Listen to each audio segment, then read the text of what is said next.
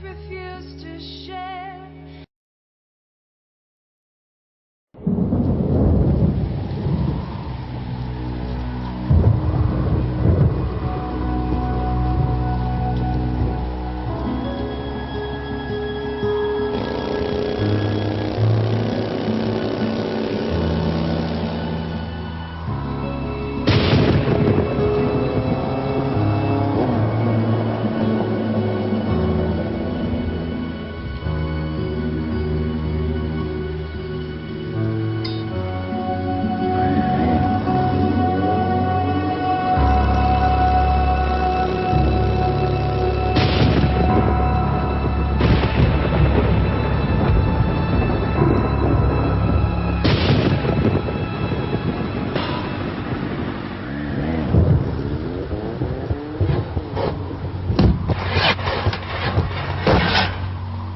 Damn it.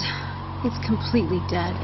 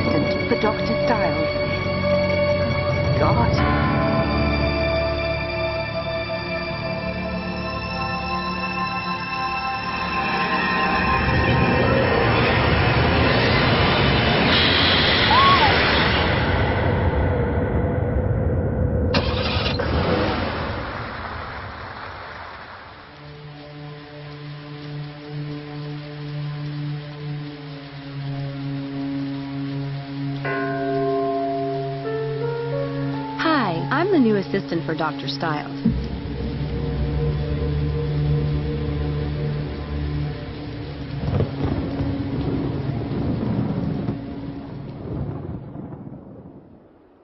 I can't believe what I did last night. I need to get out of here before they figure out who I really am.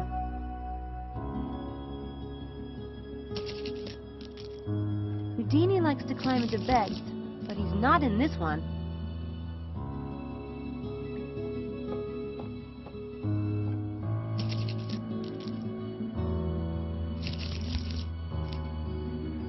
Houdini! There you are. Are you scared?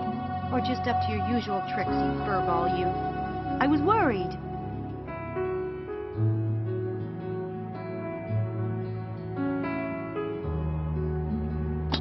Stay put for at least 10 minutes, will you, Hoo?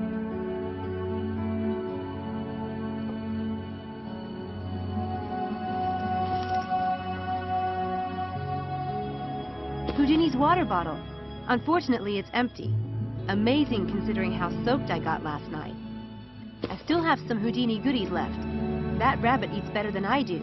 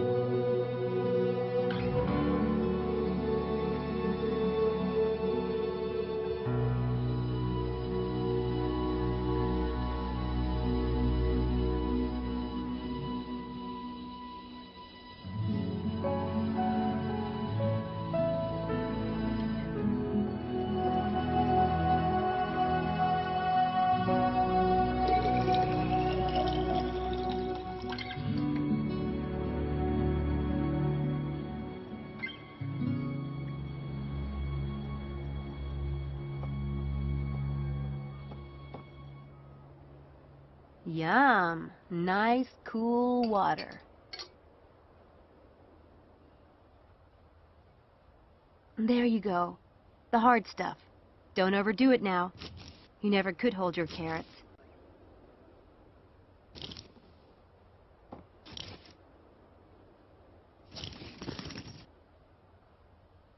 A girl traveling alone has to have more than a few tricks up her sleeve. All I have is £5. I should never have bought that piece of crap bike in Liverpool. It wiped me out. The Daedalus Club, London. I will get there, one way or another. A clean, crisp deck of cards is one of the necessities of life. Hey, Mom and Dad. Looks like the rain didn't hurt you. That's cool. I'm almost done reading it. Trey Gothic. I don't need to carry it around, though. My first magic book. The tricks are kind of juvenile, but the basic techniques are timeless. I never go anywhere without it.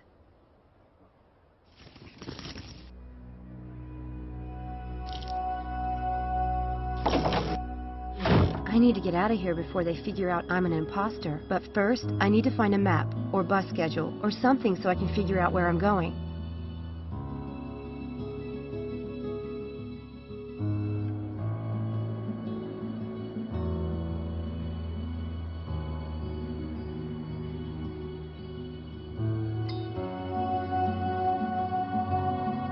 Not a soul. Pretty quiet, too.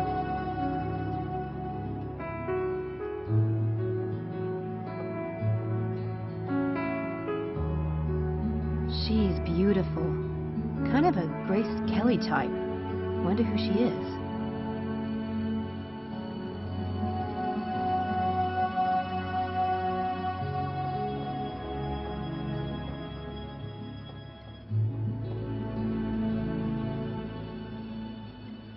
It says, for the new assistant. Hopefully by the time they figure out I'm not that person, I'll be long gone.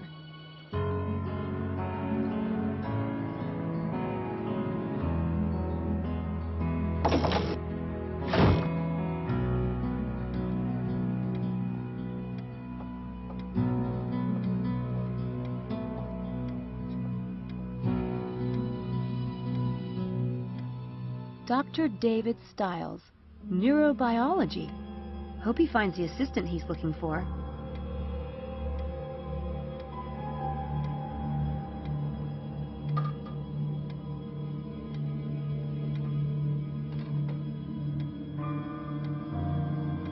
Nice couple. They look happy. Annoyingly perfect, maybe, but happy.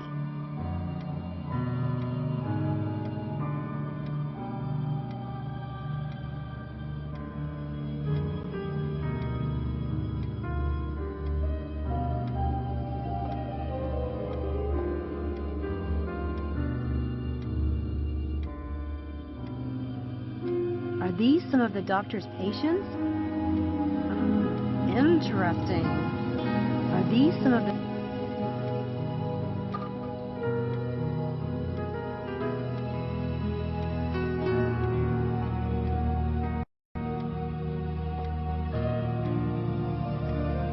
There are no maps or bus schedules lying around. Not even an address. There are no maps... Ooh, I could really use a bit of that. Even 20 pounds. I'm stone broke.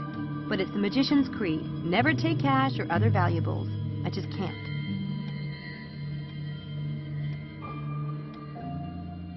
There are no...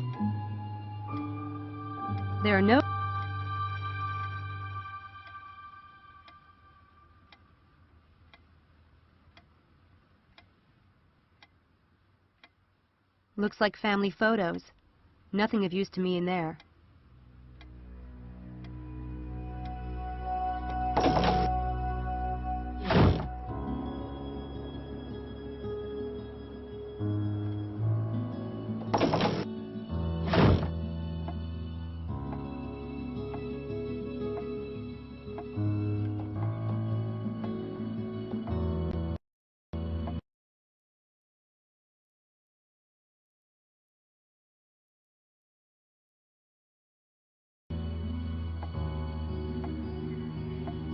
L plus D. Live and die? Laurel and Darty? These watercolors are good. But I'd say homegrown. Someone in the family must be an artist. These watercolors... A couple in a boat. Kind of symbolic of a relationship. Except if it were one of my relationships, we'd be adrift in a storm in the middle of the ocean. These watercolors...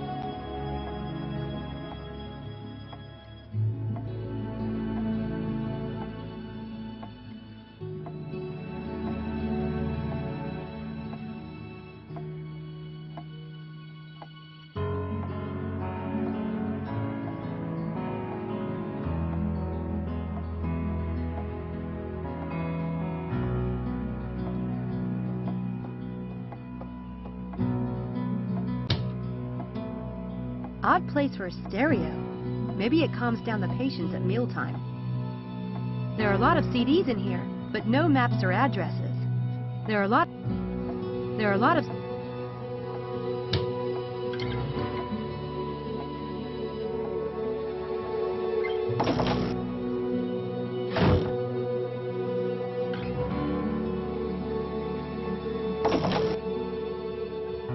I think I noticed a plaque yesterday. I should have a look.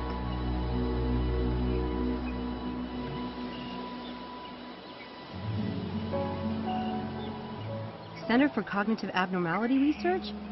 And this seemed like such a good idea last night. I guess there's not much of a business in cognitive abnormality these days. This place is practically deserted.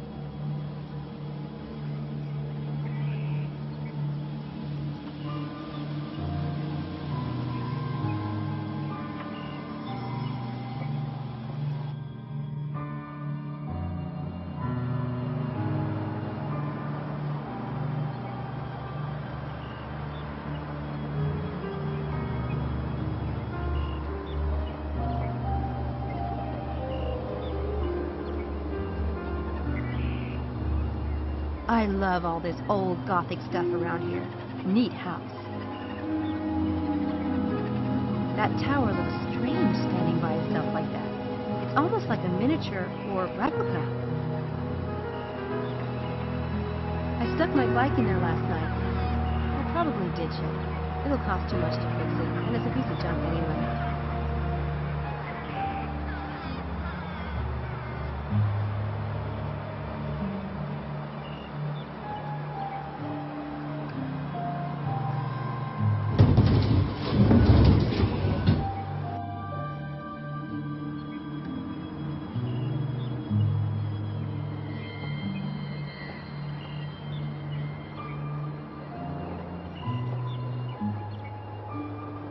These look old and a bit moldy.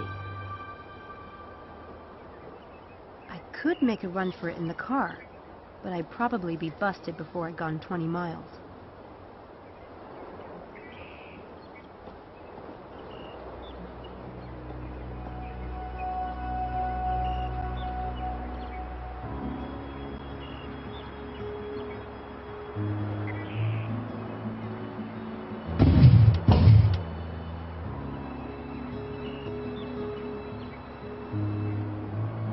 Damn it!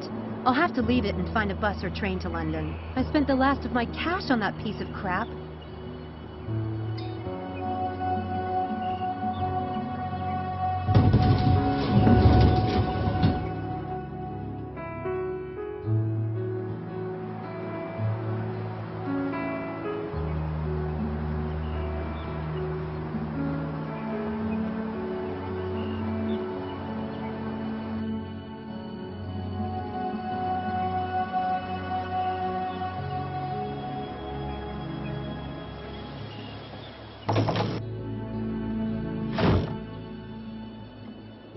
Uh-oh. There you are. I was just going to see if you was awake. Oh, hi. You aren't sneaking out on us, are you? Me? Nuh-uh. Well, come and get your breakfast. I've got eggs, porridge, toast and ham. Be a shame to let it go cold. No shit? I mean, thanks.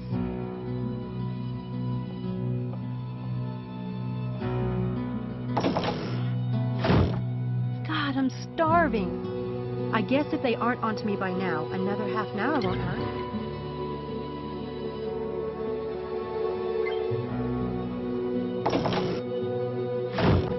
Go ahead, dear. Don't be shy about it. It smells amazing. I didn't know how you took your eggs, so I made them the way I like them. But I can do them however you like starting tomorrow. I'm not picky. Tough. One way's easier than another. People need a good breakfast, I always say. Oh my God, these are the best eggs I've ever tasted. Well now, himself does like 'em fresh. We've got a farmer drops 'em off every few days. Bit peckish, are you? What do they feed you over there at Oxford? Oxford? The usual. And I never saw anyone in my life as cold, wet and tired as you last night. Hope you didn't walk all that way. There's a bus stop just down the road, no more than 20 yards. Takes you right to Oxford Centre. Wow. Still going on about them eggs, are you? No, I just can't believe my luck lately. Well, before you go off, himself left instructions for you on the door to the basement. Himself? Oh, I mean Dr. Stiles, of course. He's working down in the lab this morning. Doesn't want to be disturbed. Now, I know you must have a question or two. Don't be shy about asking, Samantha. It's Sam, but funny. I don't remember telling you my name last night. There was a tag on your backpack when I washed your clothes. You really should update it to your Oxford address, dear. Wouldn't do having someone ship it back to the States if you lost it, now would it? Oh, and I'm Mrs. Dalton. I did tell you, but I suspect you were half asleep at the time. Who all lives here? Lord, it must seem a big old empty place to you. Sometimes I forget. It's only himself and me. Just two people? In this huge old house? He can't abide company. Look, he can be difficult. I'll never say otherwise. But no matter what you've heard over there at that university, don't believe it. All I ask is that you make up your own mind. If you can do that, and not be faint of heart, you'll be all right. Okay. But whatever you do, don't mention accident. I saw a plaque by the door. Center for Cognitive Abnormality Research? What does that mean, exactly? The centre was Dr. Stiles' idea. He started it with his friend, Dr. Hellborn. How excited they were. It was busy too, or starting to be. Then something happened and, well, he closed it.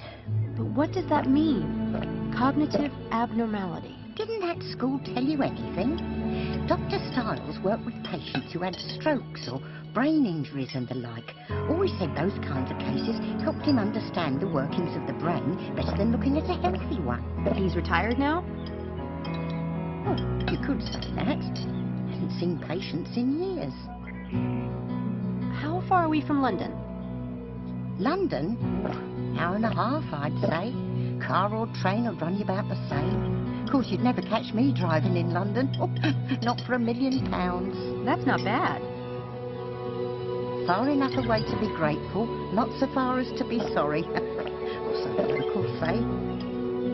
You know, before I came to Oxford, I would have never imagined there was so much uninhabited countryside so nearby. Oh, there's plenty of country around here. And thank heavens for it. How long does the bus take to get into Oxford Centre? 30 minutes, like. Makes a lot of stops on the way. By the by, what college are you in? Did the Student Employment Office say it was St Edmund Hall? Or am I thinking of something else? It is St Edmund Hall. Nice college from what I've heard. So, what exactly does Dr. Stiles' assistant do around here? I mean, as you see it. Never had one before. I'm sure they told you at the Student Employment Office. It's mainly paperwork he wants done. Files sorted, computer work, things of that sort. You should have plenty of time to keep up with your studies. I told him there's no use sending over a medical student. He'd never let you touch his actual work. I take it you're not in the sciences. Was it the tattoos that gave me away? No offence, dear. What is it that you study? English Lit. Well, that's all right then, isn't it? Now, I wanted to ask, will you be wanting the room or will you be staying at the university? The room? The room you were in last night. It's yours whenever you want it. It's empty otherwise, isn't it? Tempting. Meals too. If you're late, I'll leave your dinner in the fridge. I'm sure a girl like you knows how to use a microwave. Sure. I know they told me this at university, but I'm not sure I remember it correctly. Besides the room and board, the position pays... Well, I never. Catch a fever last night, did you? I'd have thought that would be the first thing on a student's mind. Sure, but I was looking at a whole list of available jobs, and I'm afraid I might be confusing them. £50. Right, that's what I thought. Thanks. I noticed the painting on the stairway. Beautiful girl. Is that Dr. Stiles' daughter? If you want to get along in this house, that's the sort of thing you don't ask. Ever. Oh, right. Sorry.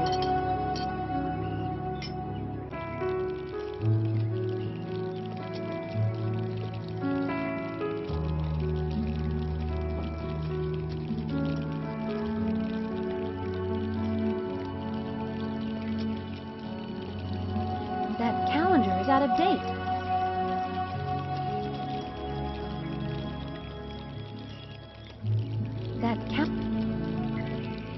It's a card for a psychologist. Now that's a phone number I'd have handy. You never know when you'll go stark raving mad.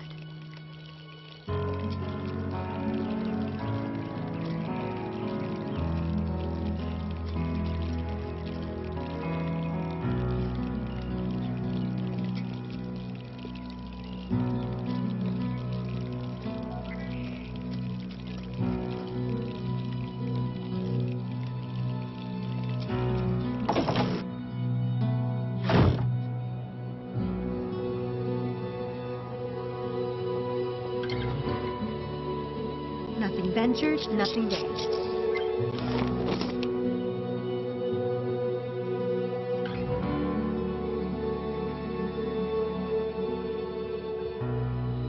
Well, he's a charmer. Don't get too comfortable, Houdini.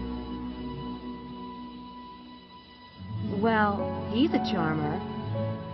Don't get too comfortable, Houdini.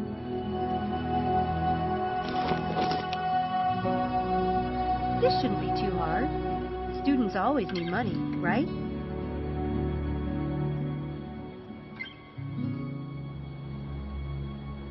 This shouldn't be too hard.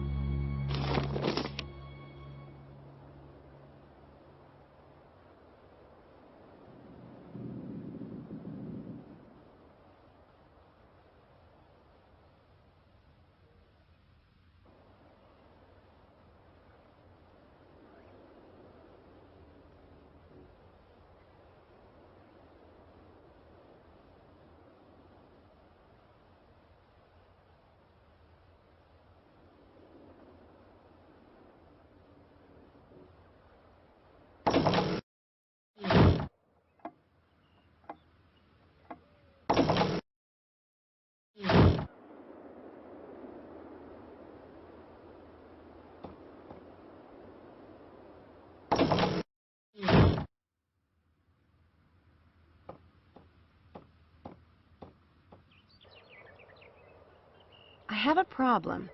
Dr. Stiles asked me to leave my cell phone number with you, but I don't have one. Oh, take mine. My sister's the only one who ever calls me on it, and she's on holiday. Are you sure? Thank you. I had one, but there was this incident with a ground squirrel. Ugly. They could be nasty blighters, can't they?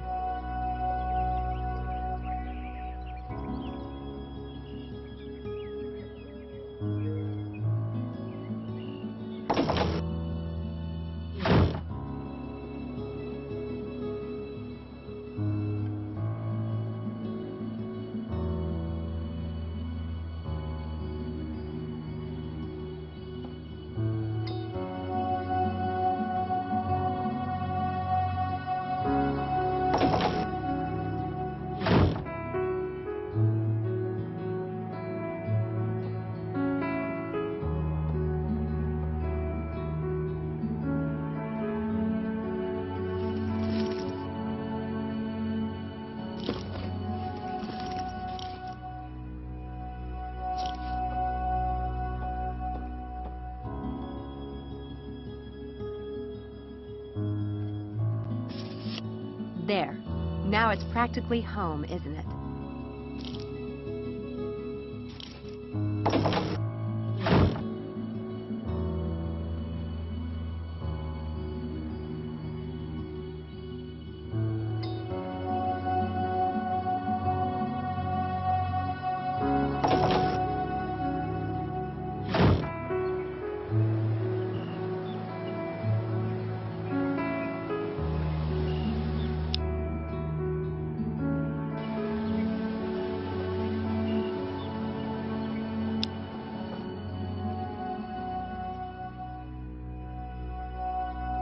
So this is Oxford. Not bad. I need to line up those students for the experiment. But while I'm here, I really want to snoop around. See if I can find any reference to the Daedalus Club here in Oxford.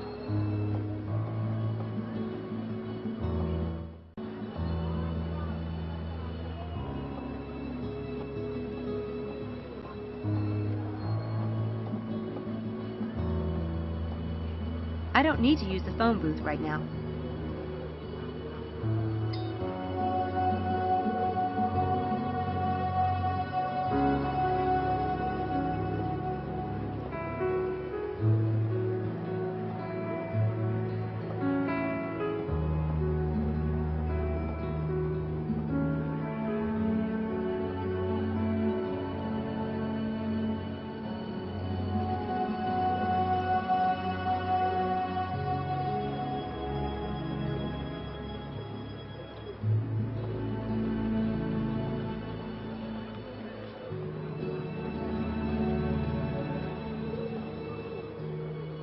It's a steam vent.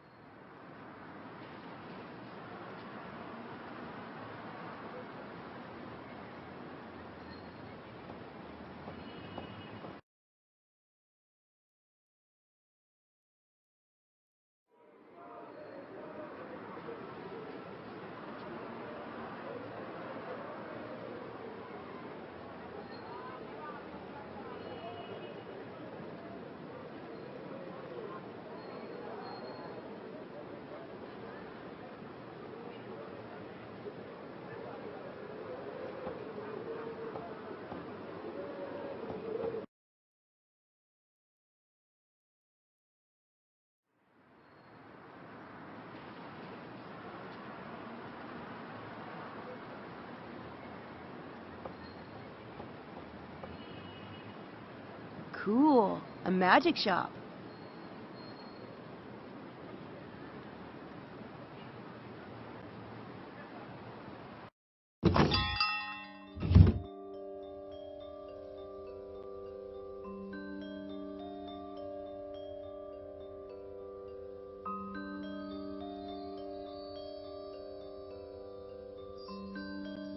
He doesn't look like Harry Houdini.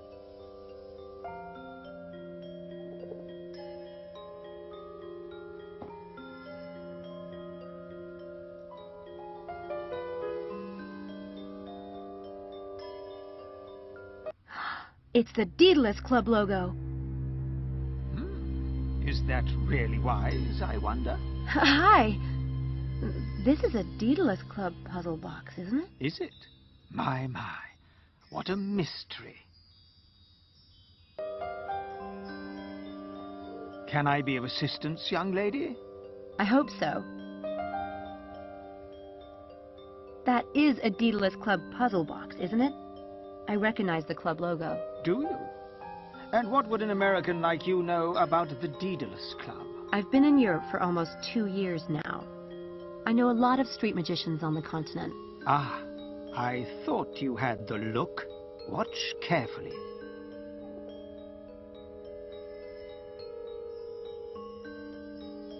Where's the ball?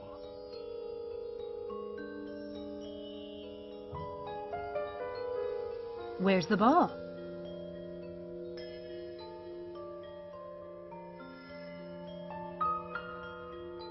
Very nice, my dear. My name is Mephistopheles. And who are you? Samantha Everett. Sam. But my stage name is Lady Byron. Nope, never heard of you. Well, I haven't been in England long. So about the Daedalus Club. I know they have a dinner club in London. Are they here in Oxford, too?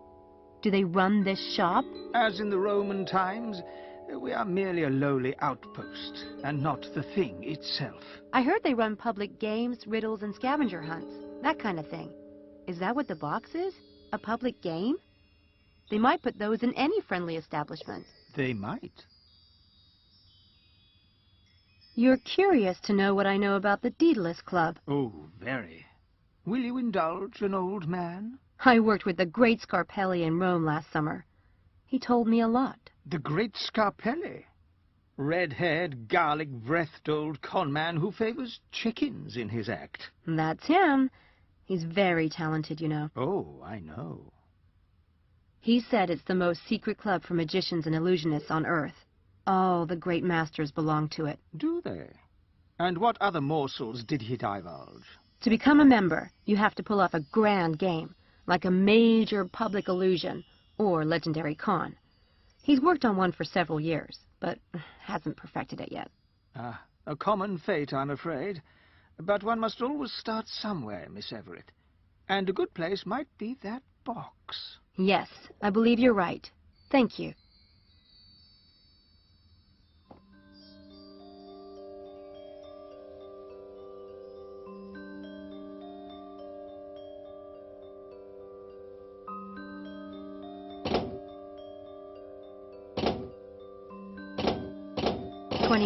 That did it.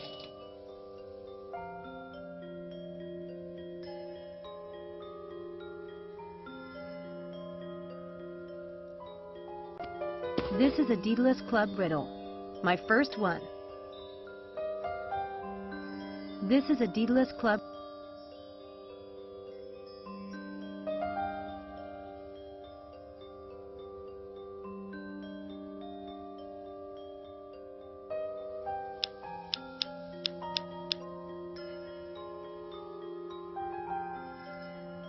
This is a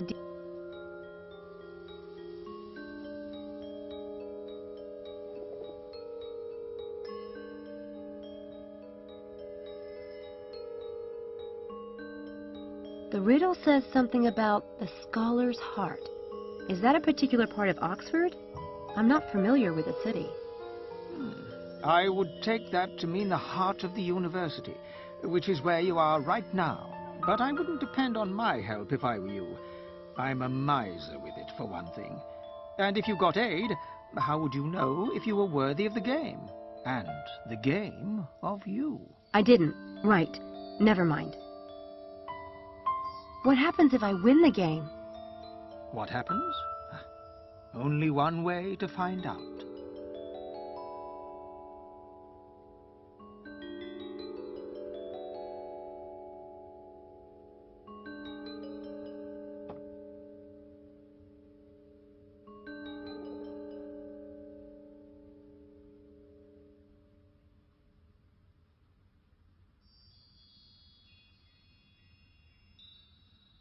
Break and repair this magic wand in the blink of an eye. Triggering the invisible wires coming with the device will trigger the flash powder and cast a bright flash of light. The bread and butter. Makes your eye color change without any kind of glass. The only thing that differentiates this fake blood from real blood is the fact that it's easier to wash out. Break and repair this magic wand. Break and repair. The sides of this cube can be swapped by pressing a button to match your prediction. Any text written with this ink will disappear within a few minutes.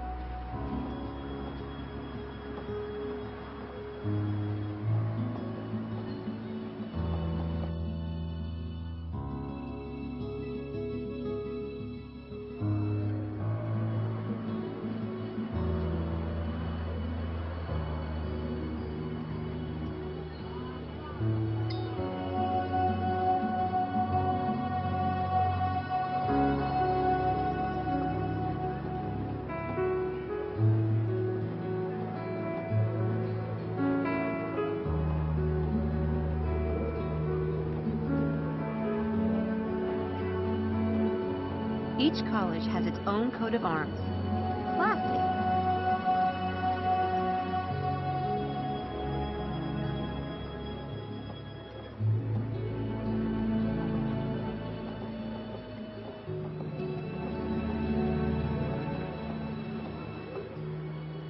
Queen and High Streets.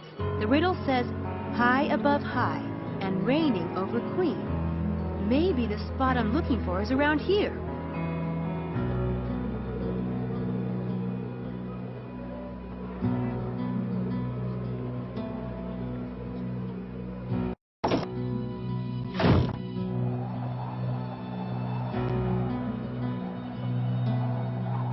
Pretty nice view up here. Pretty nice view up here. Pretty nice view.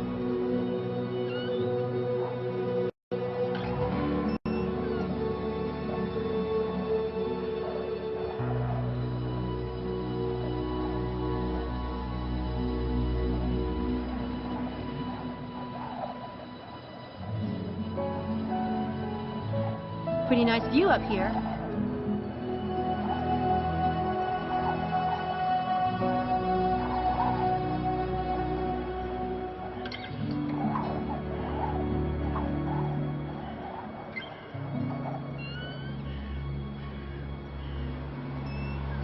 Pretty nice view up here.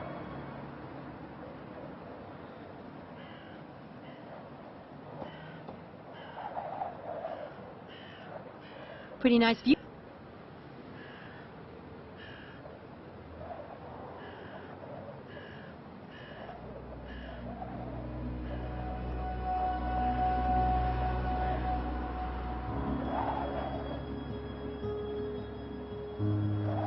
Pretty nice view.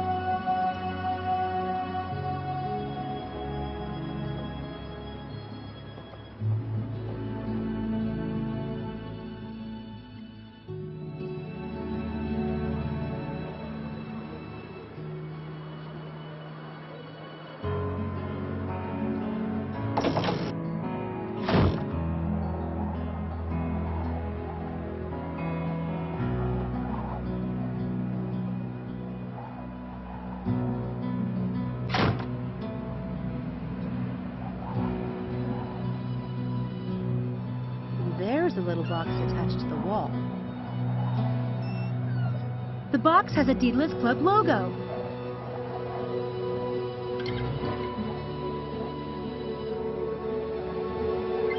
I need to do something with this box, but I don't know what.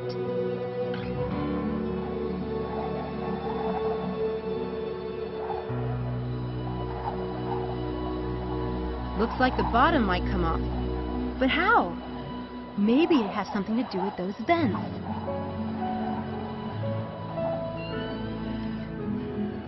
The Daedalus Club, London. I will get there, one way or another.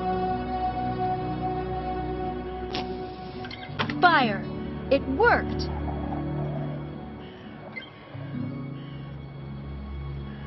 It's a piece of gold, and the second paper looks like a coat of arms. Maybe it's a clue to the next location.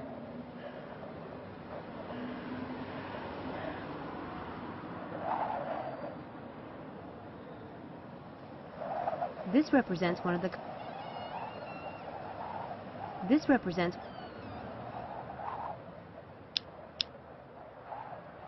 It's a piece of gold for the betrayer's price. According to the riddle, there are 4 more hidden somewhere around Oxford.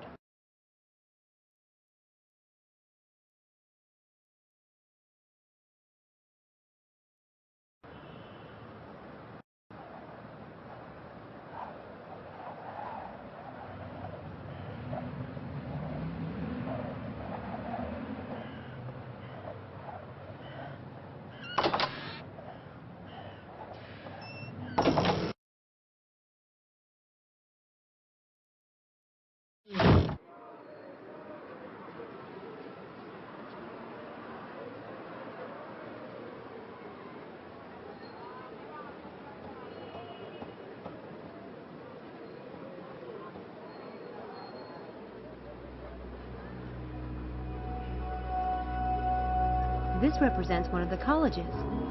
Which one?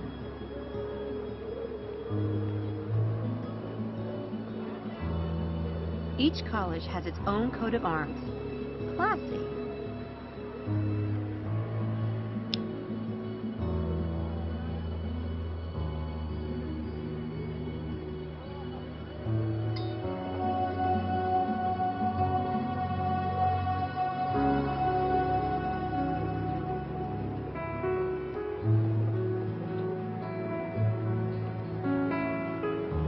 Each college has it. That's it, Christ Church College.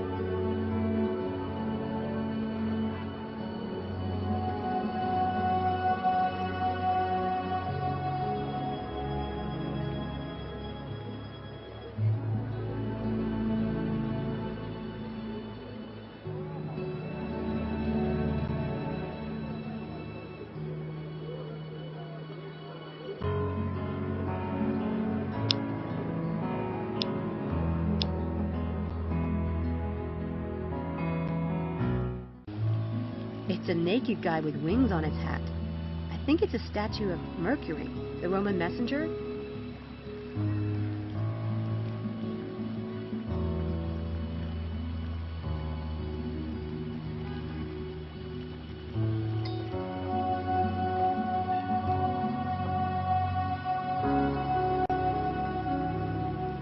I don't see anything in the water.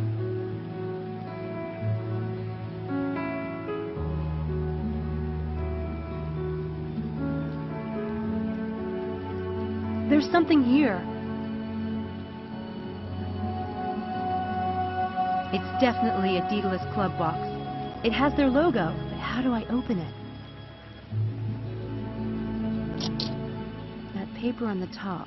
It must be related to the opening mechanism. That won't work.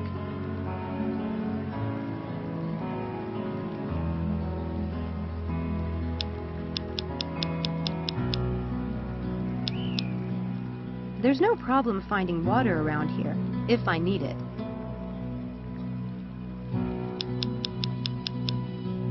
Water from the fountain. It worked! That must be a clue to the next location. It has the Christ Church coat of arms in it, so it must be around here somewhere.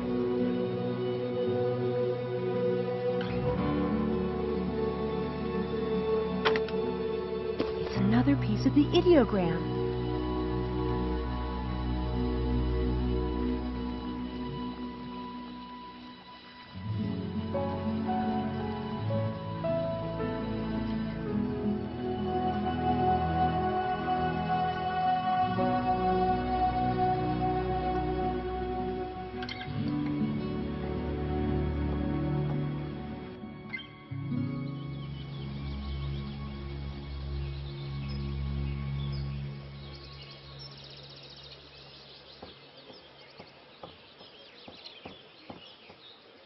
I guess I'd better look around more closely.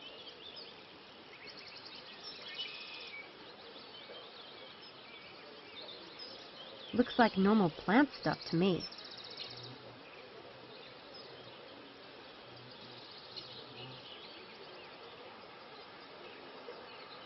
Nothing unusual.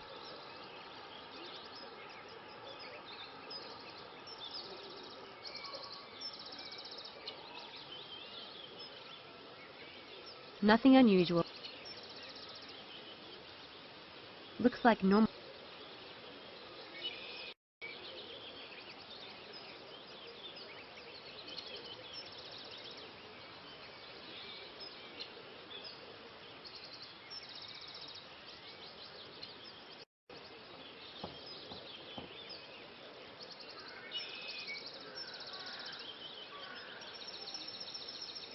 Nothing. I don't see anything suspicious. I don't see any.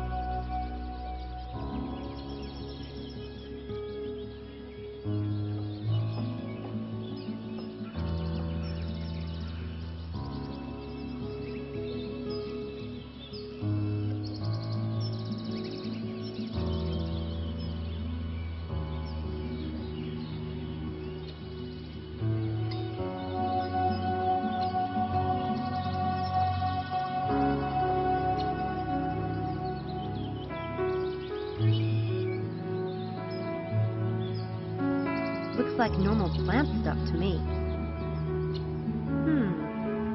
Looks like that dirt has been freshly dug. That flag has the Daedalus Club logo on it. I think there's something down there. It's a piece of the ideogram and a beer coaster. The beer coaster must be a clue to the next location.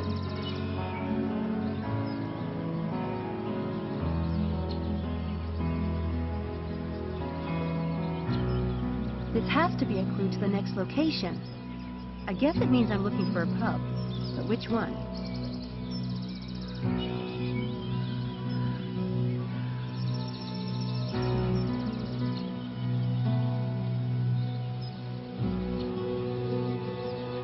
This has to be a clue to the next. This has to be a clue.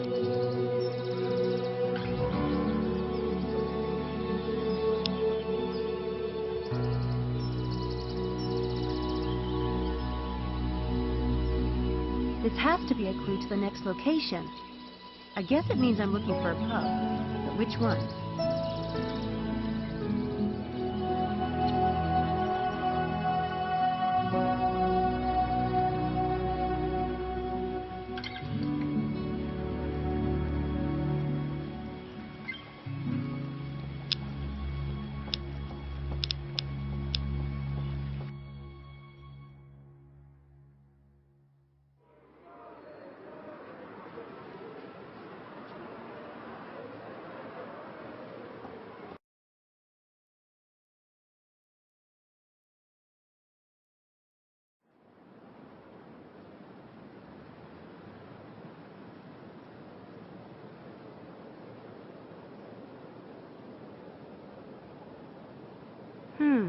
I'm looking for a pub, and Windy Dog does go with the theme of the riddle. I've already done fire, water, and earth, so wind would be next, but they're closed. I may have to finish this riddle tomorrow.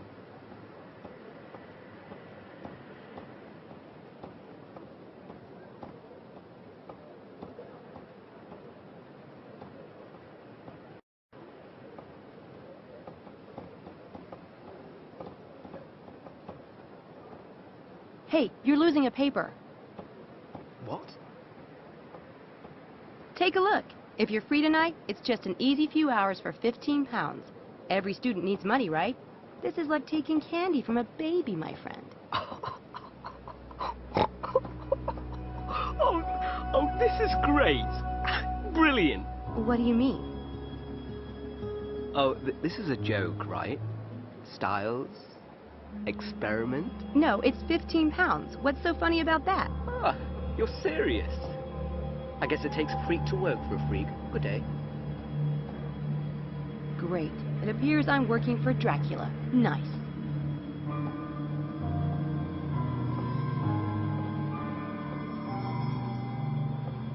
Hello, miss. You won't want to miss this. Easy money for a few hours of rest and relaxation. I can sign you up right now. Dr. Styles, are you insane?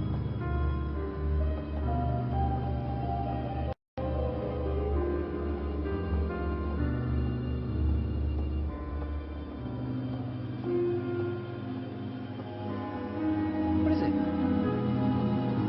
Chance of a lifetime. Or, at the very least, the most fun you've ever had in a straitjacket. Just a little neurobiology humor there. Not bloody likely. Look, you won't find anyone stupid enough to do an experiment with Styles, I guarantee it.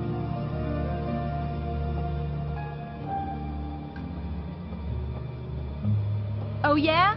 There's gotta be somebody stupid enough in Oxford. Or maybe not.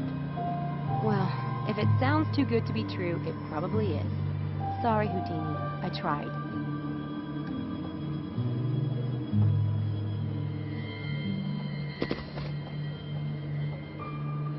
First-year student orientation party at St. Edmund's Quad. It's today. Freshmen.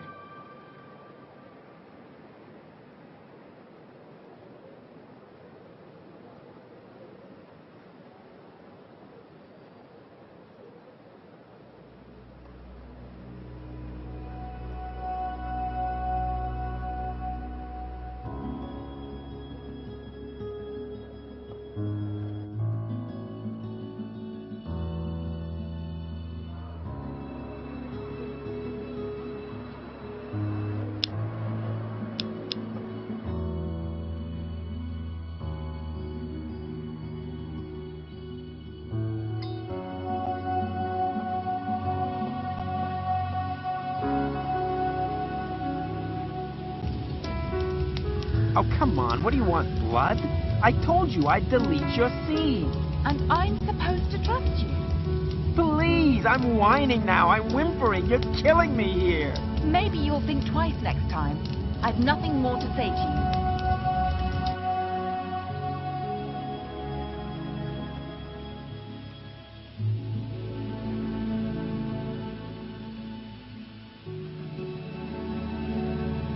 Hey, hi. Sorry to bother you, but I overheard your accent. You're an American? Yeah. Me too. I'm Sam from D.C. I'm Harvey Kinderman, the Big Apple. You don't look American, you know.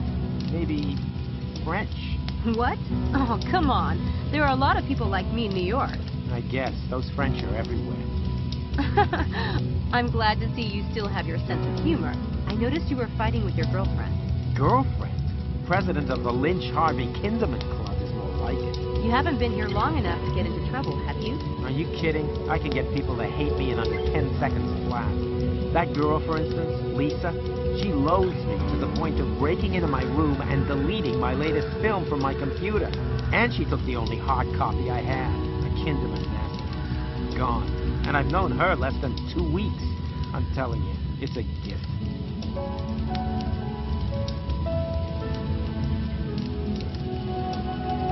Say, I bet you could use some extra cash. You know, for film or production costs or whatever. What's the catch? My prof has this little experiment going on tonight. It's, a neurobiology thing. Easy as pie, and it pays 15 pounds for just a few hours of work. Boy, have you got the wrong guy. I won't even go to the dentist, and the last time I had blood drawn, they had to call in the National Guard. I don't want anything to do with needles, anything needle-like, or anything that involves putting anything small and shiny anywhere close to my skin. Even jewelry makes me nervous.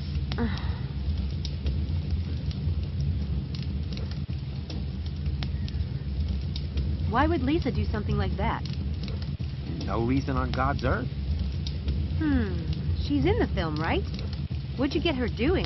Well, it was a commode soliloquy. Artistic truth, man. I mean, the film's about superficiality and how we're all really just flesh and blood underneath all the glamour. I'll buy that, but I wouldn't if I were Lisa. She didn't. She's pretty much being a major B on toast. What are you studying, Harv? Technically, I'm in the international law program. But not really? No, I am. It's just, you know how you can get splinters under your nail and it bleeds and stuff under there and it hurts so bad you just want to hit something? Law is kind of like that for me. And you're studying it. Why? My dad, he has this high hopes thing.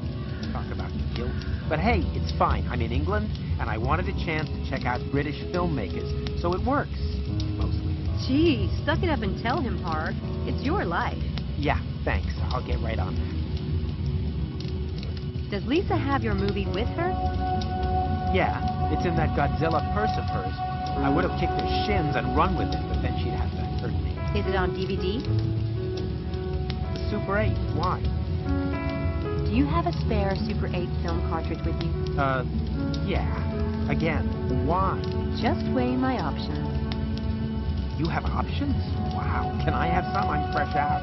All right. How badly do you want that movie back, Kinderman? You shouldn't call me by my last name. It turns me on. Listen, if you do this experiment for me tonight, I'll get your cartridge back. But what is this, Torture Harvey Day? Do I get my choice of the guillotine or the rope? Is that it? Stop being a wuss. This thing tonight isn't gonna hurt or anything. Besides, I thought your film was Orwellian. Do you want to be talking about it at the age of 50 in the actor studio as your lost masterpiece? Sheesh, turn the screws. All right. But what are you planning to do? Trust me, she won't feel a thing. Give me the spare cartridge. This ought to be interesting.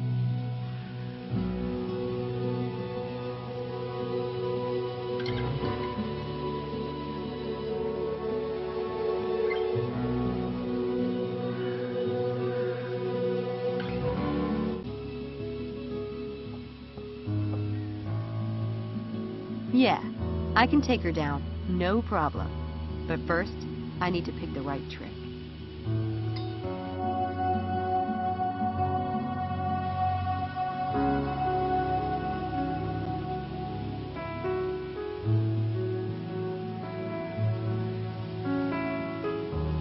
I don't think that really applies here.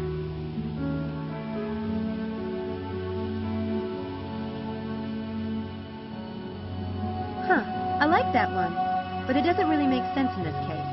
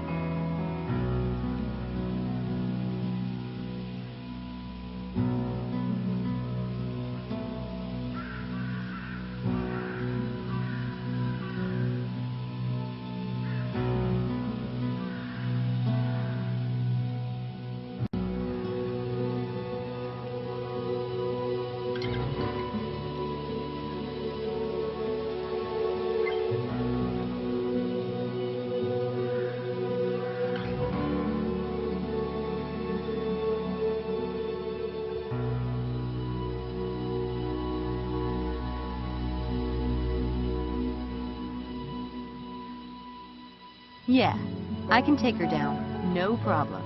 But first, I need to pick the right trick. Huh, I like...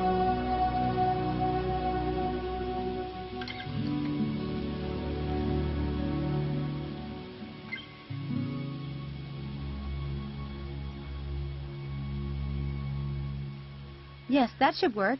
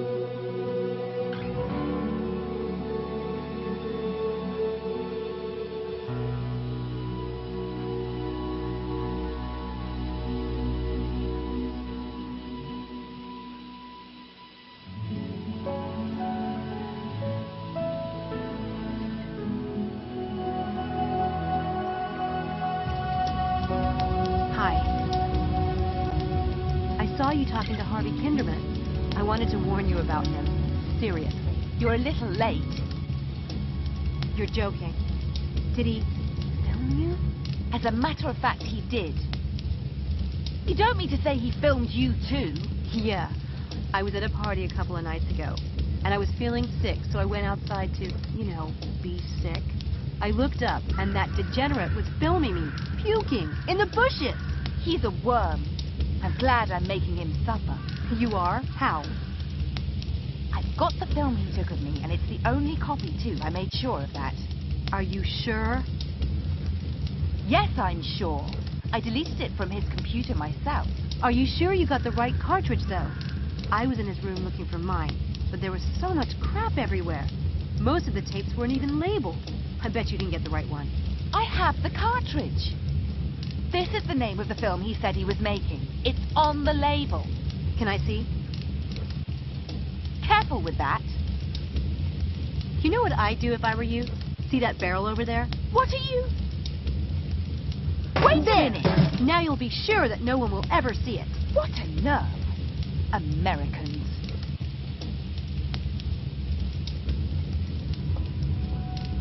Tell me you didn't just burn my film! Hey, this is it? What are you, like the amazing Kreskin or something? I never saw you make the switcheroo. Yeah, forget it. But don't forget about tonight. You promised. I'll be there, never fear. Hey, I got my film back. And the best part is, Lisa thinks it's destroyed.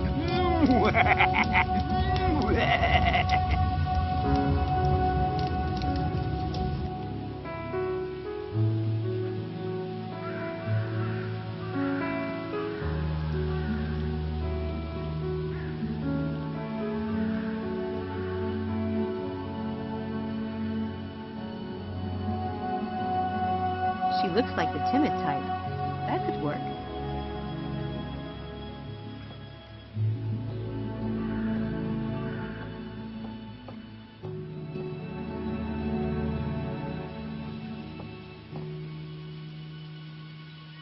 May I hang around? I'm waiting on a call. Oh, sure. Should I... Do you want me to leave? No. God, no. You were here first. I like your accent. Are you Scottish? Yes. Well, I grew up on an island in Scotland. An island? Wasn't it claustrophobic? Not at all. It's a big island. I could ride my bike around it, but it took hours. And in the autumn, like now, the leaves were so bright red and gold.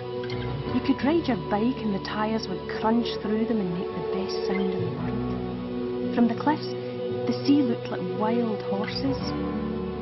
My father always said that. Sounds nice. I don't really have any place like that. Home on you. Sorry, I don't know why I said all that. I do need to finish this chapter.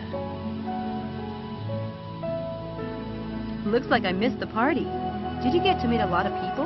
Oh, I just came out to get a little sun. I'm not a first year. Oh, well, I'm Sam. Samantha Everett. Angela Mulholland. How did you end up at Oxford? I got a scholarship. Lucky. Oh, it wasn't luck. It was fate. You know, sometimes things happen and it's like a sign that you should do something. Sometimes you don't even have a choice. Oh yeah, fate. I believe in that. Totally. Do you go home a lot? Sounds like you miss it. I do. Do you have a lot of family there? Oh, yes. Lots. What are you studying? Nursing. You don't sound very sure. I've changed my focus a few times, but I do want to go into medicine. I want to help people. What about you? Me? English Lit. I used to be in that department. I know all the professors here. Is there anything you'd like to know? Not right now, no. But if I think of something, I'll be sure to look you up.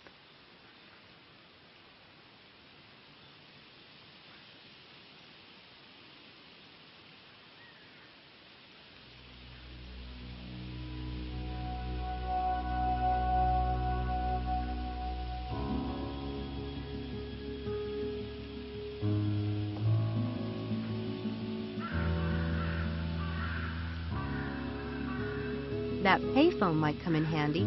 I'll need to get the number off it.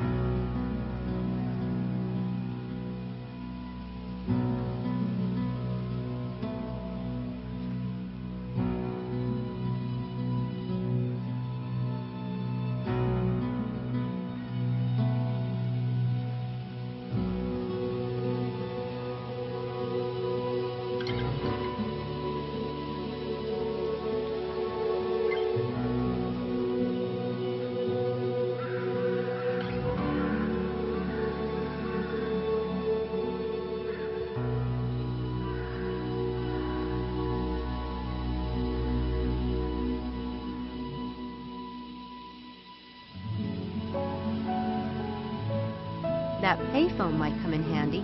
I'll need to get the number off it.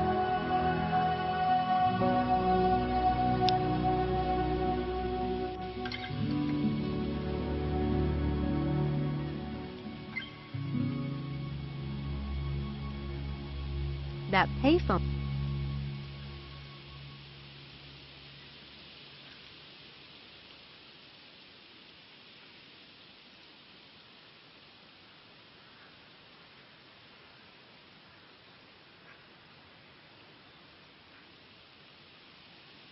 There. I put the number into my cell phone memory. It should be dialed automatically if I press dial.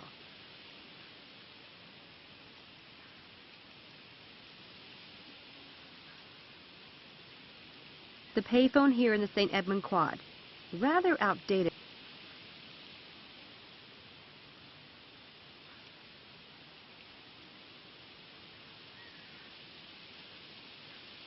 The payphone here...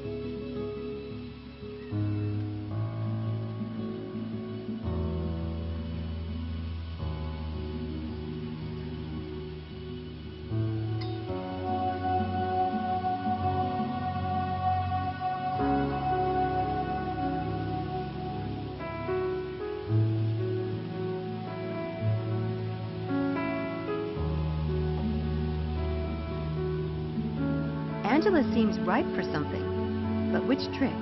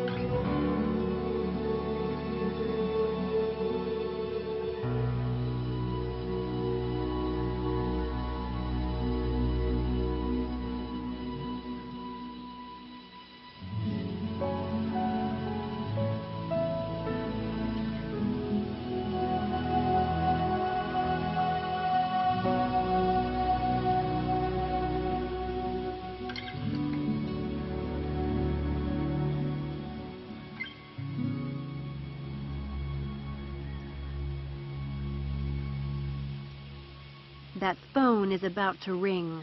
I can feel it.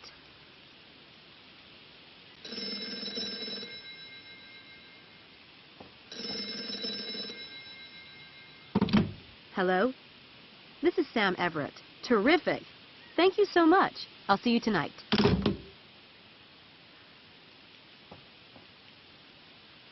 How did you know the phone would ring just now? Oh, you know. Just this little twinge I get when something really big is about to happen. But that was the call I've been waiting on. It's about this exciting research project. Everyone in Oxford would want to do it if they knew about it. Fortunately, nobody does. It pays well, too. I'm very happy for you. But do you really get premonitions? No. Just, you know, when fate's involved. The way you said. Anyway, this experiment is being done by a famous neurobiologist. I've played with the idea of going into medicine someday, so I wanted to see a clinical experiment firsthand. Angela? Famous neurobiologist? Who? He's a professor. Dr. Stiles. He's really amazing. World famous. There are some stupid rumors about him. So not true. Anyway, this is a great research project, and such a valuable experience, especially if you're going into medicine. Know what I mean? I think there might be a slot left for another volunteer. You could do it with me if you want. It would be fun. Could I? Sure. Tonight if you want. It's the first session. Are you sure? Do you need to call them and ask? No. He mentioned that they need a few more volunteers. I'll call and let them know you're coming. Thank you, Sam. I'll see you then. No problem.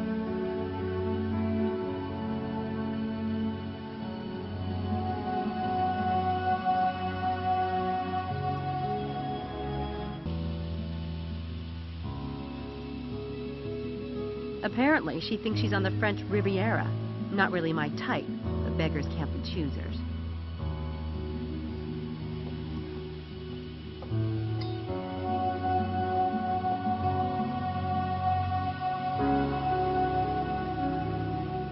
Hi, it's a good day for the sun thing. Oh, a diversion. Thank God. I was about to die of boredom. I'm Helena. Sam, Antha, or just Sam is fine too. You're a student here? You don't look like one. Of course I am. Are you? For 2 glorious weeks now. Time of my life. If you're really bored, why don't you come with me tonight? To do what? I'm going to a psych experiment. Pretty amusing, actually. Very Dr. Strangelove. Not for me. I have plans for this body of mine, and no doctor's going to get his greedy little hands on it. It's just a psych thing. I'm sure Dr. Stiles won't do any permanent damage. I'm not interested. What are you studying? Art history, which isn't horrible. I do have an interest in the subject. Antiques mostly, and paintings. That's why Papa sent me here. He said if I was going to spend money, I should at least know what I'm buying. Gee, sounds rough. You have no idea. Care for a vodka and soda? I can run up to my room and whip up another one. Tempting, but no. Maybe later. Suit yourself. Where are you from, Helena? You don't sound British. God, not remotely. I'm from a tiny little country. You wouldn't have heard of it. I wouldn't have heard of your country. Trust me. I take it you don't like Oxford. God, no. Papa insisted. He thinks I can't possibly get into trouble here. Well, I thought I'd show him. But now that I'm here, I think he might actually be right. What a pedestrian snore. You look like someone who knows how to party. Where do you go? Haven't found much of a scene yet. Mostly pubs with fish and chips. A snore, like you... What is it? Well, the one thing that can be said about Oxford is it has some delicious men. That is the plat de resistance. Nice. Nice? Darling, that prime specimen is Charles Ettington. I've tried to talk to him a few times, but he's mortally shy. I think he might even be a virgin. You think? Charles Eddington will be at this experiment I'm going to tonight. You're lying. Not. Why would he be in this psych experiment? I don't know. Maybe he needs money. Or maybe he's interested in neurobiology. You'd have to ask him. I doubt Charles Eddington needs money. In fact, I don't believe you even know him. We'll see about that, won't we?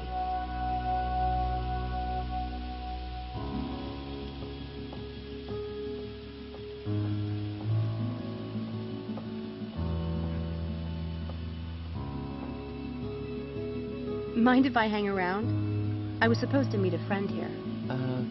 Well... Homer's Iliad.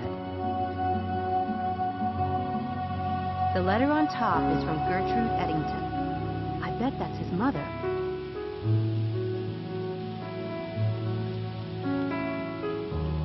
Did you get mail from home? Sorry. It's just that I've been expecting a letter from my mom for days. I'm beginning to think the Oxford Post is eating it. No? I've been here for 2 weeks, and I still haven't received a letter from my mom. She promised to write all the time. It doesn't take that long for stuff to get here from the U.S., does it? Don't know. Never got anything from there. Of course not. Duh, I'm sorry. Ragging on like a total loser. I get mail every day.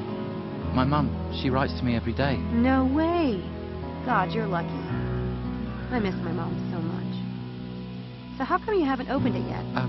Mum and I always ate dinner together, so I like to read it then. Aw, isn't that sweet? Mom and I love to ride bikes together. But reading her letters on a bike probably wouldn't be the best idea. I see you're reading the Iliad. The Iliad and the Odyssey are my favorite ones. You've read the Iliad? Yeah, but I like the Odyssey best. I love the gods and their infighting. Total soap opera. But my favorite part is where Odysseus comes home and Penelope has all those suitors, and you're just waiting for him to kick some serious tail. My favorite part is the Cyclops. I like the way they tie themselves under the sheet to escape. I love that part. Can you believe those were the first novels ever written? And Homer still beats the crap out of anything Hollywood has put out, in my humble opinion. Absolutely. What's even more amazing is that he recited it from memory. Can you imagine hearing him do that? That would be amazing.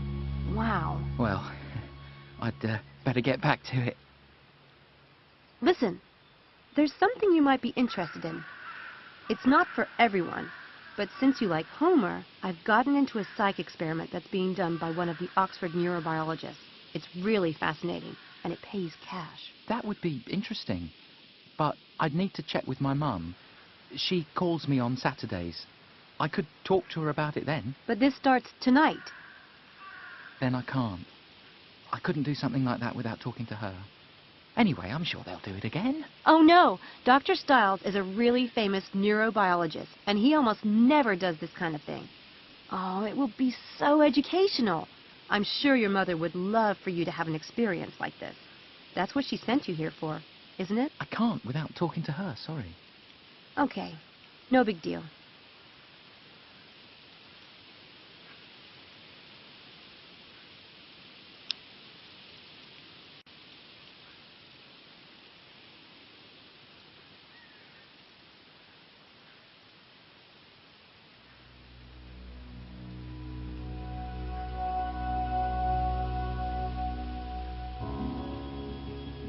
This one is tough.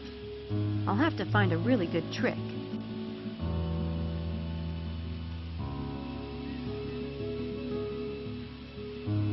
I can only set up the first part of the trick to get the letter for now.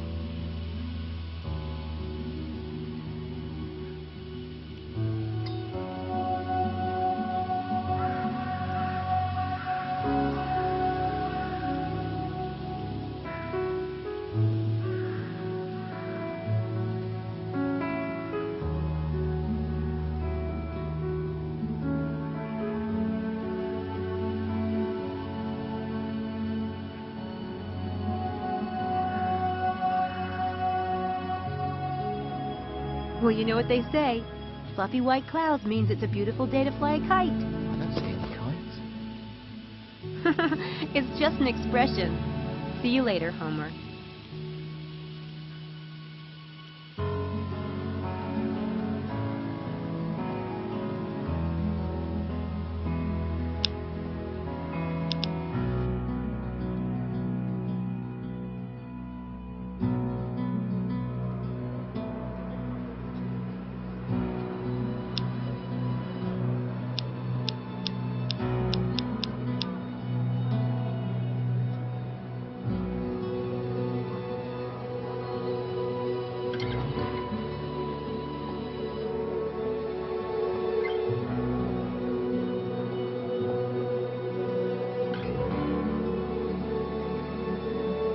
Ouch! Hot! Charles's mother certainly is involved. Must be nice to have someone who actually gives a crap. Convenient of her to include a health fair flyer. That works.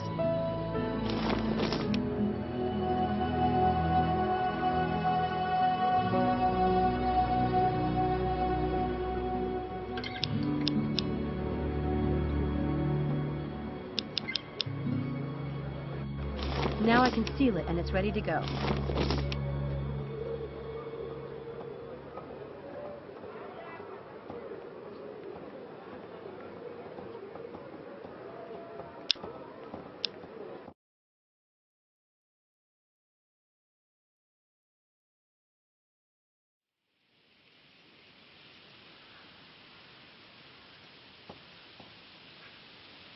Now I can finish the trick and put the letter back.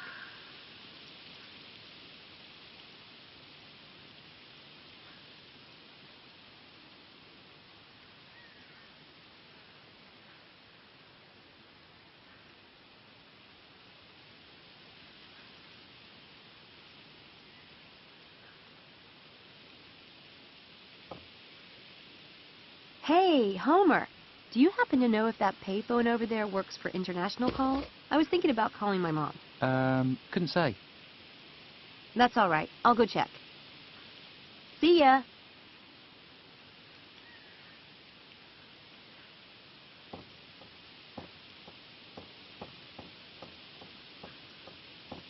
Damn it! What's your secret? I haven't been able to get as much as a hello out of the boy. And there you are, chatting away. Well, you know, you get really close to people when you work together. But you have to be gentle with Charles. He's so inexperienced. You're diabolical. I know. So are you coming tonight? Or do I have Charles all to myself? Funny thing about virginity, it's such a temporary state. Satan incarnate. Are you sure this is safe? Would I steer you wrong? All right, I'll be there. Oh, what fun.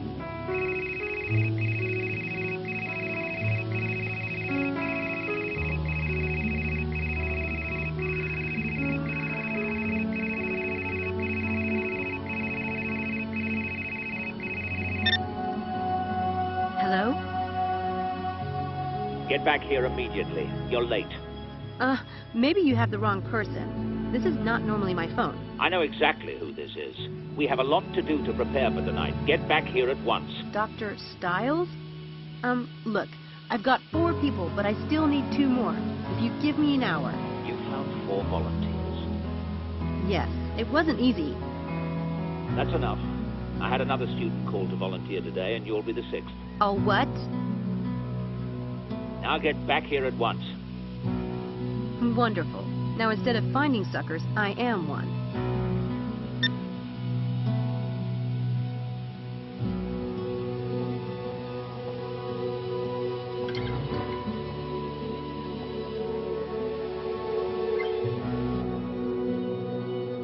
Okay, so I'm a little bit freaked here. Damn all those stupid stories. If he's some kind of monster, I can just leave, right? Right. I'm a fast runner. Come on, Samantha, suck it up.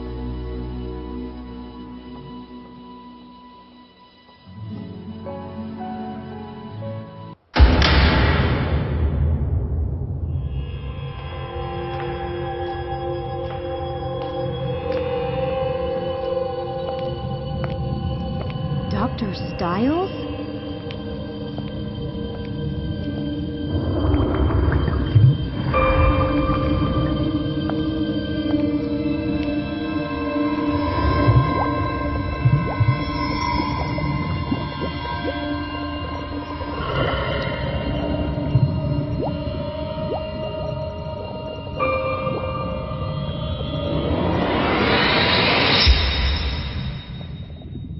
Didn't your mother tell you it's not polite to stare? I'm sorry. The stairs are behind you. Leave now if you can't do better than that. No, I thought you'd be old or something. Mrs. Dalton said... never mind. You kept me waiting. Bad way to start your tenure here, Miss... What the hell is your name, anyway? Sam Everett. What the hell is yours? I'll take that as a rhetorical question. If you don't know who you're working for, you really are a fool. What's your area of study? English Lit. Appropriately worthless. Yeah, well, I considered studying acts of war, but I failed the howitzer's test. That gets a lot of freshmen, I'm told. Where did you get this? A jumble sale in a village outside Liverpool. I like old things. Why? My mother wore a necklace identical to this one. It was probably given to charity after her death. How bizarre.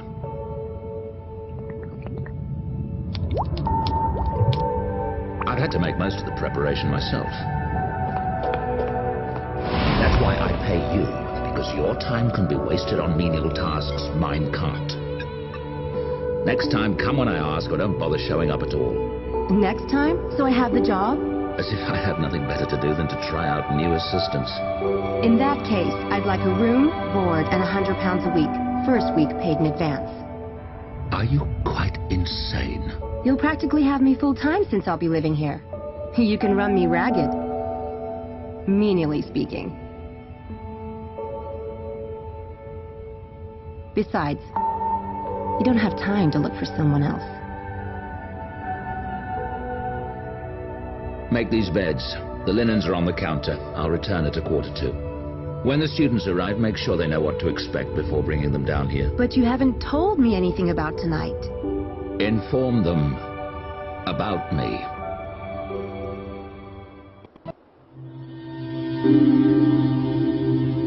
Do we get a last request, Doc? How about an appeal? I have a wife and kids to support, you know. Okay, not really, but I have a grandmother who liked me once. Yeah, it was 1989. Sit still. This isn't going to hurt. These machines are about as painful as X-rays, and far less carcinogenic. I trust you, Dr. Styles. Good. This will require nothing from any of you except a bit of imagination. Now, I want you to relax. Relax, lay back, and close your eyes.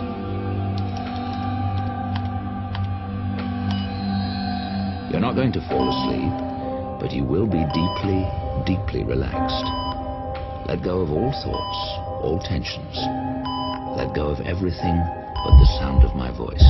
You're standing in a field, and your eyes are closed. It's night, and the air is chilly. You're a little cold in the athletic suit you have on, but you know you'll be warming up soon. You smell freshly mown grass on the night breeze. Your eyes remain closed as you reach up in a stretch. Up and up, fingers reaching for the sky. You feel the pull all the way down your arms, your sides, your legs, all the way to your toes. Take a deep breath of cold air and push higher. Hold it and exhale. Swing your arms down. Relax. In a moment, you will open your eyes and see that you are at Horsepath Track. You came here for a night run. Your muscles are in need of a run, and you're looking forward to this immensely. When you open your eyes, you will see that it is a clear night. The field is lit with incandescent light from the lampposts, and the track is a dark, muddy red. You have the entire place to yourself.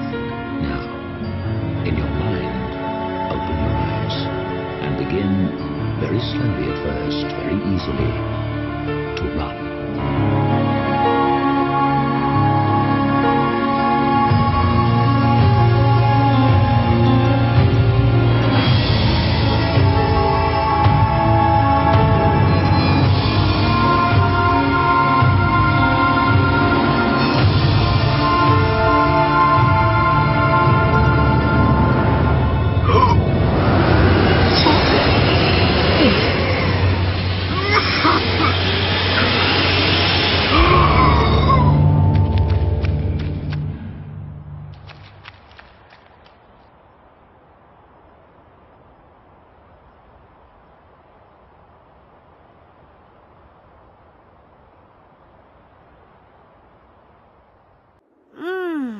That experiment made me so relaxed. I slept like a log. That bed doesn't suck either.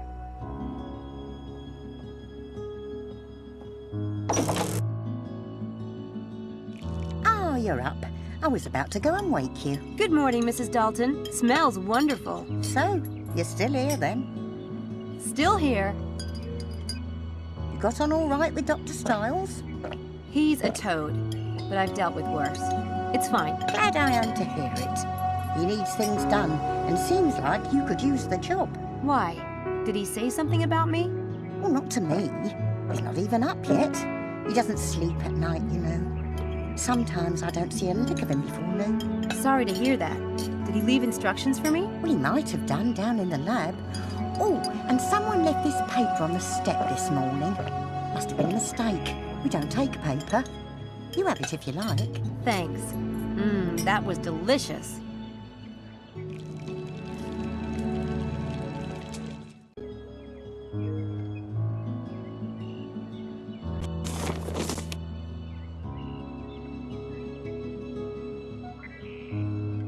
Horsepath track? That's the track we imagined last night. How weird. This is not good. I need to look into this. I need to look into this horse... I need to look...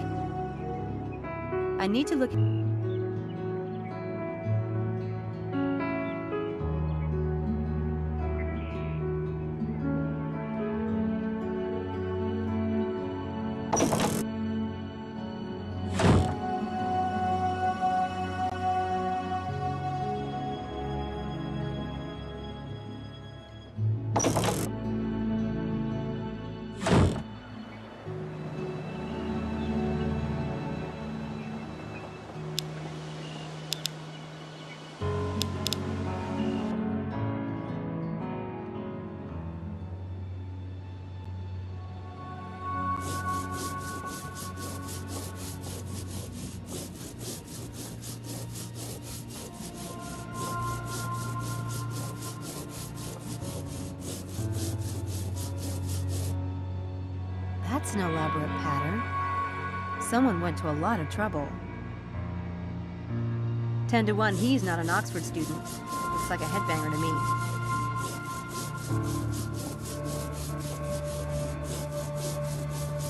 Hey.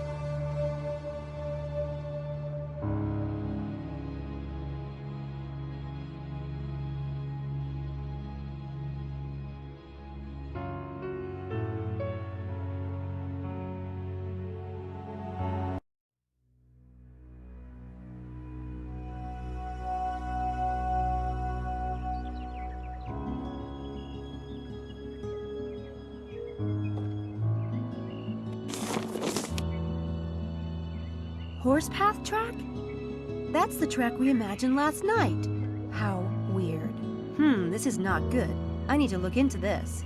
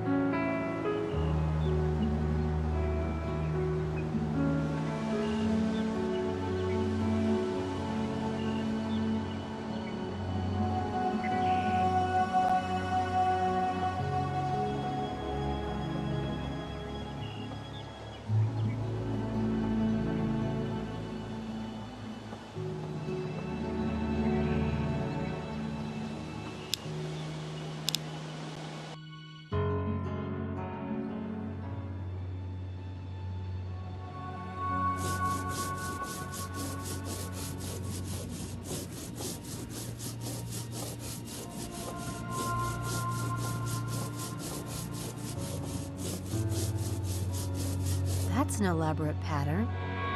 Someone went to a lot of trouble. 10 to 1, he's not an Oxford student. Looks like a headbanger to me.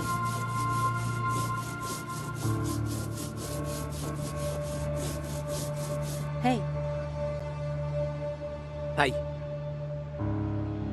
I heard something happened out here. Damn, that is freaky. Yeah. You a student? Me? Hell no. Well, that's all right then.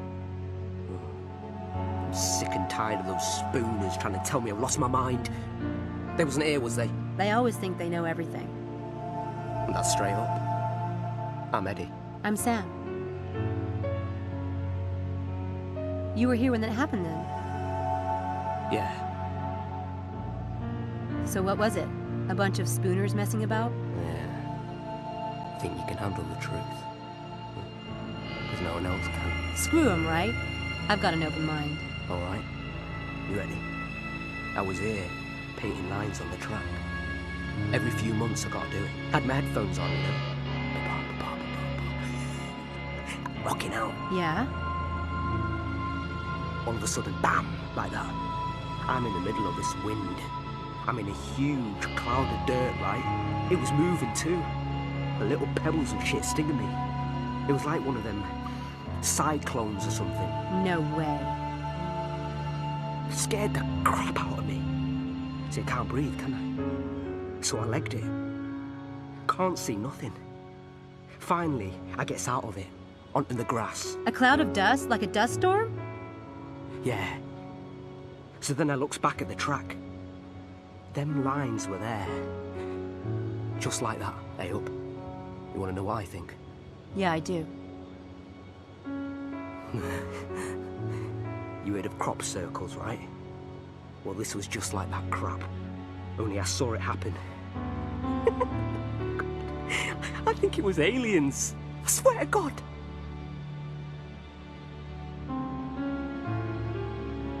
What time did all this come down? Maybe 1:30. I came in at 11. It took me a bit to get the paint mixed and stuff. Did you hear anything? Maybe the sound of a motor? Nah, no. Anyway, I had my pod cranked. How long was it from the time the wind hit you till you saw the lines? Oh, you're smart, ain't you? That's the thing. Couldn't have taken me more than 5 minutes, maybe 10 max to get clear of it. And them lines was already painted when I look back. In all that dust too. Oh, you tell me how that's possible. No way they could have been there before? It must have been pretty dark out. You see them lights? Oh, have a look. I would have seen them. Maybe you passed out for a while. You said you couldn't breathe. Oh, you sound like Mr. Gerald, my boss, bloody wanker. Look, I'm not saying it's impossible. I mean, I'm not God Almighty, am I? But that ain't the way I remember it. Did you see anything else at all? My eyes are all clogged from the dust. I don't know. What? You did see something else, didn't you? Come on, Eddie. We're cool, right? Look, I ain't said this to nobody, but there was something on the track. What? I saw the funnel still going round. This cloud of just chaos, right? Dust and pebbles and shit whirling around. Like something from a sci-fi movie. The thing is, it was following the track. What do you mean, following the track? I mean, I saw it turn the bleeding corner. Who ever heard of wind doing that? Hey, Eddie. Thanks, man. You're pretty cool. Yeah. Anytime. See you around. See ya.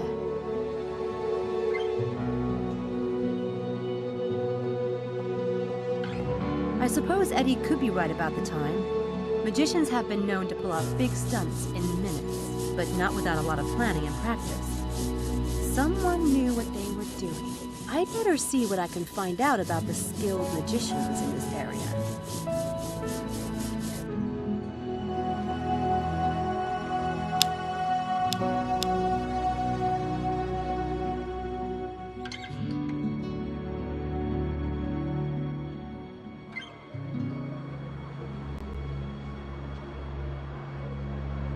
She's selling wildflowers.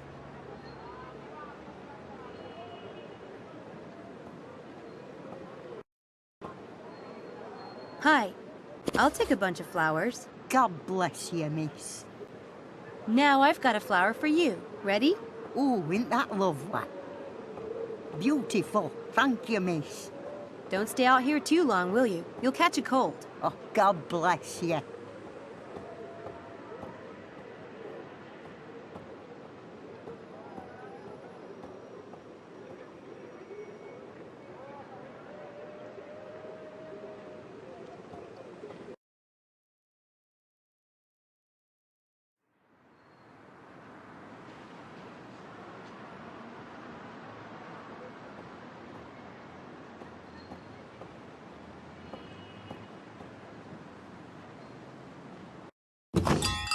Ah, Miss Everett.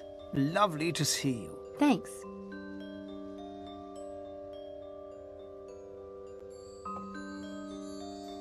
What can I do for you today, Miss Everett? Mind if I ask a few questions? The asker always reveals more than the one who answers. Ask away. Are you a member of the Daedalus Club? If I were a member, I'd be sworn by oath not to reveal the name of any member, and that would include myself. Do you know what the penalty is for breaking an oath? No. What? Having your eye plucked out. I hope that's not the kind of trick you pull for the tourists. It's pretty convincing with a bit of stage blood. Is it true that every member of the Daedalus Club once pulled off a grand game? Oh, yes. It doesn't matter who you know or how successful you might be. Even CIA code breakers have to create a game. There are CIA code breakers in the Daedalus Club? Certainly. It's about the game in all its forms, though magic and illusion play a large role, naturally. Naturally. So, can you tell me more about what a grand game is, exactly? I suppose I might tell you about some of the famous games of the past, those that became so well known they can't really be considered secret anymore. Do you think it's possible that someone could be running a grand game in Oxford? Right now? Is it possible? Well, not me. Not me. You have my attention. Tell me about some of the famous grand games. Let's see. There was the successful TV illusionist. He was famous for making large things disappear. You mean... No names, please. As it happens, one of his most legendary stunts was to make the Statue of Liberty disappear from the New York harbor for 30 minutes. I remember that. It wasn't just for the TV cameras. That feat was a bid for entry to the Daedalus Club. No way! Did he get in? Remember the eye, my dear. Remember the eye. Tell me about another grand game. And this one caused quite a scandal. Tiffany's in London had a window display of a ring called the Crensfield Star. The pink diamond in this ring was worth millions. Yeah? One day, the Tiffany's manager noticed that the ring was gone. The security guards remembered a well-dressed, frail old lady who had stopped to ask questions. Within hours, the theft was all over the news, and the police were searching the city. They kept getting strange tips about this little old lady, and were led on a merry chase. It was on the news all day, getting more and more bizarre. But... What is it? Did they really steal the ring? My dear, do you think the Daedalus Club would accept a thief? Let me finish the story. No, in the end, the ring was found the next morning, in Scotland Yard, in the cup of coffee of the chief detective on the case. Oh, that is awesome! With my luck, though, I'd end up in jail. There's always risk in a great game. Managing it is the sign of a master, but it's not a stunt I would recommend to you, no. Any more grand games you can tell me about? Just one more, I think. This was a game a potential member designed for his wife. She was a twin and had been separated from her sister when they were small. The man found the twin and plotted a way for the two women to meet. One of the sisters was an antique collector and the other worked for Sotheby's. He designed a beautiful game that had them both tracking down pieces of an ancient chess set until the quest brought them together. A lovely piece of work. And touching. Very delicately done. I see what you mean. There are all kinds of games. Perhaps someday you will invent yet another kind, Miss Everett. I look forward to it.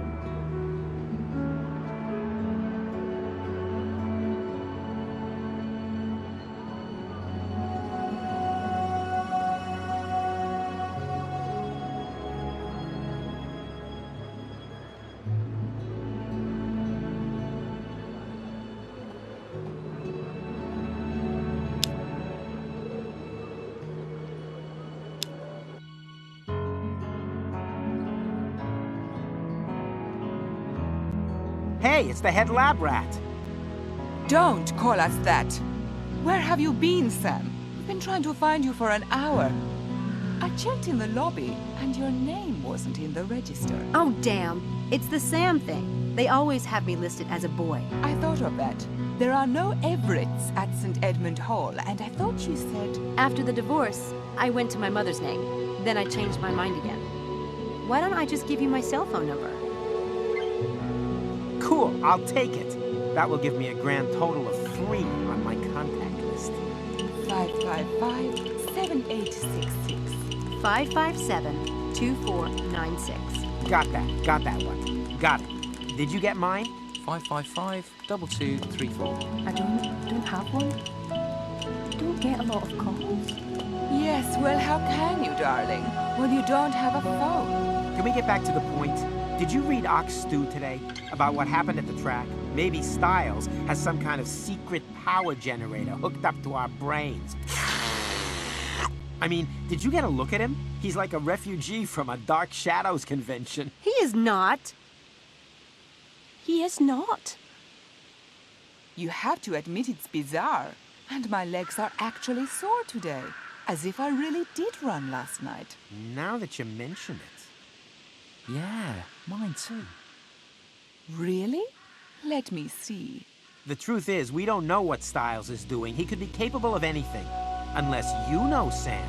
You do know him well, right? Yes. You got us all into this.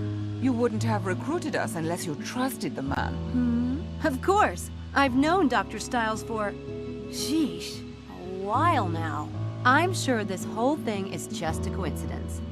But if it'll make you feel better, I'll do some checking around before we go back tonight. Well, as long as you're volunteering. Try the library. I hear they have books there and stuff. Shall we meet back here? What time? Noon? I'll let you know what I find out. Don't let us down, Samantha. Bye, Sam. Bye, Charles.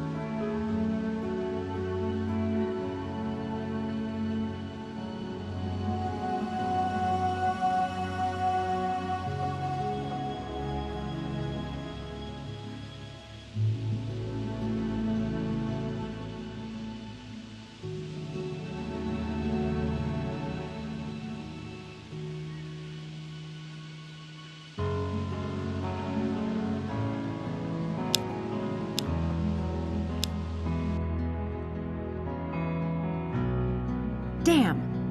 You need a student ID to use the library. Whatever happened to freedom of information?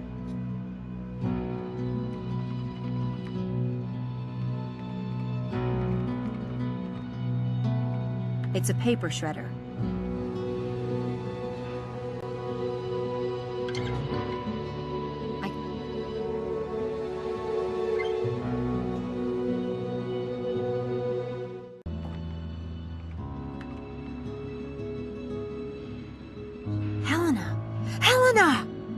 What are you doing? Why don't you come inside? I left my ID in my room. Can I swipe yours? No, you'll get me expelled, goth girl. Besides, walking is good exercise. Come on! Just one swipe. I'll do it so no one can see. No! I had to go twice to get a decent picture on my ID. I'm not going to risk getting it confiscated. You can do that? Get your ID redone? I told them I lost it. What can they say? I had no choice. The picture was hideous. I didn't expect to find you in the library. How hard can art history be? Hard enough. But if you want to know why I'm here, Charles Ettington. Well, good luck with the stalking. That bad, huh? Hard to believe. Do you still have the old ID? Let me see. It's awful. Let me see. The second one is much better. Don't you agree?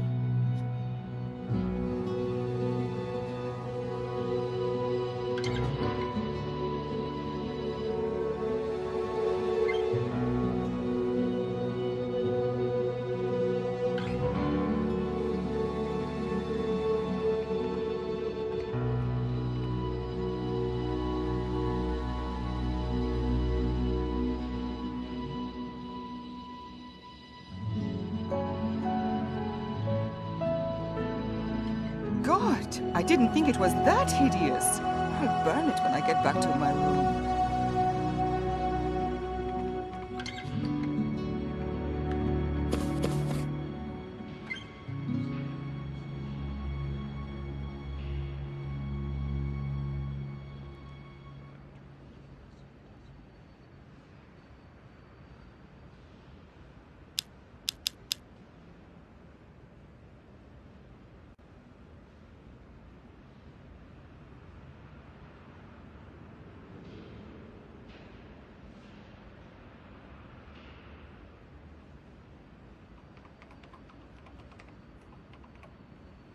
Helena! Helena! Helena, let me see those pictures again. You might be right. Fine. The second one is much better. Don't you agree?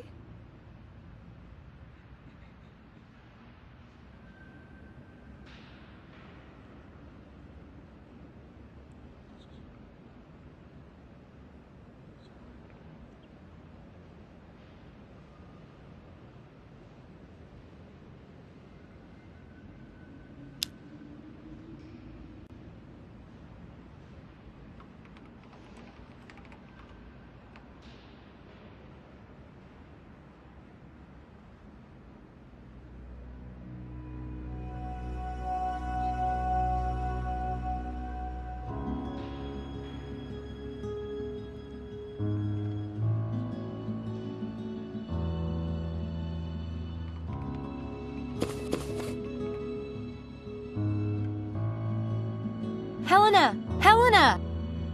Helena, let me see those pictures again. You might be right. Fine. The second one is much better. Don't you agree?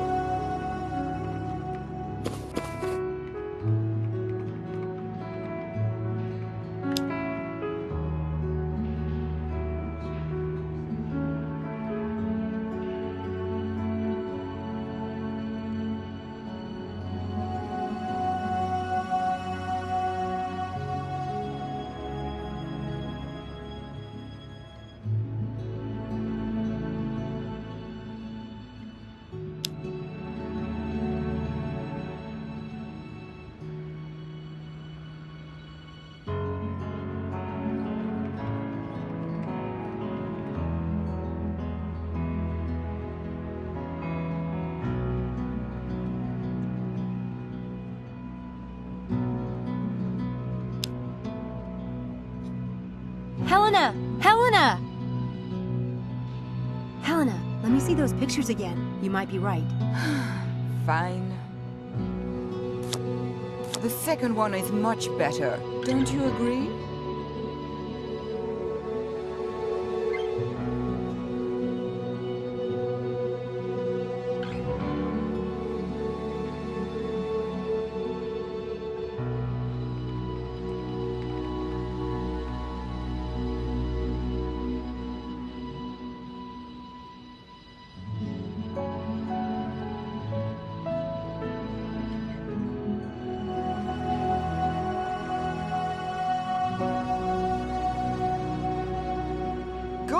I didn't think it was that hideous.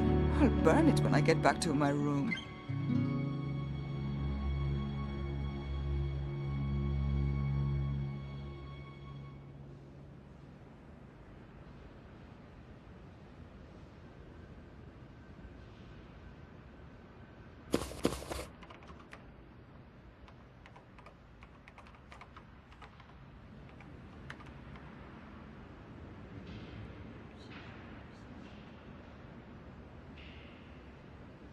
Helena! Helena! Helena, let me see those pictures again. You might be right. Fine.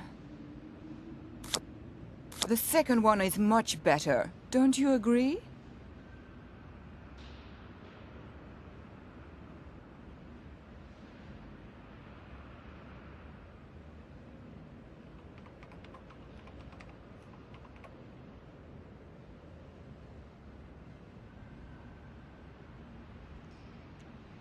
God, I didn't think it was that hideous.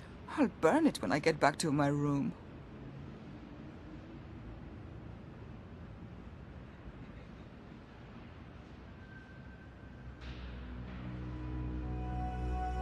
Well, I think the new one is much better.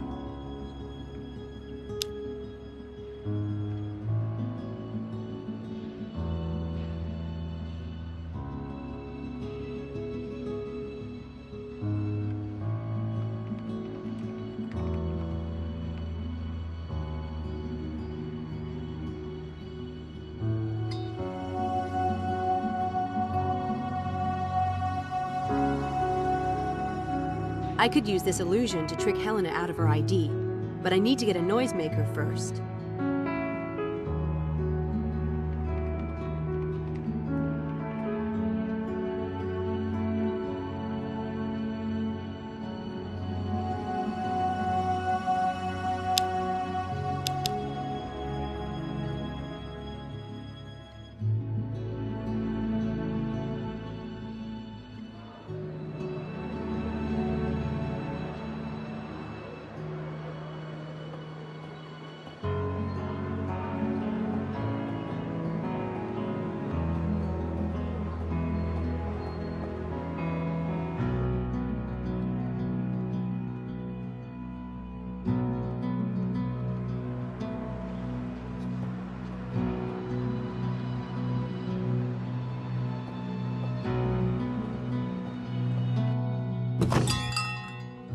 Good day, Miss Everett. Hi.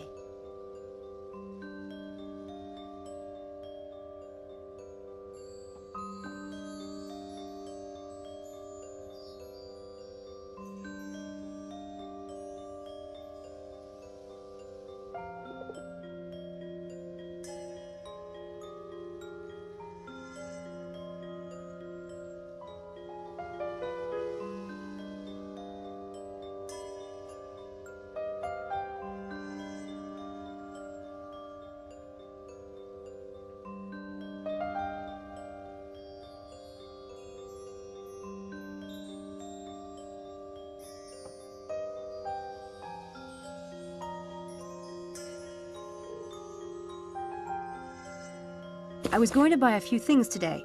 For my nephew. He's just starting out. Your nephew has good taste. I still find those items useful myself. Take what you need and pay me on the way out. Thanks.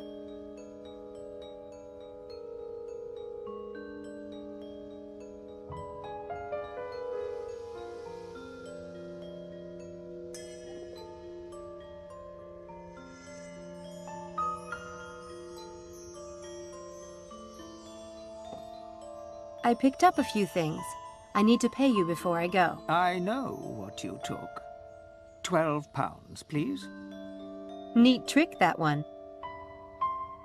Merely a shopkeeper's necessity, Miss Everett. Enjoy your day. Thanks, I will.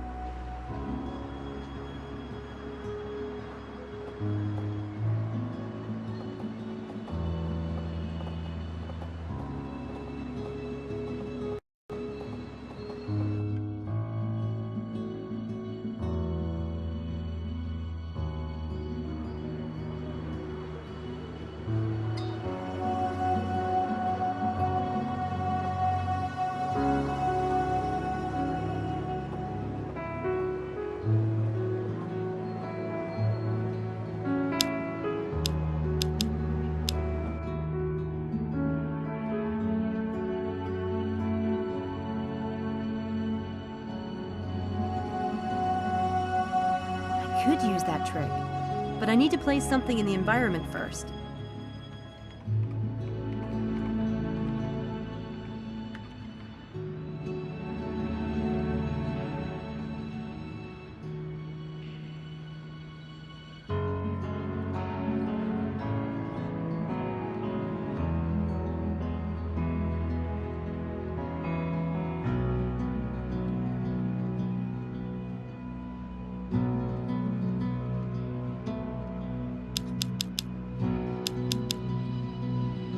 This noisemaker makes a grinding noise. It sounds like a garbage disposal or a blender. could use that trick, but I need to place something in the environment first.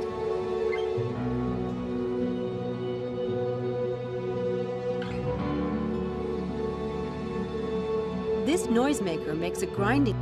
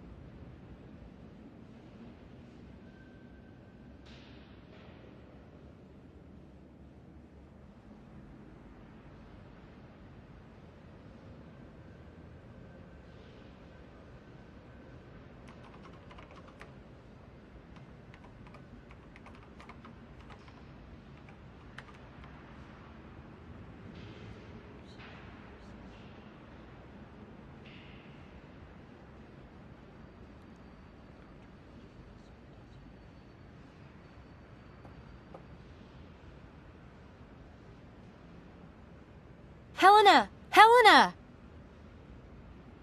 Hey. What? I actually like the first photo better. It's the way you were sitting. You're hallucinating.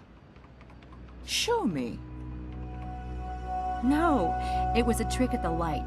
The first one really is awful. God. You're right. You should burn it. In fact...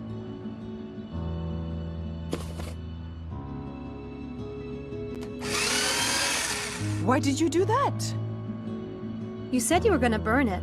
I'm sorry. Did you want it? So kind of you to spare me all that tedious labor.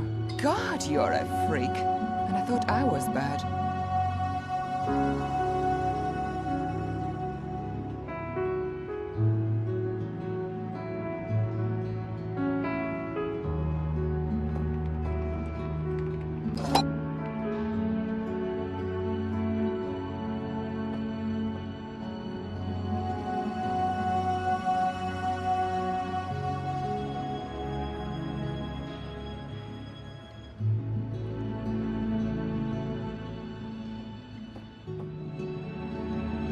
Hi. How may I be of service? Where can I find information about the professors here at Oxford? Ah, that depends. To whom do you refer? Dr. David Stiles, neurobiology. Start with the library catalogue. You can access it on the computers over there.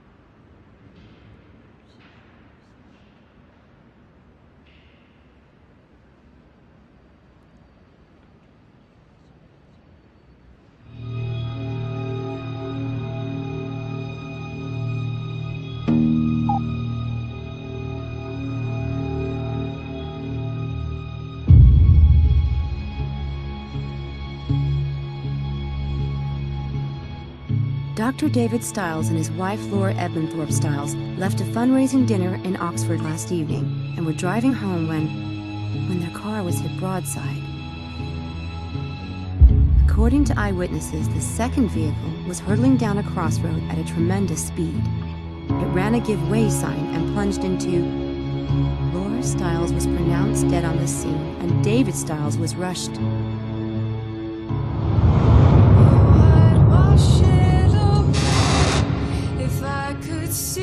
Samantha, please.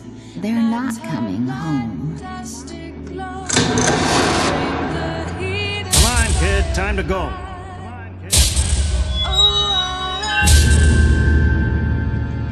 If you're stuck, if you smart, refuse to share your side when you in that day.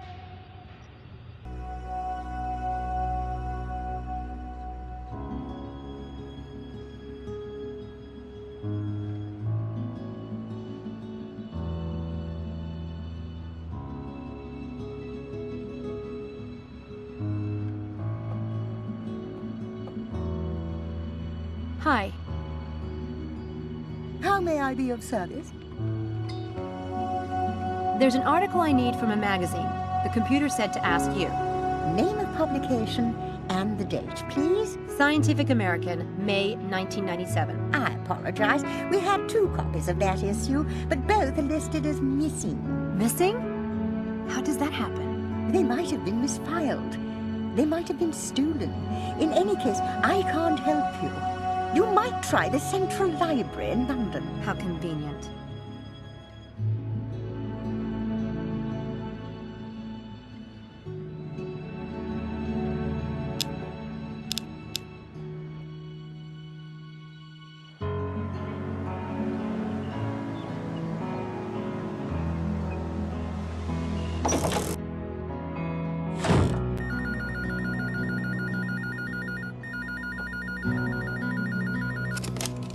Dread Hill House, this is Sam speaking.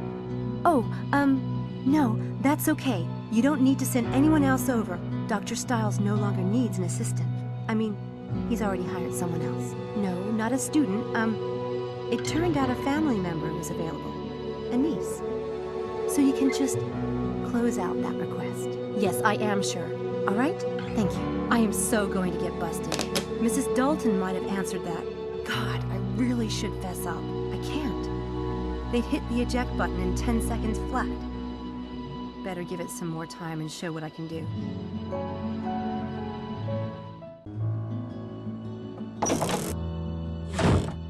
Oh, hello, Sam. Can I get you anything? Not right now, thanks.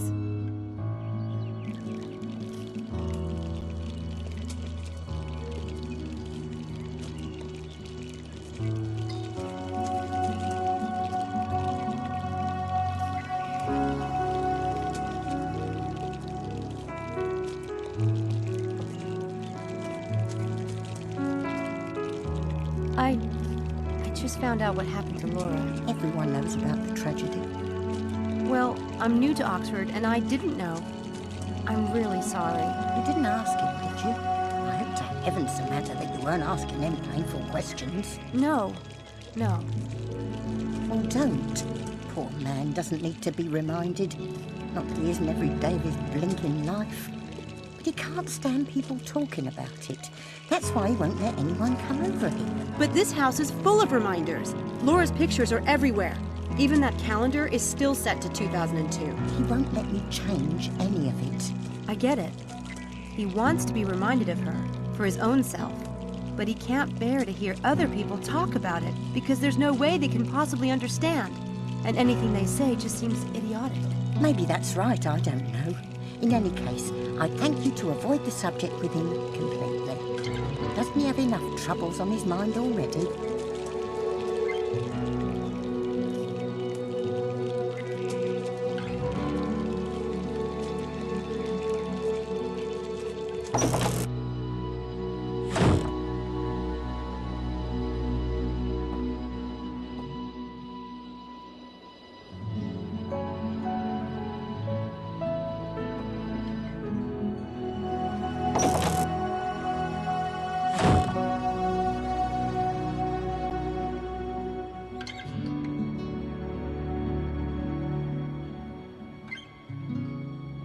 I have just the place for these.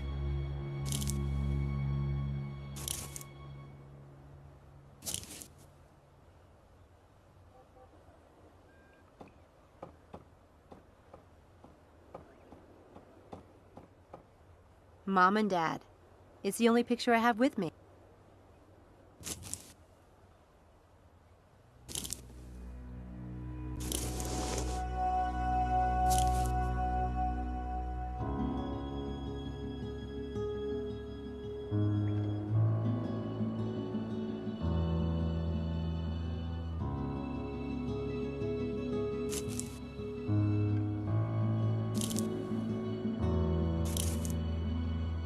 I put up with an awful lot to keep that bed. I'm so over sleeping on the ground or in cars.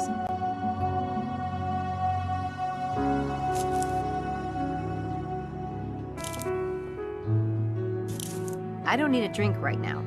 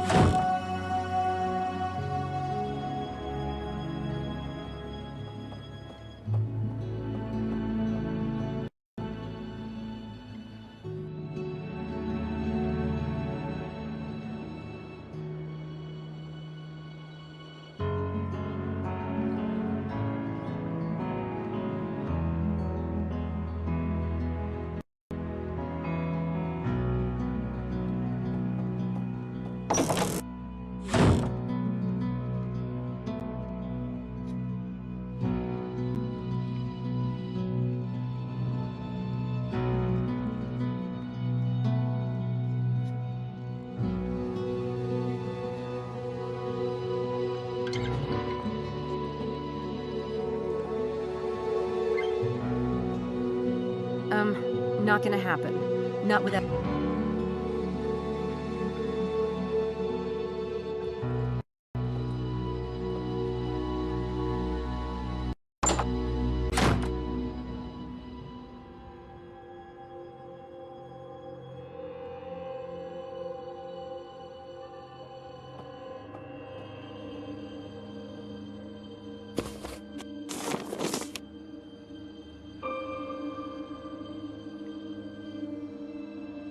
I want to sort those files before Dr. Charm gets up.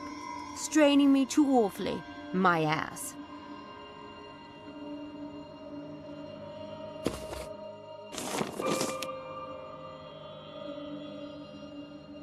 I should keep my eyes open for that contractor's report.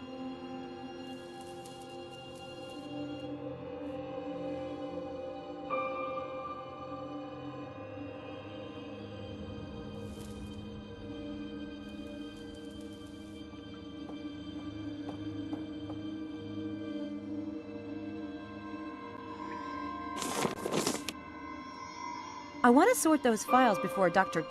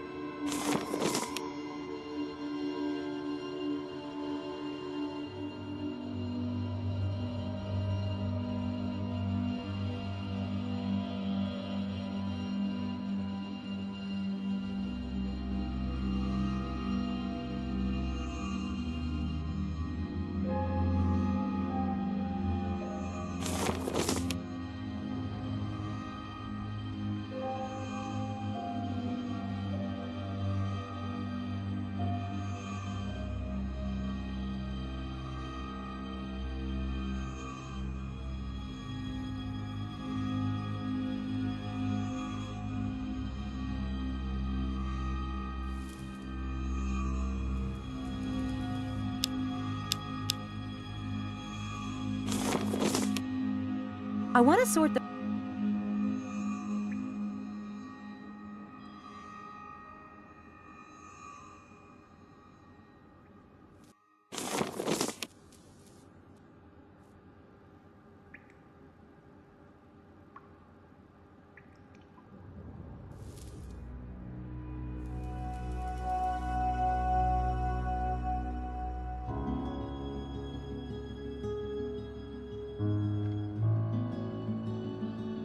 should keep my eyes open for that contractor's report.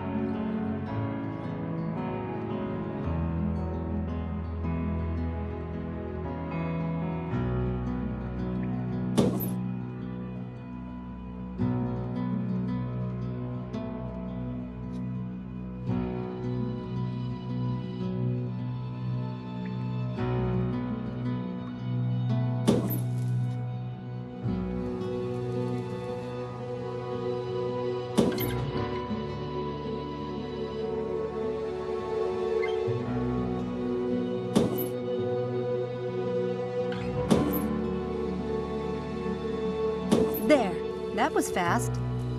And now I can snoop. What fun.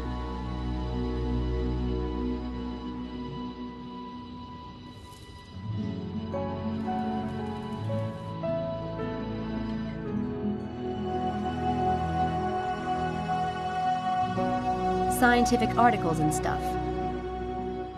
Patient case files. Nothing exciting in here. Scientific articles and stuff. Scientific articles. Patient case files.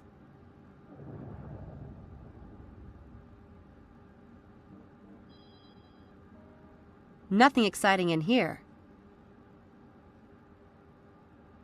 Nothing exciting in here. Patient case files. Nothing exciting in here.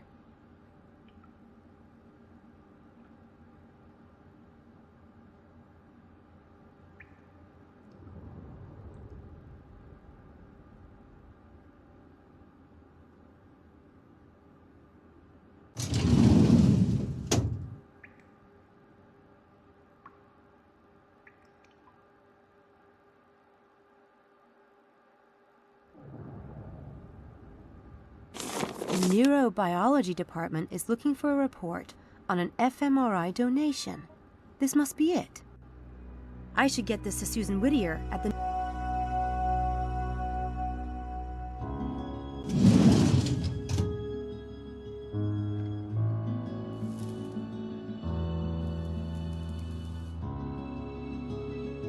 Nothing exciting in here.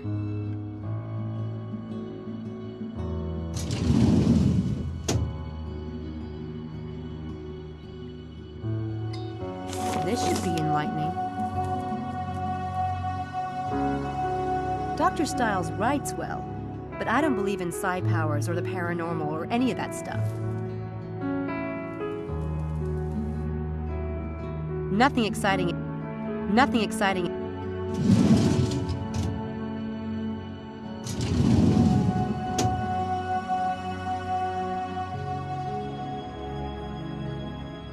Nothing exciting. Nothing exciting. Nothing exciting. Nothing exciting.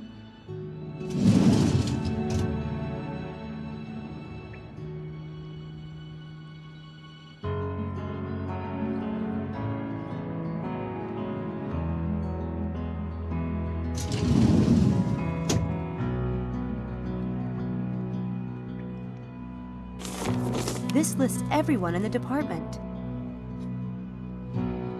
It's an old phone list of the staff in the neurobiology department. It's an old phone list.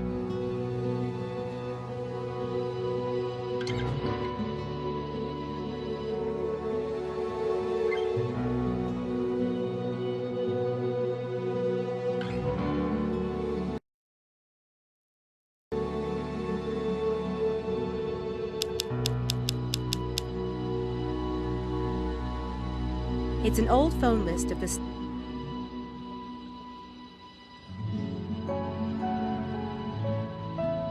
It's an old...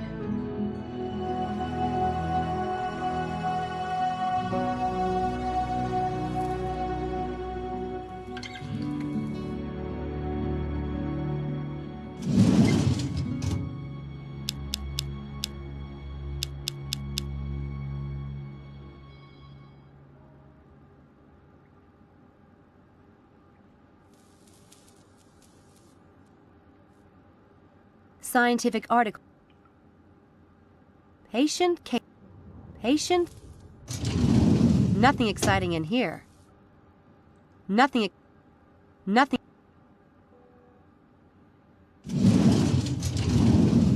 exciting in here. Nothing. Patient. Scientific articles. Something written by Dr. Abraham Linkweller. This might be interesting. Wow. This looks like a very pointed attack on Styles' Scientific American article. That had to hurt.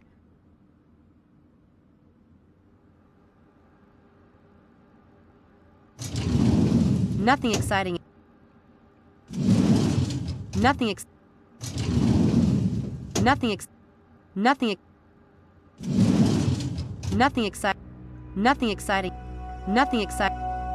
Signed. Patient. Nothing exciting. Patient. Nothing exciting.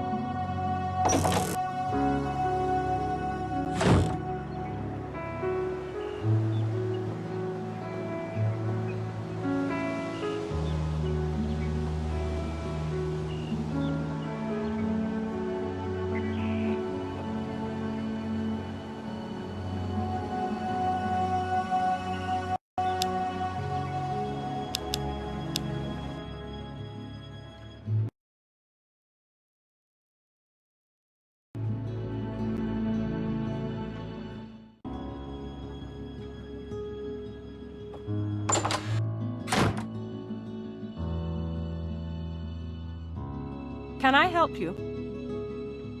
Hi, I'm Samantha Everett. I'm working with Dr. Styles. Are you?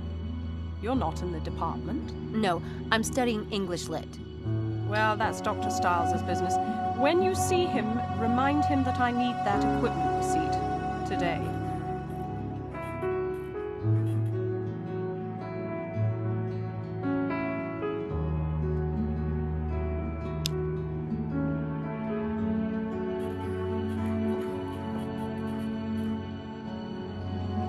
I have something for you.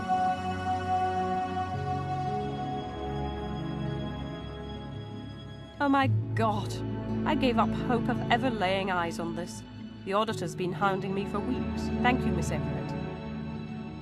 My pleasure.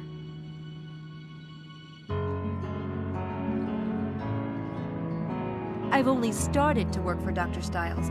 I was hoping to find out more about him. Well, it's not my place to talk about Dr. Styles. I can tell you that Mr. Headley, he's the dean of the department, he was quite an admirer of Dr. Styles. Naturally, we were all deeply saddened by what happened. Would it be possible for me to see Mr. Headley? I'm afraid not. He's very busy today. Wait, I do appreciate your bringing that receipt. Let me see if he's got a moment. Mr. Headley, I have a Miss Everett that would like a brief word. It's about David Styles. Send her in. In you go.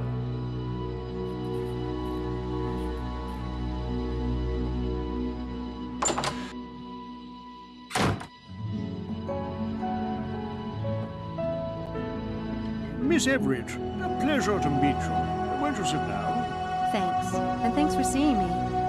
I'm always happy to make time for David. I've heard from him too little of late. How is he? Fine. Very self-directed. Well, that's something. Are you a relative? Me? No. I'm his assistant. He just hired me. Did he? Interesting. How can I be of service, Miss Everett?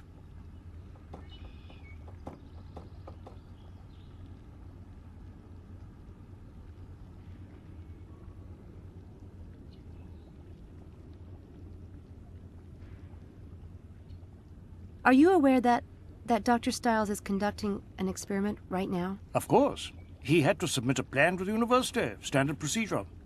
Frankly, I was happy to see him working again. Oh, that reminds me. Dr. Stiles wanted me to pick up a copy of the experiment plan he submitted. He misplaced his copy. I think, young lady, that Dr. Stiles will have to call me and ask for that himself. I'll tell him. Could you give me some background on Dr. Stiles? I don't know much about him. David Stiles was one of the brightest lights at Oxford.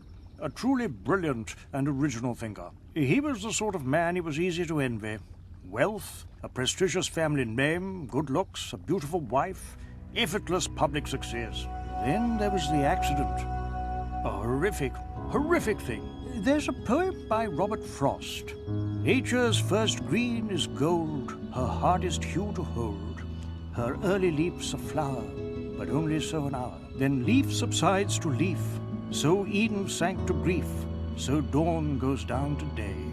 Nothing gold can stay. That's beautiful. I wonder... Never mind. We must be honest with each other, you and I, for David's sake. What do you wonder? It's silly. I just wondered which is worse.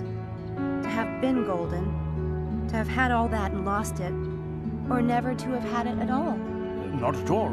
Perhaps David asks himself the same question.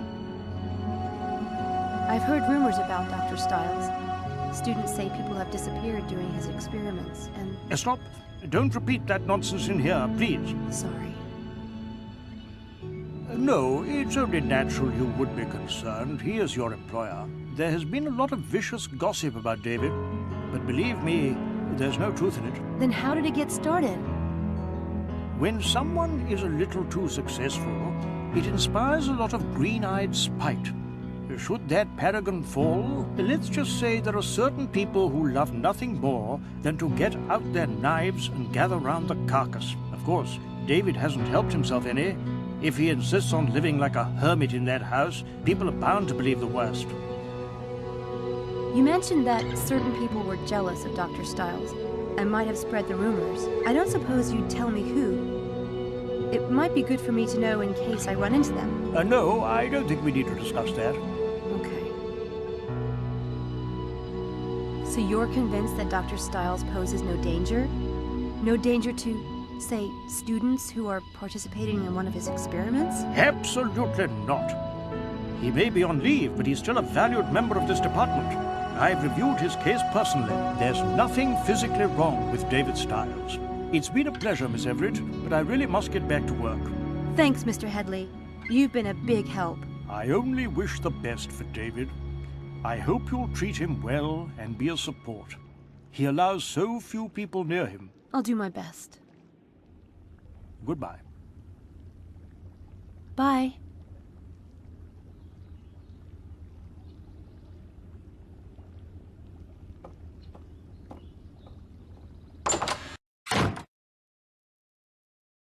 I want to find out who David's enemies are inside the neurobiology department.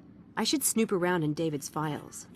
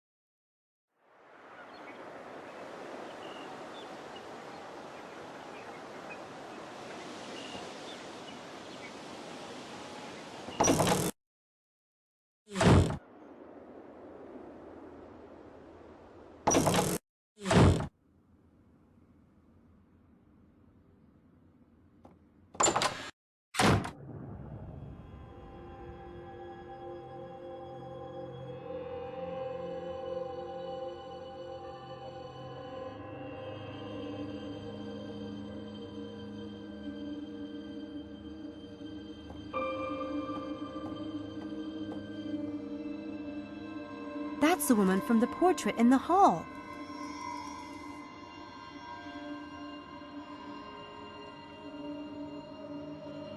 There.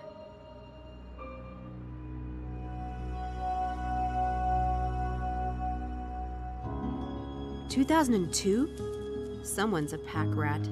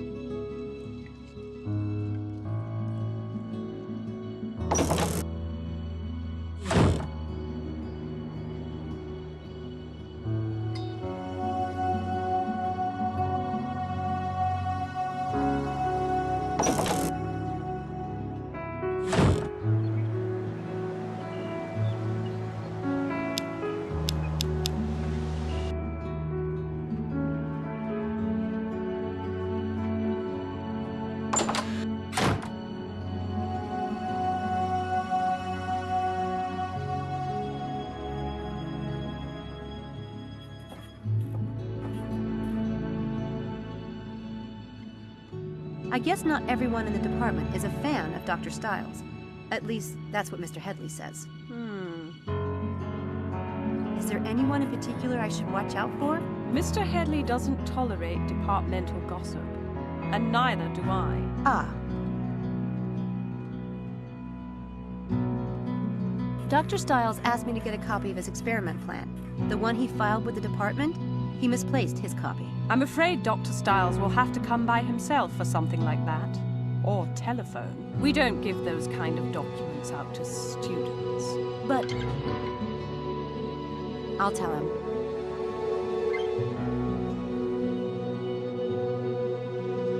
Oh, Mr. Headley asked if you would bring him a cup of coffee. Did he? That's odd. Mr. Headley gets his own coffee.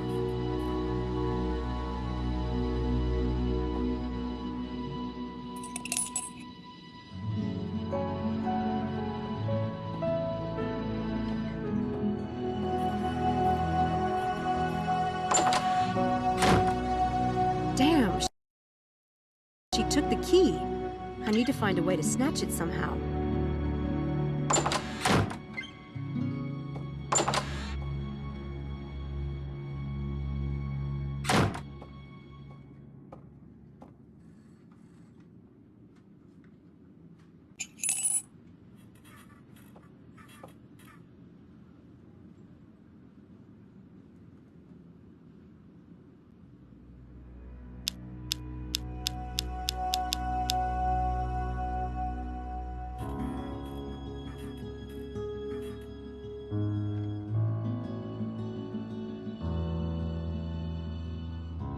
She keeps the key to the filing cabinet in that cup.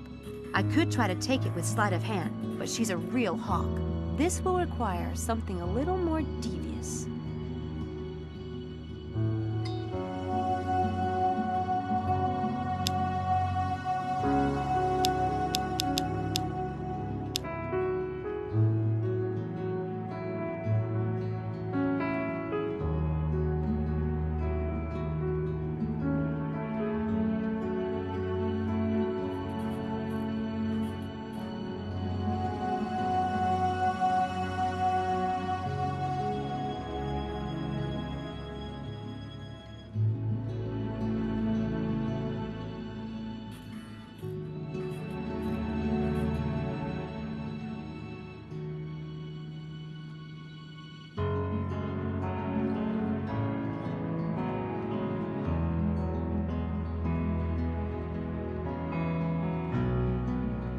Yes, that should work.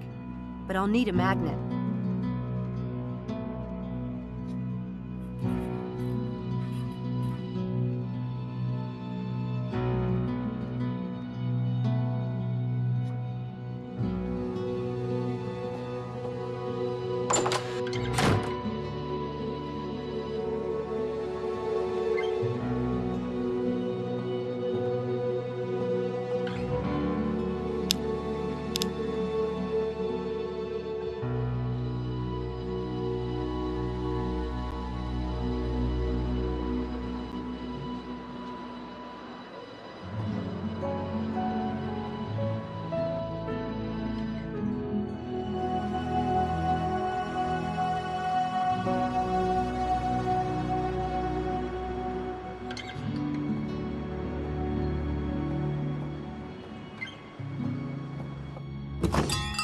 Hi, Mephistopheles. Miss Everett, how kind of you to visit.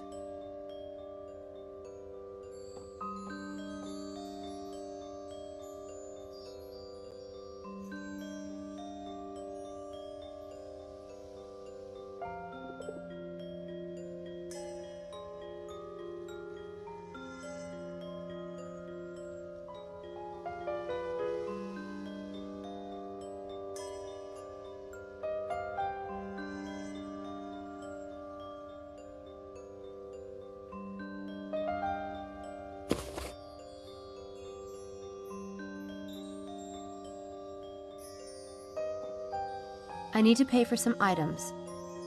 There you go. Your patronage is appreciated. Good day. Bye.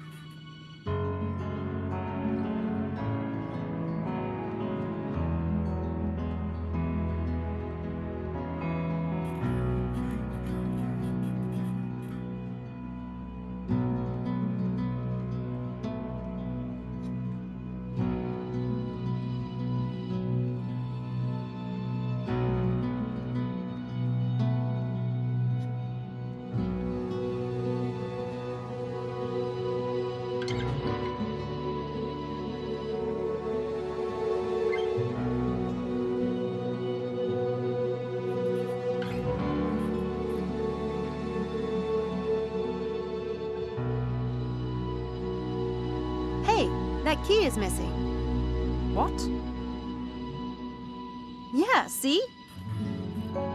What on earth? You didn't take it, did you? Me? Why would I want it? You have a spare, I hope. At my flat. That sucks. It even blows.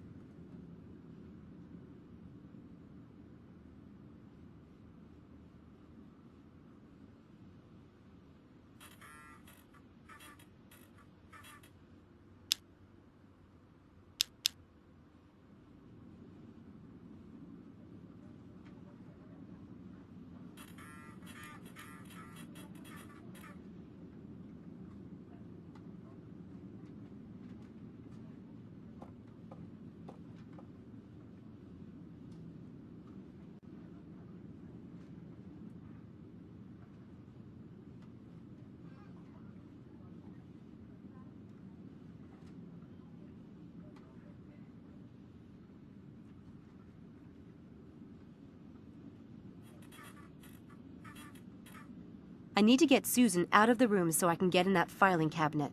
A medical emergency would do the trick, so to speak. But I'll need some props to pull it off.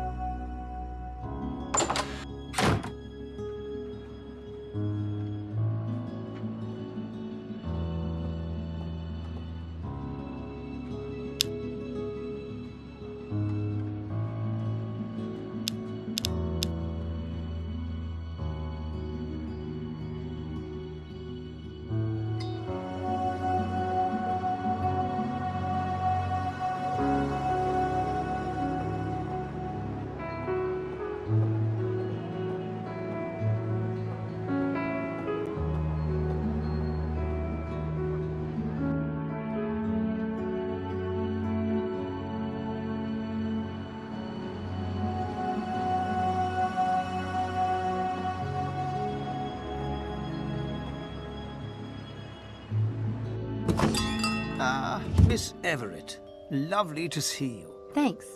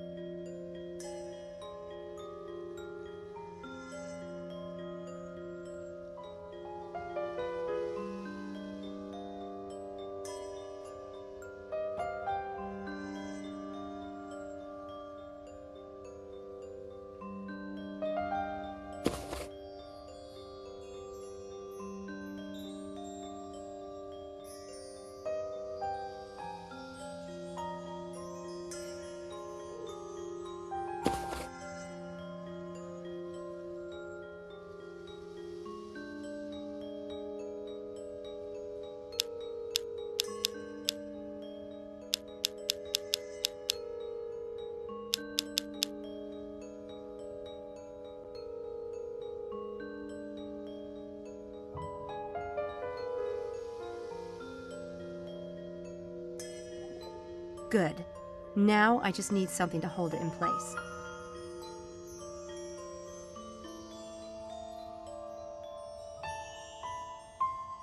Now it's ready to go.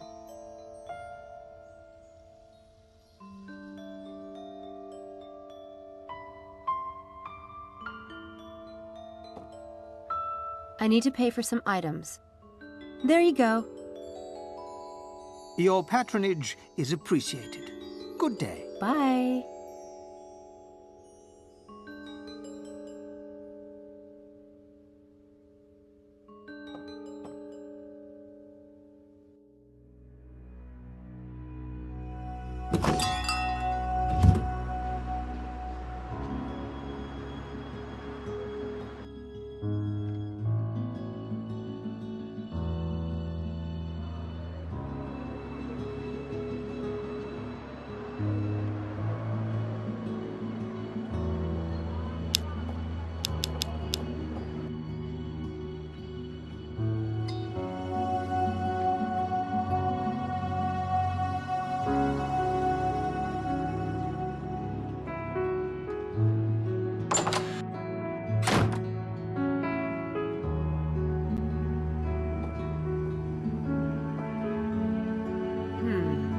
If she finds this, she might return to her office too soon.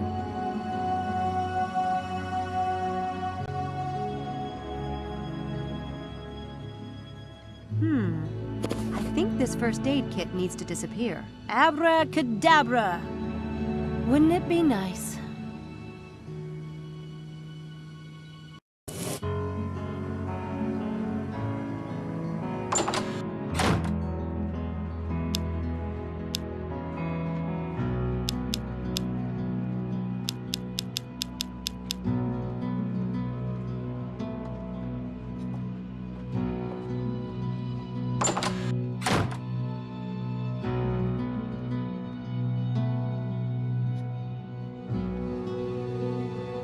I only need to set up the first part of the trick.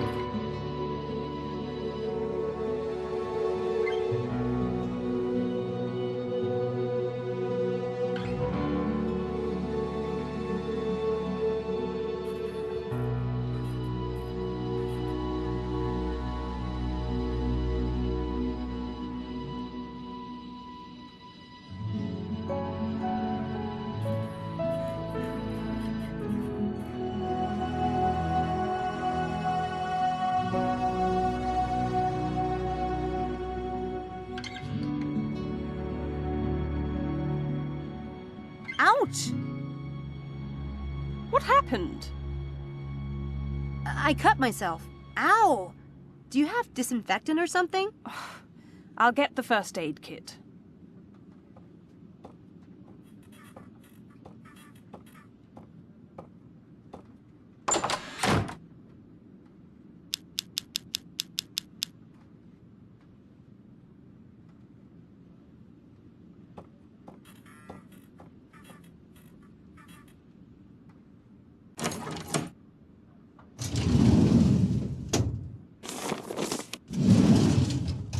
Found it.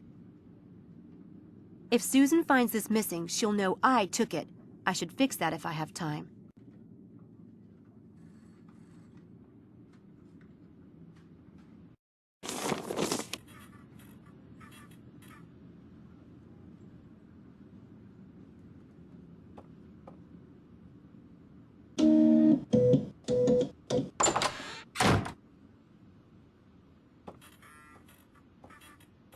I apologize for the delay.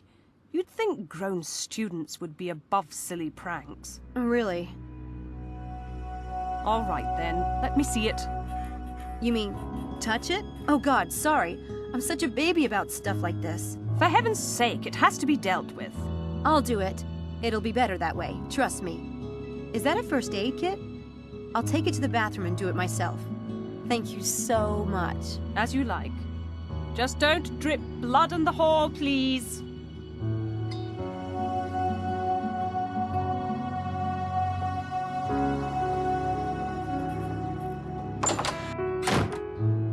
Hey, excuse me. Hello? Hi, you're Malik, right? You're in Dr. Stiles' experiment.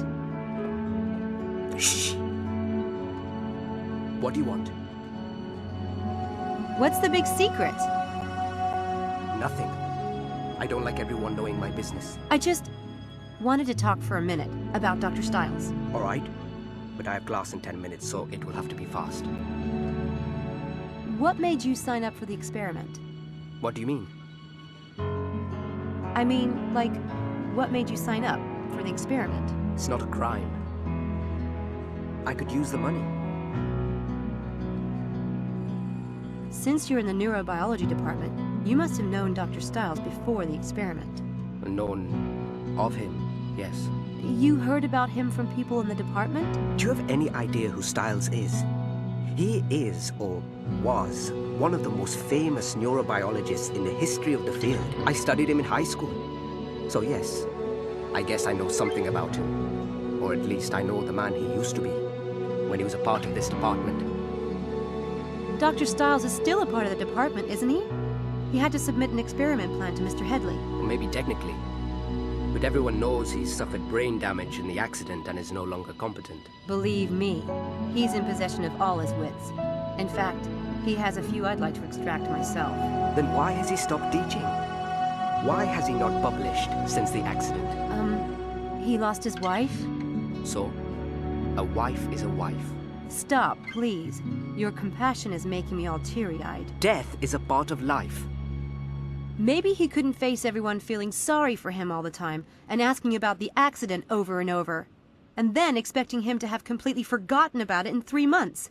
And calling him crazy if he hasn't. Stiles ordered to the world, to his students, to continue his work. Says who? Think what you like. What did you think of the experiment last night? Strange. And surprising. Last night was strange, wasn't it? What's the point of imagining exercising? That wasn't strange. Research has shown that imagining exercising causes the brain to generate the same impulses to the muscles and the nervous system as actually exercising, providing almost the same health benefits. It's big news for healthcare, especially for disabled people. There are a lot of studies being done on the subject right now. So what was strange about the experiment? I need to get to class. Come on, you said strange. Why? Just to finally meet Dr. Stiles. And that mask. That basement. It is rather dramatic. But the strangest thing was that, despite all of that, I... Never mind. What? He seemed normal. I was expecting... I don't know what I was expecting. Yeah. Did you notice anything unusual about Stiles' equipment? No. Nothing at all? It was a standard fMRI setup. A good one. It's unusual to have a system that expensive in a private home, but otherwise, it's non-invasive. Harmless, as he said. I'm late for class. I have to go. Hey, we're meeting at the St. Edmund Quad at noon. Stop by, or not.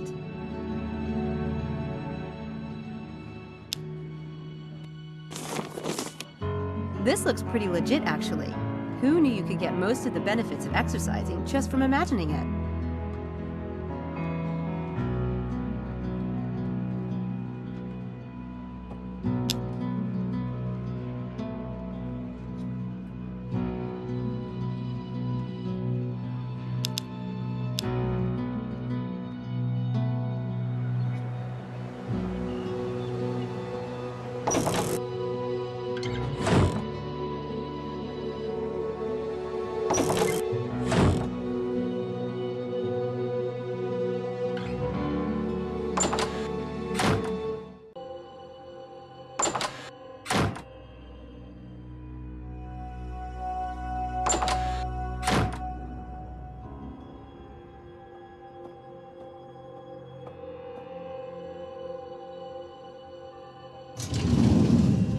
Interesting. This is signed by a bunch of people in the neurobiology department. I should see if I can find a personnel list to compare it with.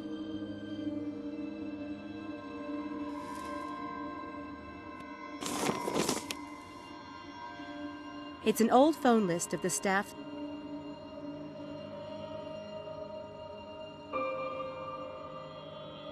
Nothing exciting in here. I'm kind of curious to see who signed it, and who didn't.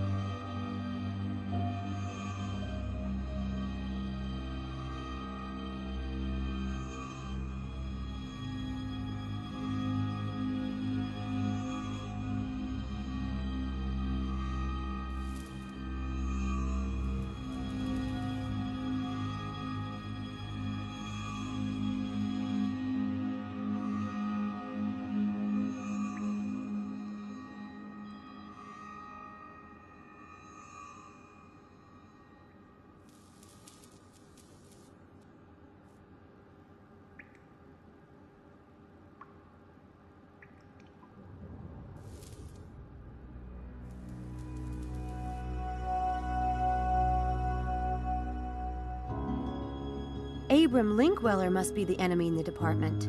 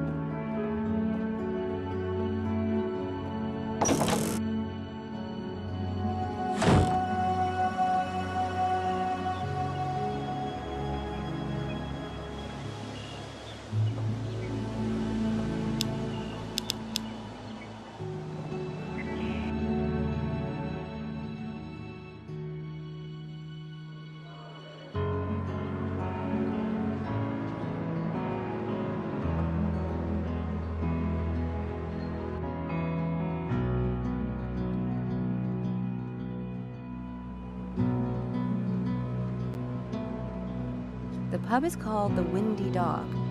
Appetizing.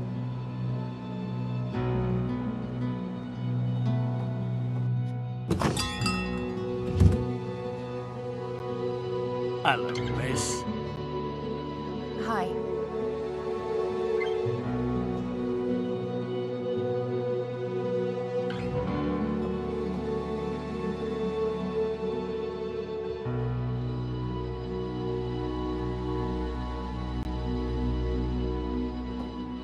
Hi, my name's Sam. Can I bother you for a minute? I doubt that you could bother me, a nice-looking girl like you. But I'm all ears if you want to try. Do you know the Daedalus Club? Is this pub in one of their riddles? Daedalus Club? Couldn't tell you a thing about that, lass. Can you tell me about the pub? Curious name, the Windy Dog. Well, you see, it was named after the digestive problems of the original owner's pet. Ha ha. No, I'm just joshing you. It was named for a ship, you know. The founder was a retired sea captain. Cute gimmick with that horn. Do many tourists fall for it? Do you mean the wishing horn? 'Tisn't a gimmick. The horn was on the captain's boat. It was blown at any sign of danger. See, the captain still haunts this place. And if you blow the horn, his spirit will come to you. And if you speak your wish, he might just grant it. Like I said, cute. Not very sanitary, though. Not a bit of it. I soak the mouthpiece in 100 proof all day. Cleanest damned spot in all of England.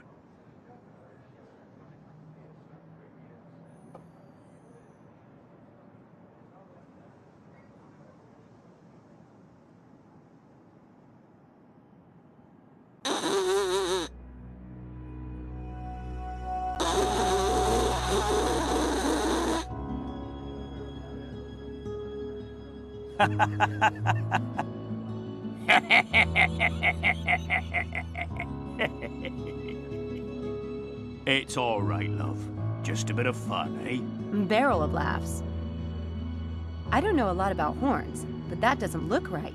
I think there's a piece missing.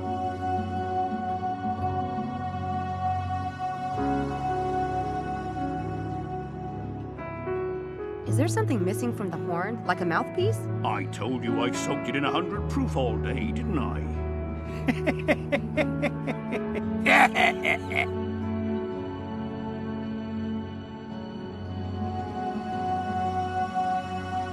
Here you be. Gee, thanks.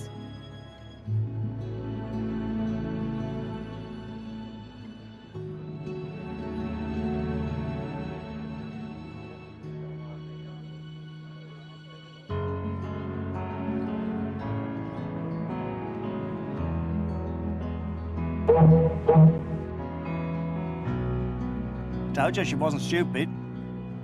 That a girl! The captain was sure to hear that. Go on. I want a piece of gold. Piece of gold? What the hell is that? If it's money you want, ask for £100. Crikey. Whatever happened to love? That's what I'd like to know. Thought you looked the type. There's your piece of gold, and a little something extra. Thanks. My pleasure. Good luck.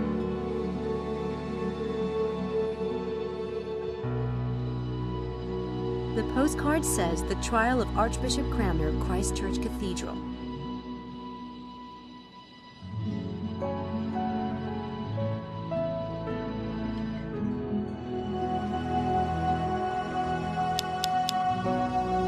I just need one more piece of gold.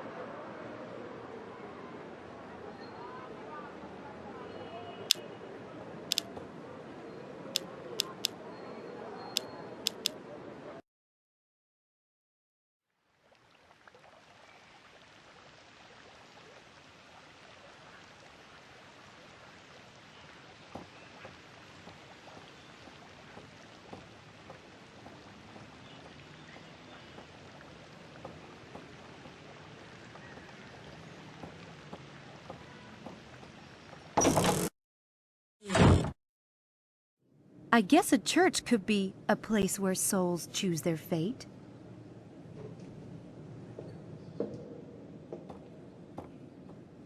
And so the cathedral was... Yes, may I help you?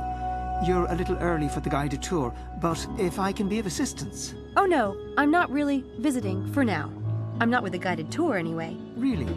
Maybe you could help me then. Ask me some questions about the cathedral, like you're a tourist. Well, I guess I can.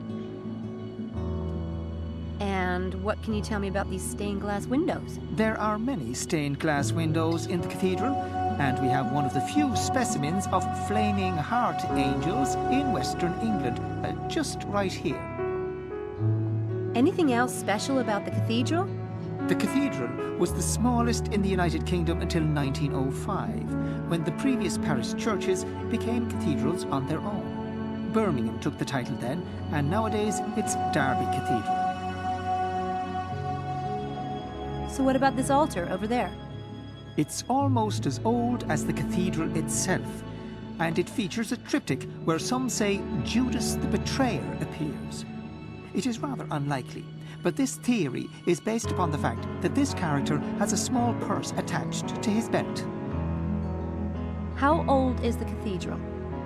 Henry VIII officially opened it in 1546 under the name of Ecclesia Christi Cathedralis Oxoniensis. So I guess you've done pretty well. Really? Oh, thank you, miss.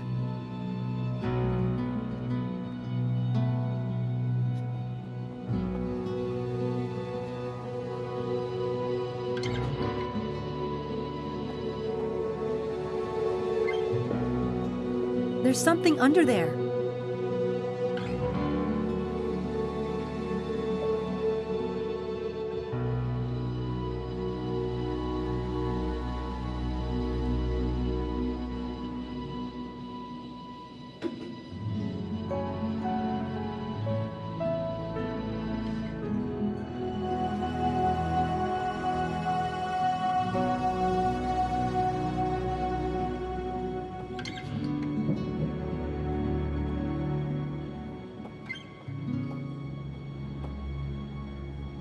I wonder what this does.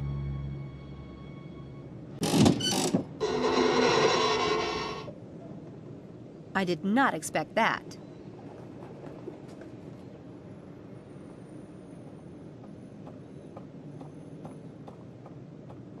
It's a baptism pool.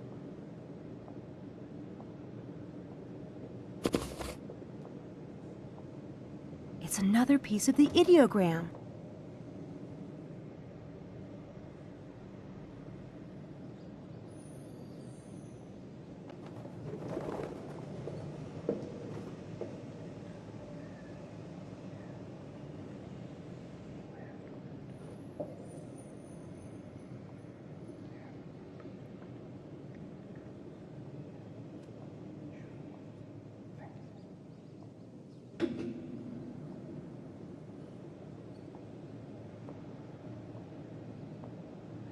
And that's it.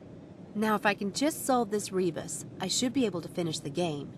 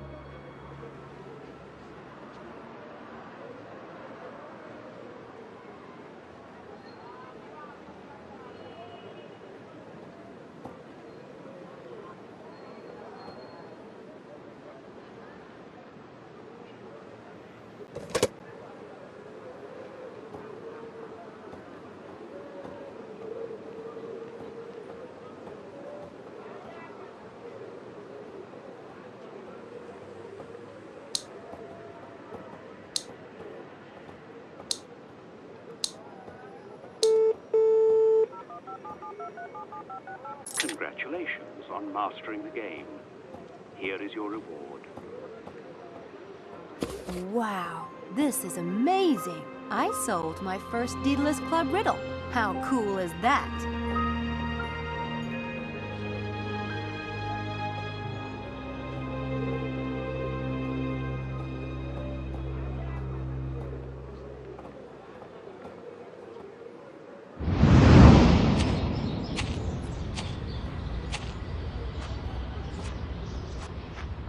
The head lab rat has arrived. You call us rats one more time and I'll castrate you. Lambs. What? We're lambs, not rats. The Lambs Club. What's that supposed to mean? I like it. It's better than rats. Brilliant, darling. Oh, fine, the Lambs Club. But what about Styles? What about the mad scientist who's sucking our brains dry? He's doing no such thing. Yeah, well, he's weird enough to do it. Come on, Harvey. He's not your punchline. People are always afraid of what they don't understand. Are you so perfect and popular that you can point the finger of weirdness at David Styles? Are any of you?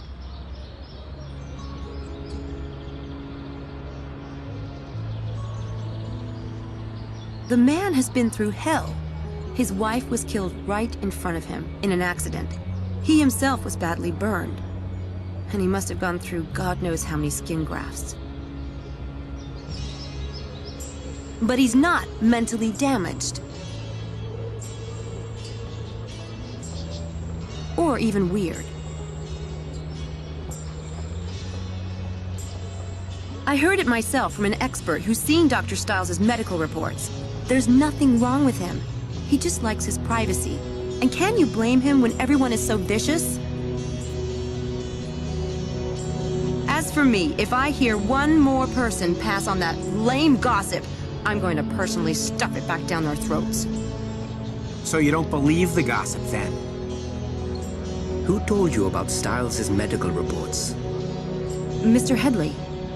I never believed anything bad about Dr. Styles. The man can do what he likes as far as I'm concerned. My family is legendary for eccentrics. My grandmama liked to get naked on the roof and wave to planes. Well, who doesn't? But what about the track? I've seen the plan for the experiment myself. It's routine. Even the department head approved it. The prank at the track is completely unrelated. Dr. Styles is perfectly normal.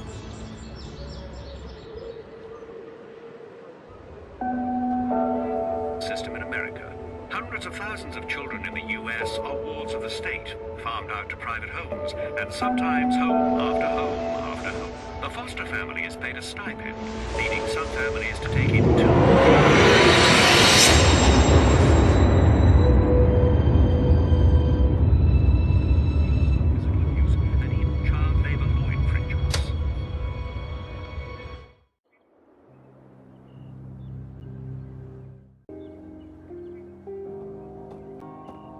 I read the driest science books I can find, but not even that can put me to sleep at night.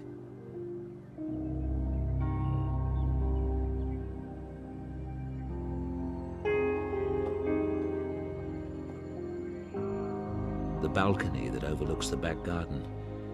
I haven't used it since Laura left.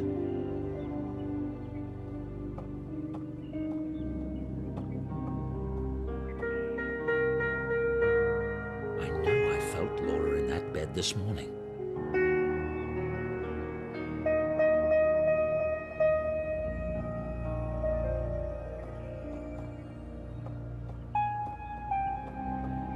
Laura used to brush her hair every night before bed.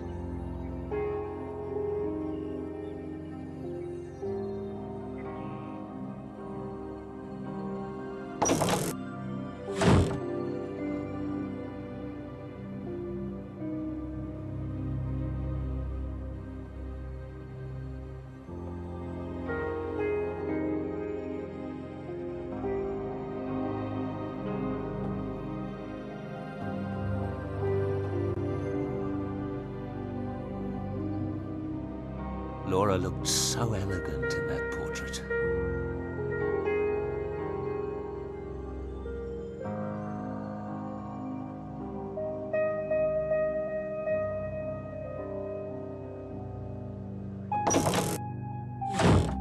Good morning.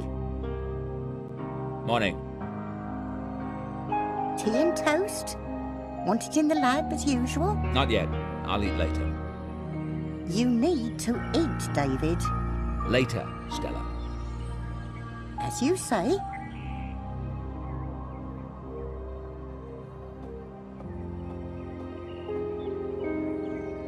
Have you noticed anything unusual in the house lately? What do you mean? I don't know. Signs of a break-in or intruder, or just the presence of someone else in the house. No. No, of course not. You have seen something in the house. What is it? I never said. You're acting strange. Now that's the pig calling the cow fat. I want you to tell me. I don't care to talk about it. Please, Nana. Please tell me. It's important. You only call me Nana when you want your way. Only ever did. Please. All right. It was 2 days ago. I was making your bed. I thought I saw a woman in the mirror on the dresser. A woman? It was just for a moment. And when I turned, no one was there. It was my imagination playing tricks, and no wonder with how quiet things are in this house. It was Laura, wasn't it? The woman you saw in the bedroom mirror. We're not going to start talking about ghosts in this house. It's not healthy, and it isn't fair to Laura's memory. Do you hear me, David Stiles? All right. Relax. Is that girl lurking about? You mean Sam? She went over to the university. Good. Though a fat lot of good that does to my files. So, what do you think of her? Who? Sam, of course. You are a bear this morning. She seems an independent sort to me. A go-getter. Ms. Everett certainly has initiative. She's not been any trouble to you, has she? Trouble? That girl has it stamped on her forehead in letters a mile high. Not that I can't deal with a chit like that. Well, I hope she works out. That lab is in a state and a half, and I've got enough to deal with caring for the rest of this old monster. So you've told me. Did the university say anything when they sent her over? Not particularly. Funny, I thought they said they were sending a medical student, but I told them that wasn't necessary and they must have changed their minds. She's not a medical student. You'd think they'd have got that right at least. I know. That's why I think they must have sent someone else. Do you want me to call them? Doesn't matter now. We appear to be stuck with Miss Everett. Don't get too attached to the girl, Stella. I don't intend to keep her long. What do you mean? What I said. I needed someone to sort some things out for me and help with this new experiment. It's very short term. But you can't just hire the poor girl and send her packing within the month. I don't see anything poor about Miss Everett. That shows how much you know about girls. She obviously hasn't got a pot to you-know-what in, or anyone much to care would be my guess. You should have seen the state of her clothes when she arrived, like she's been wearing them for a year. She must be on one of those low-income scholarships, don't you think? None of my business. The point is, I don't care to have a stranger in the house. The quicker it's done, the better. Now, don't go upsetting yourself. I just thought it might be healthy to have someone else in the house. Stella? I won't say another word on the subject.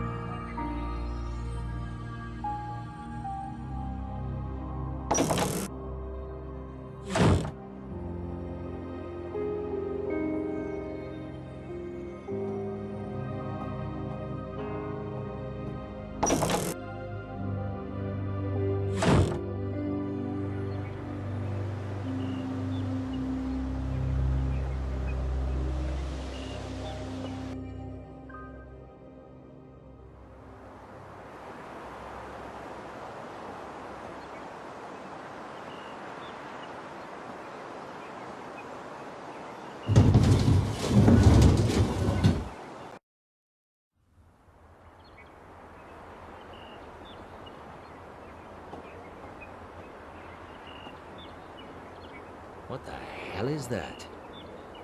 Lovely. I don't know what that piece of rubbish is doing in my garage, but I'm going to have a talk with Mrs. Dalton about it.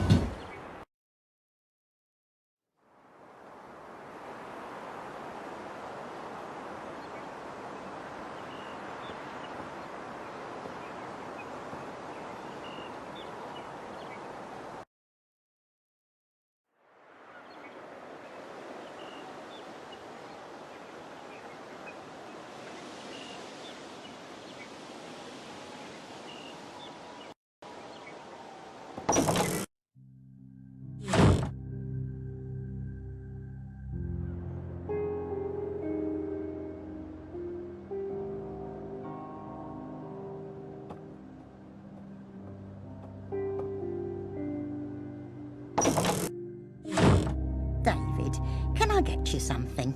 No, I'm fine.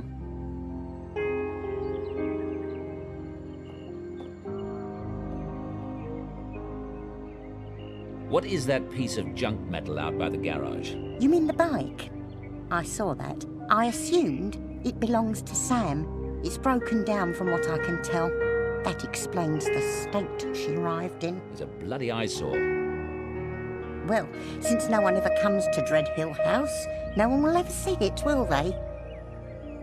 Listen, ring the repair shop in town and have them collect that bike. Tell them to do whatever they must to fix the ugly thing. Why, David, that's generous of you. Can't have the girl getting stuck here, can I?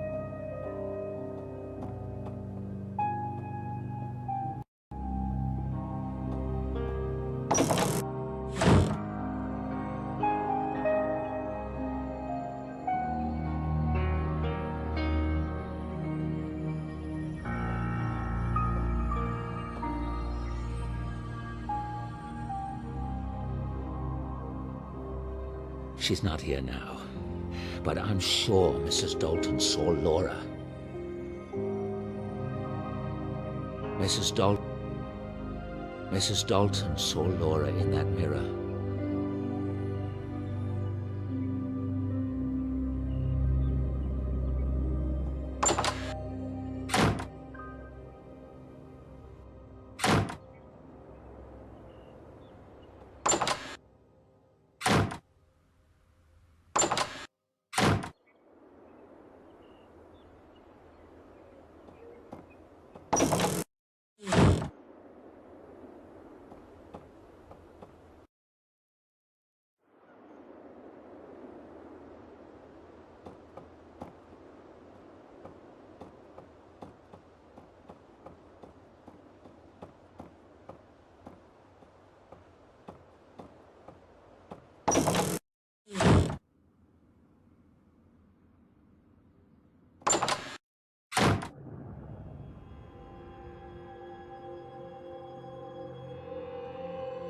A gold star for Miss Everett.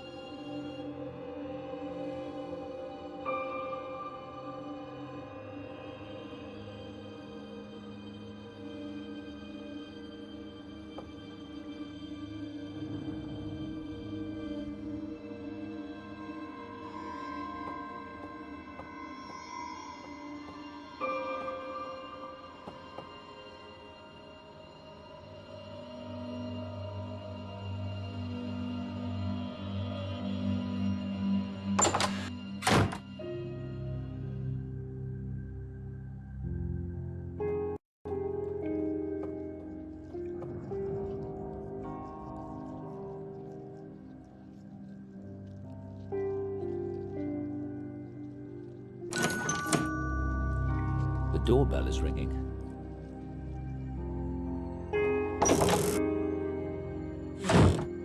Oh, Dr. Styles, there's a package for you. Shall I take it down to the basement? I'll get it. Thank you, Stella.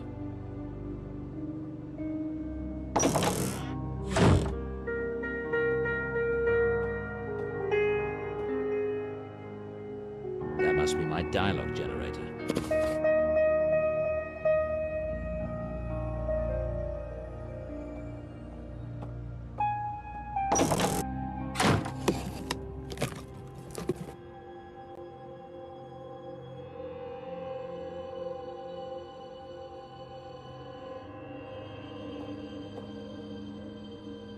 There's been a presence in the house. There's been a...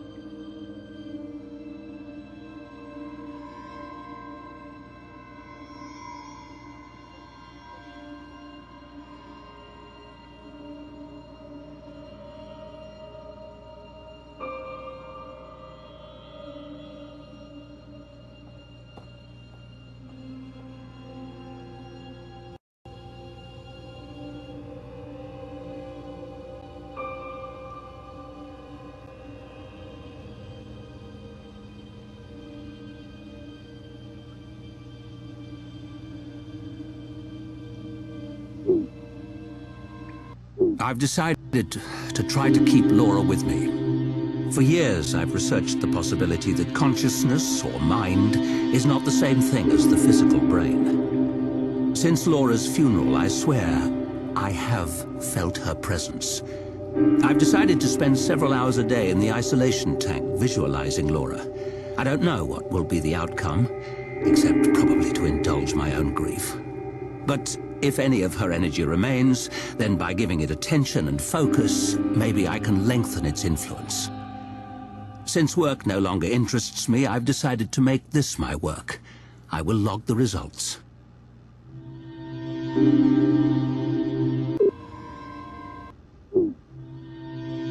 I've been spending 2 hours a day in the tank.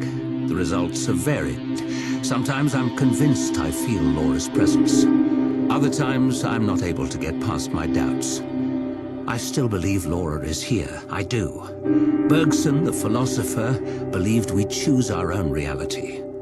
If nothing else, I have done that. I'm having new equipment designed that should boost my sessions in the tank. That is all.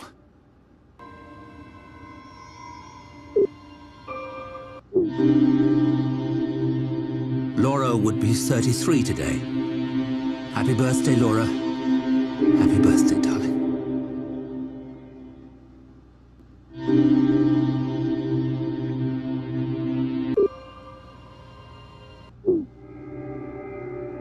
Something strange has been happening. There have been several incidents that indicate a presence in the house. The presence of Laura. It sounds insane, I know, but there have been undeniable physical phenomena. Is it possible that through my sessions in the tank, I've given Laura the energy to manifest? I plan to keep a careful record of events as they unfold, and there might be something in the field of psi research that could help. I'll look into it.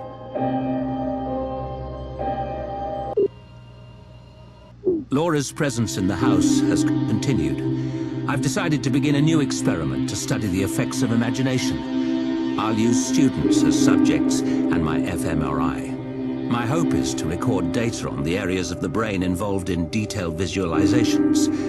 Perhaps using biofeedback, I can train myself to stimulate the same area in my own brain and thus increase the power of my sessions in the tank. This may, in turn, give more energy to Laura.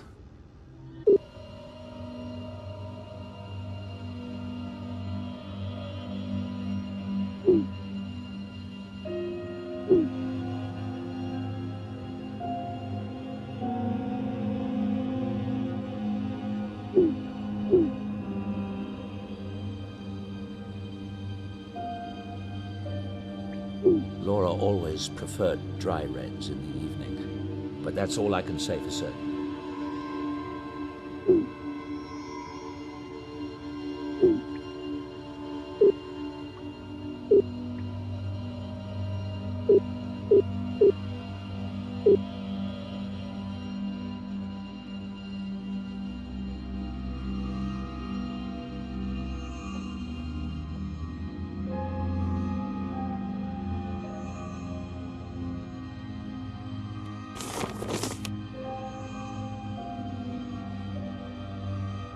I should take another look at the instructions in Ramuskin's book before I put this thing together.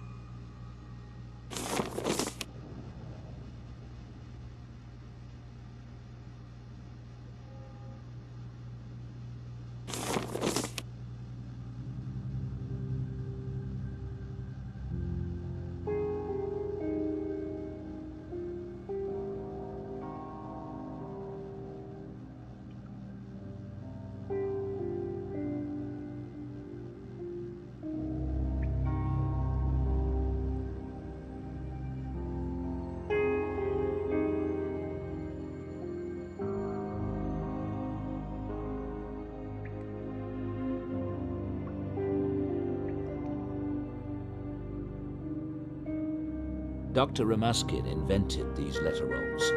A random number generator controls the letters, so hypothetically one can create messages using only the mind.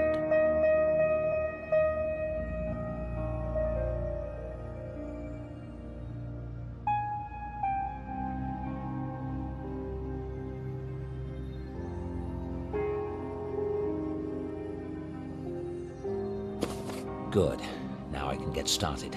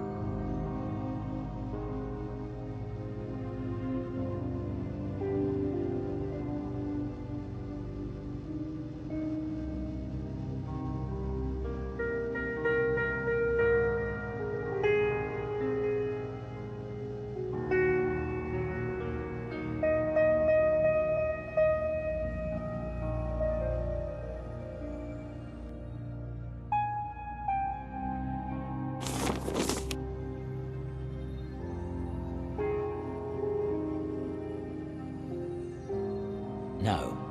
I've got something set wrong on the motor. I need to take another look at the diagram in Ramaskin's book.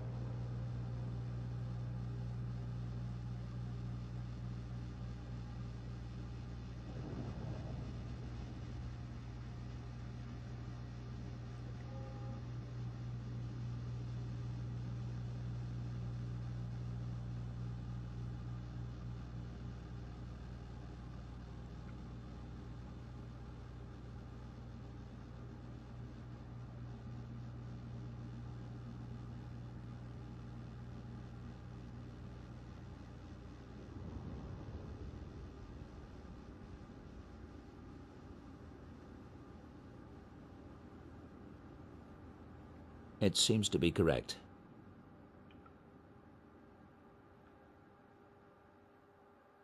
There, that's got it.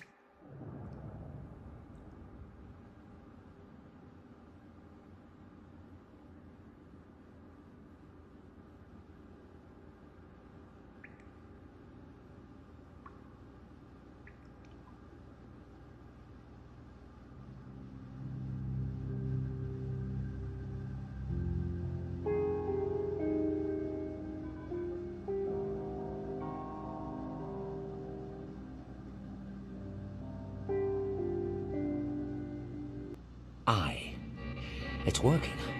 Come on, Laura, talk to me. I'm not sure what Laura's trying to say, if that is indeed Laura.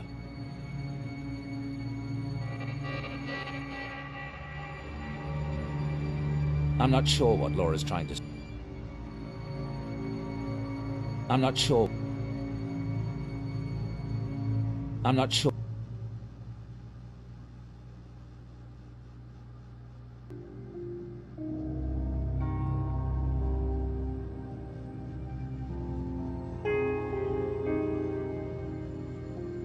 I'm not sure what... The dialogue generator is set correctly. I'm hoping...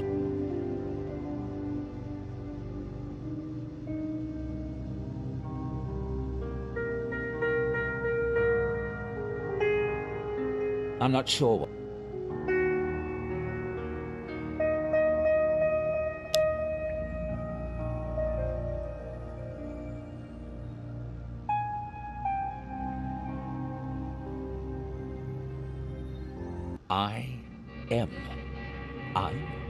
Maybe I'm trying to come through?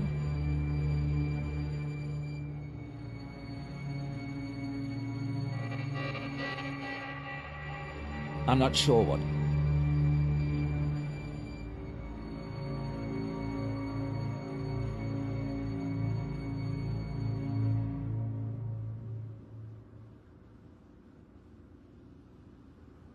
I'll do a session in the tank today. But first, I want to collect items from around the house to help me strengthen my memories of Laura.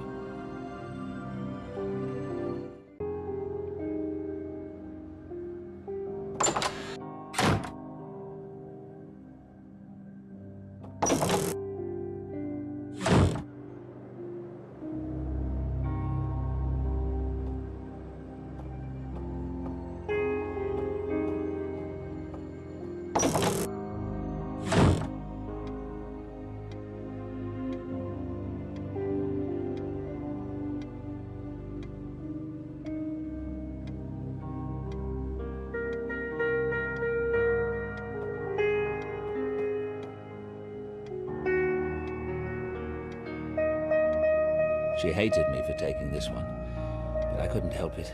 She looked so radiant with joy. Laura and me. She looks wonderful in this one. That was taken on our honeymoon. We spent it in the Loire Valley in France. That was taken... That's the Gîte Rural we lived in, near Saint-Benoît-le-Forêt. Laura and me at the Assam Reserve, India. Laura at our lake cottage. I wanted to rebuild the memory of a night we went swimming there. I'll take this for a visual cue.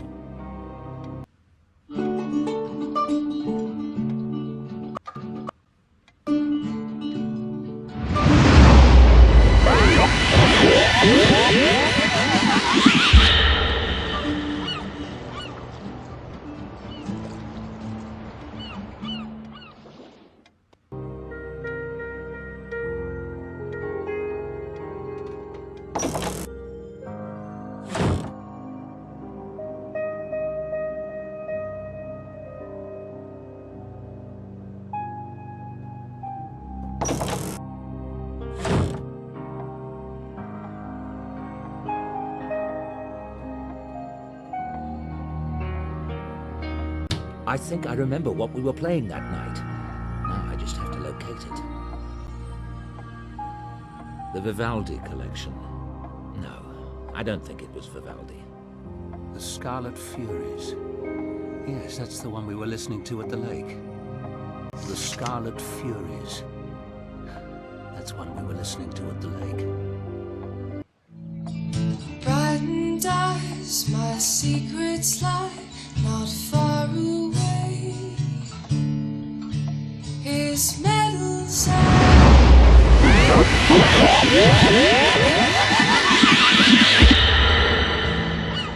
many have I answered plea. My general now often. You still haven't told me what we're doing for my birthday tomorrow. I hope you haven't planned anything epic or embarrassing. It's your birthday tomorrow? Slipped my mind. Mm-hmm. As if you'd miss any opportunity to be devious. His weary head, he lays his body down to rest.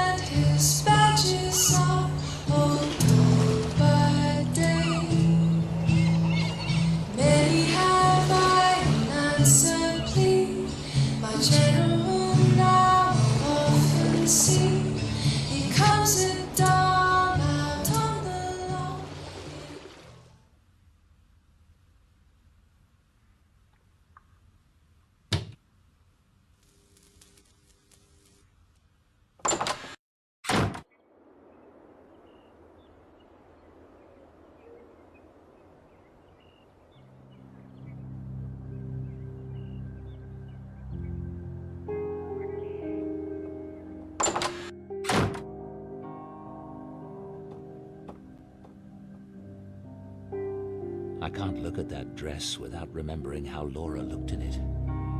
She was radiant in white.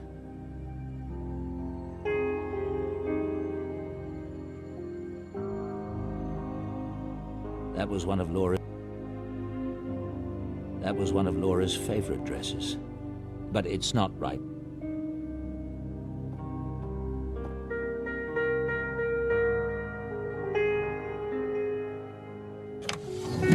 These are my clothes. Nothing to remember from that. She wore it while on holiday, yes, but not at the... I remember this sweater. This is Laura's bathrobe. She wasn't wearing...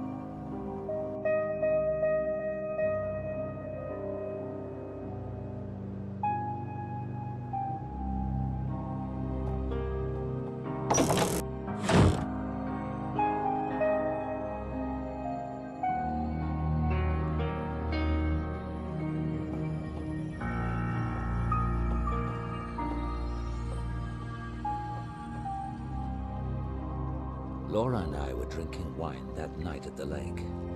But I need to pin down which wine it might have been. We have thousands of bottles here.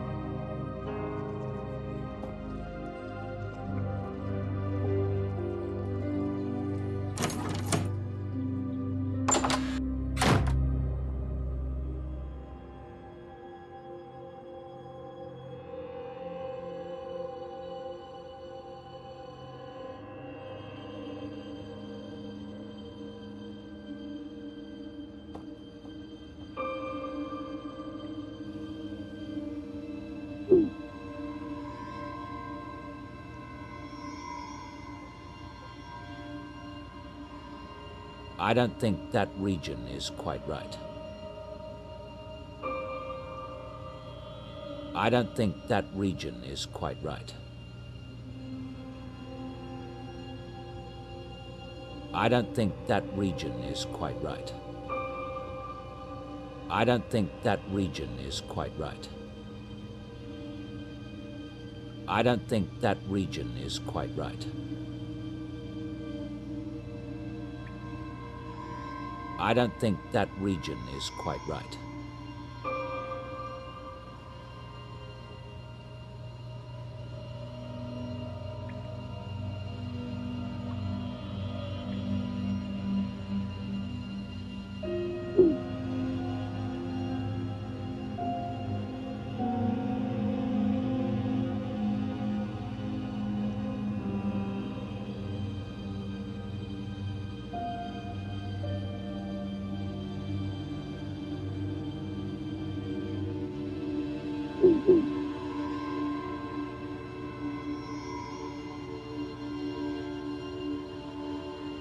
I don't think that region is quite right.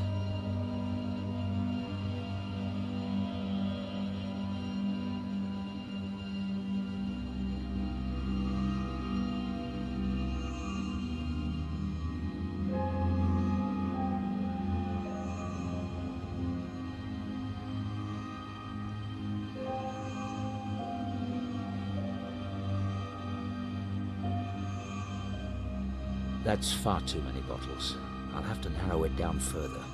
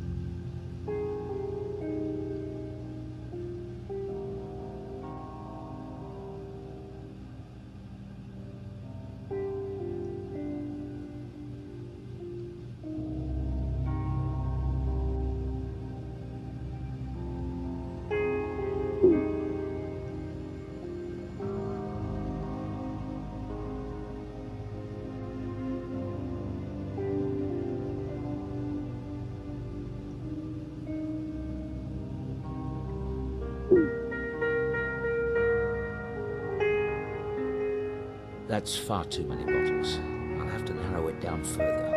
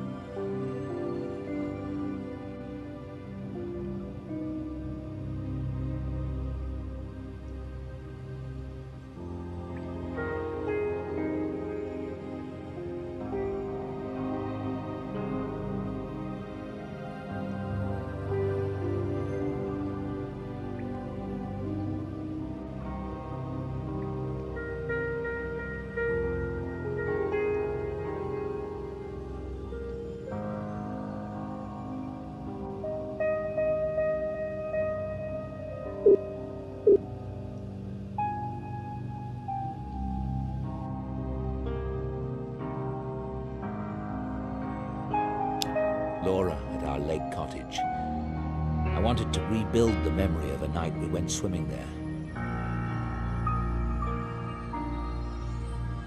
The Scarlet Furies. That's one we were listening to at the lake.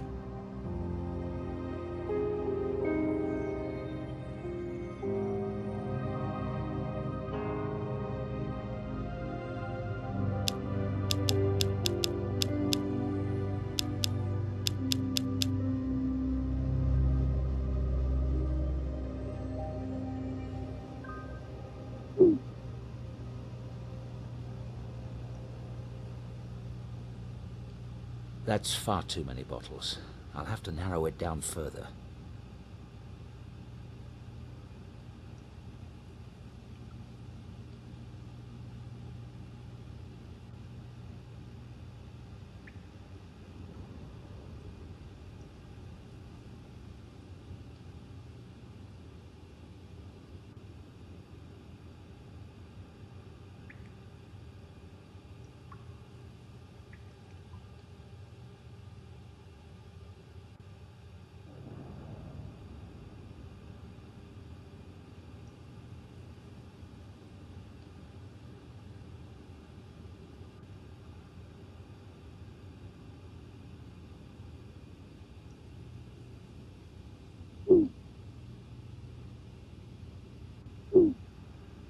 I've decided to try to keep...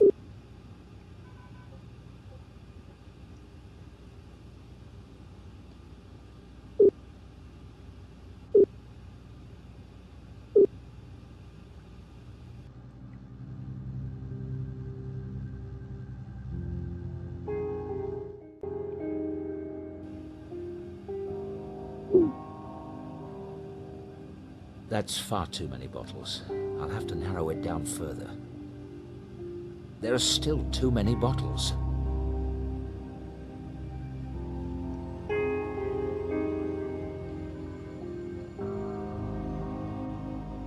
Terrific. That narrows it down to 3 bottles.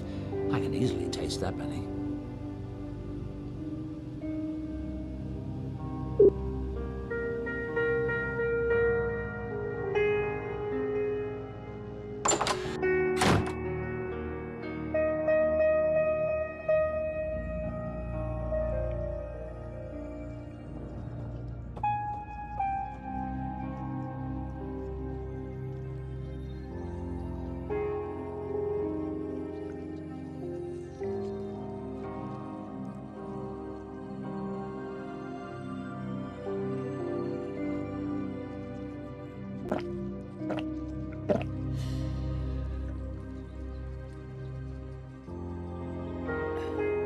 It's not bringing up any memories.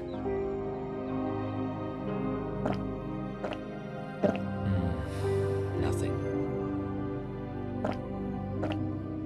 I think... Yes, this is it.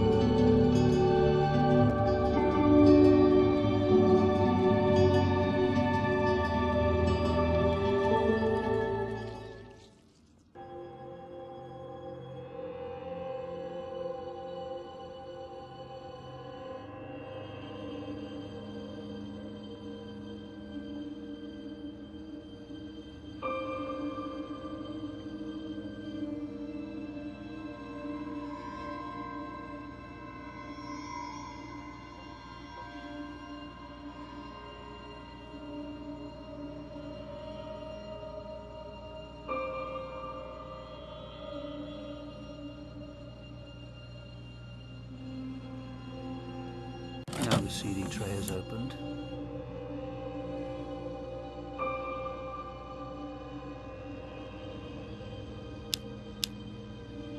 The Scarlet Furies.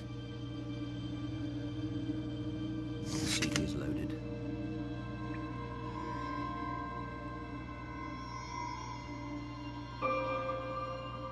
If I put a liquid into the scent dispenser, I'll get wafts of it while I'm in the tank. The shampoo is loaded in the scent filter.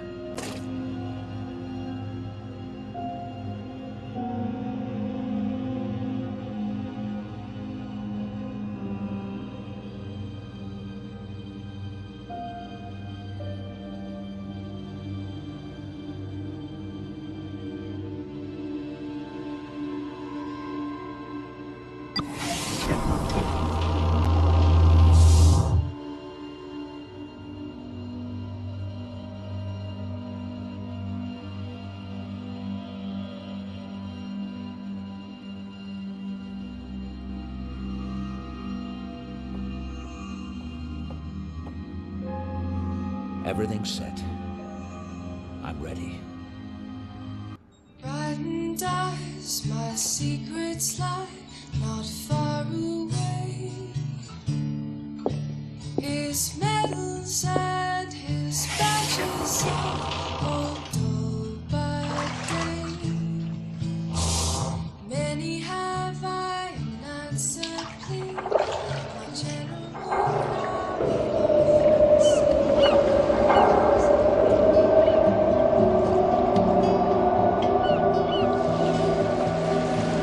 You still haven't told me what we're doing for my birthday tomorrow. I hope you haven't planned anything epic or embarrassing. It's your birthday tomorrow? Slipped my mind. Mm-hmm. As if you'd miss any opportunity to be devious. Speaking of which, Dad says he'll be joining us for a few days in Venice at Christmas. Won't that be marvelous? I'm glad you talked me into it. It should be so lovely with all the decorations and the ceremonies in the cathedrals. Blue tiles. Blue tiles. Check the cars, David. Check the cars, David.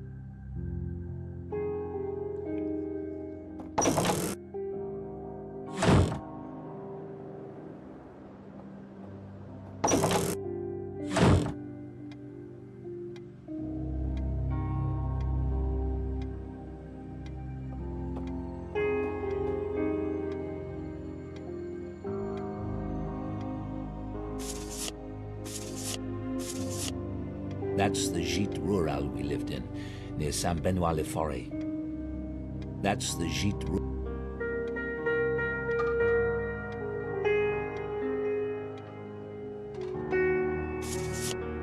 Laura and me at the Assam Reserve, India. Laura and me. Blue tiles. And yes, there is something odd about this photo. I need to examine this more closely.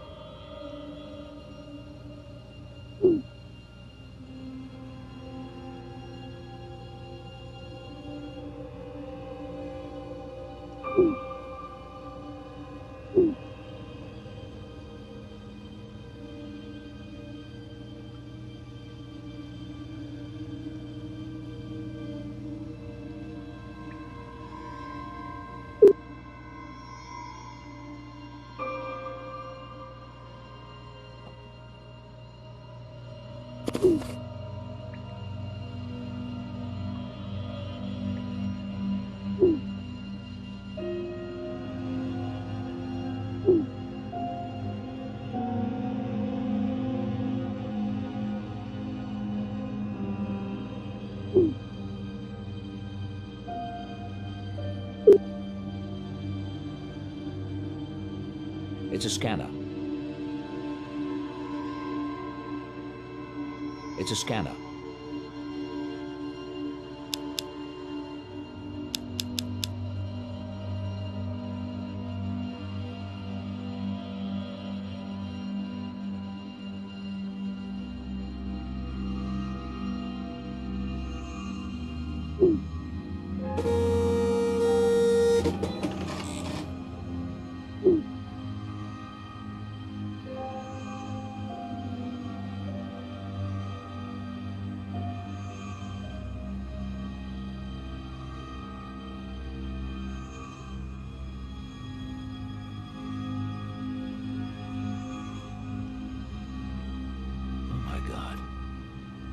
Is that thing?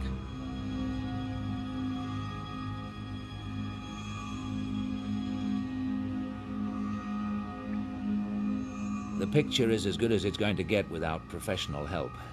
What I don't know is what the hell it means.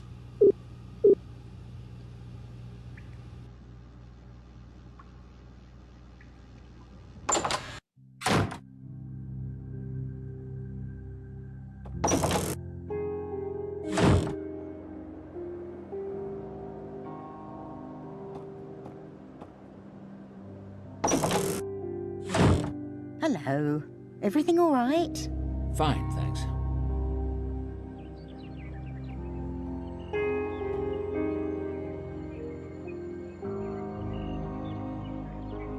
It's a business card from Inspector Pazer of the Oxford Police Department. He was the investigator on the accident.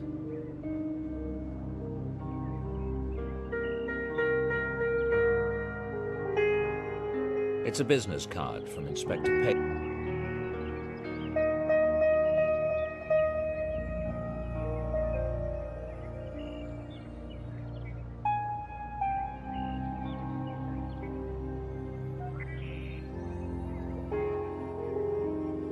It's a business card from Inspector Pazer of the Oxford Police Department. He was the investigator on the accident.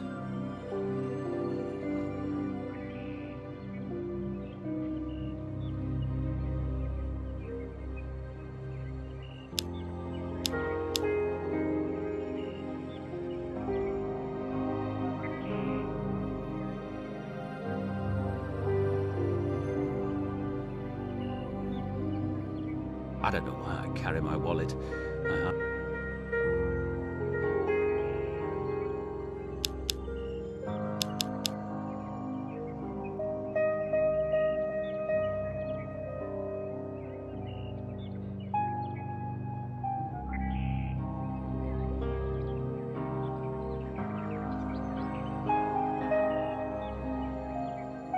It's a business card from Inspector. It's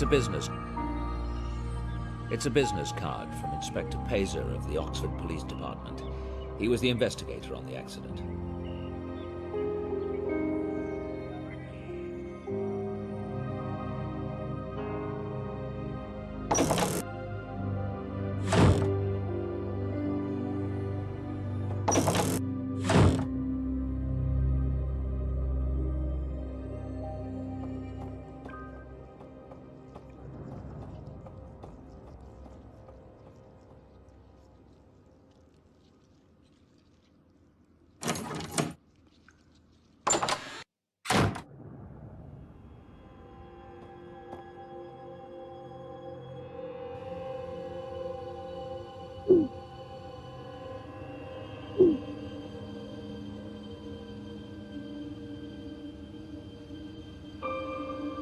The picture is as good as it's going to get without professional help.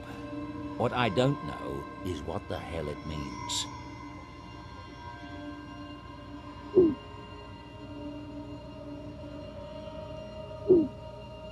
The picture is...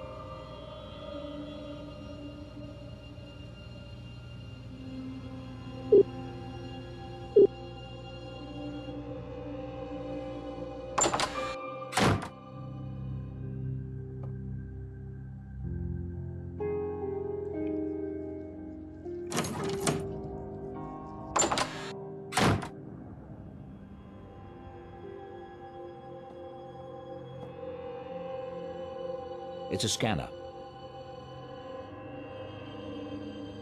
It's a scan.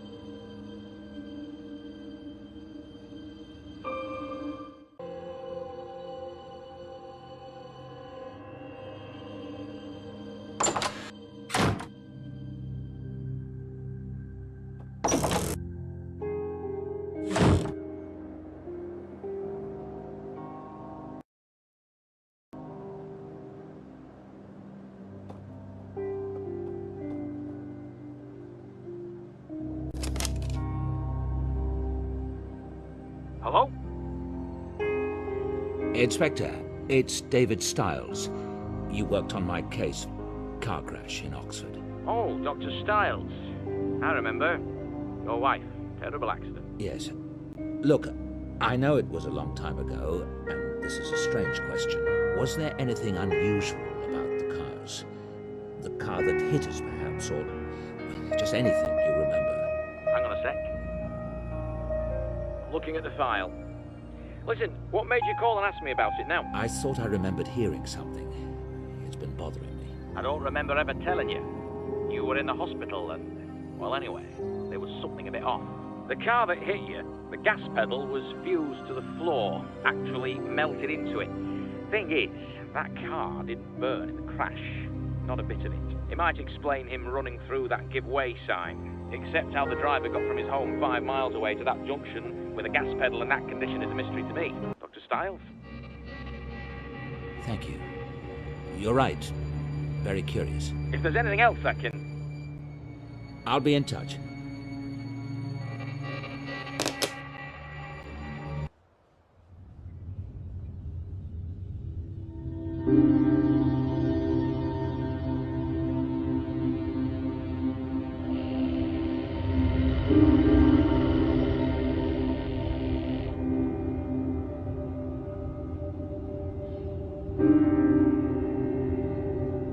Do you have something to say to me, Miss Everett?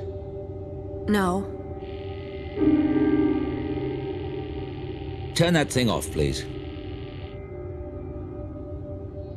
Dr. Stiles, are you sure it's safe after what happened last night? Safe? Of course, why wouldn't it be?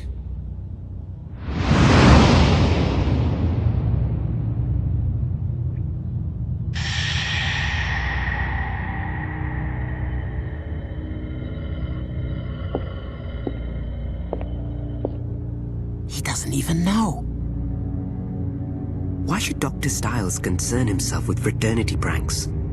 I still feel as nervous as a virgin on prom night. Settle down. I'm not paying you to chitter-chatter. Lie back and close your eyes.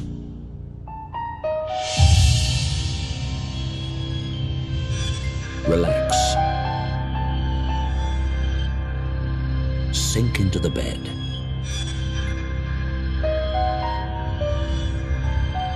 Take a deep breath. Exhale. Tonight, you're at the swimming pool at St. Edmund. Your eyes are closed and you're standing on the rough cement surface next to the pool. You grip and relax your bare feet. Your toes can feel all the tiny bumps and smooth paint of the cement. You smell the chlorine in the air and feel dampness on your skin. When you open your eyes, you will see a pleasant illumination from the lamps reflecting off the water.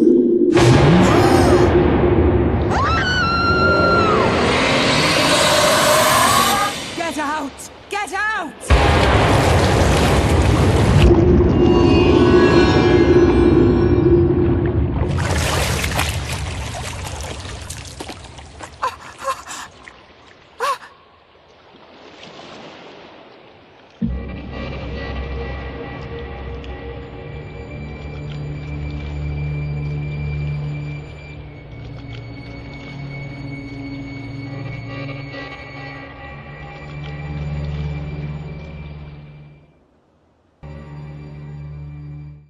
Sam! Sam!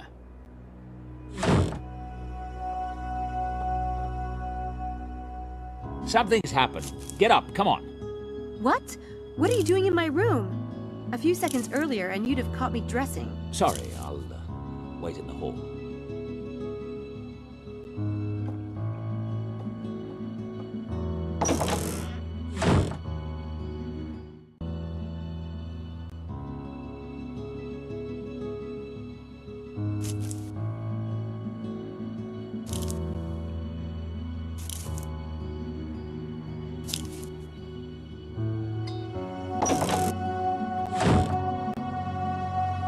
I just heard on the radio. There was an incident at the pool of St. Edmund Hall last night, and they mentioned another one at Horsepath Track the night before.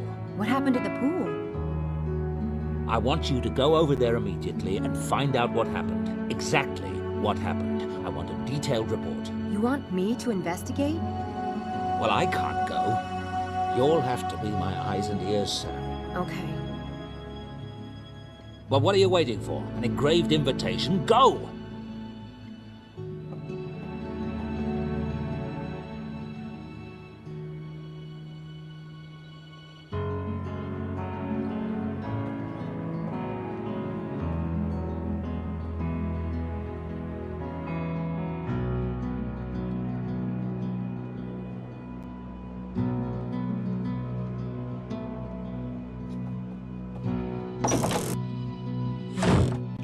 You're up early. Give me 2 shakes and I'll have your breakfast ready. Can't. I'm off to Oxford right now. At your age, you need a good breakfast. I'll grab something at school. Thanks, though. You're sweet. Oh, Americans.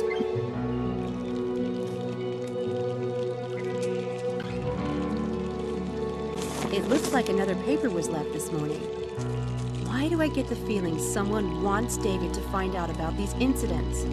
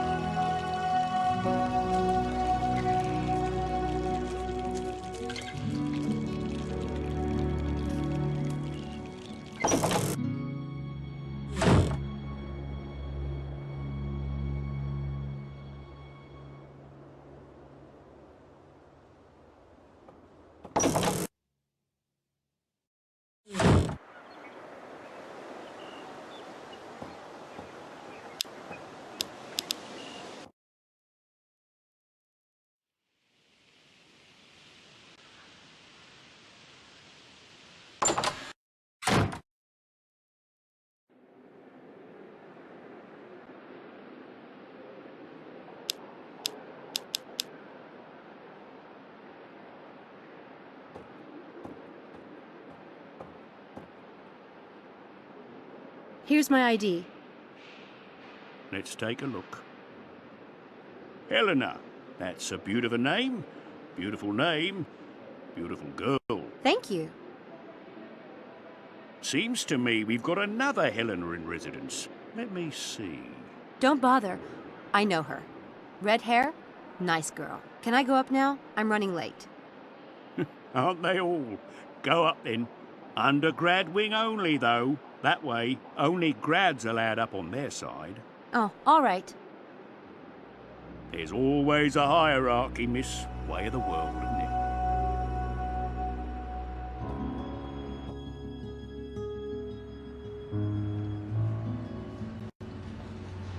Flip-flops. With socks? He looks more like a German tourist than a pool man.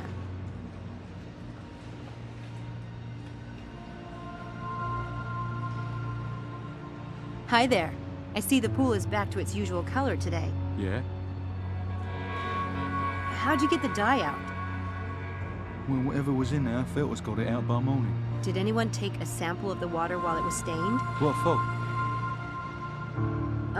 To analyze it? It don't matter, it's out now. Yeah, that scientific inquiry thing is highly overrated.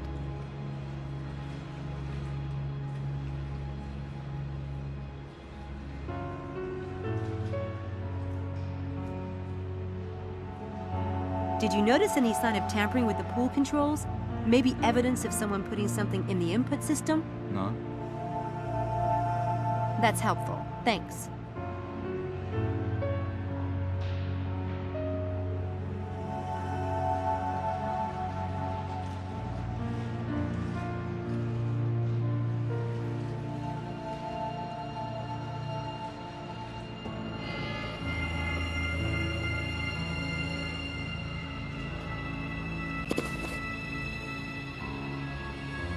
The water was really purple. I think I'll hang on to this. The water was...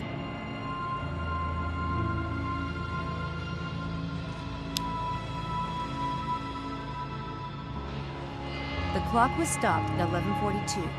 That's about when the incident occurred. Nifty trick.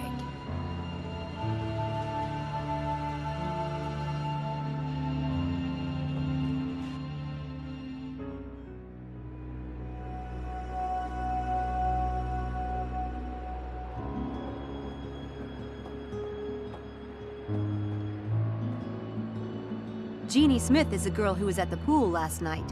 I wonder if she talked to me. Jeannie Smith is the girl who was...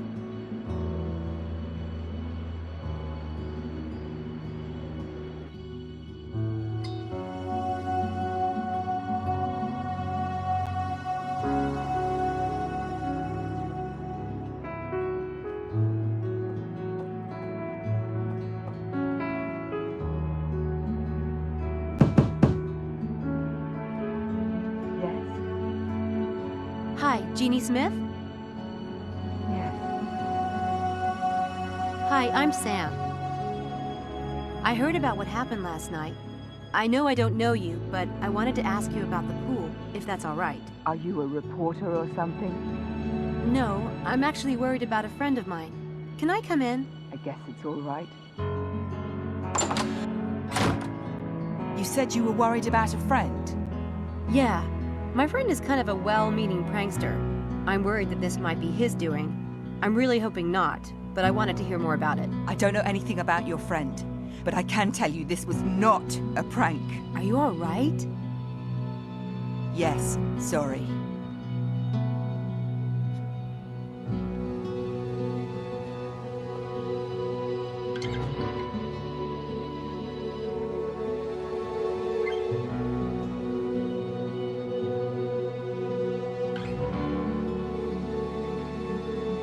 Can you tell me exactly what happened? I was getting ready to get into the pool. I was putting on my cap and thinking about something else, a paper that's due. Suddenly, the hair on my arm stood up. The air got very dry, almost as if the air was filled with electricity. I looked around, trying to figure out what it was. And then I saw it. In the water. It was awful.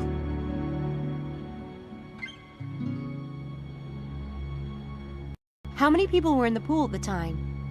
Just 2 girls, swimming. They were already in the water when I got there. I yelled at them to get out. Did you know them? I've seen them swimming before. Look, they had nothing to do with it. They were as terrified as I was. What time did this happen? I left to go down there about 11:30. It wasn't long after that. Maybe 10 or 15 minutes. What did you see in the water? No one believes me. I can't even describe it. Can you try? I'll believe you. It was like a shape under the water. You know how water is displaced when there's something moving through it? Only, there was nothing there. It was a human form, in the water, but it wasn't there. God, I know it sounds insane, but it was evil. I felt it. I'll never go near that pool again. I don't even want to be in this building anymore. I want to go home. The shape in the water. Could it have been dye being pumped into the pool? It was dyed purple according to the paper. No, that happened later.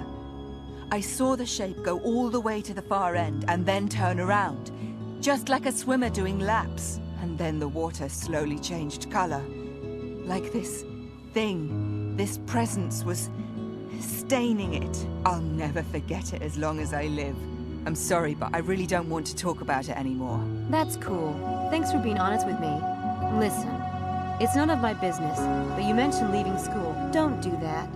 Do you know how lucky you are to be going to this school? Seriously? I know you were scared, but I'm sure this was a prank. Even if it was a sophisticated one. It wasn't aimed at you. You just happened to be there. Don't let it ruin an opportunity like this. It's so not worth it. I know you're right. Thanks, truly. I'll see you.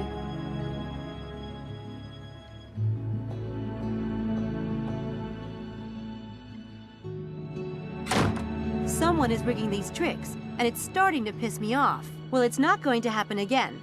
Tonight's experiment takes place in the gym at St. Edwin Hall. I'm going to be there, and I'm going to catch whoever's doing this.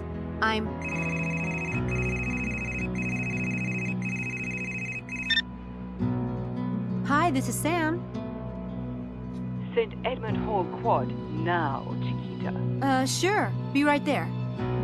I guess they heard.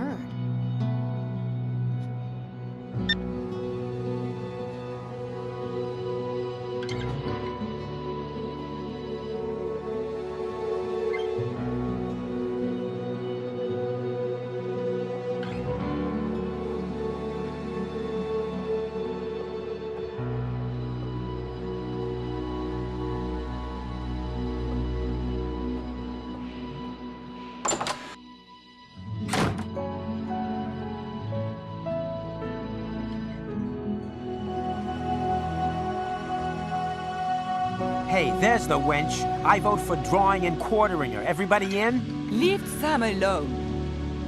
We all made our own decisions to join the experiment. Not me. I was played like a fish on a line. Like that would be hard. What do you know about the pool, Sam? I know you shouldn't jump to conclusions. At least not yet. Too late. I'm already deep, deep in conclusion land. It really is too bizarre. For God's sake. Once might have been a coincidence, but twice. It's getting a little frightening. I'm not at all sure we should go back tonight. My mum wouldn't like it.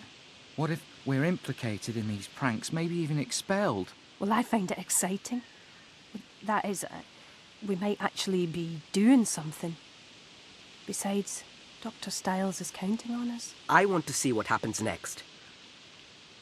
I still think drawing and quartering Sam sounds like the best idea. Who's with me? Anyone? Guys, can we not be hasty here? I agree with Angela. Whatever we do, we should do it as a group. But I didn't... Anyway, we don't need to decide right this minute, do we? We have to decide before tonight. We're scheduled to go back there. Yeah. Why don't we meet back here at noon? We can make a decision then. Why not? I have nothing better to do with my time. See ya. Noon.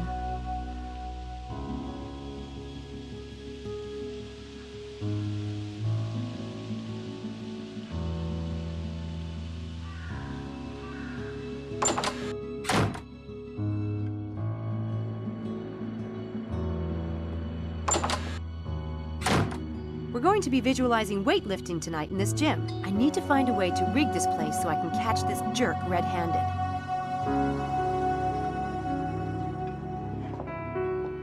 The gym closes at 11. I'll get here before then and hide. When they lock up, I'll be inside.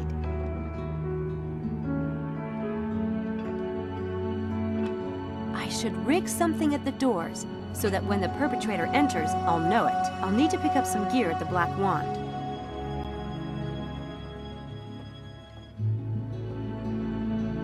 I should rig something at the doors so that when the perpetrator enters, I'll know it. I'll need to pick up some gear at the Black Wand.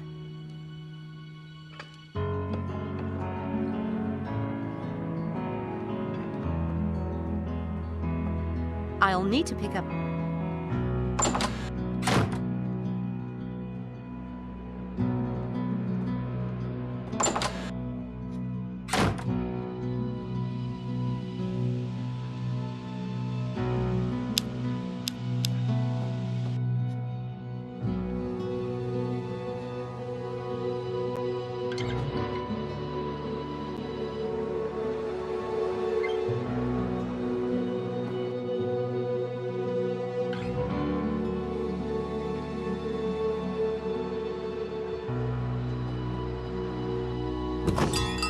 Hi, Mephistopheles. Miss Everett, how kind of you to visit.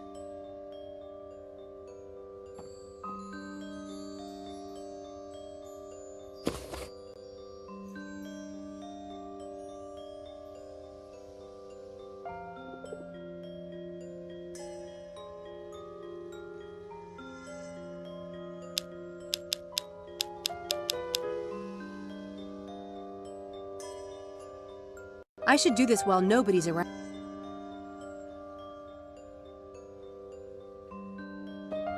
I'd like to pay before I go. Right you are. Thank you, Miss Everett.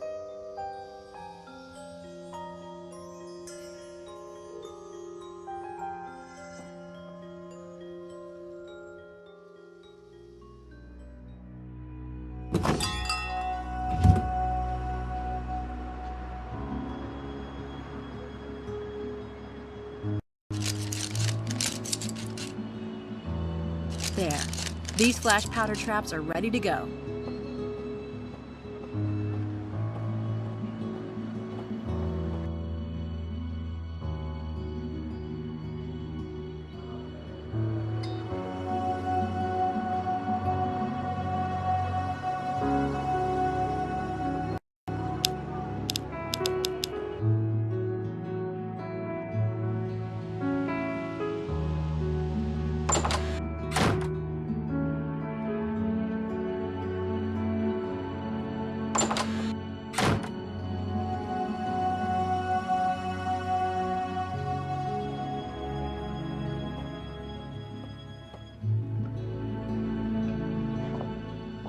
Yeah, that'll work nicely. I'll set it up later after the gym closes for the night.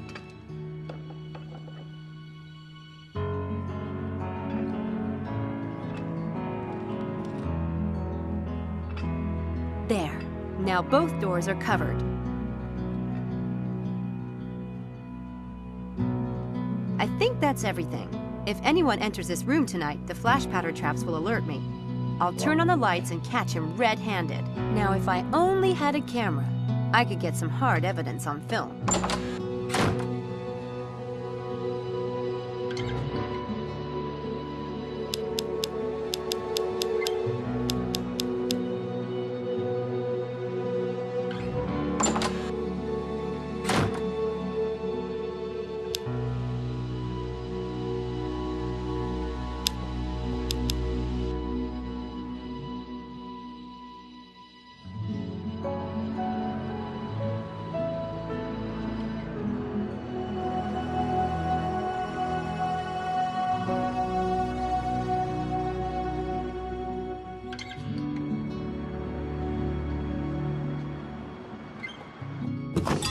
Hi, Mephistopheles. Miss Everett, how kind of you to visit. I need to talk to you about something. Be my guest. I finished The Betrayer's Price. Did you? Congratulations are in order. You might want to check the box again. One never knows. I'll do that. I need to talk to you about something that's going on with my employer, Dr. Stiles. Yes? He's running an experiment in the basement of Dread Hill House. There are 6 students, and he has us visualize exercising. It seemed harmless, but then things started getting weird. And I couldn't find any traces of dye at the pool, not even in the filters. But I'm not really worried about the pool. It's the track that's the real challenge. Yes. Being a puzzle man, I find it most intriguing. Oh, but it's not a puzzle. I know exactly what's going on. This is someone's grand game. Someone trying to get into the Daedalus Club. Obviously, there's a magician involved. The wind at the track and the shape in the pool were classic misdirects, distracting the witnesses while the lines were painted and the pool was dyed. Naturally. One would think that. Unfortunately, Stiles is the perfect victim. He's a recluse, and his published articles make it clear that he's a chump for the supernatural. If I got a copy of his experiment plan, anyone could have gotten it. Someone is using it to plot these stunts. If it is a game, it's an original one. Brilliant, in fact. Yes, I guess it is brilliant. Brilliant and awful. Do you know of anyone who might be designing a grand game right now? Maybe someone with ties to Oxford? You must know all the magicians in this area. My dear, the club has members from all over the world and thousands of regular customers. There's always someone running a game. Indeed. A solution occurs to me. You yourself are running the game, and telling me is your way of alerting the Daedalus Club. It's not my game. Pity. I liked that solution. But don't you see? People could get hurt. Dr. Stiles for one, but also students. The people who've witnessed these events have been terrified. Oh, but being terrified can be thrilling. It gives one something to talk about in old age. In any case, it doesn't sound like any serious harm has been done. Not yet, anyway. But if it truly isn't your game, then I'd suggest you look at the other students in the experiment. You know what they say. There's always a plant in the house. Of course, you're right. One of them has to be in on it. Thank you.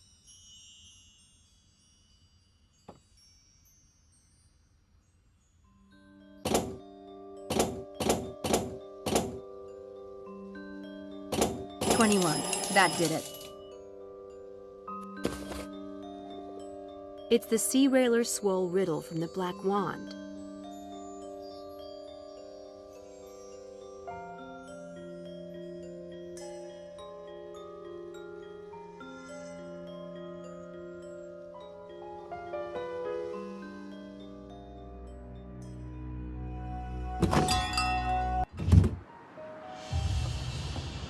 Smile for the camera, Samantha.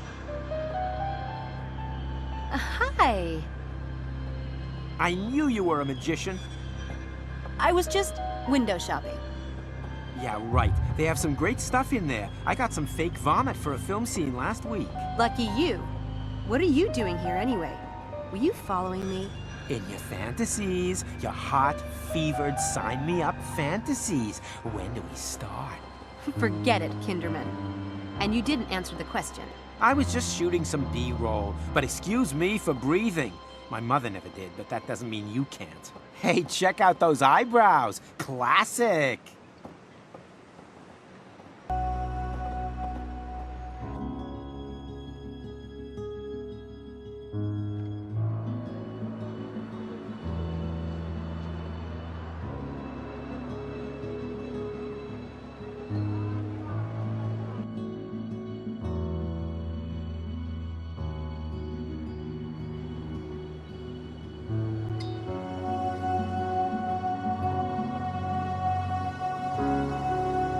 This new riddle sounds like it's about Alice in Wonderland.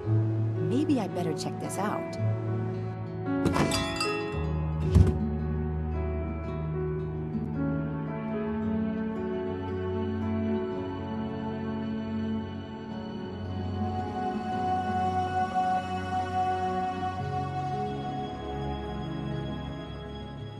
The card says, Alice's long neck in the Wonderland story was inspired by the fire dogs in Christchurch Hall. A street map of London. I'd really like to have one of those. I'd like to get this map, please. It's £5. Thank you. Dodo birds. I remember them from Alice in Wonderland, but I don't know what they have to do with Oxford.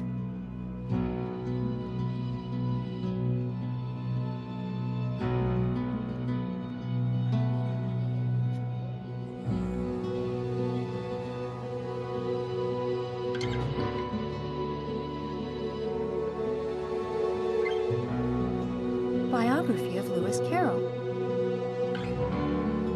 There are Alice in Wonderland sites around Oxford, so they're probably the locations in the game. There are Alice...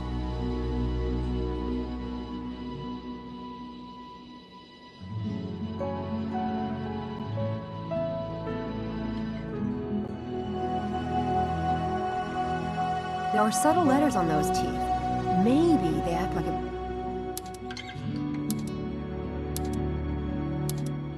Got it.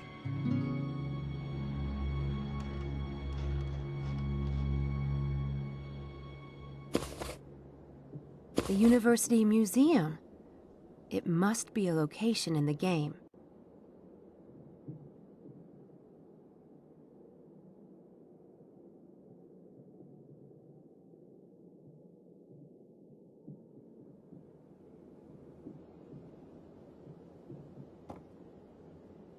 Hi, I was wondering if you can tell me about some of the locations around Oxford that were used in Alice in Wonderland. Sorry, I only work here. I'm not an expert. There are postcards on the postcard. Okay, thanks.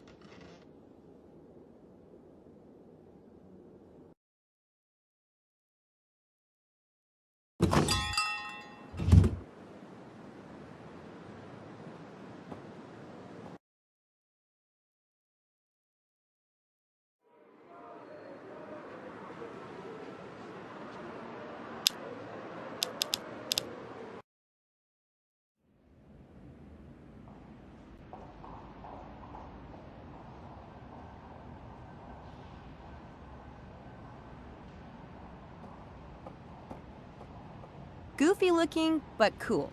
It sucks that it's extinct.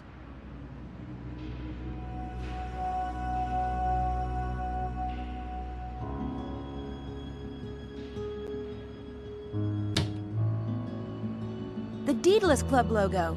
This is a game device. Just borrow this until I figure out how to open it.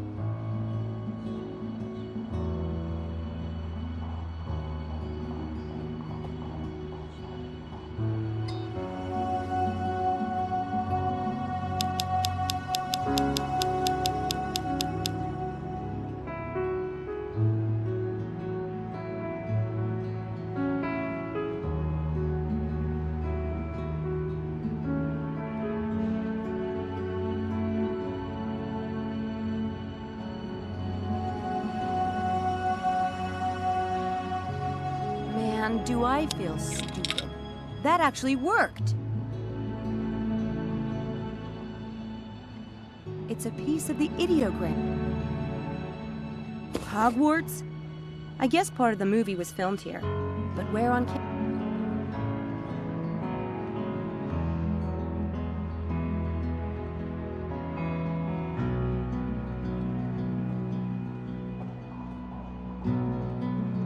I should put the egg back before I leave.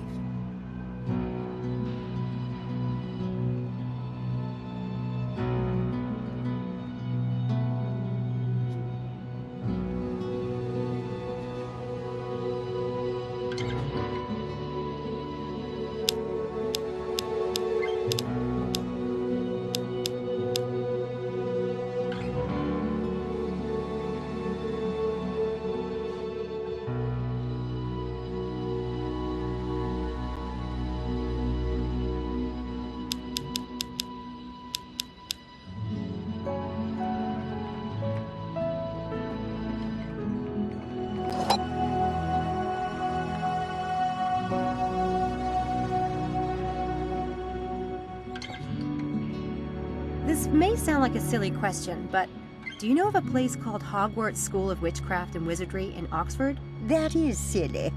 Hogwarts is a fictional school attended by Harry Potter. Okay, not good.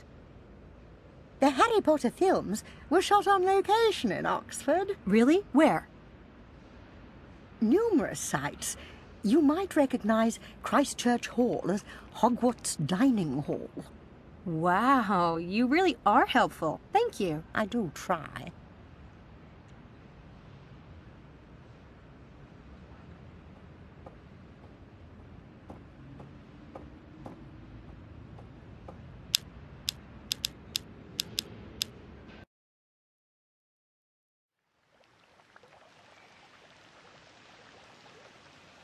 The dining room is closed today. For paintings restoration, it seems. I may have to finish this riddle tomorrow.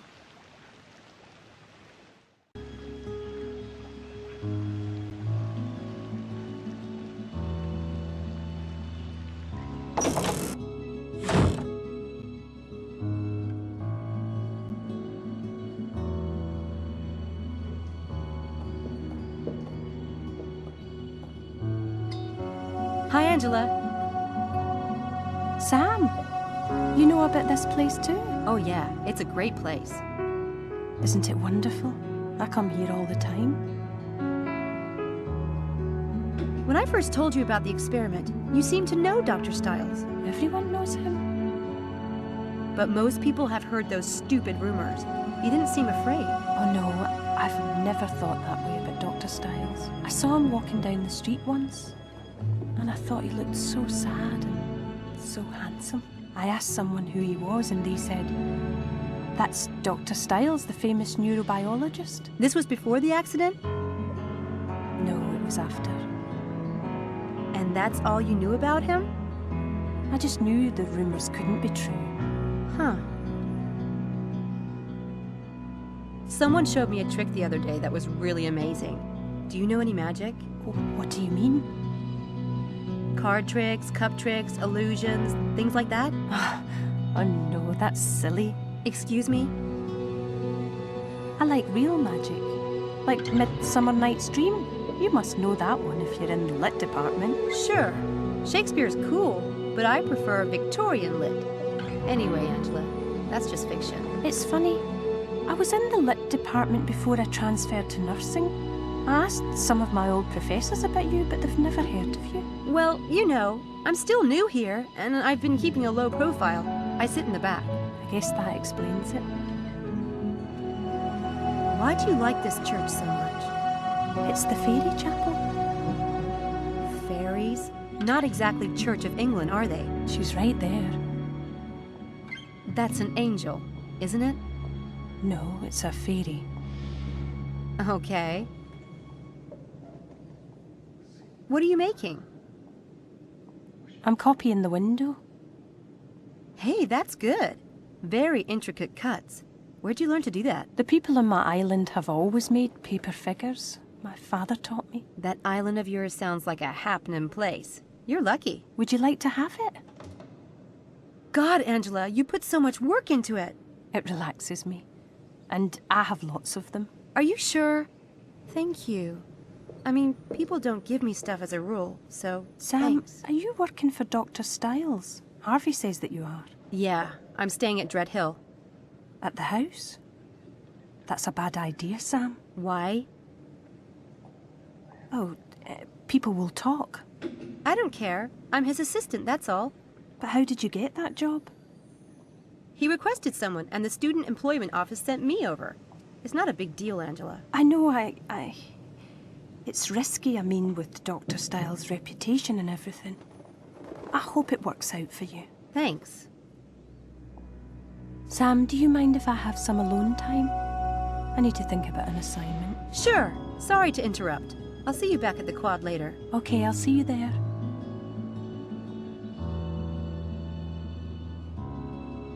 What are you making? I'm copying the window. Hey, The people on that... Would you like... God, Angela. It relaxes. Are you sure?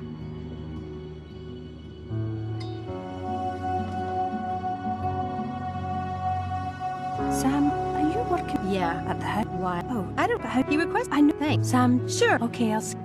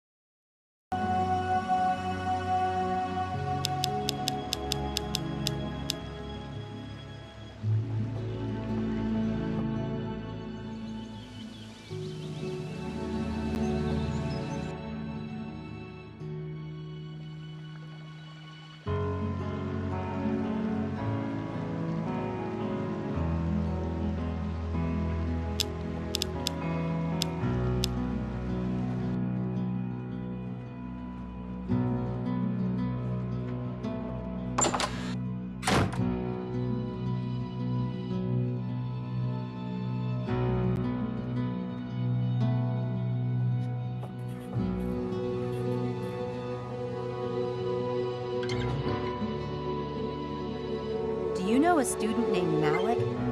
You mean Dr. Linkweller's teaching assistant? Really? Was there something you wanted to know about him? No. I think I just found out all I need to know. Thanks.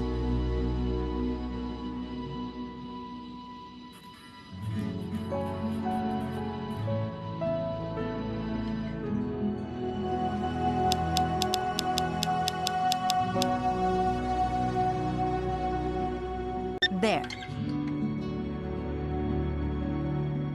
So this is Linkweller's extension number. Now I've got all I need.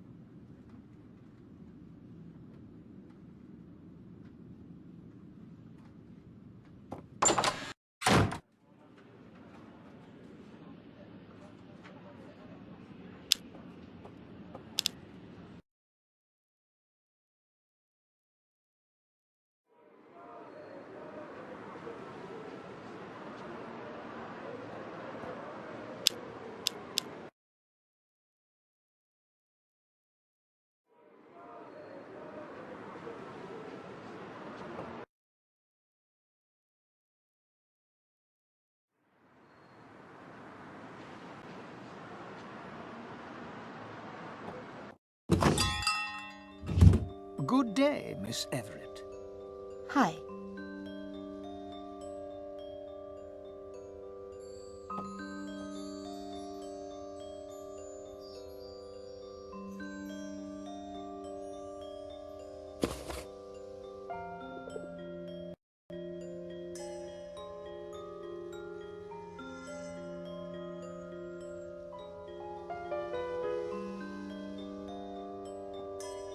I need to pay for some items.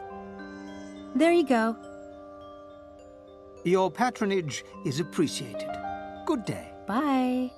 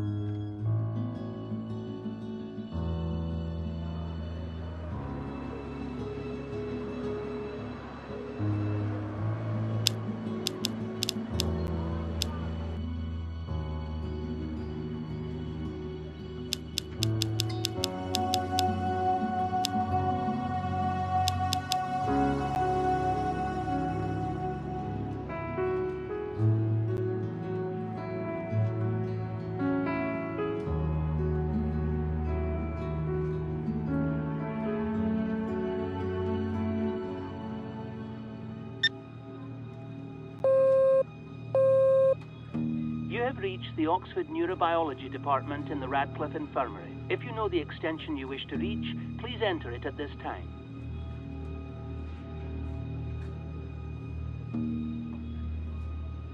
Linkweller speaking.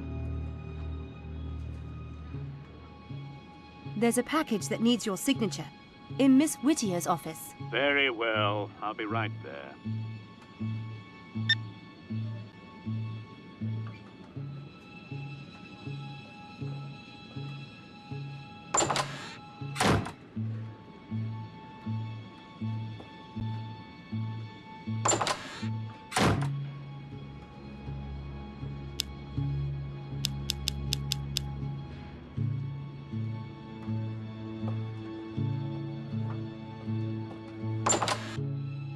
I won't have long in here. I need to hurry.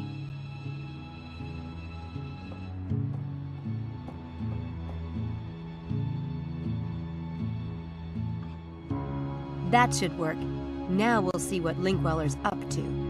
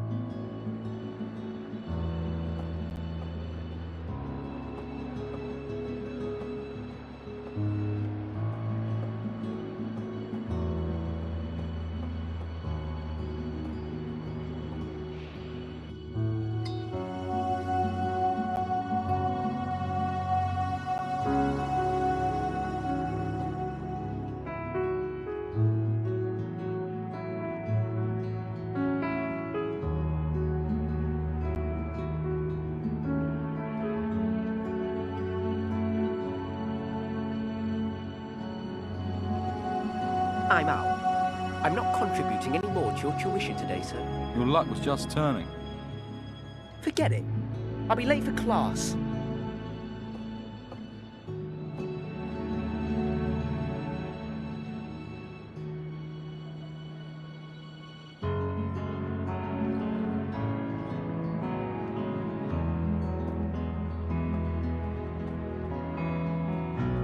Charles, it's me, Sam. Or not. Nobody's home.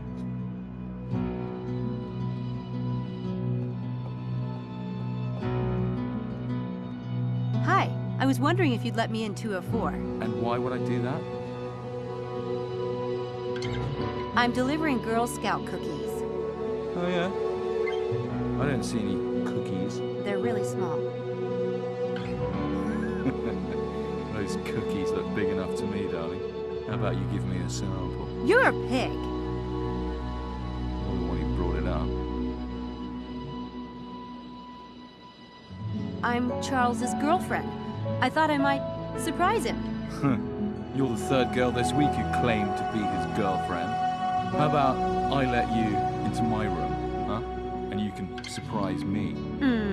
Oh, so tempting. But no thanks.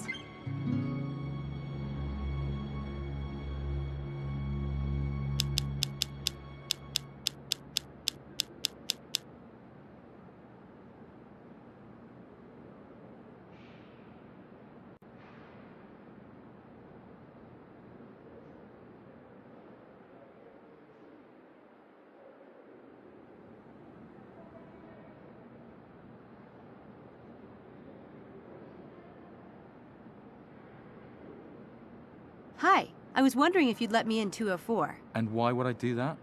He borrowed a book from me, and I need it back, right away. You want me to break my personal code of ethics for that?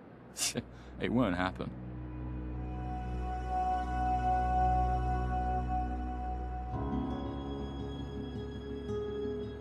He's crying out for a little trickery, but which one should I use? So what's your game? Jin, wanna play? £5 a game and no crying to the authorities if you lose. Jin's okay, I guess. But I've got a faster game. That is, unless you can only play Jin. I can beat you at any game invented, sweetheart. What is it? It's called Divide and Conquer. I used to play this game with my brother. He thought he was smarter than I was, and could beat me at everything. My mother used a divide and conquer strategy to solve our arguments. Like having my brother divide up a tray of French fries, and then I would get to choose which plate I wanted. That's stupid. I just make one plate look like it had more, but really put more on the other plate. He tried that, but I'd always get the better of him. Either your brother was a half-wit or you're lying. Want to bet on it? I'll bet £10 each round. If I get to £30, I win. Okay. Okay, now deal out some cards, face up. Anywhere from 5 to 12 cards, your choice.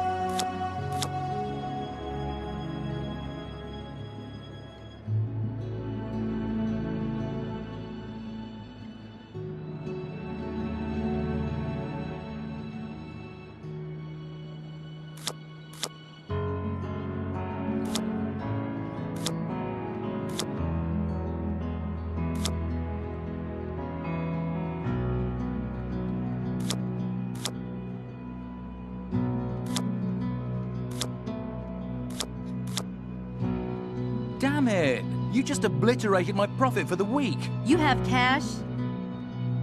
You rigged that game somehow. Too bad you couldn't figure out how. Pay up, please. Wasn't there something else you wanted? Earlier? That's right. I wanted you to let me into Charles's room. Swap? Okay. Nice doing business with you. Yeah, wonderful.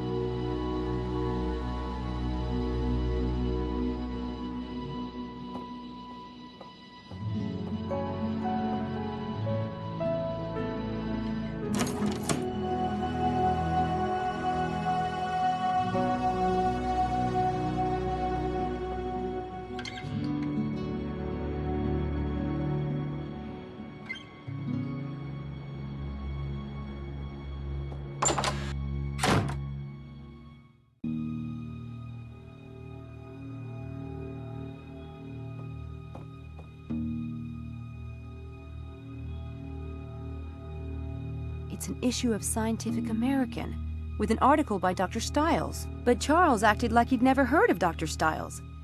He sure had me fooled. Charles has more of an interest in Dr. Stiles than he let on.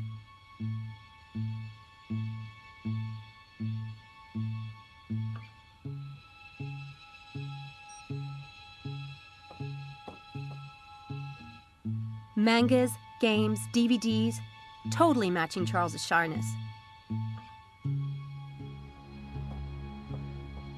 Nothing of interest in there.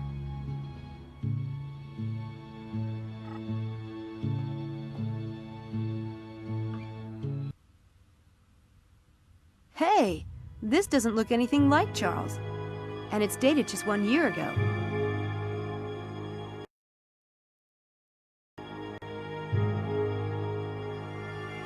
There. I put the number in my cell phone memory in case I ever need it. Could Charles Eddington be using someone else's identity? I better take this along as evidence.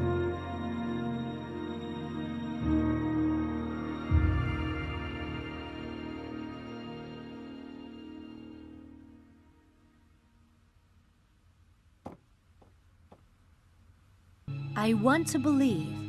Well, that would explain his interest in Stiles.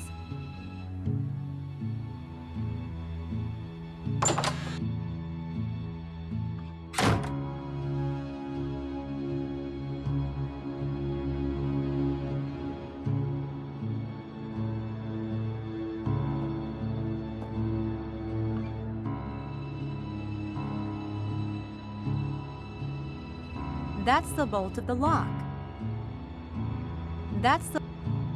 The lock bolt is controlled by the knob. I think if it's set correctly, the door won't lock when you close it.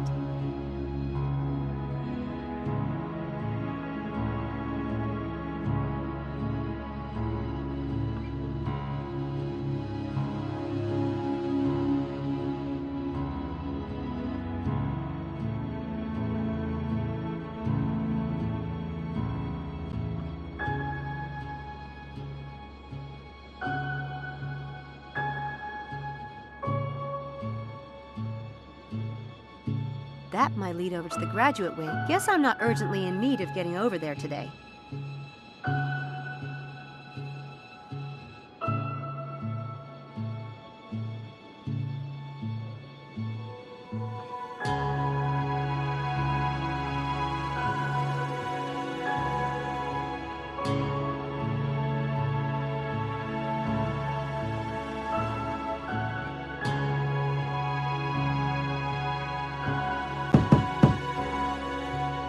You there, Harv? He's not there.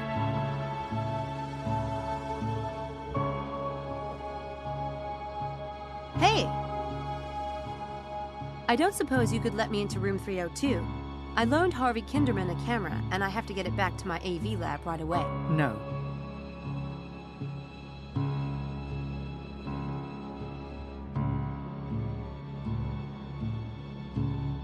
Come on. I know you don't normally let people into— Not to me. He's not going to relent. I need to find the right That trick doesn't fit. I can do that trick, but I'll need to get set up for it first.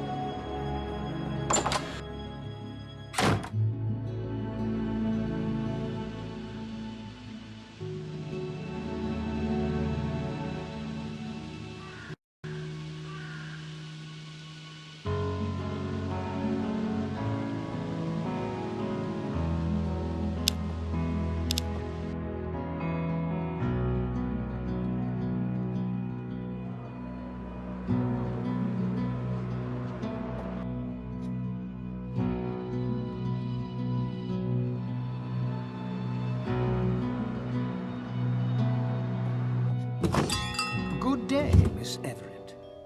Hi.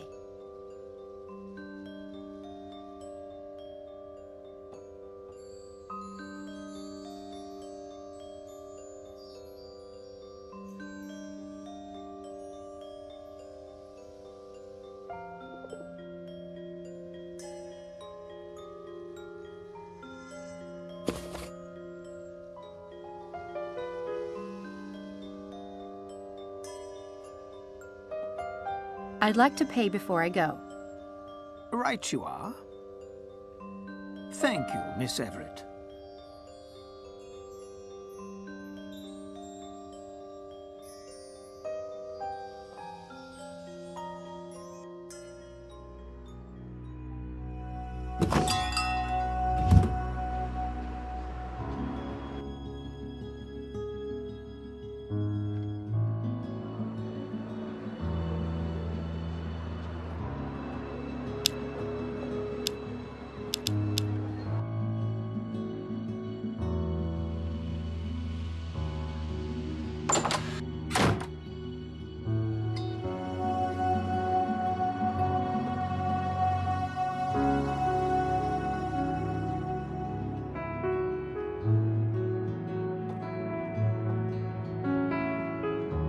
Roll of toilet paper and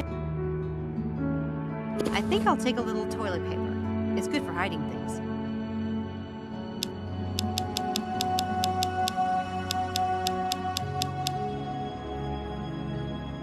Here, that will do nicely. I tucked the help me box into the toilet paper. That should keep anyone from noticing it if they see it lying around.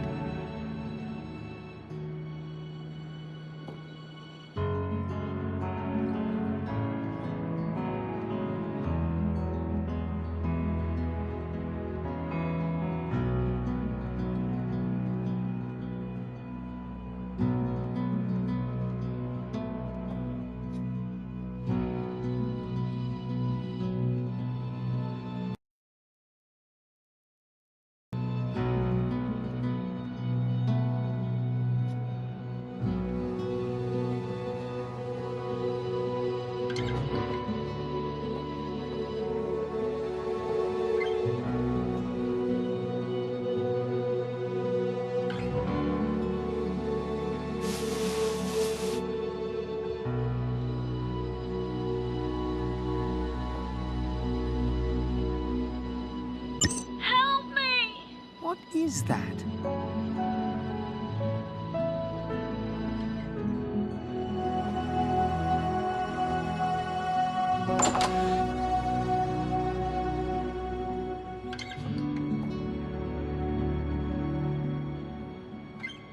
That will keep the door from locking when he leaves the room.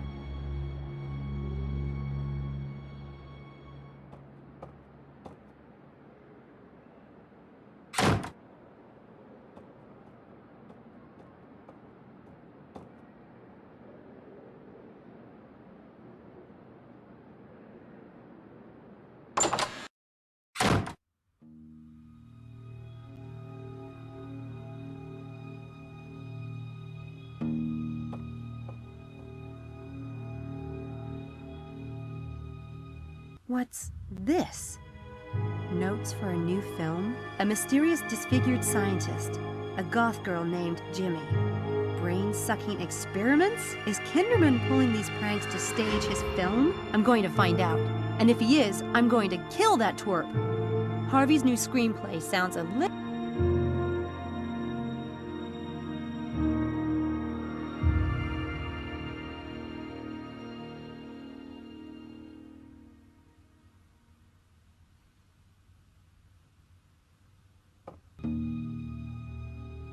He's got a lot of gear. I guess Daddy isn't totally against the film thing after all. Or Harvey has his own bank account.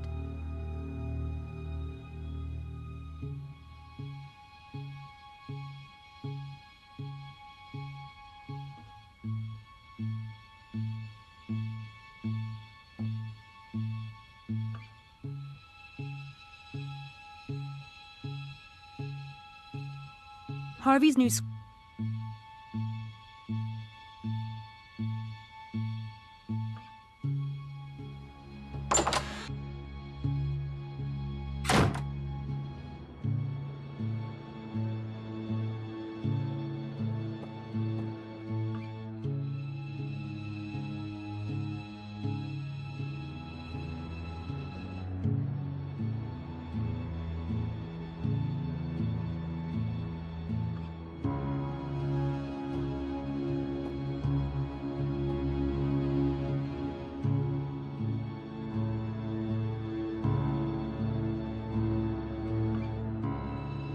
I'd like to get into Helena's room and poke around.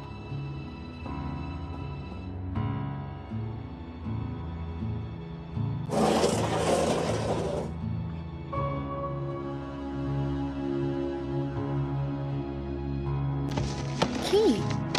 That would have been helpful 5 minutes ago.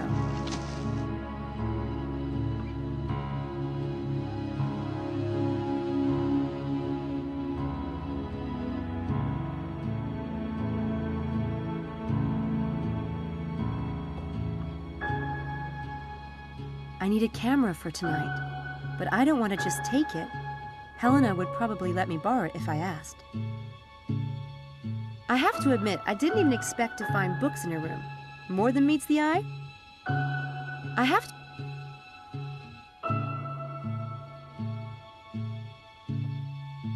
to... Totally Helena.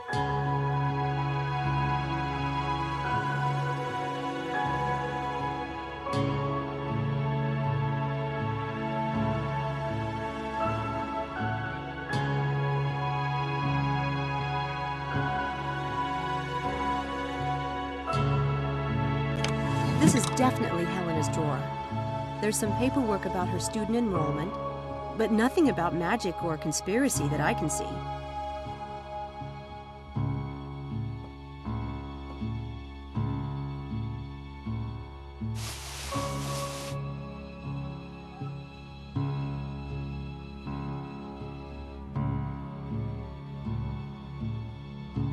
It's locked. Why would Helena keep a locked box in her own room?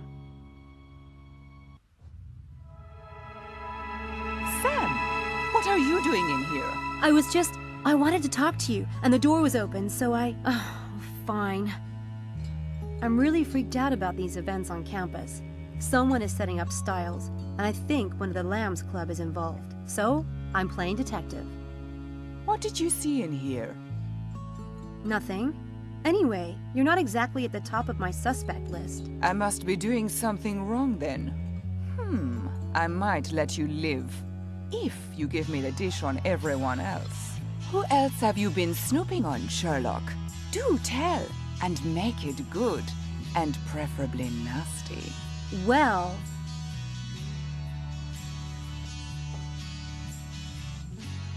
Malik is the grad student of Styles' biggest enemy on campus, a man named Linkweller.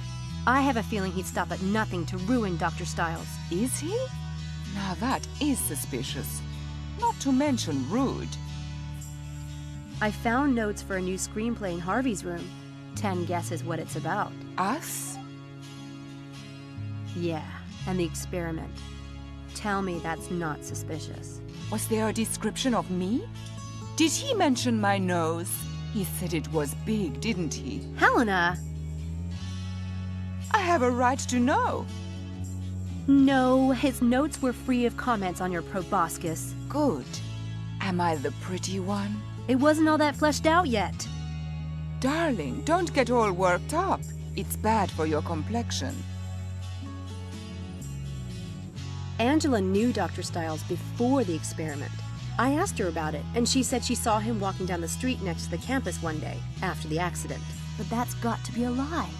Styles doesn't come on campus. He won't even leave the house. He's so self-conscious about his face. Maybe she forgot when it was. Maybe. Anyway, that's hardly incriminating evidence. She's too much of an odd bird to be involved with a conspiracy, if you ask me. I found this in Charles's room. Oh my God!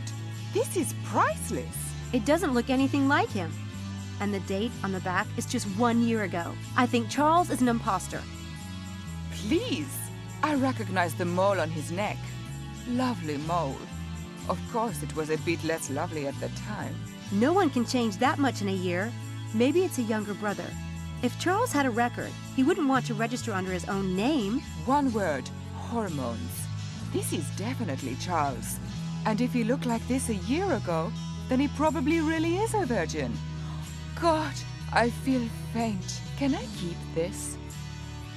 No, I might need it as evidence. Evidence of what? Ugly duckling syndrome? What a twist. I noticed you have a camera. Would you mind if I borrowed it, just for a day or two? Take it. I never use it.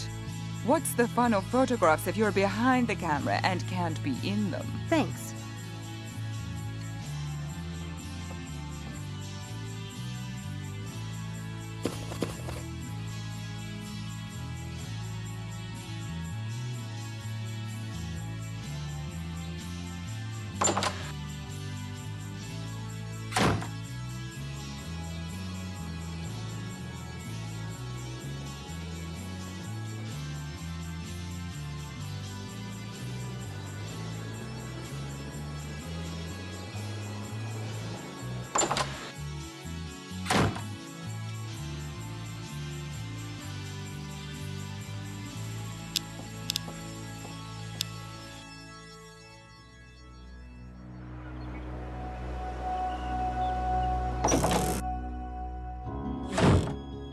Hey, I mean, hello? Hello? Who's there, please? Or not? What the... Another... Mrs. Dalton! Uh-oh.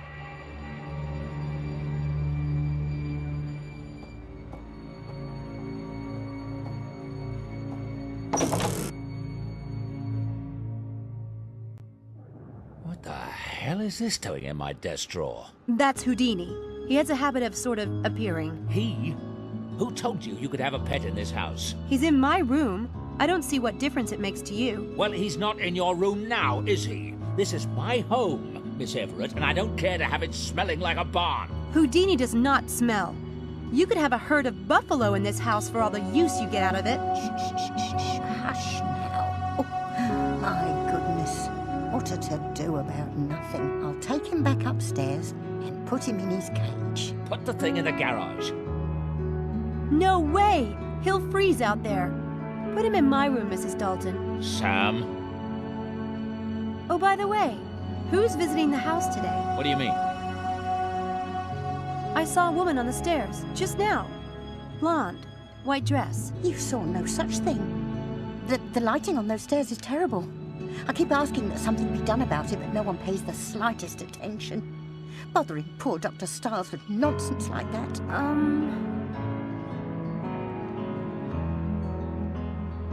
As if pet rabbits weren't enough. Wow.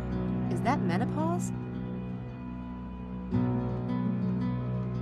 Samantha, tell me what you saw, exactly. There was a woman walking up the stairs when I came in. I called out, but she didn't stop. There is someone here today. What's the big secret? Never mind. It's nothing that concerns you. What did you learn at university? Dr. Stiles? Yes? The Lambs Club is really worked up. I thought you should know. Lambs Club? You planning to put lambs in the parlor now, in addition to rabbits in bedrooms and bats in the belfry? That's what the students in the experiment call themselves. You know, as in Lost. Or better yet, sacrificial. God help me. What do you mean they're worked up? They're freaked about the track and pool incidents. Some of them might not come back. What? What nonsense. What does it have to do with them, I'd like to know? The conditions of the experiment must remain the same. Those students are your responsibility, Samantha. Getting them here is your job, and I expect you to do it. Right. Did you know any of the students before the experiment started? No. Why? Just wondering. I don't think the students have any connection to the incidents. You don't? Why? Just do as you're told, Samantha. Yeah, I've always been real good at that. Tell me about you and Dr. Linkweller. I see you've been amusing yourself with gossip, or ancient history, rather. I neither know nor care what Linkweller is up to these days, though I heard he was the keynote speaker at the Göttingen conference last year, which just goes to show you the discernment of the academic community. Malik works for Linkweller. He's his grad student. Tough luck for Malik. That doesn't worry you? That he might be reporting back to Linkweller? I have better things to worry about than that windbag.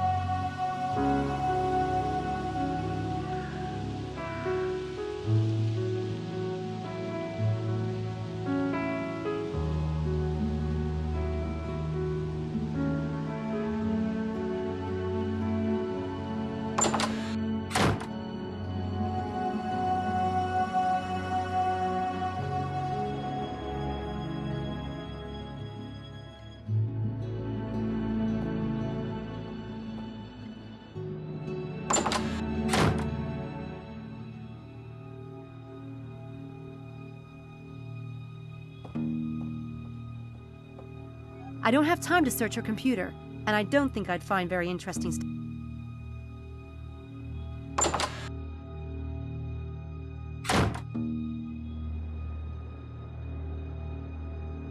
That's Jeannie Smith's room. I don't need to bother.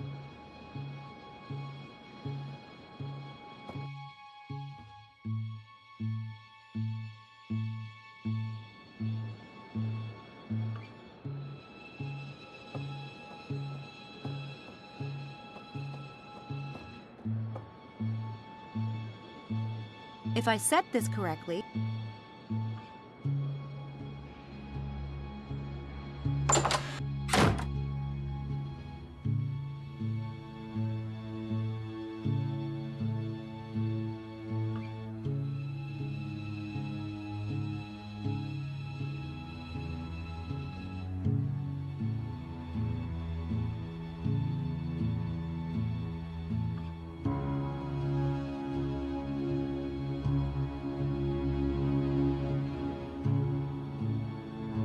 Wow, he really is a nerd.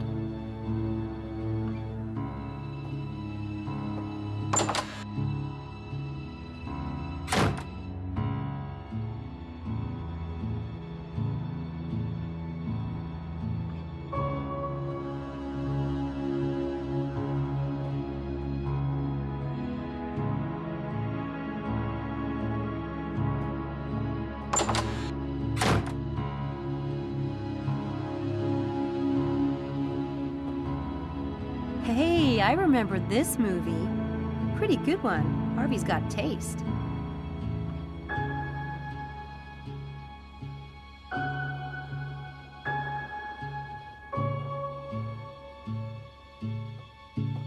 Gee, he's even got pictures of famous directors on his shelf. Guys, they never let go.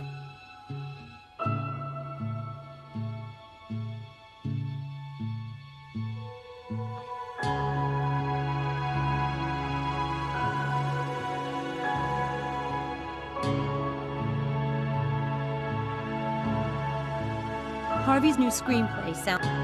Harvey's new screen.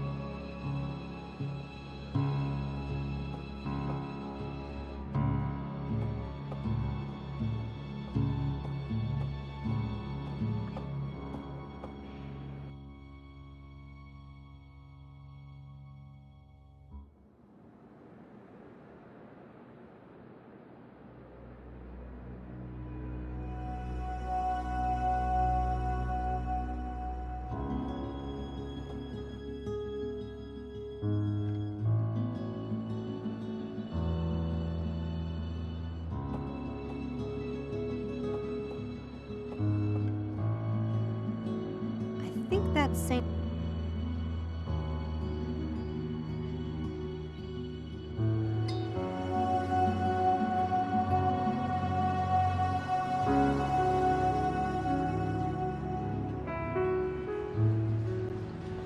That guy has the curiosity of a meatloaf. I'm not going to get.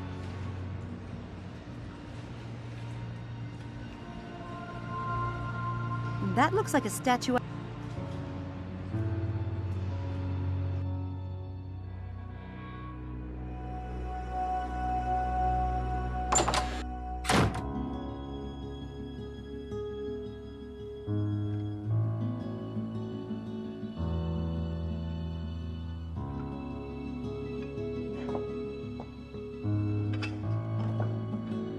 Brainiac reference books, no doubt.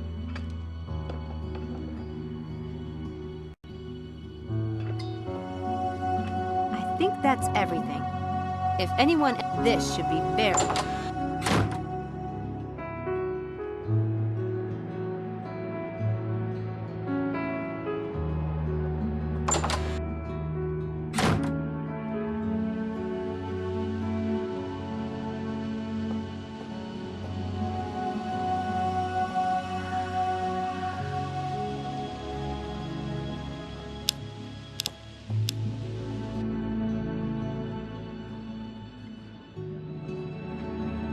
He's in there right now. I'd like to take a look around his office, but I need to get rid of him.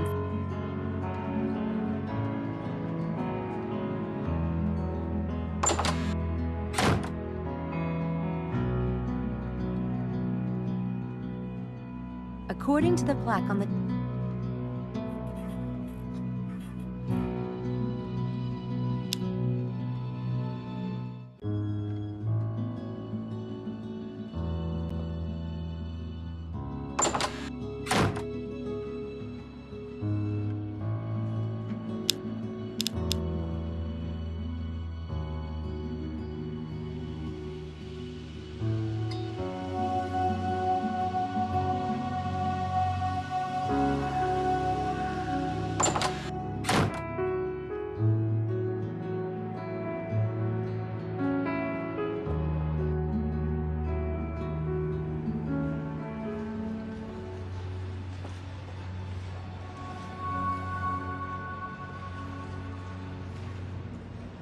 Are these filters the new ones?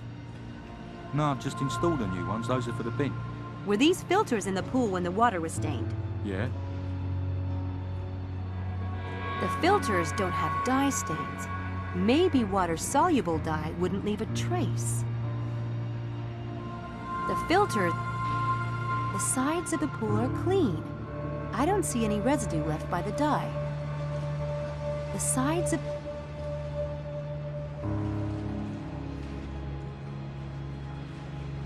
That guy has a curiosity of a...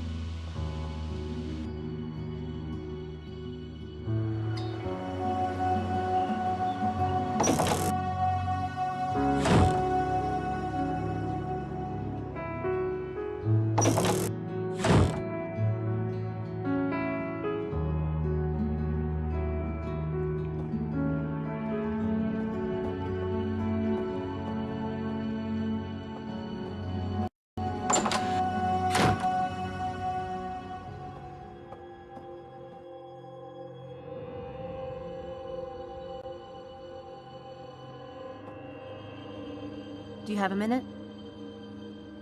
What is it? I investigated the incidents at the track and pool. And? Both were obviously staged. There was a whirlwind at the track that was probably created by a helicopter. That got rid of the maintenance guy. Then they painted the track. As for the pool, what the witness saw was this shape or bubble in the pool, and then the water changed color. It would have been easy to rig up a hose to blow air into the pool for a spooky effect as a misdirect, then drop in the dye. Did anyone see or hear a helicopter? No, but there was only one witness, and he had headphones on. Headphones? And did they find dye in the pool? No, but all they cared about was cleaning the pool. I don't think anyone even checked. There wasn't any trace of dye around the edges of the pool or in the filters, but it was probably water-soluble. And why would someone rent a helicopter and gallons of dye and time these incidents with my experiments, which, I might add, almost no one knows about? I don't know. No, you wouldn't, would you? Because it's all bollocks. I hope your rationalist bias can be put aside, Samantha, because when I ask you to be my eyes and ears, I expect the facts, not your half-baked opinions. If you can't give me that, you're worse than useless. At least I'm willing to go out there. From what I've seen, your eyes and ears work just fine, mister. What are you, 23, 25? When you've experienced something of life, you can lecture me. I'm sorry. Look, I know what it's like when people... I want your report on the events by tonight, and this time, I want the facts. That is all.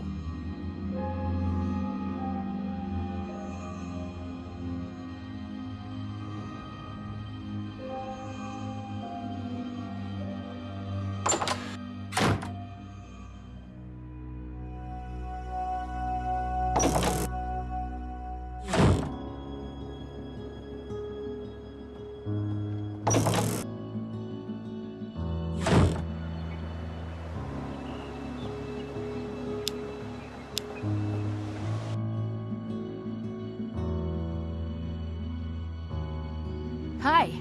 Wow.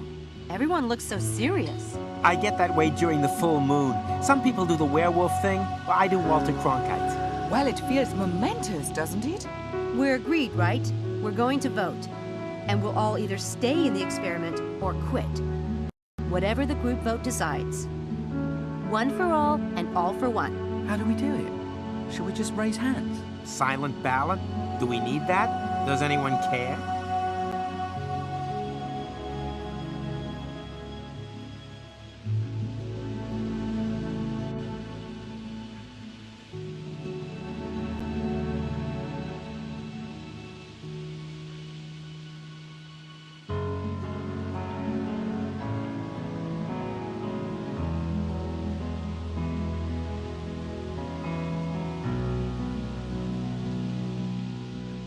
I have a suggestion. I know a great way to vote that's democratic, but allows for an element of fate. Plus, it assures that the vote can't be split. Do tell. I'll write down everyone's vote and we'll put them in a hat. Charles, can we borrow yours? We'll draw one ballot from the hat, and that will be the final decision. Interesting. It's good. Chances will favor the more popular answer, but it still allows everyone a shot. Like drawing straws. Fate. It allows for fate. I like it. Good. Let's start. Charles, quit the experiment or stay. Quit. Helena? Not that it isn't a barrel of laughs, but quit. I vote quit too. I'm sensing a trend here. I vote stay. Stay. And now, me. I vote stay. Good thing we're relying on fate. Who wants to pick? I'd like to. May I? Go on.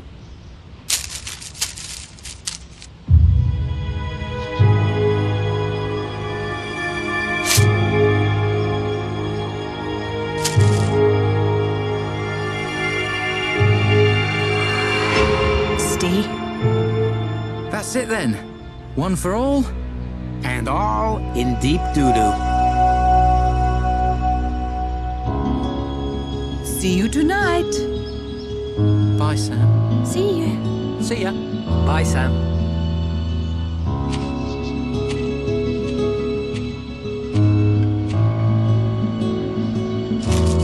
Did you rig that, oh great Sam Eaney?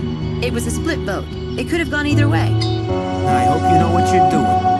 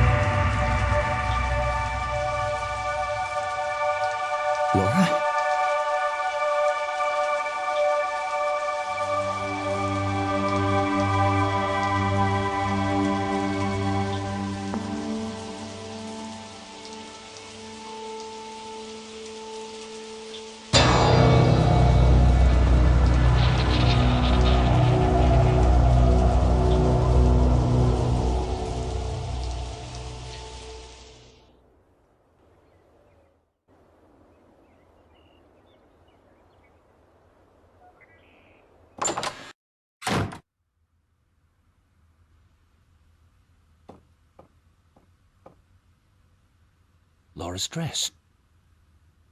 Could Laura herself have taken it? Now I really am going mad.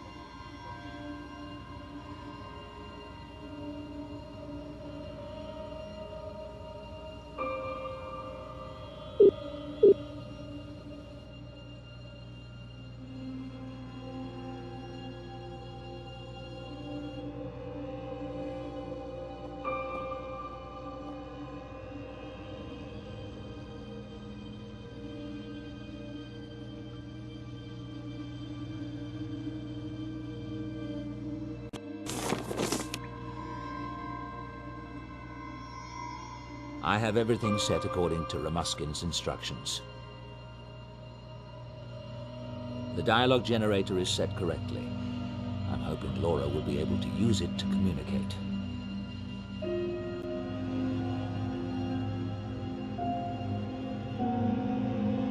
What is it, Laura? Keep going, darling. Give me a few more letters. I'm not sure what Laura's trying.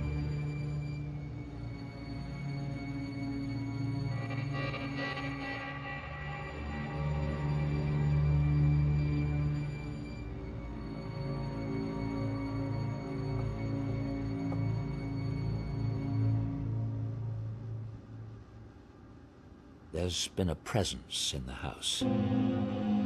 There's been a... I arranged to see Dr. Ramuskin today. I'm hoping he'll have some insight into the events with Laura.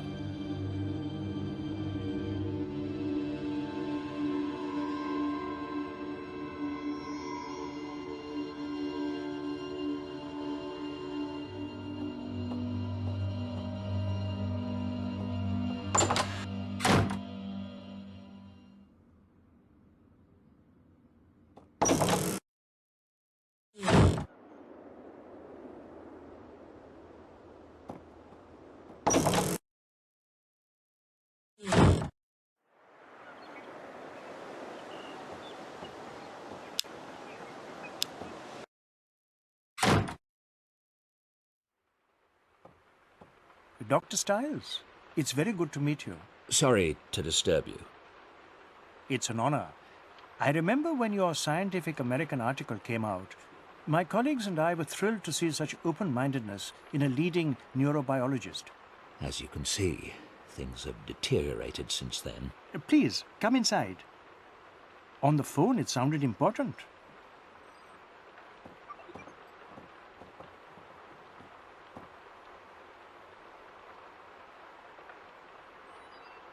One thing you learn as a neurobiologist is that reality is subjective, like the story of the blind man and the elephant. One of my patients had a brain tumor and became convinced his wife was an alien in disguise.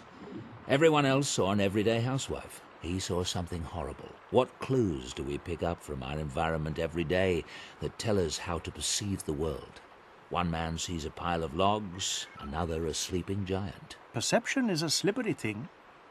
My wife, Laura, died in 2002, but the reality I chose was to keep her alive.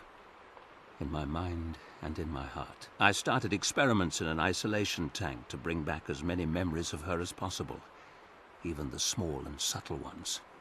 And I didn't give a toss what anyone thought. And now? The thing I didn't foresee was that Laura might actually come back. I've suddenly got quite a chill. Perhaps you'll start from the beginning while I light the fire. No fire, please. Oh, please forgive me. I'll call for some tea. I'm quite anxious to hear what you have to say, Dr. Stiles. If you'd start at the beginning, please. It sounds fascinating. I've never performed any experiments with an isolation tank myself, but they may well concentrate certain energies. I'd be happy to help in any way I can. And I'd be very interested in your theories on the phenomenon, as a neurobiologist, if you'd be so kind. In cases that you're familiar with of hauntings, is it typical for the deceased to obsess over their deaths? I'd say so, particularly if it was violent. Laura keeps communicating about the accident, but I'm not sure if there's really something there or if she's just fixated on that moment out of shock. I know you'll leave no stone unturned finding out. If there's nothing to it, it will be clear soon enough. Yes, of course. Have you heard of any similar hauntings, for lack of a better word? Some of the elements, such as the way Laura communicated with you in the tank and the RNG message. These sound like classic communiques from the spirit world. But other things you've described, the moved nightgown, the form under the sheets, and most particularly the events at the university, those sound like PK activity, telekinesis, objects being moved with the power of the mind. Are you positive all these manifestations are Laura? Of course. One paranormal source is remarkable enough, much less two different ones. Don't you agree? You have a point. Studies done with dying and comatose patients have provided some interesting clues about consciousness. There are authenticated cases of the mind projecting itself from the body, witnessing things that occurred far away. If the mind can project itself from the body, then it's possible for consciousness to survive physical death. Do you have a scientific explanation for how that might work? Quantum theory suggests that three-dimensional space and time are essentially created by the brain in order to organize the masses of data that make up reality. The brain operates like a translation device, in the same way that a television set organizes bits of electronic data into an image. If the human brain creates space and time, then theoretically the brain could project the mind into the past or future, making itself essentially immortal. That's astonishing.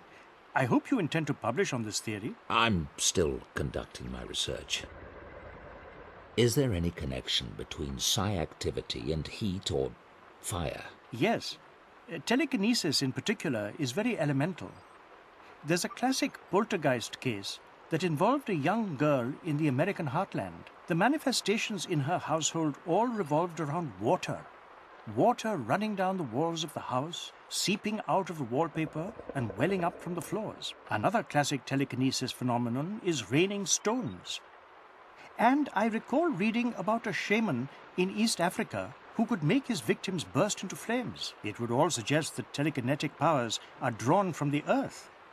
But I'm not aware of any studies done on the subject. Can you tell me more about the East African shaman? I'll tell you what I remember. It's a well-documented case from the early 1900s, researched by a member of the Society for Psychical Research. He was traveling in Africa when he ran across this shaman. He put the man through a variety of tests and reached the conclusion that the shaman was projecting electricity at strong enough levels to literally start fires, predictably and reliably. This notion seemed confirmed by the odd fact that when the shaman was wet, his fire-starting ability didn't work. Of course, in those days, experiments in electricity were all the rage, so you have to take that into consideration. Still, he made a compelling case. I'm wondering if the events on campus aren't some kind of psychic residue from Laura's attempts to come through. If she's generating energy, it might get channeled in unpredictable ways. I can't say, of course. But the energy involved in the campus events is so unusually powerful. It's unlike any spiritual communication I've ever heard of. But you said yourself you've never dealt with a case that involved an isolation tank. True. I'm quite curious to see where this is all heading, Dr. Stiles.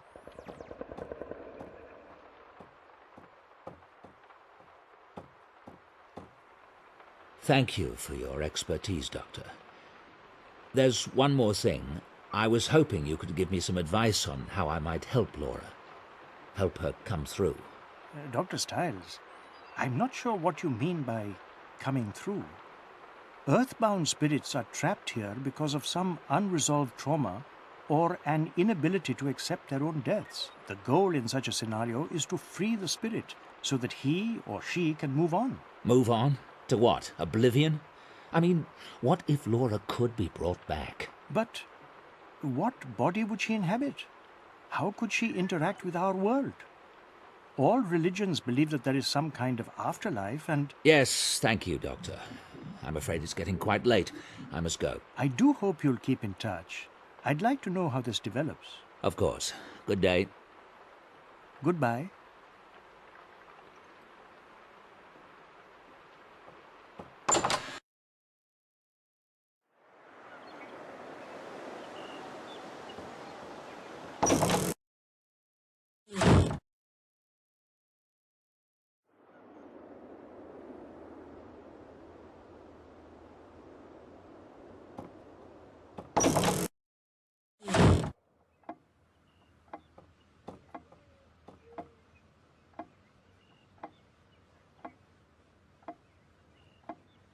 Timmins Park. Laura loved the place. Might be a good spot to try to recreate a memory today. Surely it won't be crowded on a dreary weekday.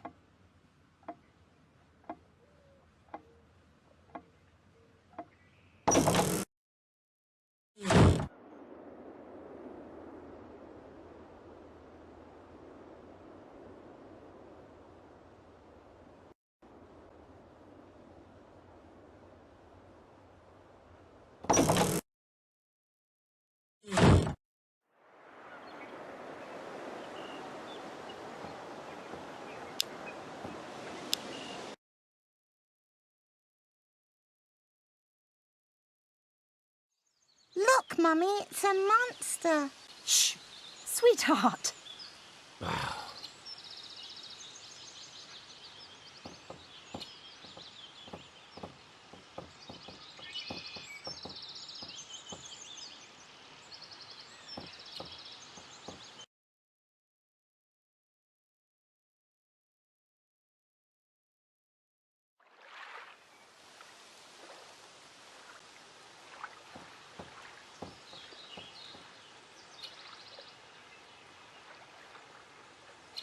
Just a carving in the tree. Doesn't remind me of anything.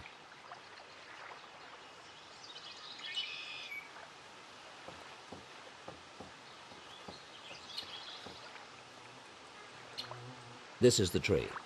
I carved our initials here on a summer day.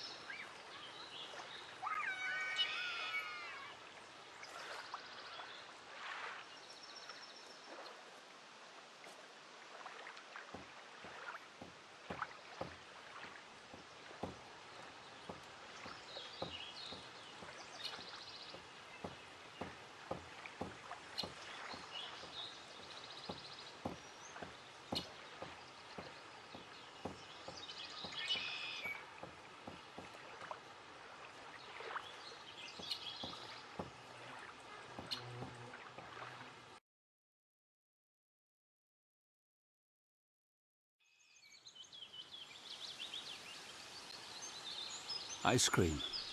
Laura's favourite was orange flavoured.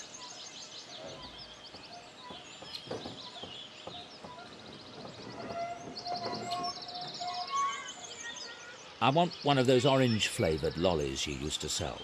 There was vanilla inside. What, you mean like an orange Mivy? That's it.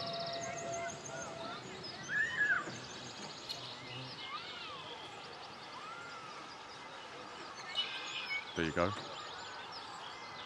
Don't you like want your change? Keep it.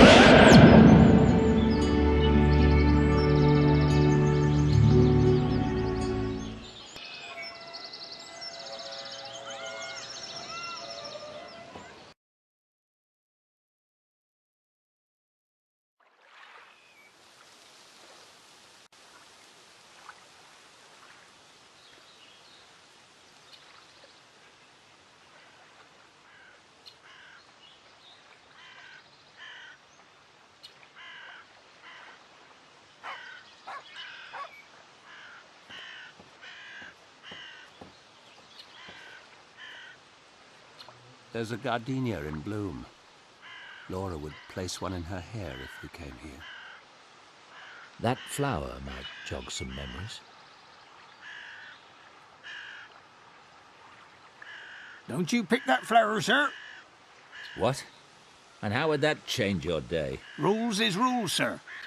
Flowers are here for everyone's enjoyment, not picking. Listen, I need that flower. I'll pay for it if necessary. You'll pay, all right. The fine's £2,000. Hello?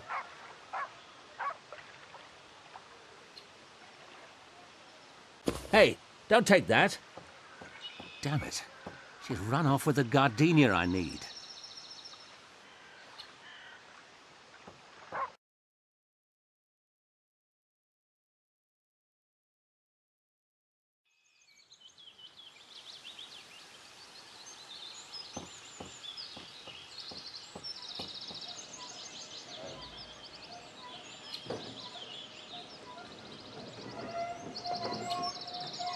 What game are you playing?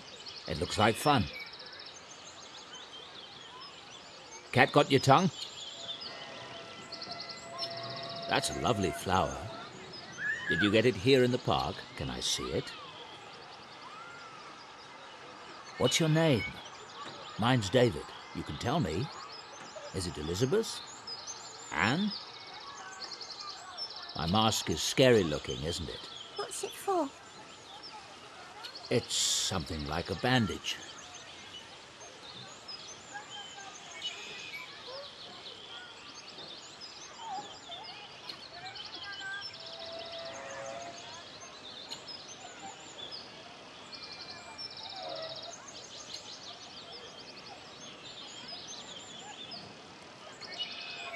You've got an owie. That's right. A big owie. How did you get it? That's rather a long story, I'm afraid. Do you like ice cream? Maybe I could trade you an ice cream for your flower. My mum wouldn't like it. I scraped my knee once and got an owie.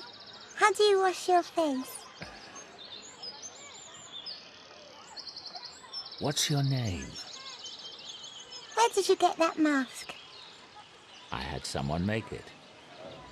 Why? Because I couldn't find one I liked. What about if I give you a new shiny pound for your flower? Do you know any tricks? How do you wash your face? I can take the mask off when I need to. Will you take it off now? No, sweetheart. I can't do that. Will you show me your flower? How did you get your owie? It was a fire.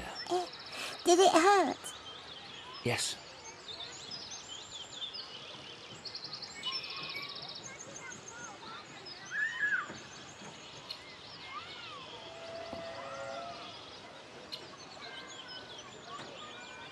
Laura, I can't do it. I can't get that flower.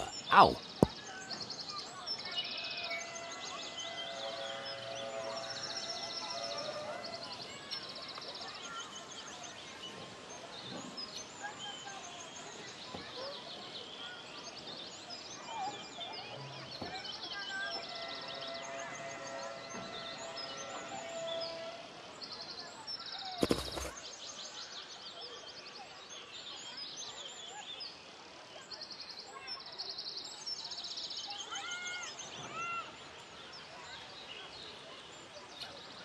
Apples.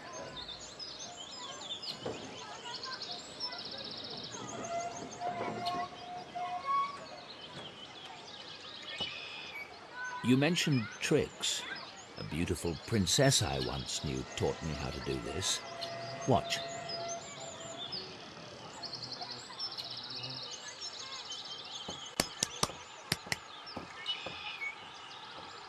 Higher, do it higher. Shall I? All right, watch this. Rebecca! I was just showing her a trick.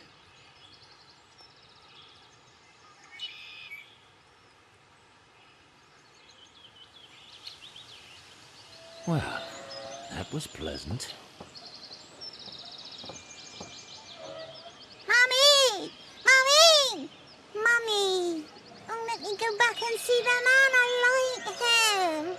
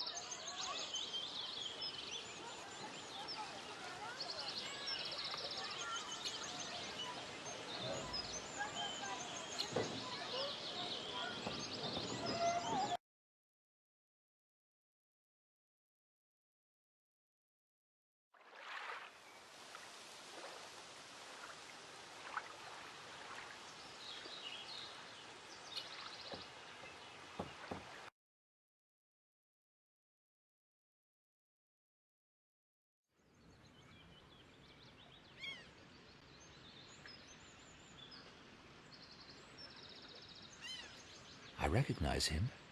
He's been in this park for years.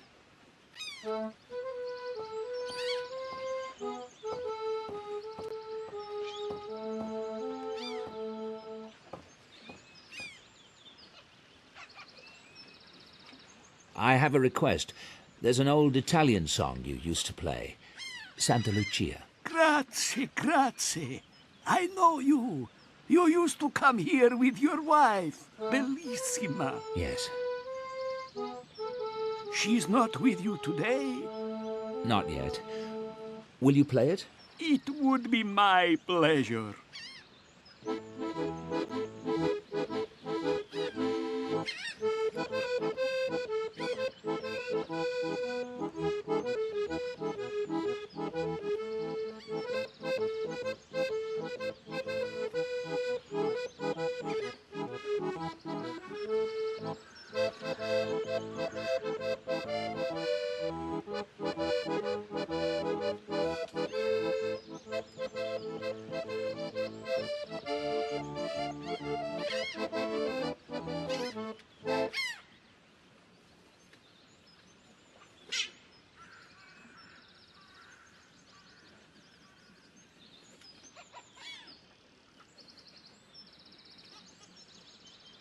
They rent boats here. They rent boats.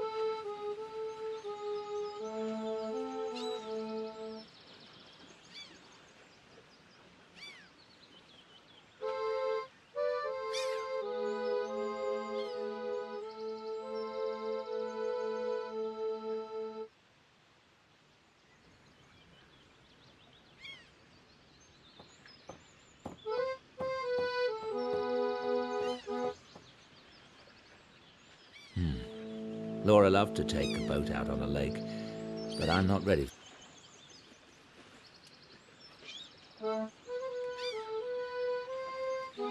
They rent boats here.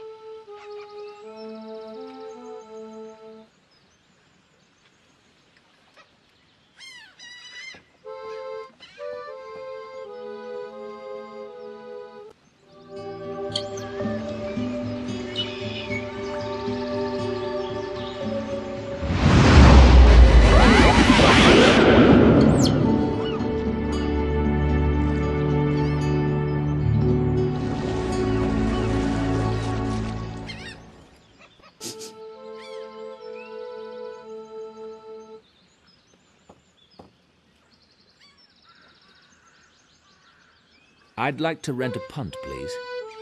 £3, you can take number 12.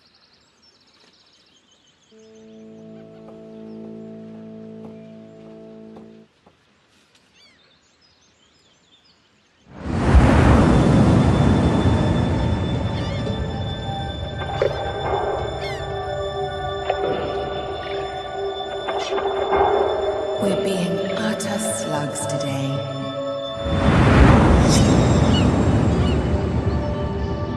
The sun feels amazing. Some of us are more slug-like than others. You're such a curmudgeon. I was referring to myself, of course. What's your schedule this week, darling? The usual, nothing earth-shattering. Good. I was thinking we might go to the cottage this weekend. We could leave Friday.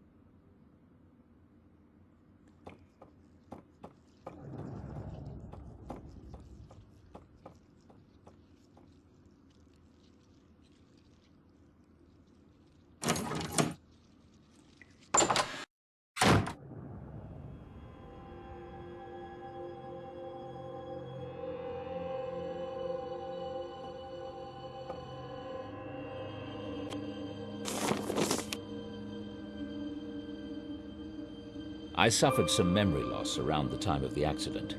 The appointment book isn't helping. But if something unusual happened, perhaps I mentioned it at dinner. If I did, Simon Helborn might remember. I suffered some memory loss, but if something... If I did...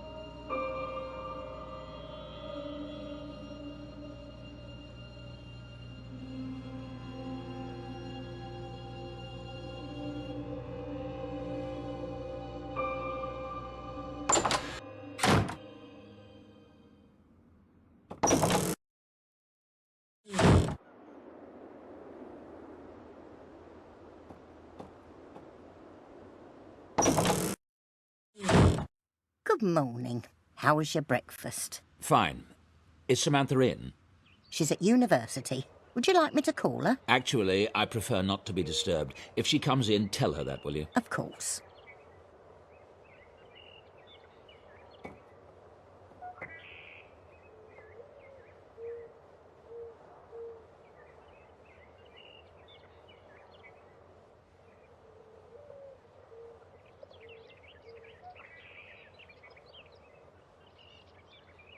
Simon's business card with his phone number.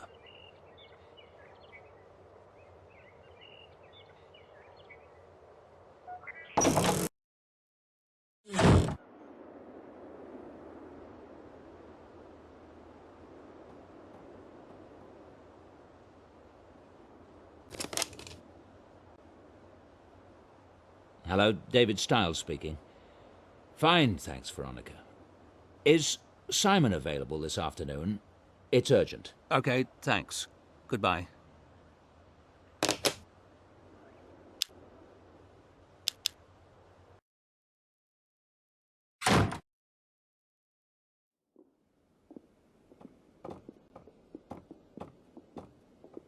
David! I couldn't believe it when my secretary said you were here. How are you? Simon, I need your help. I've offered it 1,000,000 times. Anything. We had dinner the night before the accident. Amanda, Laura, you and I. Do you remember? Of course I remember. That was the last time we saw Laura. Well, I don't. I can't remember anything from that day. It's not unusual for trauma to cause memory loss. Yes, I know. Do you remember what I talked about at dinner? Did I mention any of my students? Not that I recall. Why? What's this about, David? Damn. What about Amanda? She might remember something. If it's really important, I could try hypnosis. I've had pretty good success helping patients recover memories. I didn't think about that. Can we do it now? If you like. Lie down on the couch.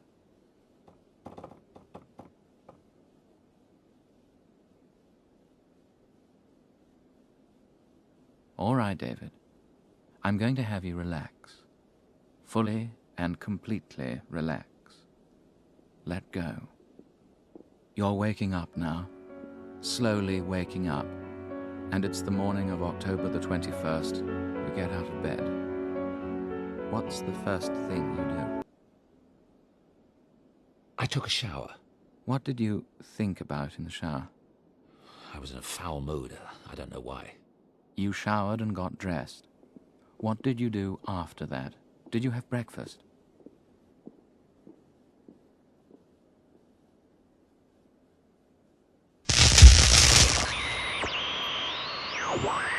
I had breakfast with Peggy and ID. Where was this? At Dreadhill House? A coffee shop?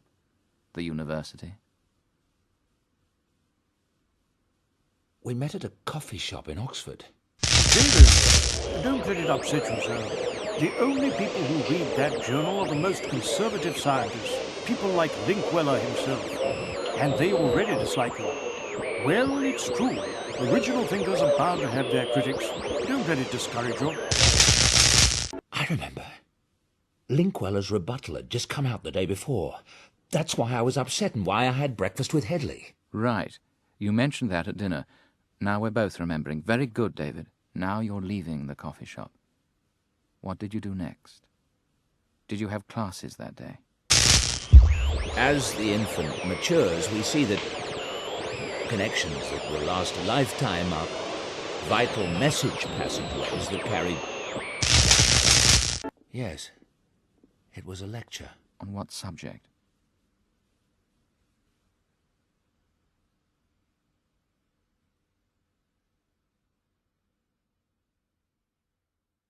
Neural connectivity in infants. Yes, I'm sure that was it. Did anything happen during the lecture? Anything to do with the student?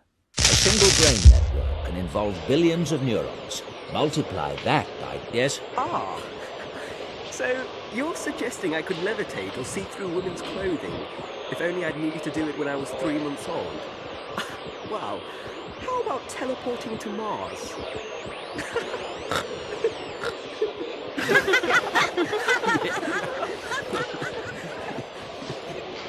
I don't know about those particular skills, Andrews, but one skill you apparently needed at 3 months then was the ability to pointlessly interrupt. As I was saying, despite the extraordinary number of neural connections that we do form, there are still... There was something... One of Linkweller's cronies. I was annoyed, humiliated by the time I left class. It's all right. Try to remember the emotion without reliving it. What did you do after class?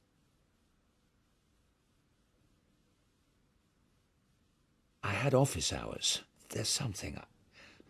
I'm feeling very anxious. Take a deep breath. This is just a memory. It's not real. Try to watch it impersonally. There's someone at the door. You don't have to continue. No, I do. I said... Enter.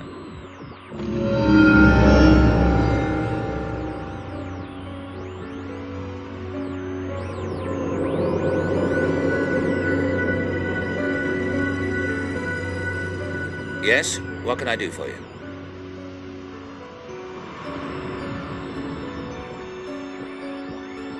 Who is it?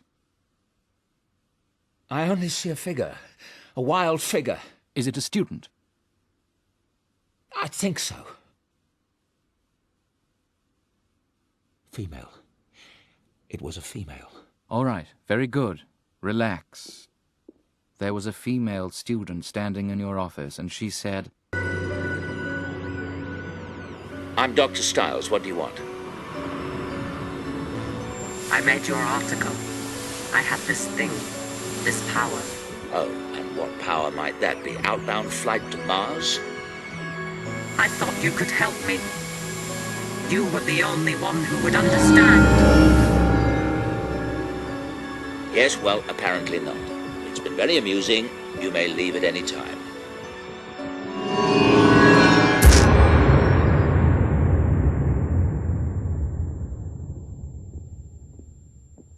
David, are you all right? Oh, my God. I thought it was a prank. Laura, she remembered. Laura, what are you talking about? What has this student got to do with anything? I can't explain. Thanks for the help. But, David...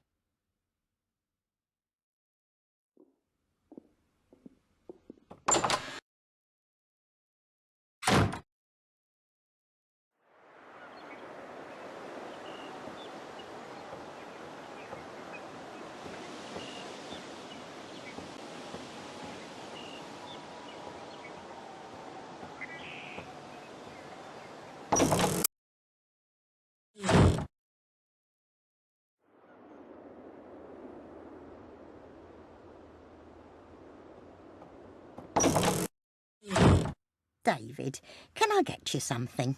No, I'm fine.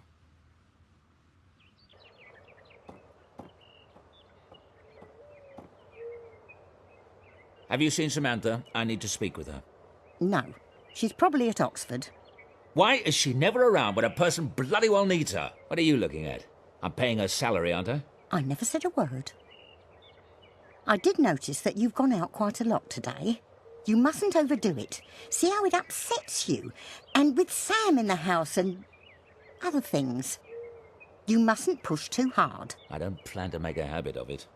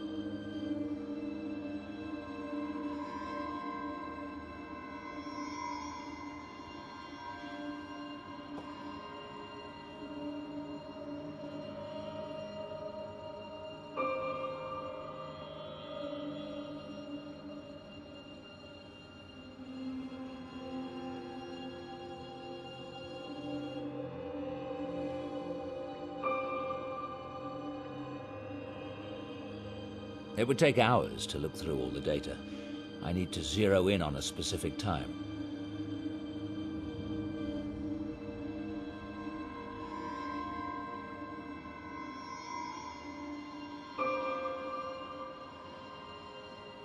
Nothing unusual in Helena's scan. Sam's brain appears to be functioning as expected, surprisingly. That looks right.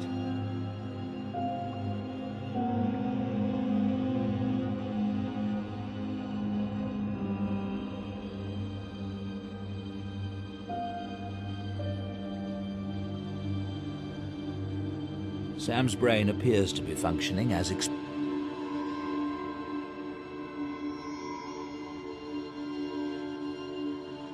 That looks right. Nothing unusual in Helena's... That's about what I'd expect.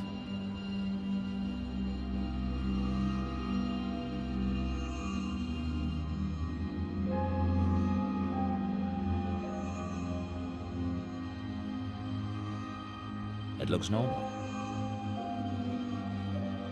That's about what I'd expect. It looks normal.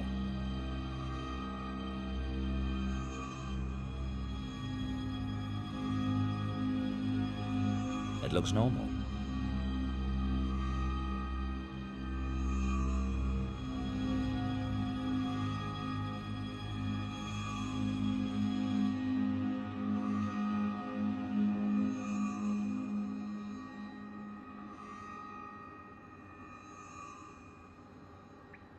It looks normal.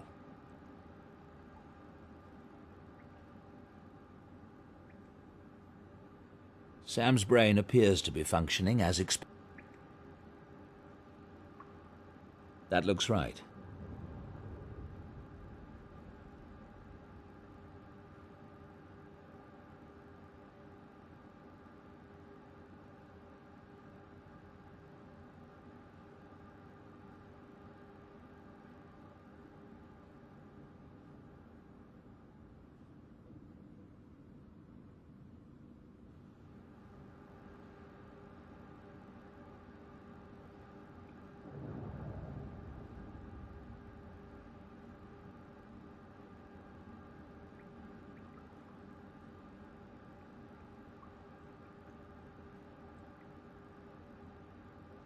Sam's brain appears to be... It looks normal. That looks right. Nothing unusual. That's about what I'd expect. It looks normal.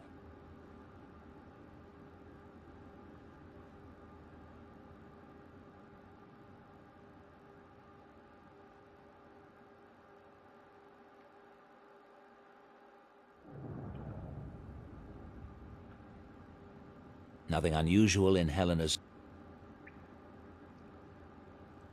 Nothing unusual in Helen...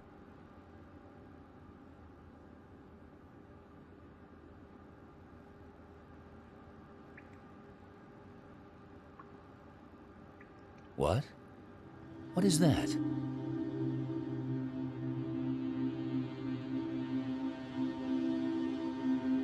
I've never seen anything like that. I wonder if it could have been a power surge.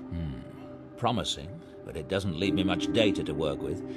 I'll switch to my older MRI equipment tonight. It should be less sensitive to power spikes. I've never seen anything like that. I've never seen anything like...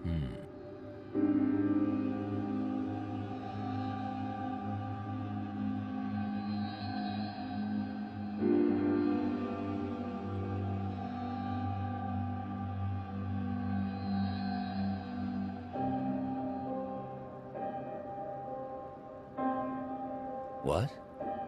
What is that? I've never seen anything like that. I wonder if it... Promising, but...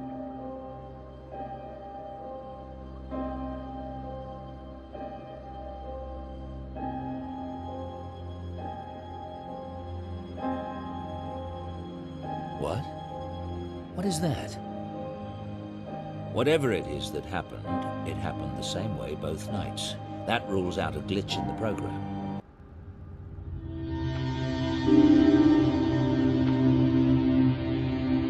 Is that the new electroshockometer? Nice. Anybody know the whereabouts of Miss Everett? Little Miss All for One and One for All? She's done a disappearing act. Sam does seem a little unreliable. I'm sure she has a good reason. She went to enough trouble to get us here tonight. Never mind, we'll proceed without her.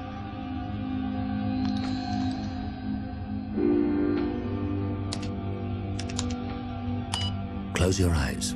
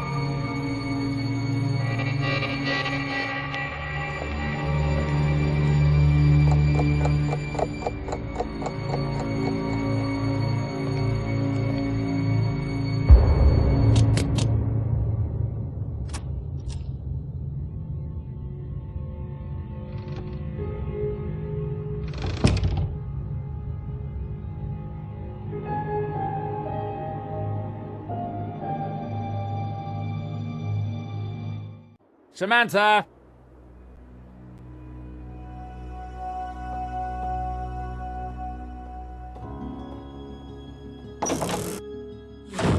I found that in my bed this morning. If that rabbit's not careful, he's going to end up as a pair of bunny slippers. Oh God, I'm sorry. He must really like you. He's never gotten in bed with anyone but me before. He's not that kind of rabbit. He's not going to be any kind of a rabbit if he does it again. And you? Where were you last night? I realize that you're not a scientist, Samantha, but there are such principles as test conditions. How on earth can I conduct a valid experiment if I can't even keep something as basic as the test subjects the same every night? I'm sorry. I thought I could get home on time, but I got delayed and...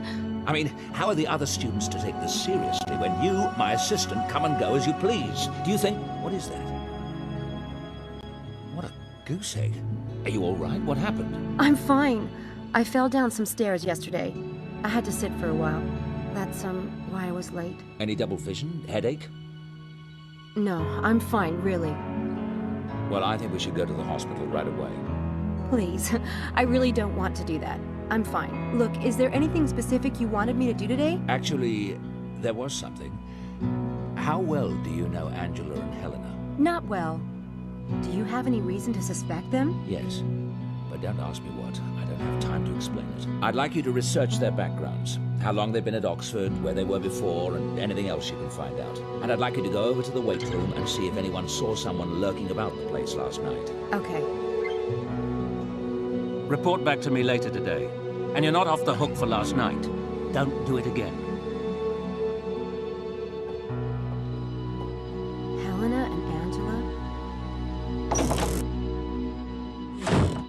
You better stay put, Houdini. I think you're running out of chances with the big guy.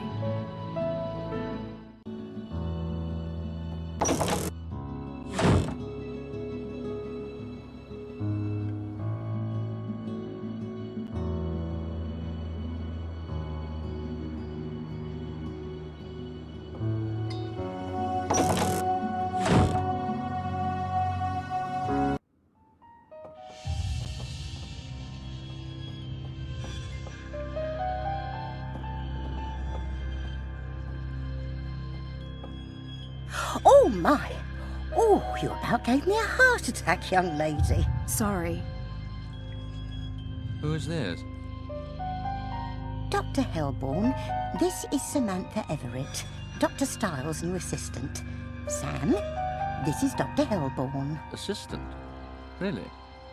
Yeah, and who are you? Well, I'll leave you two to get acquainted. I've got work to do. If that had been himself, my goose would have been cooked. Should never have let you talk me into it. Honestly.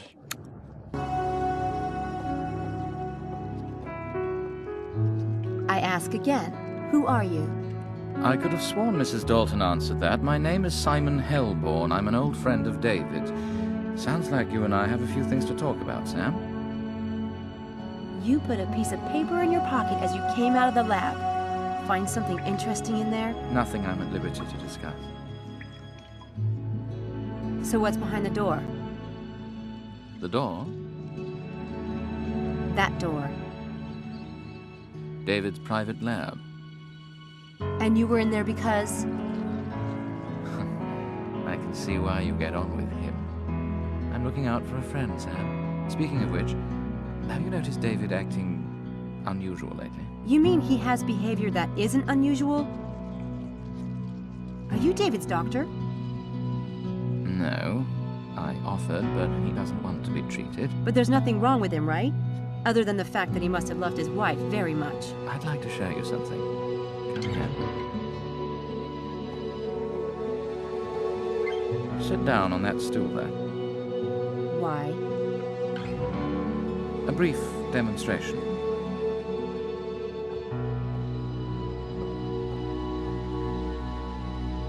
Very good. Now put your hands under the table on your lap. Watch the tabletop. You're doing the exact same motions on my hand as you're doing on the tabletop. Just watch. Ow! What did you feel? Nothing, but I just had the impression you were going to smash my hand. That's the power of association. Because you saw the counter being tapped and stroked, and you felt the identical sensations on your hand, your brain began to link the counter and your hand. We can become associated with anything, an object, a place, or another person. When you become deeply associated with someone and they die, in a way, your brain is saying, this person is dead. I am this person, so I must be dead too. And David was that connected with Laura. David adored Laura. But in his case, the association is compounded by guilt. Does David feel guilty because he was driving the car the night of the accident? No. David was thrown from the car. He was perfectly fine. That can be very hard to accept. Oh, God. He got burnt trying to save Laura? Do you know that when a fire burns like that, a petrol fire, it's so hot that just getting within 3 feet of it can be like holding your hand in a flame. No sane person can make themselves walk into a fire like that. But he did, right? He did everything humanly possible, but to David it will never be enough. What do you mean by David acting unusual? For instance, talking to someone who isn't there or seeing things. David isn't crazy. No, but he doesn't sleep much, and sleep deprivation can cause hallucinations. If you're talking about the things happening on campus, they're really happening. I've investigated them myself. On campus? What things? What things are you talking about? I really can't discuss that with you. Confidentiality. So there's nothing you want to tell me? No, I shouldn't reveal what I've learned as David's assistant. Very well. Goodbye, Sam. Sorry, I was going to see you out. No need. I know the house well. Thank you. With any luck, Dr. Hellborn won't notice that the paper he put in his pocket is missing until he's back at his office. Let's see what it says. Oh my God! David's been seeing Laura in the house! But he's not hallucinating. I saw Laura on the stairs myself. This is worse than I thought. They're doing things in the house too, and making him think it's Laura. That's just sick. I have to find out what's going on.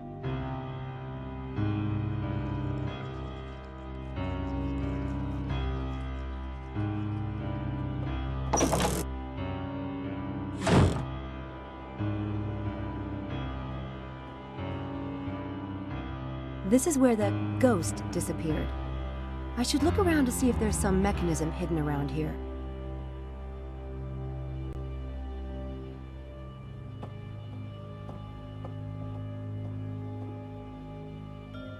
There's nothing rigged to these chairs.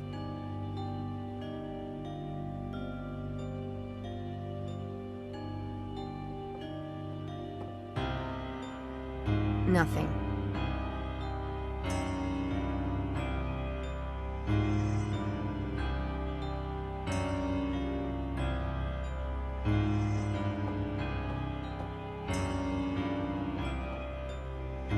I don't see anything suspicious.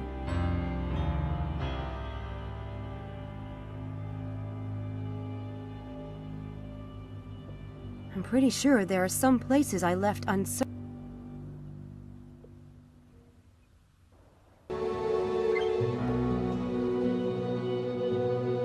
No wires. Nothing.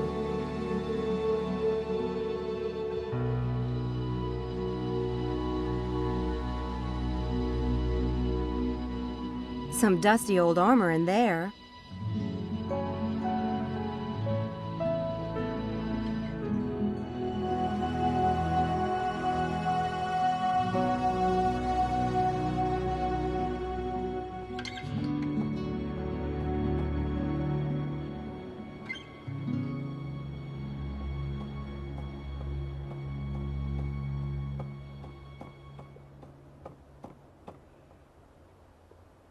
Well, if someone's been rigging the house, they've done a good job of cleaning it out again.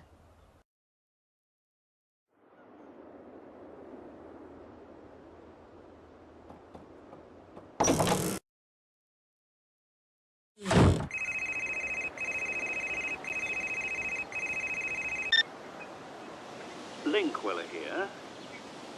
Schnookum, it's me, Shell. Shelley, I hope you're not cancelling on me tonight. I bought a lovely bottle of champagne. And it's bridge night for your wife, I know. Actually, I'm calling about class. You know that paper that's due tomorrow?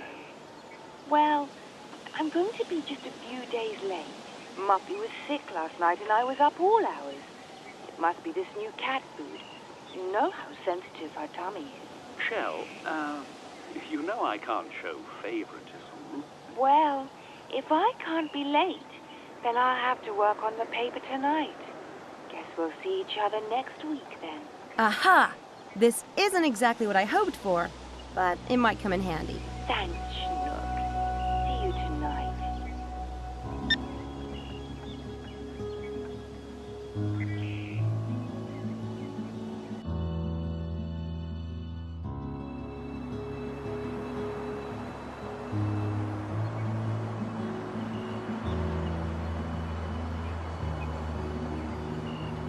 The tower is directly opposite David's bedroom window.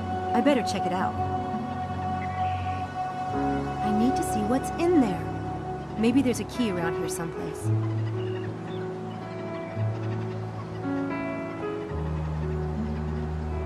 Someone put a key under that statue.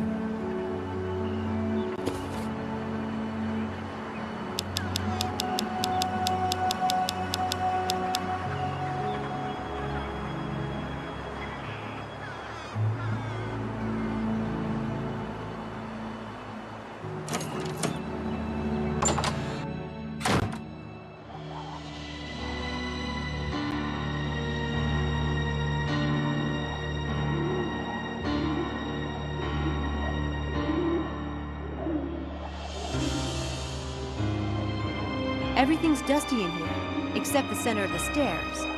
Someone's been using them lately.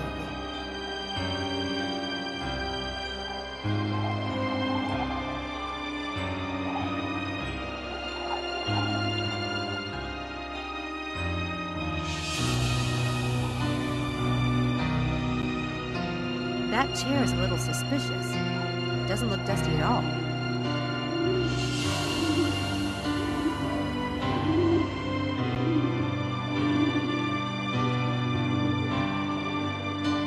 You can see right into David's bedroom from here. Oh, that makes me so mad!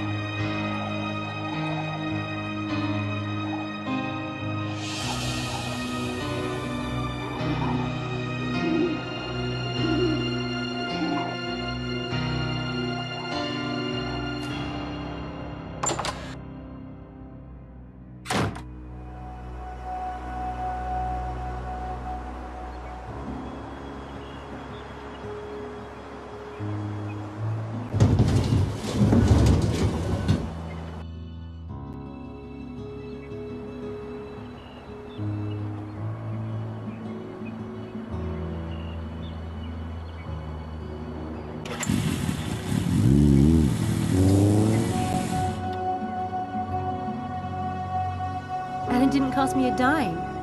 Wow.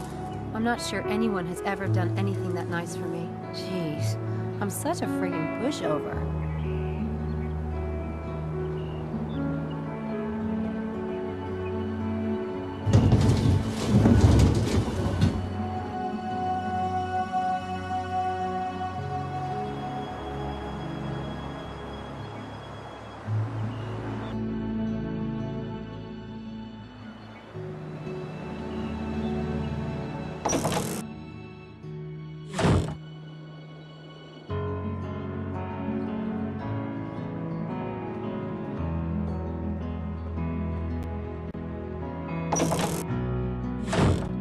Is that mine?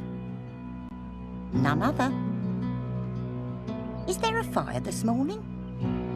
Some people don't eat when they're upset. Upset? About what? Just stressed about classes. Well, this might cheer you up. The repair shop dropped off your bike this morning. It's out by the garage and running fine. Really? Yes, really. You won't mention this morning's activity to himself, I trust. What morning's activity? Thank you. That was the best. Thank you. Pleasure, Sam.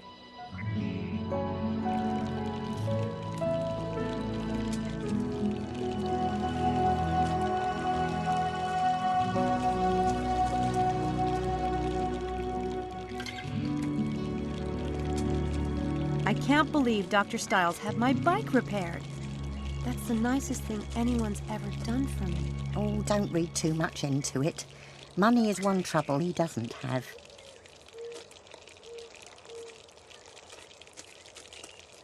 Dr. Hellborn showed me the list of Laura's appearances, like the time I saw someone at the top of the stairs. Well, he shouldn't have.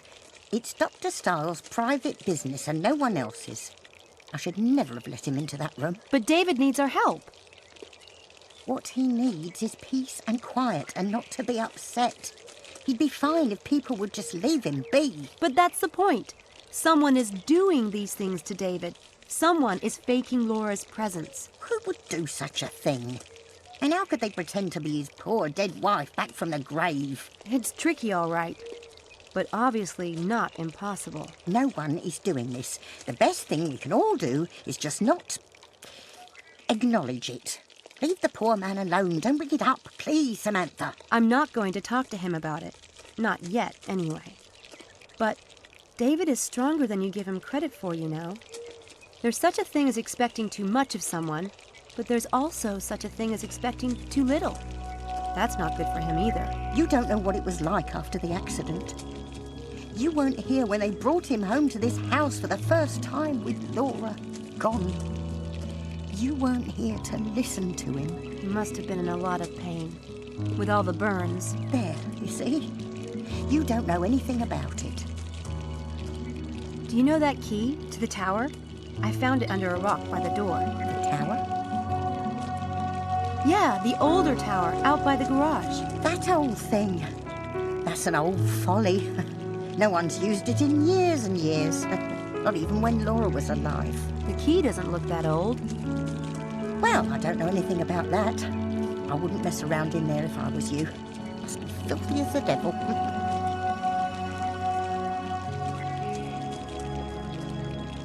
Is that flour? Mind if I borrow a little? It tastes better when it's in the pie crust, dear. Ha! You'll be my friend for life if you're making pie. But I need just a pinch for something else. Oh, take all you want, love.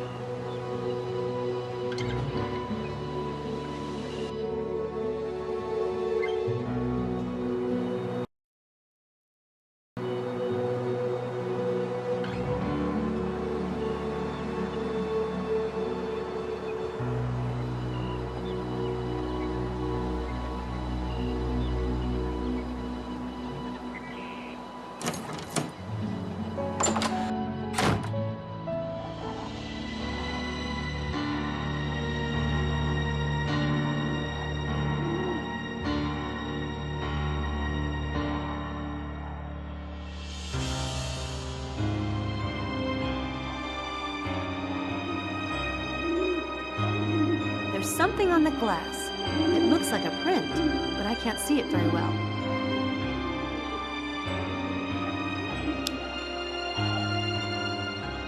Flour from the kitchen.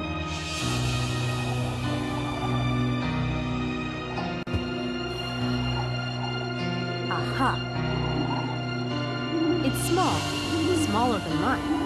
It must belong to a female. It could be Helena's.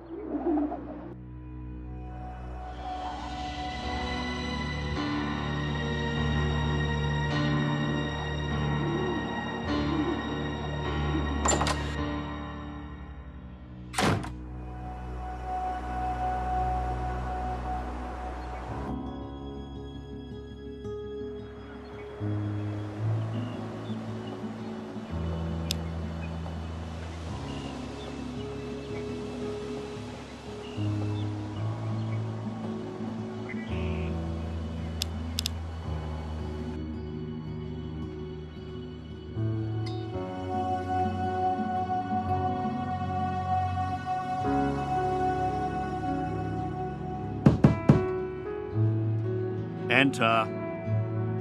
Be tough, Sam.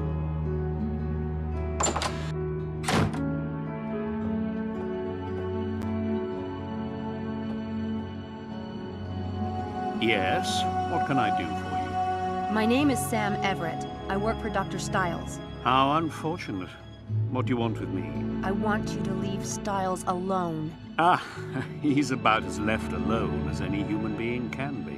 I happen to know that you're still obsessed with him and trying to ruin him with these stunts you're pulling on campus. I'm telling you to lay off.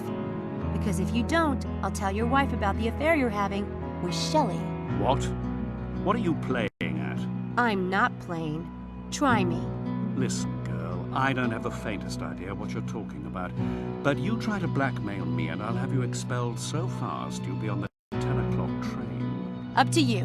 Your wife will still find out. If you're talking about the gossip I spread, that was years ago, after the accident. Stiles has dug his own grave, disappearing as he has. You can't put that on me. Really? Then why is your graduate student involved in Stiles' new experiment? I know exactly what you and Malik are up to. What? Malik. In the experiment. What's this?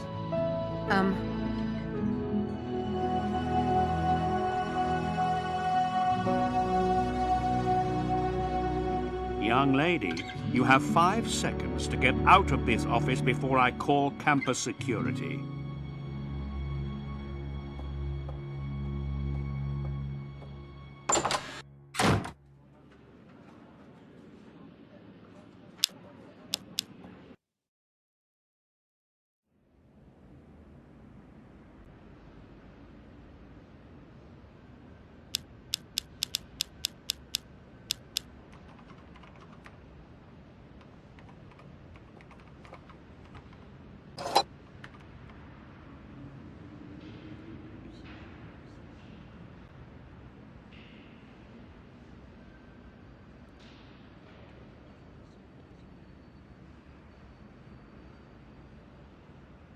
Harvey Kinderman.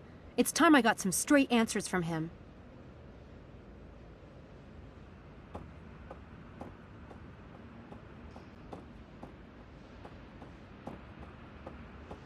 Hey, Harvey.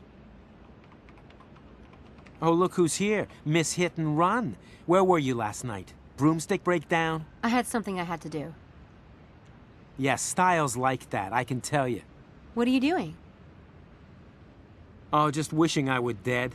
This 20-page legal brief is due tomorrow. I'd rather poke out my eyes with Madonna's steel bra, but thankfully I'm almost done. I have just enough life force left to finish.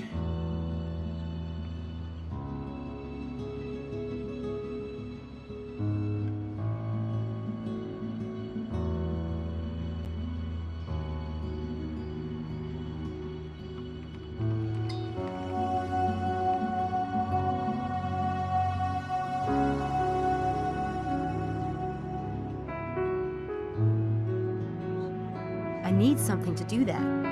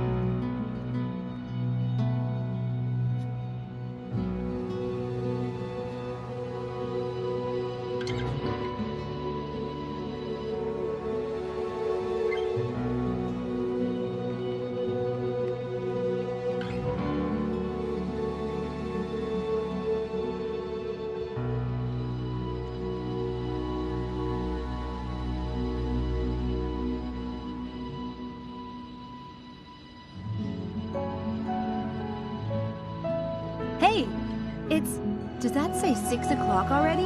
What drugs are you on? It's the middle of the afternoon. Sorry. My mind is so focused on tonight and the experiment. Speaking of which... What are you doing? Could you not mess with my paper? Typo. There's another one. Sam, please put that down. You're making me sweat. Oh my God, you didn't just do that. Fun time's over, Kinderman. You know what I can do. I can give you your paper back, but only if you tell me the truth. Truth? The truth about what? Have you lost your ever-loving mind? I saw the notes in your room about your new screenplay. Demented scientist, weird experiments. You set this whole thing up just to get material for a film, didn't you? What? No, for crying out loud, Sam. Okay, so maybe I did have some ideas in that direction, but it was based on true events, not the other way around. Don't lie. You're working with someone, aren't you? A magician. That's how you knew I was one, and why you were hanging out near the Black Wand. Someone else is staging the stunts, but you're the inside man. What are you smoking? Yeah, me and David Blaine were like this. That's me, old espionage Harv. I'm surprised you caught on to me, because I'm such a brilliant freaking spy. Jesus, Everett, you need to get a grip. I've got nothing to do with this, and you'd better have my paper. This had better be a trick. Seriously. Damn it. Man, I ought to hate you for that. Sorry. Why do you have your panties in such a bunch anyway? Nothing happened last night, right? At the weight room? I'll see you, Harv. Nothing happened, right? You know, it doesn't have to be you versus us. We want to like you. I want to like you. Yeah? Well, making friends is just another one of the luxuries that you can afford, but I can't.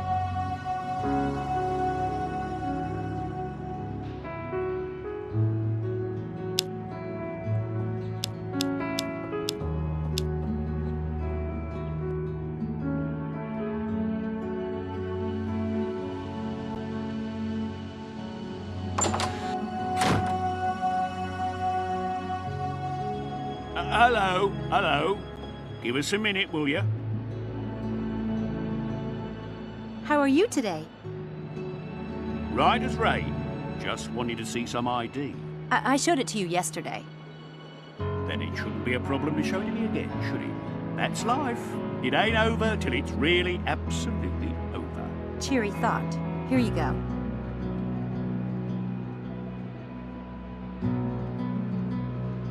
Miss Helena Bogard. Odd. Let's look you up, shall we? Did you hear that they caught the person who played that prank in the pool the other night? And the one at the track? You don't say. Who was it? One of our residents? No, it was a teacher from Christchurch. Apparently, he's gone a bit bonkers. What? Yeah, they caught him running around in his underwear over in the Christchurch fountain, claiming to be Poseidon. I think he teaches Greek history or something. What's his name? I know a lot of the professors. Fremantle, Ferdmantle, Dismantle... No, that's not it. There's a Wintermantle, but I think he teaches at Briars. That could be it, do you think? Well, I have to run. I absolutely have to tell my friend about this. What was I looking at? Ah, Wintermantle.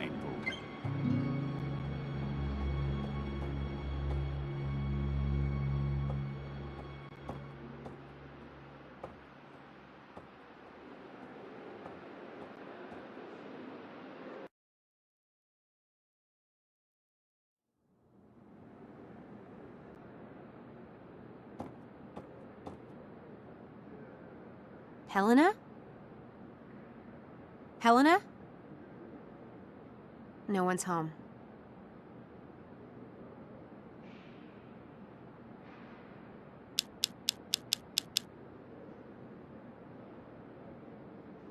Thank God for old-fashioned architect.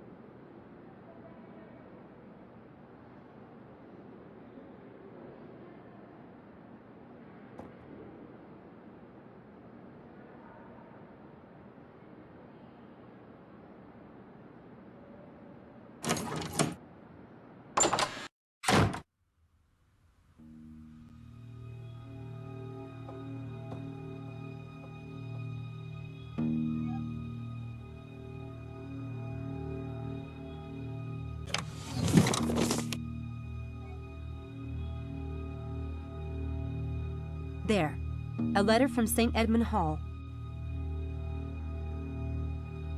This welcome letter is dated last month, so Helena really did just start here.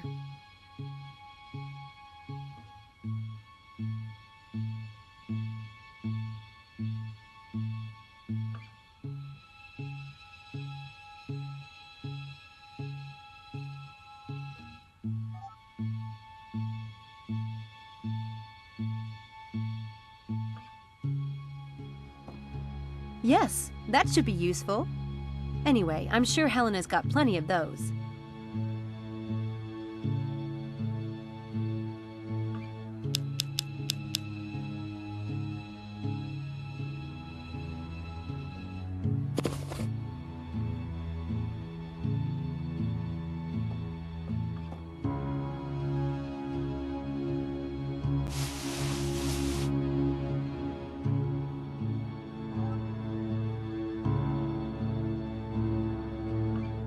I need to get that box open. I'll have to pick the lock. Oh no, Helena! Addicted to drugs. What a waste. With all that privilege, I just don't get people. I suppose if she needed to support her habits, she might conspire with the illusionist. This definitely puts her back under the microscope.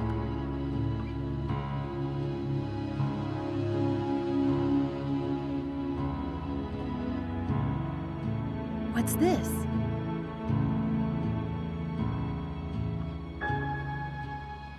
A program from 2002 when Helena was in London. Helena was in London in October of 2002. That's close enough to pass by Oxford. I better note that for Styles.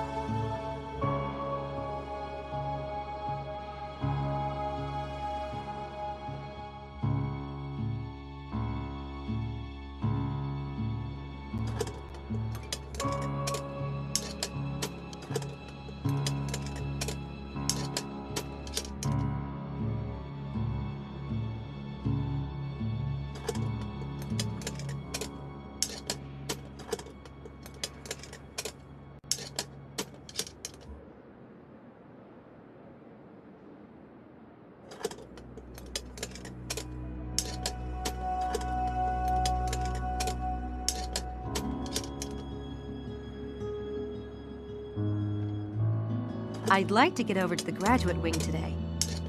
That might be a way to get there, if I can turn off the alarm.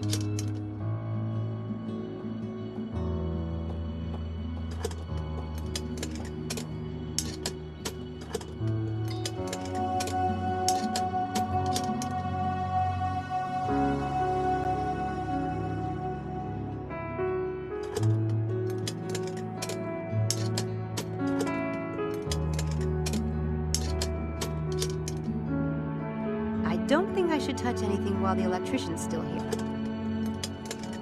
I don't...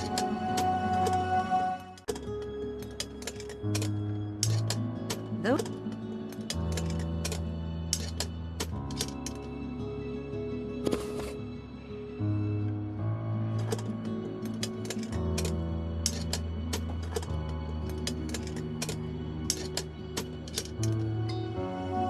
I won't do that.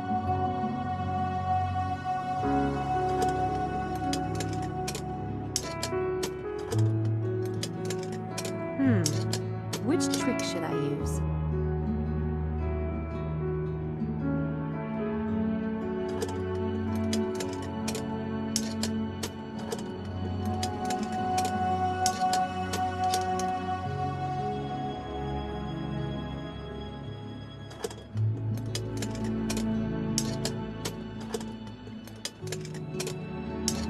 Hey, do you like to gamble? I know a really cool game that uses cups and a ball, just like these. I'm busy. It will only take a minute. Better than Vegas. What's the game? I'll show you. We need 3 cups. This is position number 1, position 2, position 3. I know this game. It's not what you think. You're going to hide the ball. You can put it under any one of the cups. You can even move the cups around. I'll turn my back, but in the end, I'll be able to tell you where the ball is. How can you do that? We'll see. The only thing is, you have to tell me what positions you're swapping. For example, you can say 1 and 2 if you are switching 1 and 2. But I can put the ball anywhere? Yep. Ready to try it? I'll turn my back.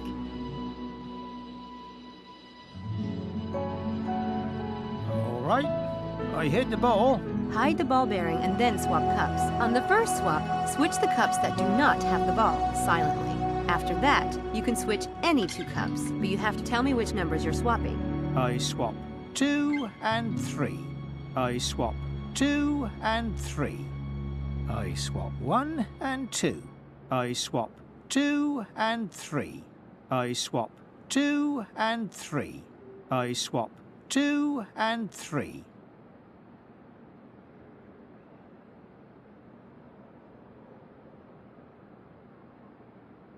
There it is.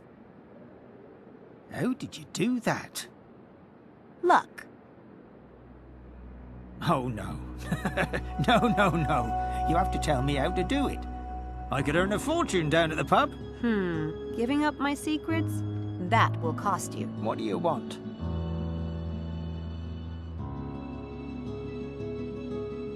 You could go downstairs and get me a cup of coffee. Is that all? Well, I can do that. I'll be back. Don't go anywhere. Who, me?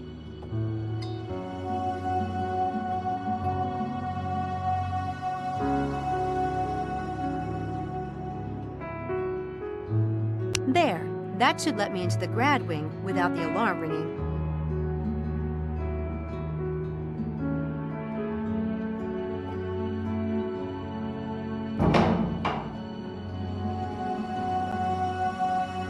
Oh, hi, Malik. I was just coming to see you. Hi, Sam. It's not a good time. What's wrong? Nothing. I was just fired. Oh, I'm sorry. But you probably don't need the money, right? Of course I need the money. My parents have 6 other kids to feed and educate. I try to take as little from them as possible. I don't know what I'll do now. I'll have to find another job. Sorry. Hell. I hated working for that guy. So why did you sign up for the experiment with Styles? I'm a huge fan. Styles is why I came to Oxford. Then he quit teaching before I got a chance to take a single class with him. Why doesn't he teach anymore? From what I've seen, he wasn't physically disabled by the accident. And he's sane enough, I think. He's reachable. He just needs to be pulled out of himself. And for people to quit screwing with his head. Look, I have to go. See you later. Bye.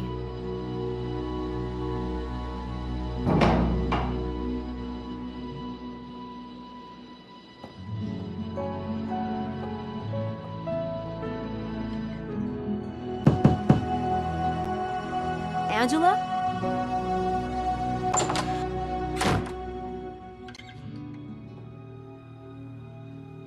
Oh, hi. Is this Angela Mulholland's room? It is. I'm her roommate, Kelly. Hi, I'm Sam. Angela's not here. Is there something I can help you with? That's a gorgeous sweater you got on. Oh, thank you. It's my favourite, actually. My mother made it. You're kidding. No, she's quite good. I can't knit a thing myself. Me neither. That's amazing. Does Angela have a lot of friends? Oh, not that I know. I think you're the first one I've ever met. She doesn't talk about a friend of hers who's really into magic? No. Oh. Do all graduate students have roommates? It depends what you sign up for. I just transferred here. I thought it would be a good way to get to know people. So, how do you like rooming with Angela? Fine. Yeah, it's been fine. I'll probably get a room by myself next term. I think it's harder to adjust to living with a stranger when you're more mature. I need to get Kelly out of here.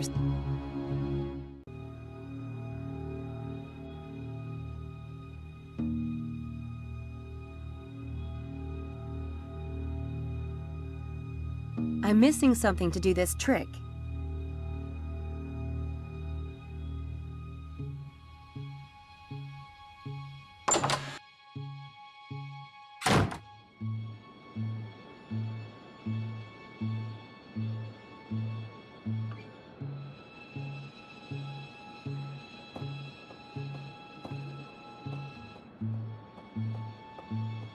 That exit heads down to the lobby. Since I'm not supposed to be in the graduate wing, I better not go down that way.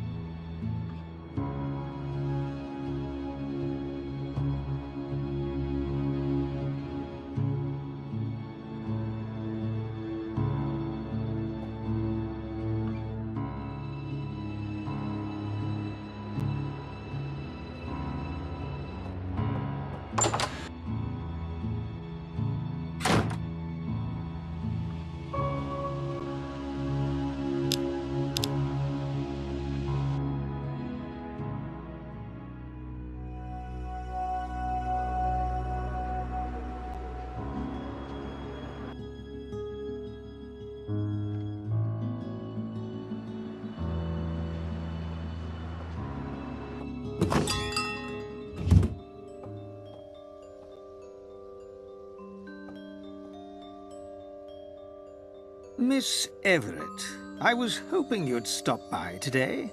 Well, it's nice to be wanted. I was just putting some things away, and I found something you might like. What is it?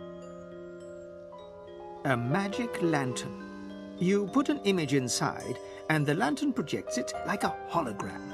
Let's see if it still works. Oh, wow! It comes with the butterfly, but you can put any image inside. A popular item with sales mediums back in the day. How much?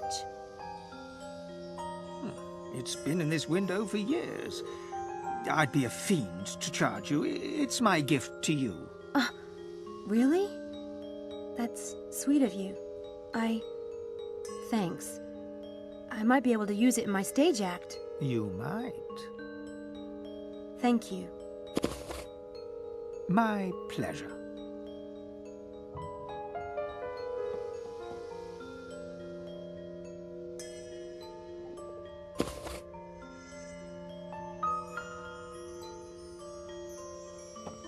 I'd like to pay before I go. Right you are. Thank you, Miss Everett.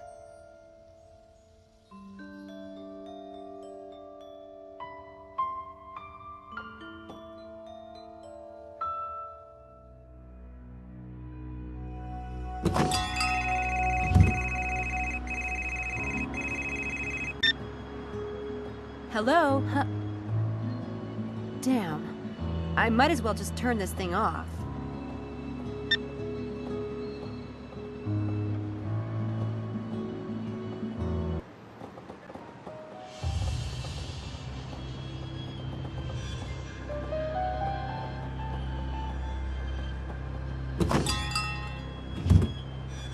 Oh my god. Helena and Mephistopheles? Maybe David was right. It is one of the girls, and they both have me completely fooled. I've been telling them everything.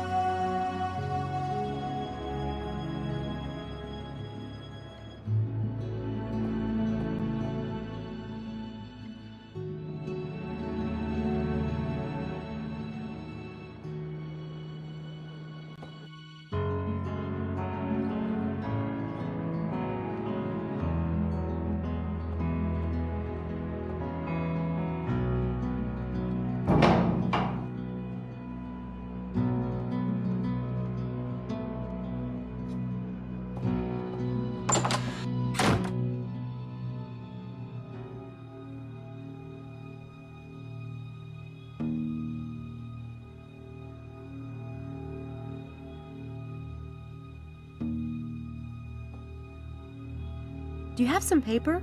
I think I'll leave a note for Angela. Sure. Sorry, can I borrow a pen?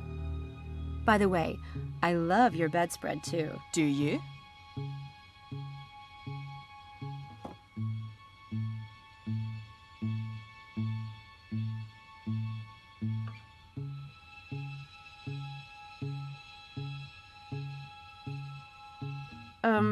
Ink stuck.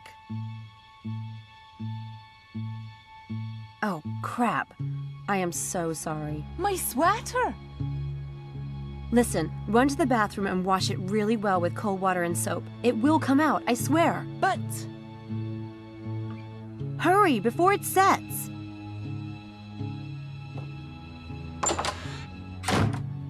I hope that comes out.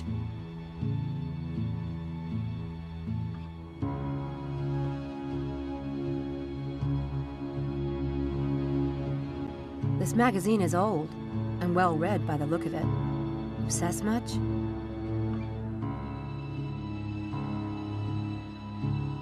Angela enrolled here in September of 2002.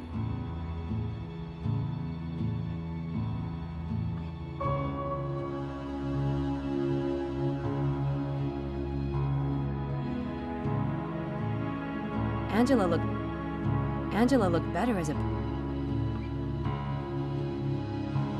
This magazine is old.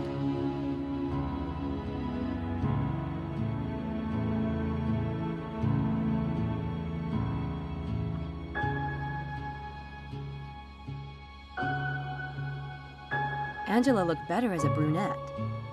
Angela enrolled here in September of 2000.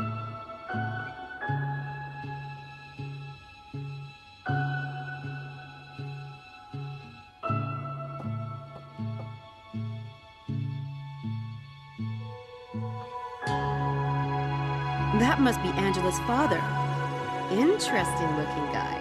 I think that's the island where Angela grew. I think that's the island where... So Angela's not a natural blonde. Interesting, but hardly... Well, whether or not it's a crime depends on your...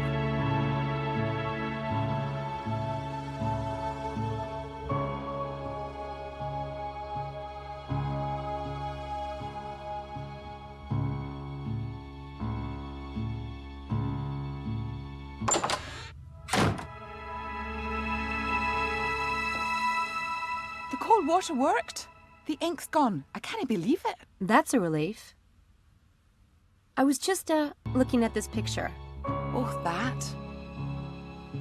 That's Angela's dad. He owned a pub on the Isle of Mull, but it burnt down a few years ago. He was killed in that fire. That's awful. I had no idea. She doesn't like to talk about it. Weird. I've met several people with horrible losses like that recently. Did you write that note? No. I think I know where Angela is, so I'll just run over there. Well, if I see her first, I'll tell you stop by. Okay. Thanks. See you.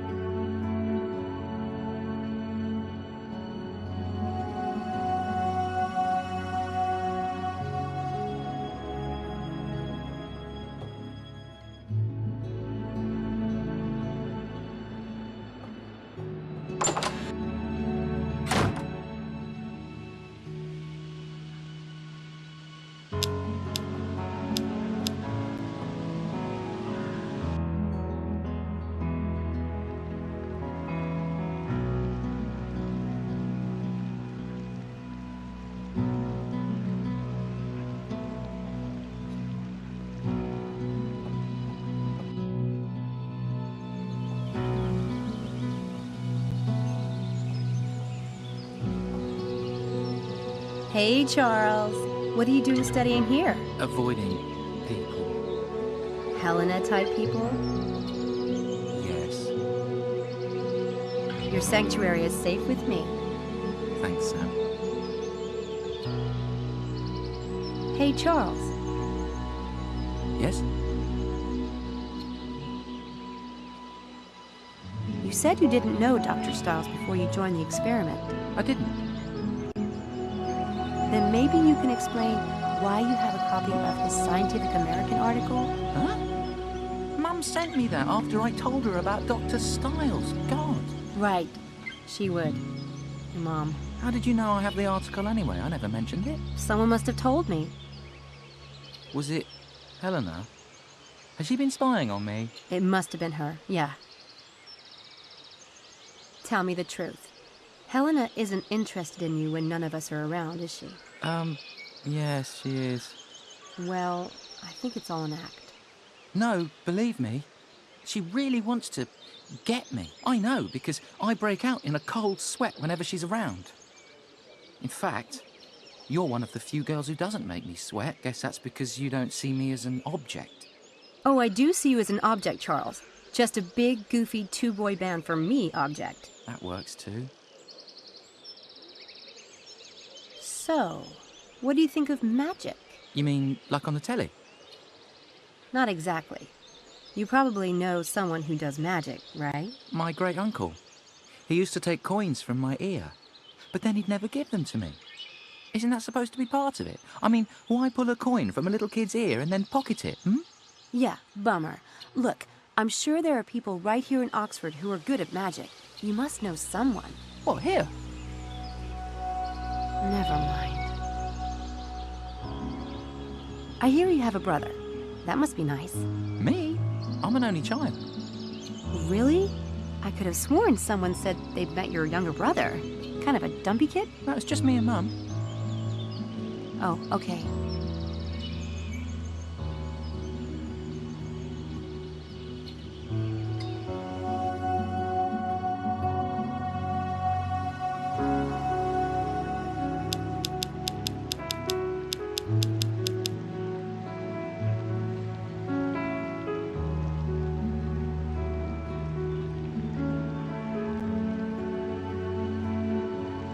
Well, I need to know after all.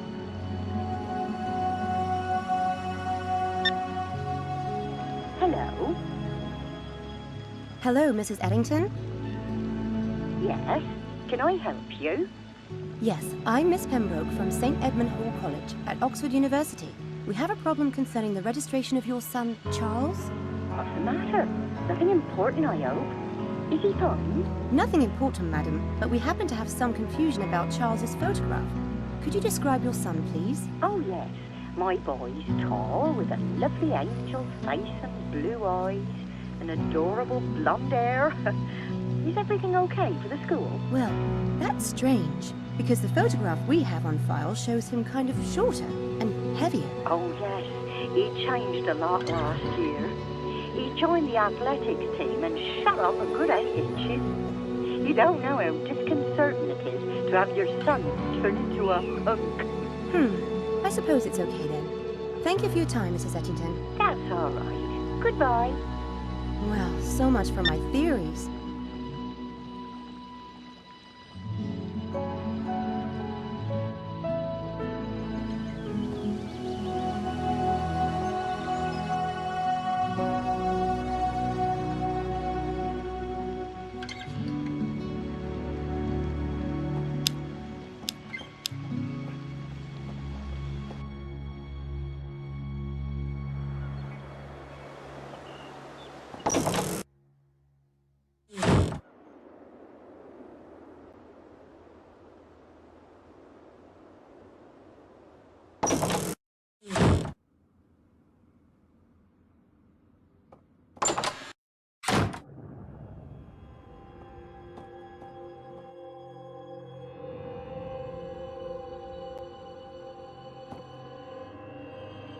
Dr. Stiles? Yes? Angela started Oxford in September 2002, but she seems pretty immature for her age. Her room is very pink. Pink. She doesn't have many friends, according to her roommate. And her father died in a accident. I get the feeling she's a little backwards. Do you want my opinion? No. Okay. I looked into Helena's background. She started Oxford this year, but she could have been around long before that. I found a theater program in her room dated October 2002. October? Yeah.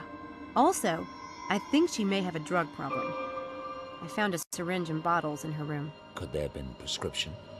Maybe a suppressant or... She's young and healthy. Why would she need a prescription? She's obviously rich and a party girl. So because she's rich, she must be completely lacking in judgment. Never mind. Fact.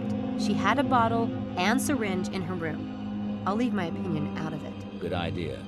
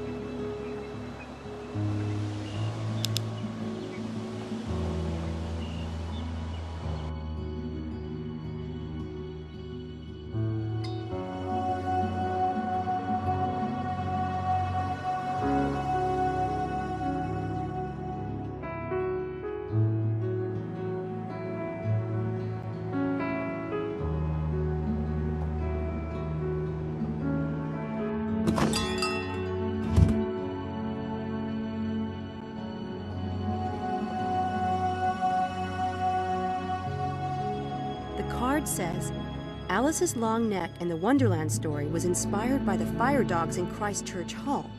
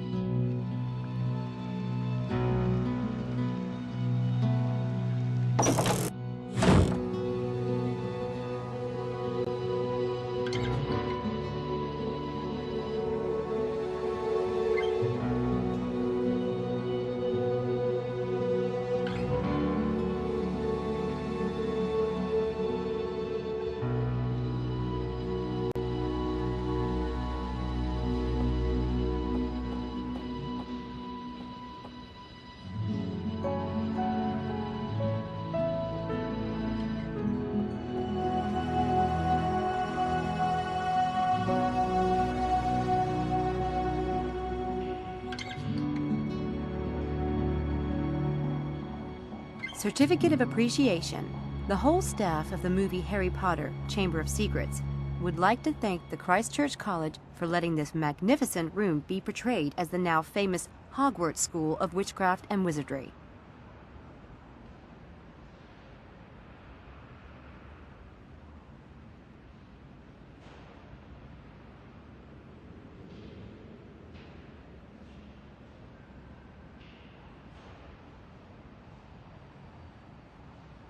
So this is where Lewis Carroll got the idea of the long, long neck he put on Alice.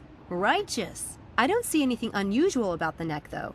Besides the fact that it's, long. I don't see anything.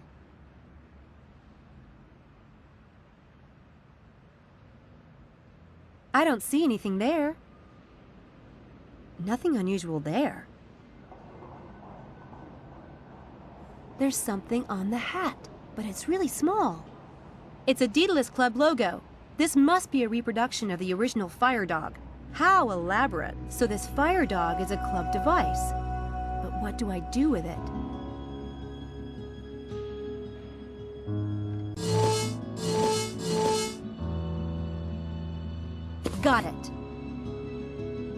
There's only a piece of gold inside, so the clue to the next location must be in the riddle.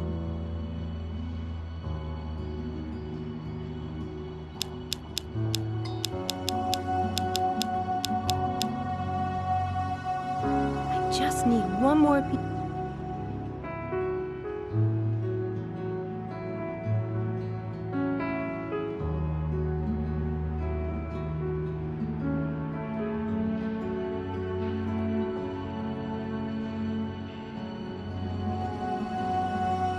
I wonder if Alice could be one of them. The oldest girl has a book in her lap. Okay. The oldest girl...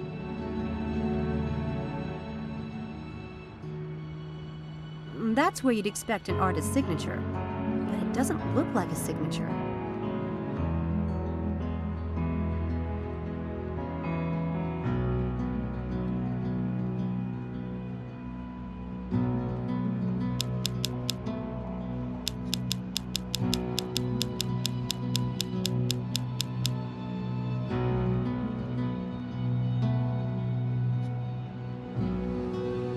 Daedalus Club logo. This whole painting is a device. These guys spare no expense. That book. The Little Sisters.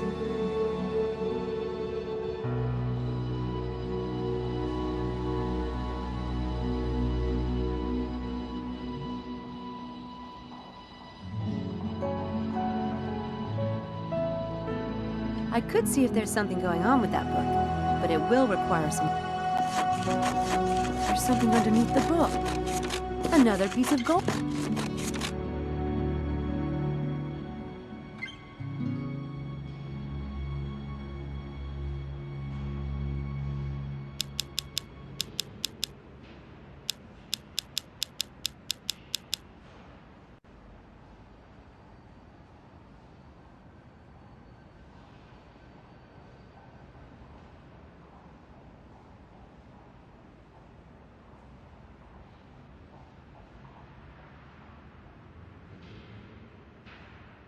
And that's it. Now if I can just solve this rebus, I should be able to finish the game.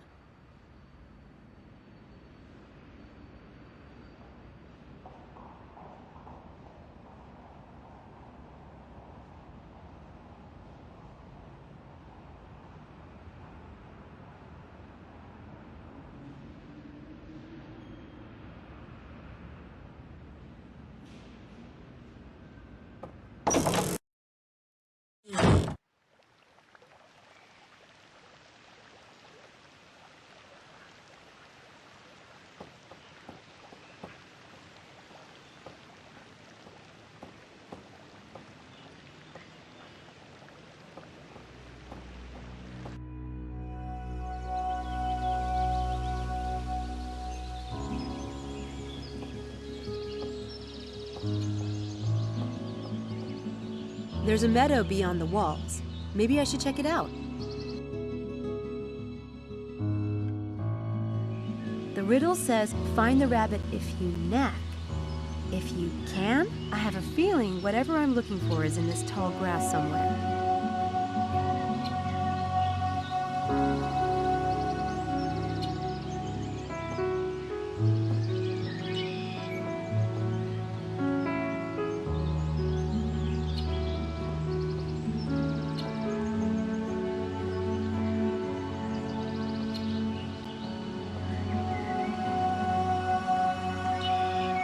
There's something.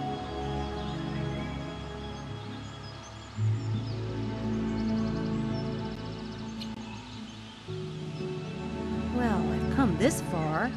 A little dirt isn't going to kill me.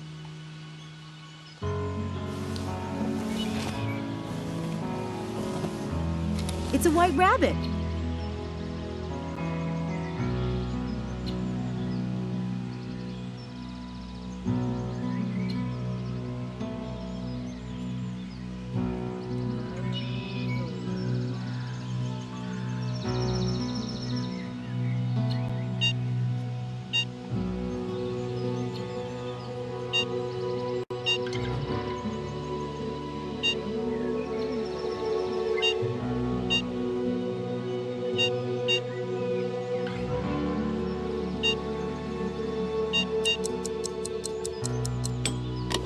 I got it! My Sea Railer Swirl coin. There are different London landmarks on this one.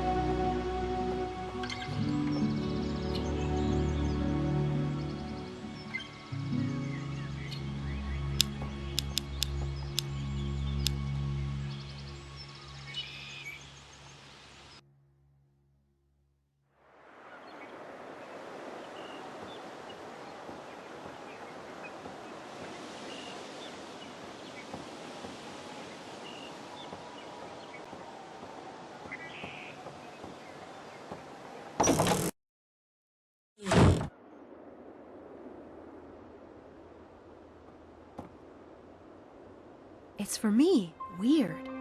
Who knows I'm here?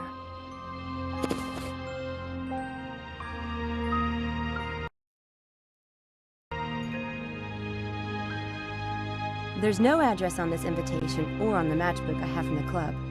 I need to figure out where I'm going tonight, assuming I can go.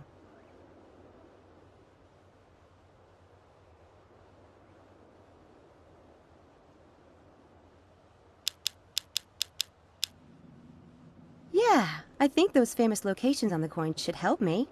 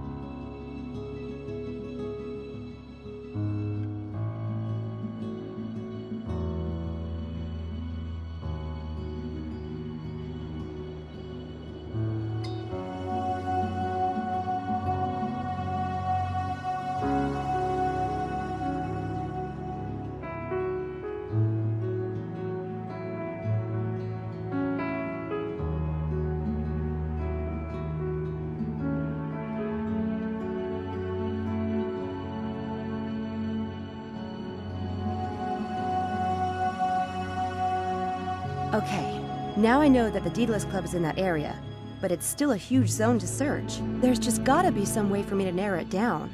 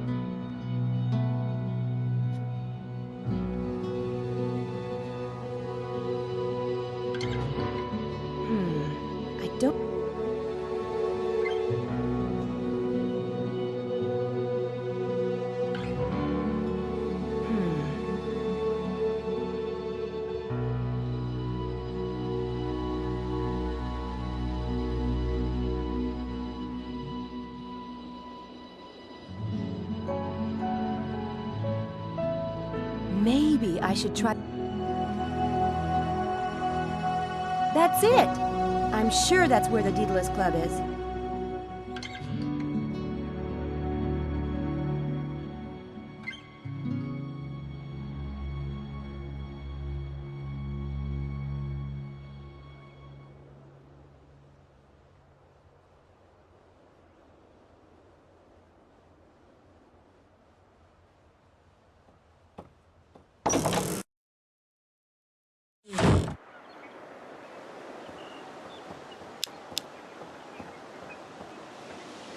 I can't wait to go to the D-List Club.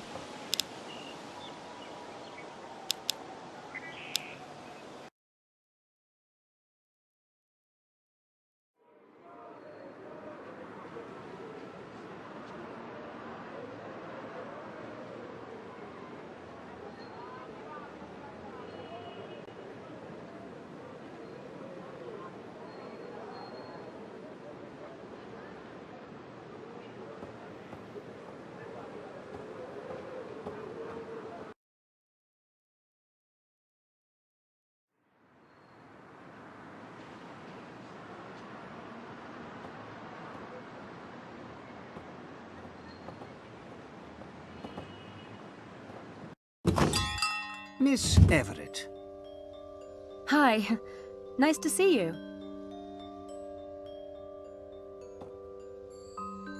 Yes, Samantha. I want to show you something. I took that at the weight room last night. And you didn't see anyone? No, it was dark and all I had was a flash powder. That's how I took the picture. Obviously, it didn't get a very wide area. I was knocked out by one of the weights. When I came to, he was gone. He? Interesting assumption. I can't rule out a female magician. I guess I say he because I really don't like this person very much. I was only out a few minutes. By the time I came to, all the weights in the room had been stacked into a pyramid in the middle of the floor. And the wires, or whatever else he used, were gone. He avoided setting off the traps at both doors. He must have been expecting to be watched last night. This guy is a master illusionist. Maybe one of the best in the world. You must know this person. Who's capable of this kind of work? Who's capable? I'm really enjoying this one. Yes, indeed. There are only two possibilities, you know. What are they? Oh, surely that's obvious. Well, if you can't tell me who it is, can you at least suggest what I can do to find out on my own? What would you do if you were me? Your faith in me is touching, Miss Everett. Now, let me think. Why not move the time and location of one of the experiments? Don't tell anyone. Keep that between yourself and Dr. Stiles. Don't even tell the subjects until the last possible moment. Do you see? Of course! The perpetrator is familiar with the experiment plan and has taken a lot of time working out these stunts. If we change it at the last minute, there's no way he can keep up. Thanks! That's a great idea!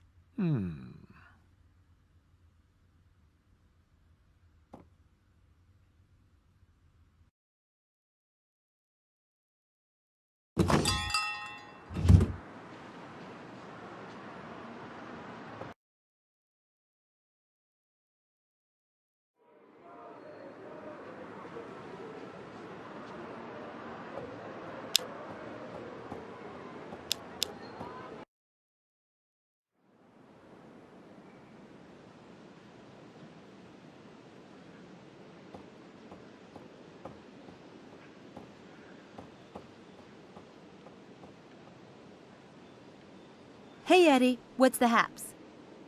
Nothing much. Sam, right? Yeah, Sam. Oh, what's up with you? You gonna be around here later? Till 8. Why? Think you could keep an eye out for me? See if anything happens here today? Oh, oof. You don't think that thing's coming back, do you? I was reading about what happened at the pool. Oh, this is some freaky bullshit. I know. I don't think it'll come back here. But can I just call you later? See if there's any news? Yeah, I guess. Here's my number.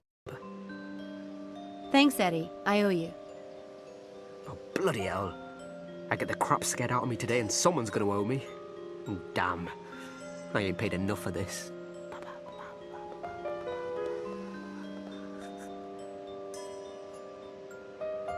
Do you think I could have a discus? I'll pay you for it. Well, that's all right then. Thanks. Hey, Eddie. Thanks, man. You're pretty cool. Yeah. Anytime. See you around. See ya.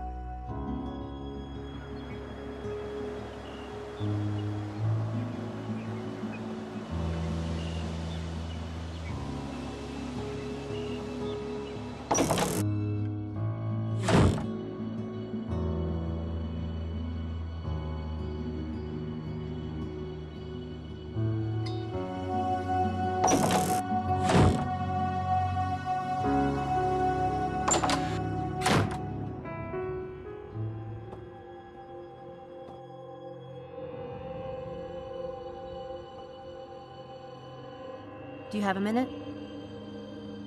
What is it? I've thought of a way to prove whether or not the incidents on campus are being rigged. Oh?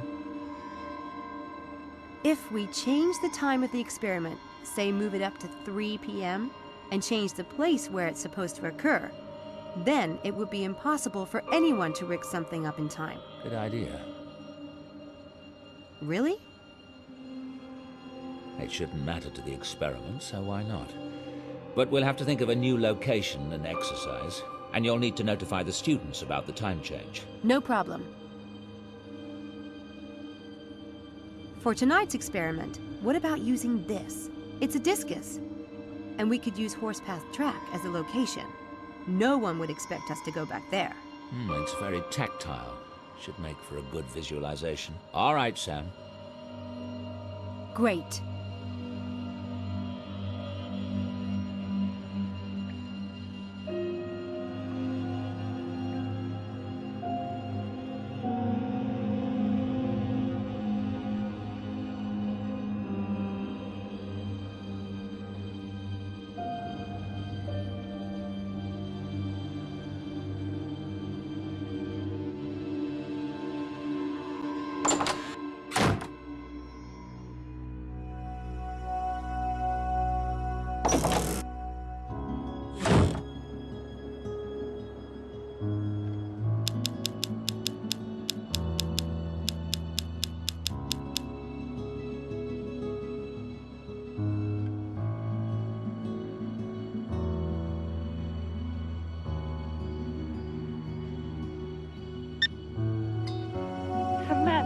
I was looking for you earlier. You must have some new gossip on our fellow lambs by now. Well, I was calling to confirm that the experiment is still like planned for tonight. You didn't investigate further? Then again, I haven't heard of any incident related to last night's session. So maybe everything's okay? We'll discuss that later. Gotta go!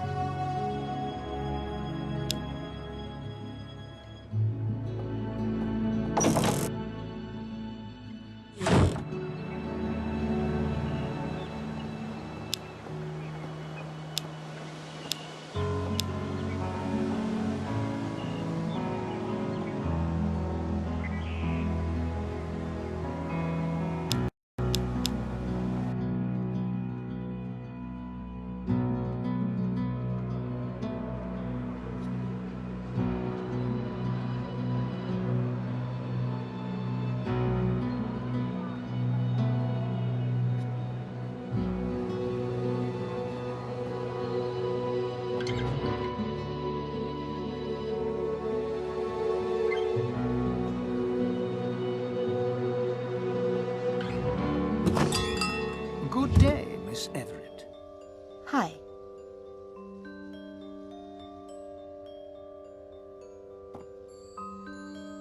Yes, Samantha. Listen, I talked to Dr. Stiles about changing the time and location tonight as you suggested, but he didn't go for it. He's really adamant about sticking to the experiment plan as written. That's unfortunate. Yeah, I know. Oh well, just wanted to let you know. It was a good suggestion, though. Yes, very glad I made it.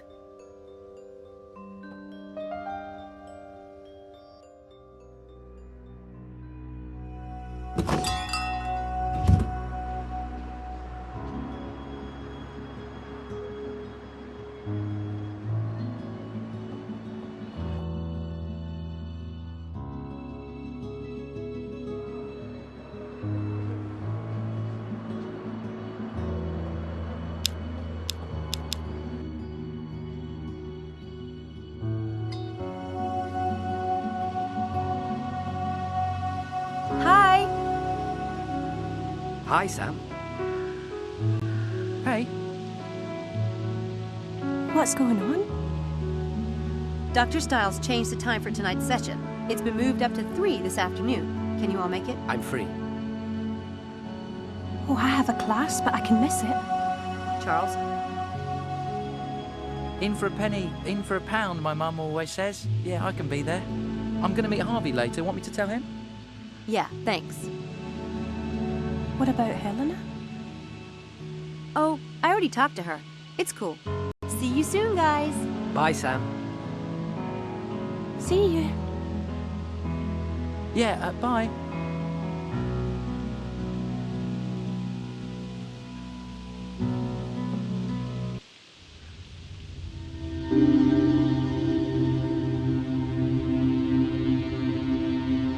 I suppose it's just not possible to have all of you in the same room at the same time. Where's Helena? Oh, she had a conflict. Due to the time change and everything. It would have been nice to have known that several hours ago, wouldn't it? I heard a wonderful poem in class today. I thought you all might like to hear it. Shall I strew on thee rose or rue or laurel, brother, on this that was the vale of thee?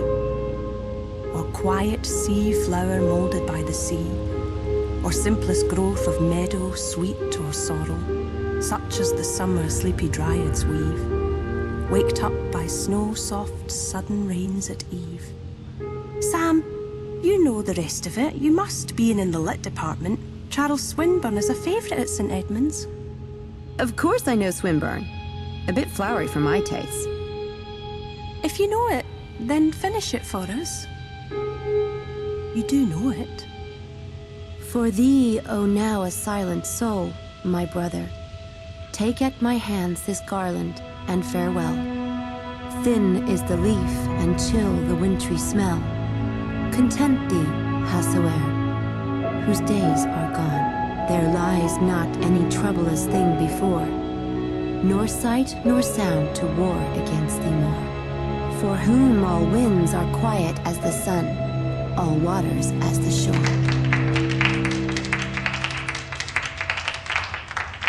I bet my mum would like it.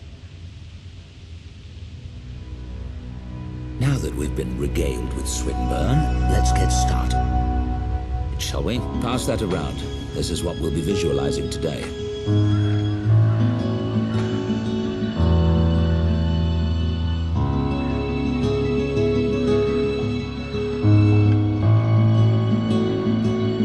Bye. Good night.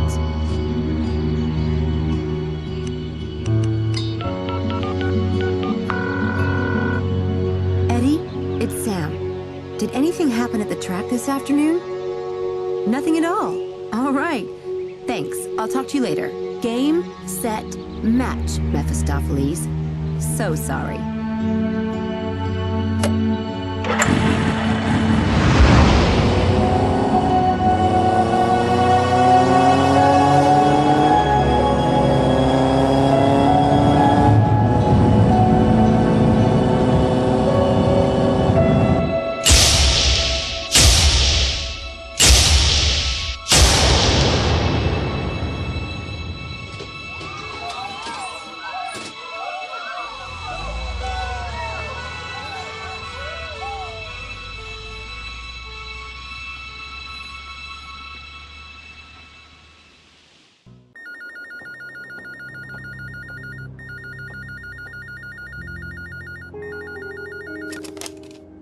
Yes?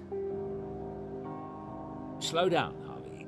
Exactly what happened? And this was at the dining hall at St. Edmund Hall? All right. I'll take care of it.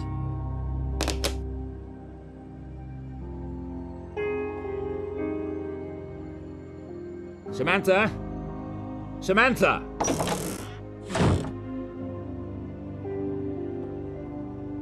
Sam's not here.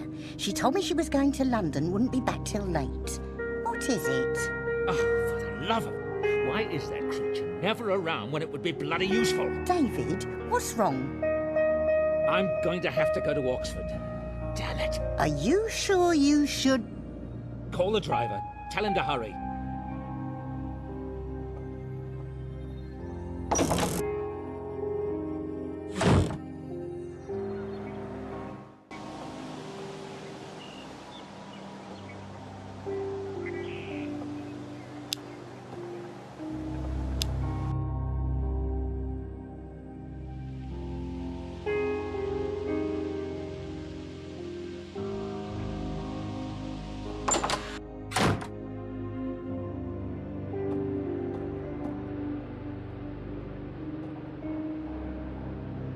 Professor Styles, what a very great pleasure to see you, sir. It's nice to see you, Charles. You're looking well. Thank you, sir. I was very sorry to hear about your accident. Yes, well, I was going to take a look at the cafeteria. As you like, sir. I want to see exactly what's happened in the dining hall before I talk to anyone.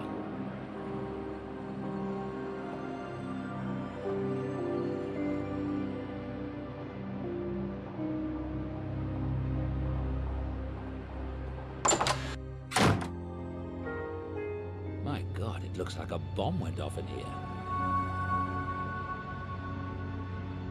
That's Detective Inspector Pazer.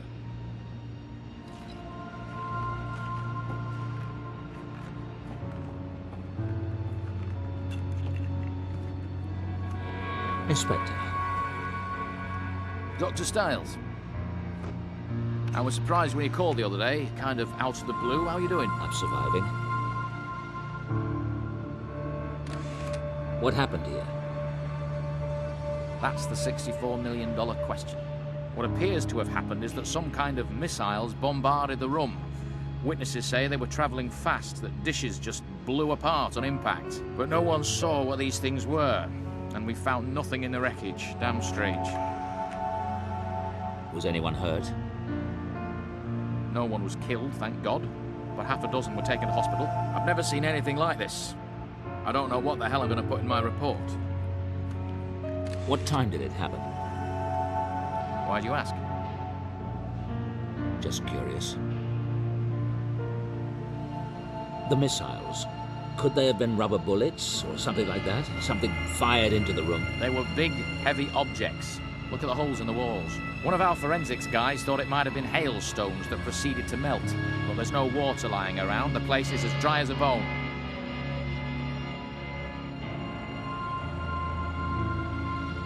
Look at this place. What the bloody hell happened here?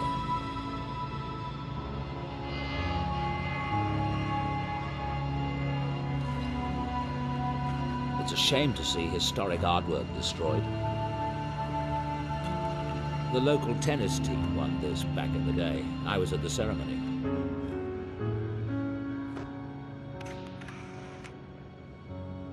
It's a shame to see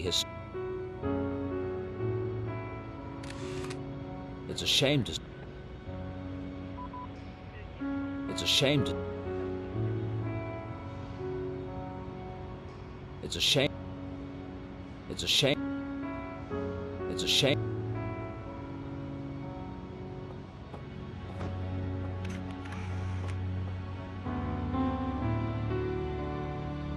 Good Lord. Look at that damage. And that hole is oddly shaped. What could have done that? I was afraid of that. The discus matches the hole exactly. What is going on? I can hardly believe it, but the holes in the wall match the discus perfectly.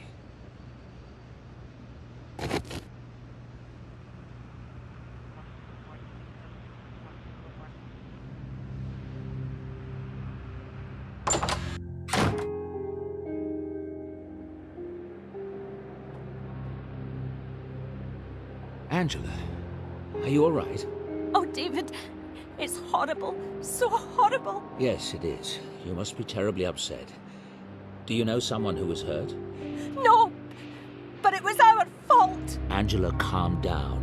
We don't know the cause of any of this. But it was our fault. It was Sam. She's the one who got us all into this. It's her fault. If it's anyone's responsibility, it's mine. I should have stopped the experiments when it was clear something was... God, I don't know what's happening. But you don't understand about Sam. She's lied to all of us. She's not even a student here. What? What?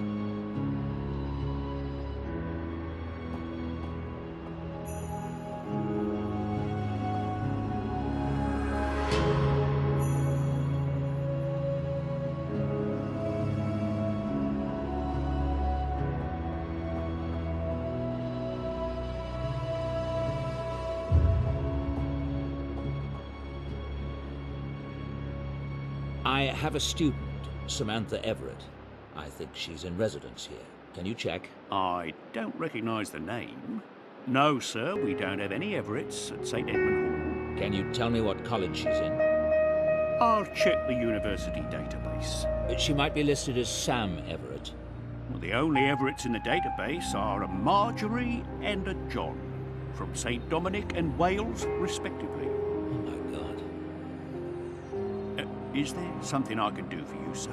No, thank you very much.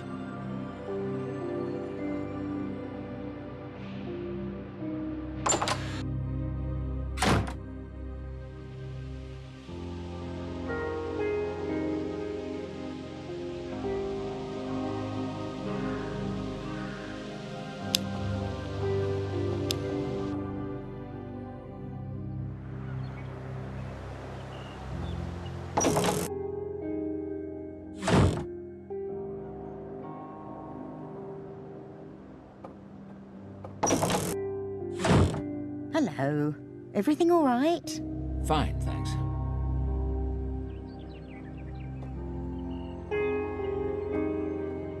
Tell me about the night Sam arrived. What is it?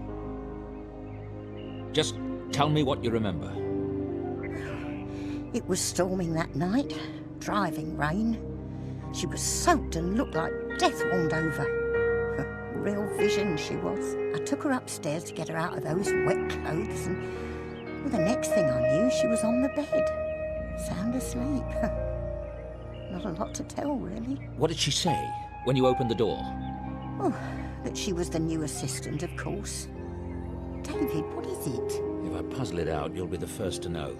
I hope it's nothing serious. I do like the girl. Yes, well, the Trojans were tickled pink with the horse, too.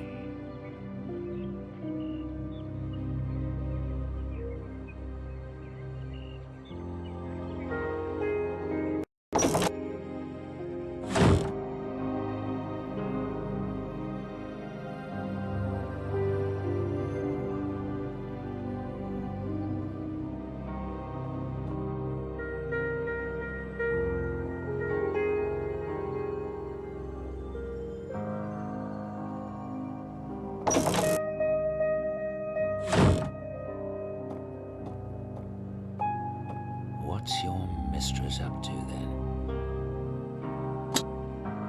Overgrown rodent. Laura would have loved him.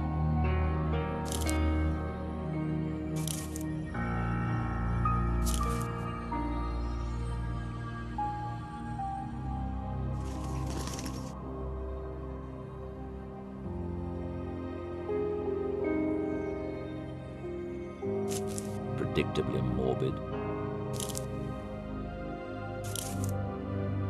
What's this? Department of Foster Care Administration, Washington, D.C. I better take a look at this. Foster Care, Virginia. Foster Care, Virginia. Maybe they can tell me something about this stranger I've let into my house. Foster Care, Virginia.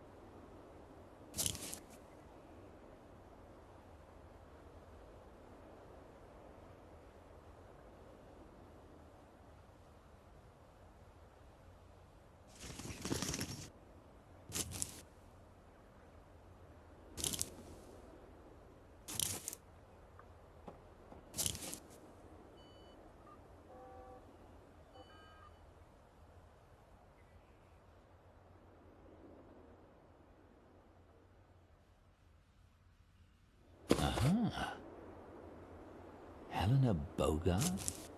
What the hell is going on? It's obviously altered. It's obviously altered.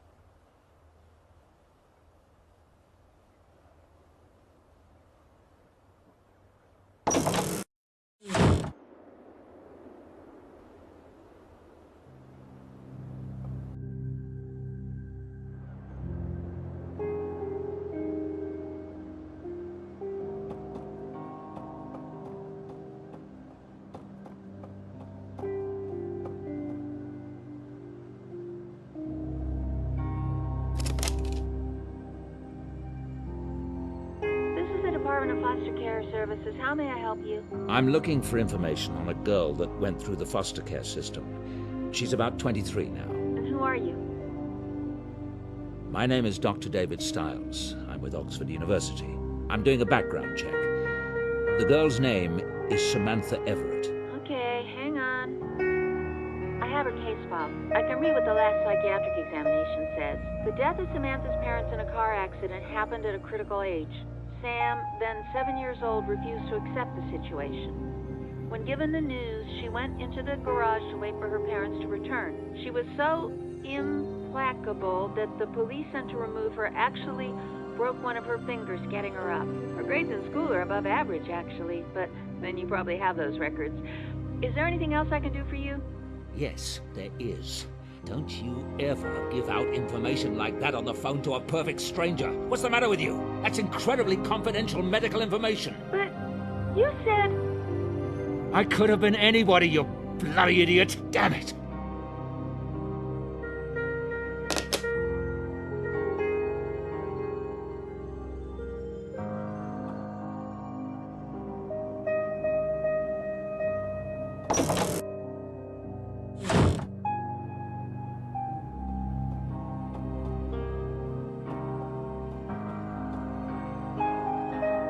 Those must be the parents Sam lost. I refuse to feel sorry for that Jezebel.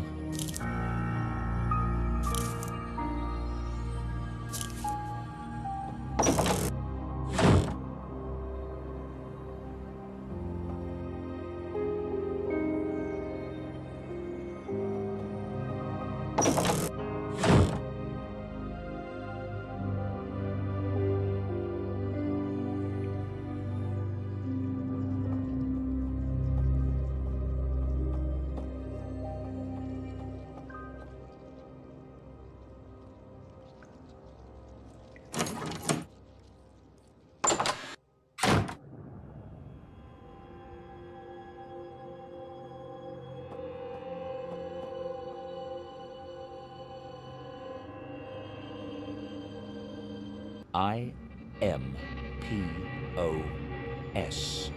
Impossible. Is she trying to say it's impossible to come through? The dialogue generator is set correctly.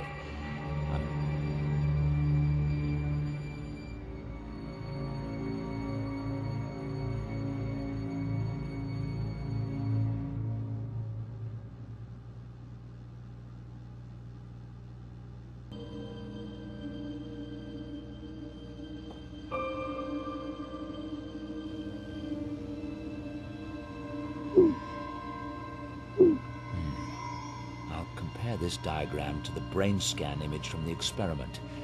I'll need to take it over there. I'll take it with me.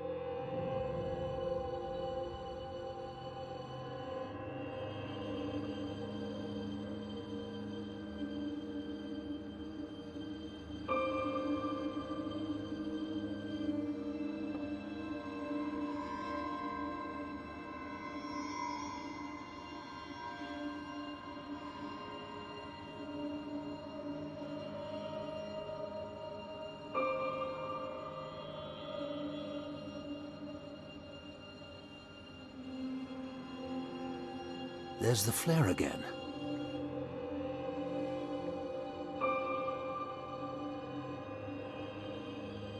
The activity is in the back half of the brain. The flare is too strong. Associated with dreaming. I should look at the previous frame. She fell asleep.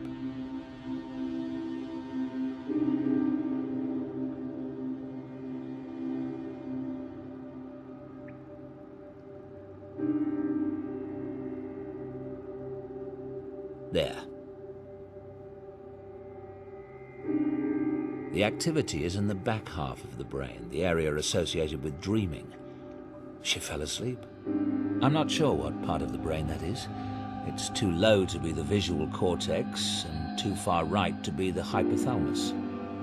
Angela has activity in her massa intermedia just before the flare. That's odd. I'm not sure I remember what that area does, or if it does anything.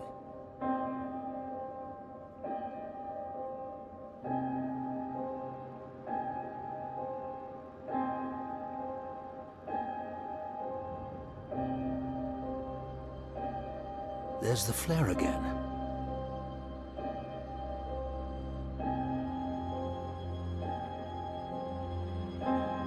There. Angela has activity in her massa intermedia just before the flare. Angela has activity in her massa intermedia just before the flare.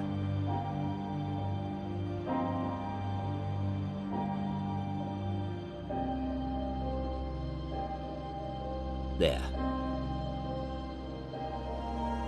There. There's the flare again. I can't really recognize. There. I'm not sure what part of the brain that is. It's too low to be the visual cortex.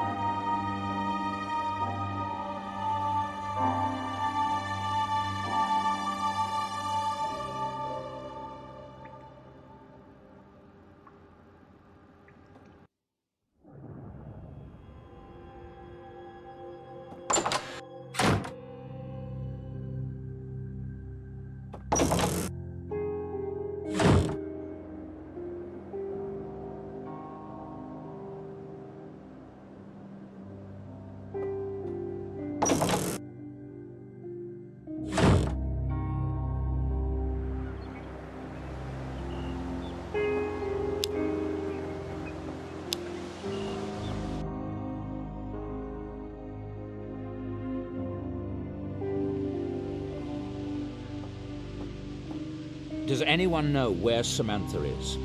No. We've been looking for her. Tell them, Dr. Styles. What happened at the cafeteria cannot have anything to do with us. I don't know. Listen, do any of you know anything at all about Samantha? I already told you, Dr. Styles. She's not a student. Angela's been saying that. But it can't be true, can it? What kind of a person would make up something like that? A sneaky one. Come to think of it, she's too devious to be in anything but the law program, and if she were in it, I'd know. Do any of you have any background on Sam? Know where she came from? Did any of you know her before the experiment? No, but we did not know each other either. That doesn't mean we're not students here.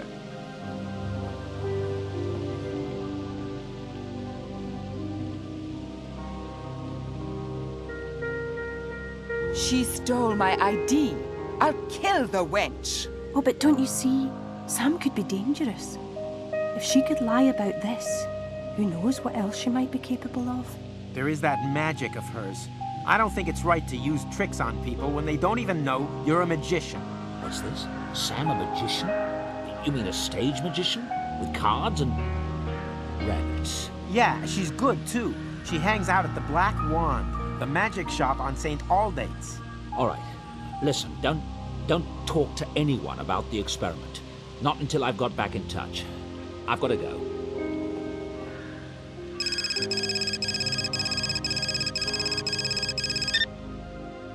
Yes?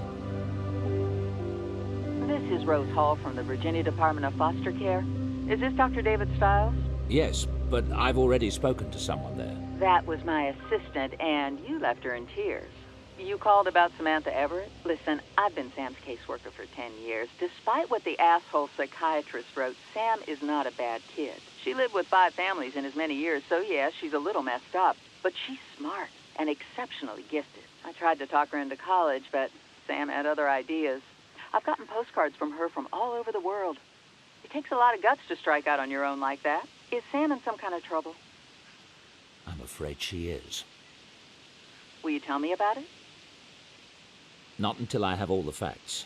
But I appreciate the phone call. I do have one more question. Is Sam a magician? Is she? Quite an amazing one. I fully expect to see her name in lights someday. Or at least her stage name, Lady Byron. I see. You've been very helpful. Thank you, Miss Hall. I'll be in touch.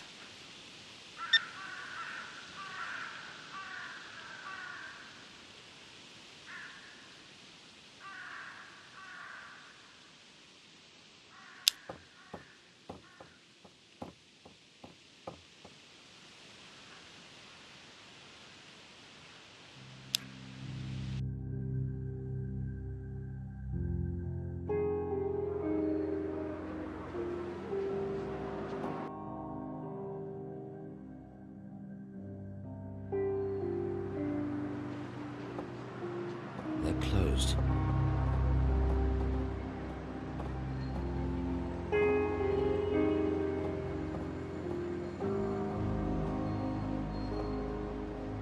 Lady Byron, command performance tonight, Daedalus Club, London. Well, now I know where to find Miss Everett. Unlucky for her.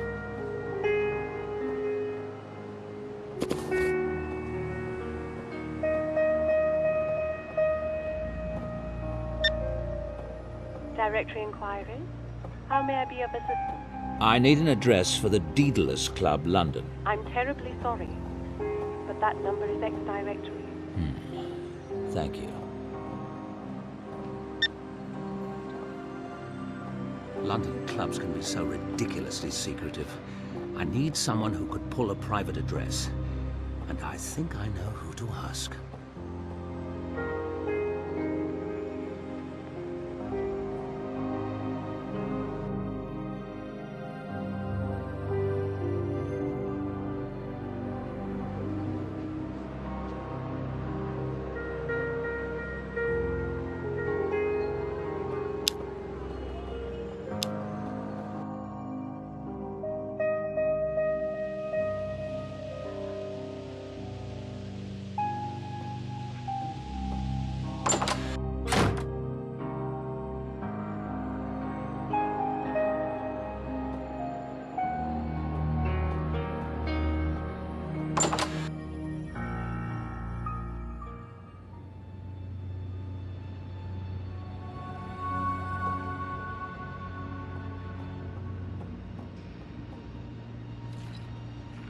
Detective.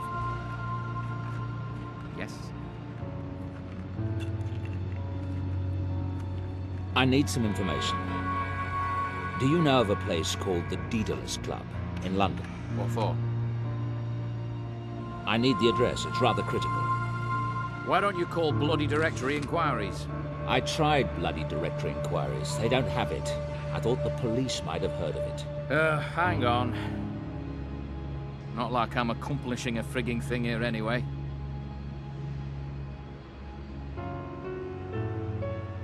You're right, it's ex-directory. Some kind of club. Here's the address. Thanks, I'm grateful. Just tell me if you hear anything, right? Of course.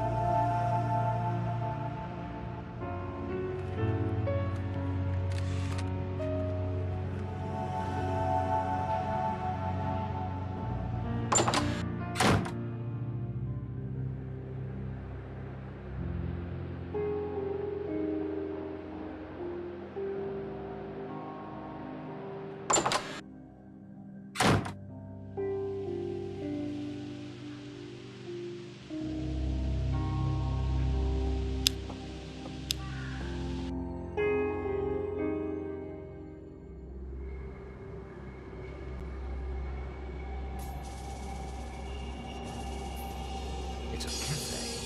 That can't be the private club I'm looking for.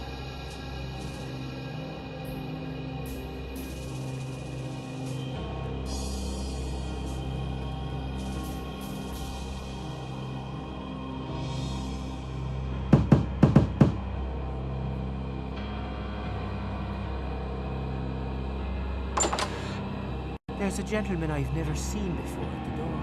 I came to see the show. Do you have an invitation? A token, perhaps? I have money. That's generally considered token enough for entertainment. Ah, but this is a private club, sir. I'm afraid you need more than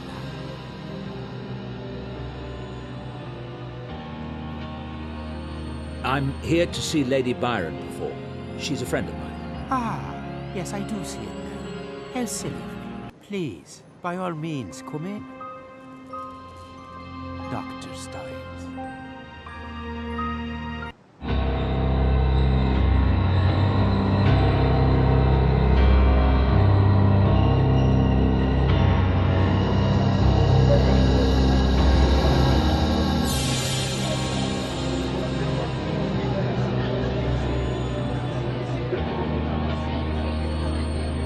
Nice evening. Yes. Supposed to be a good show tonight. Or an interesting one at any rate. Lady Byron? The club's abuzz. Word is, she's got a game going on up at Oxford. Quite a good one, too. Game? What kind of game? A grand game. It would have to be good for the club to give someone like her membership. Street performer, you know. American. But from what I've heard, it might be at that. Wait a minute.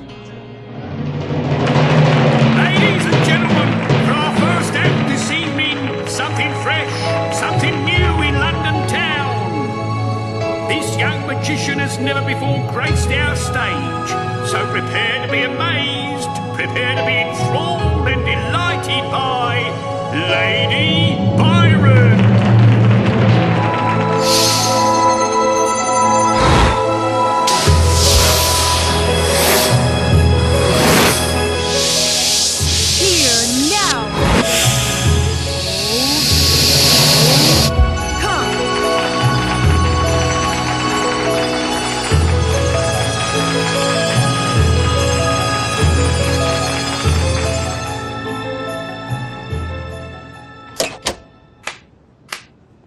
David! I mean, Dr. Stiles. You're very good. But unfortunately, the game you orchestrated will not work out as planned. What? Look, maybe I should have told you about my magic, but what's happening to you is not my game. I mean, how did you... Find out? Not relevant. I know, and it's over. I can see how this looks, but I know who's pulling the game on you. I proved it today. If you just... Really? And you're a student at St. Edmund's, and an English Lit major. I have to admit, you were brilliant. Even hunting down my mother's necklace, just to make sure you got taken on. The funny thing is, you went to all that trouble, and there really is something going on at Dreadhill. And you with your ridiculous pranks at the track and pool. Ridiculous? Do you even know what would be involved? Those illusions were way beyond me. Stop lying, Sam. I called that foster care office, you know, found out something real about you at any rate. I could almost feel sorry for you, if you hadn't tried to ruin my life. As for today, you're lucky no one was killed in that cafeteria. Did it not occur to you that someone could get hurt? Or were you too blinded by your big debut? I don't even know what you're talking about. All of your potential, and you throw it away to get into a damn magic club. I know you won't believe anything I say, but all I ever wanted to do was help you. Help me? Why would you? I want you cleared out of Dreadhill by morning. If you're gone, I might not turn you into the police. I never want to see your face again.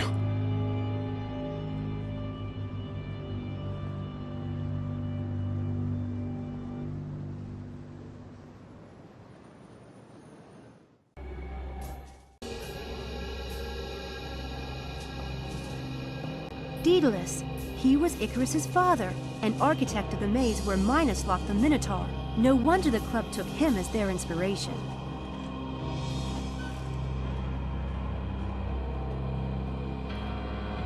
I have to admit, however classy this may be, it's pretty damn bizarre. The club could come across as a cult or something from the outside.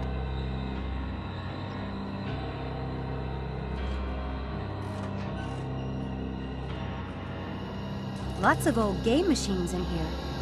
Very Daedalus Club. I wish I had time to try them. They look beautiful. Lots of old game machines.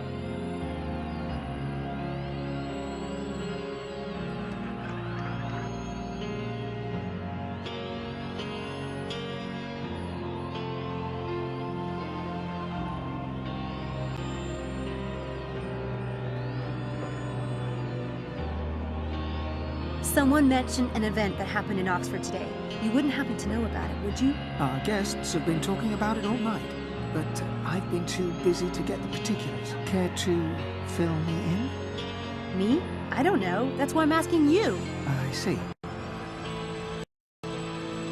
Do you know Mephistopheles? I'm looking for him. Last time he was in here was before the show. Oh, thanks.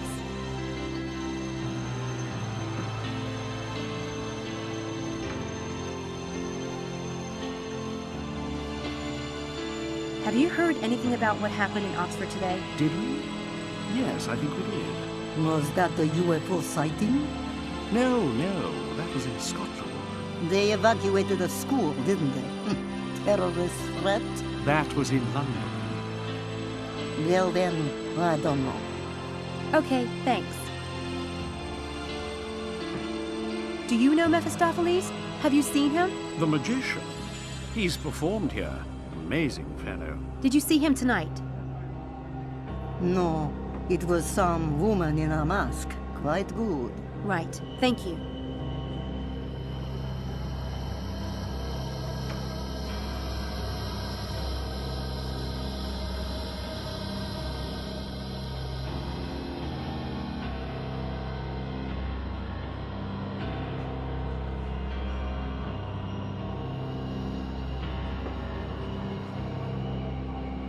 Lady fair with raven hair.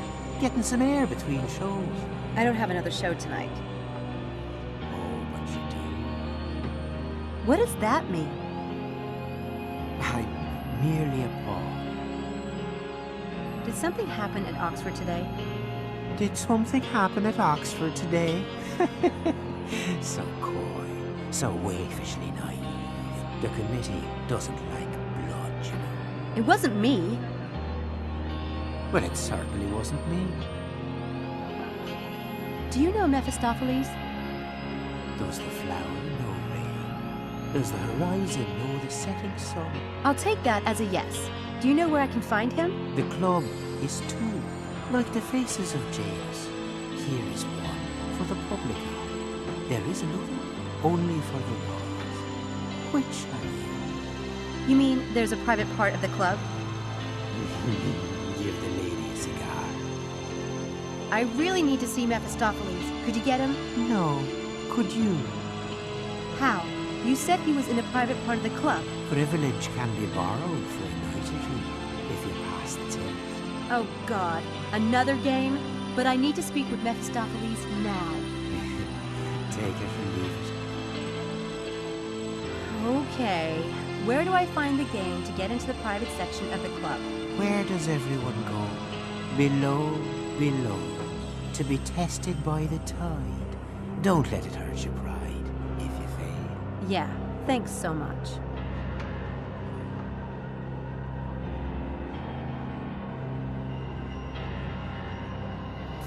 It's no use asking them any more questions.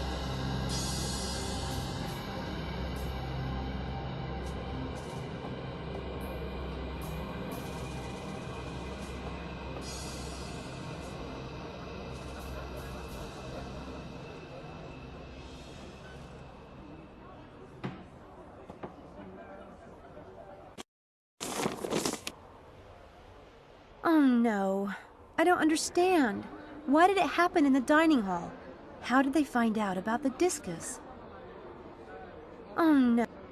Oh no. Oh no.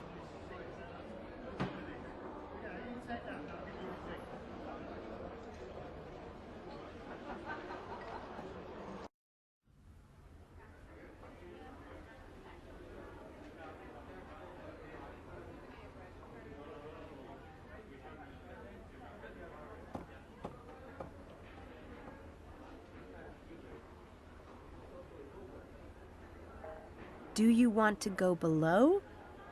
Sounds like a plan.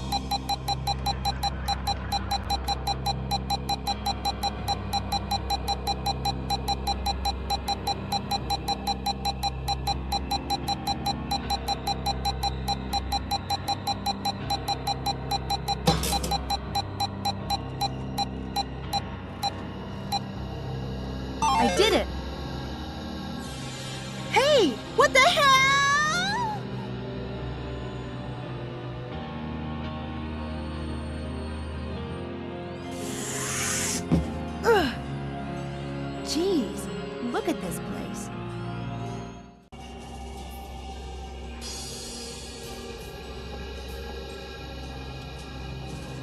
Wow.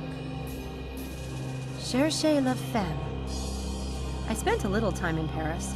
I think it means look for the woman.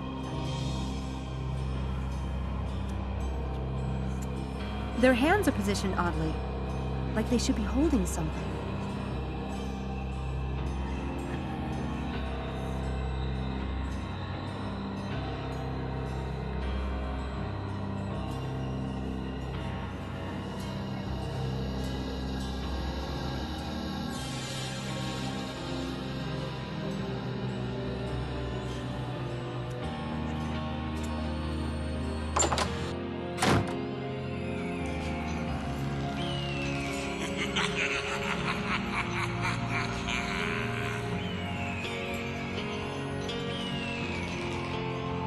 They each look like they should be holding something. There's gotta be a trick here, but I don't see any buttons or anything.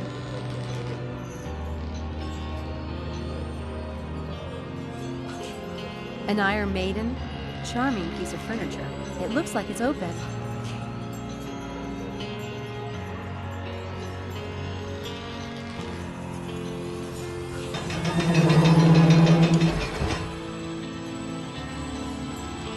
Ask the Six of Diamonds about quitting.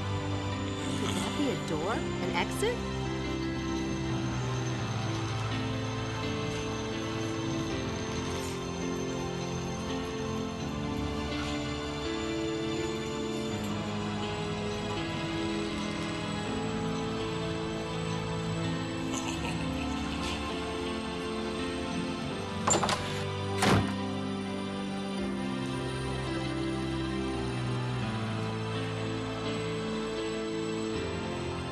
Guess I'm not going out that way.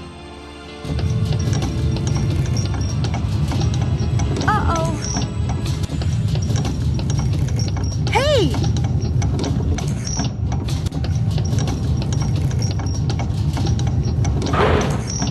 What the hell?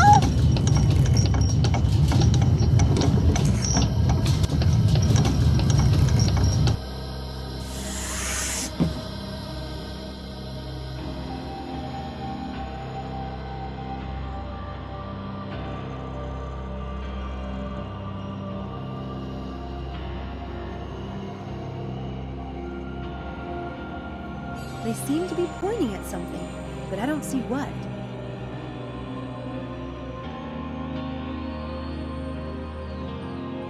They seem to be...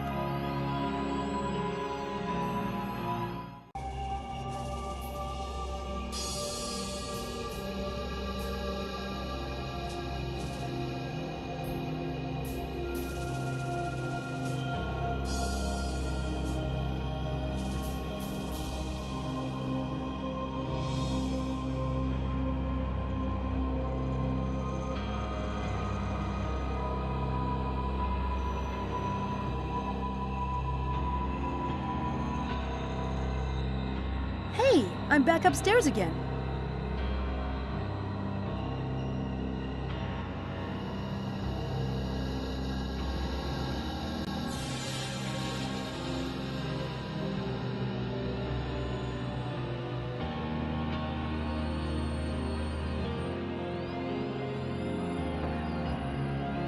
Can you give me any tips on this basement thing? Seek enlightenment down there.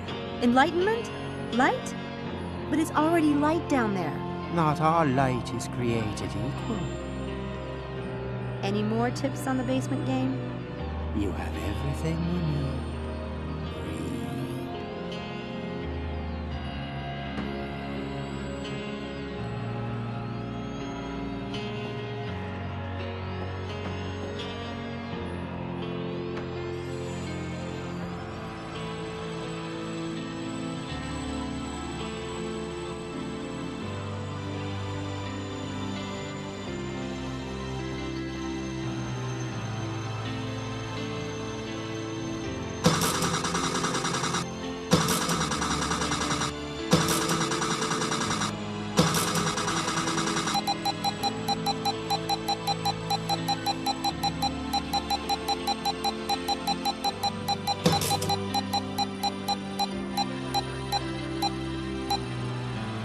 I did it! Not again!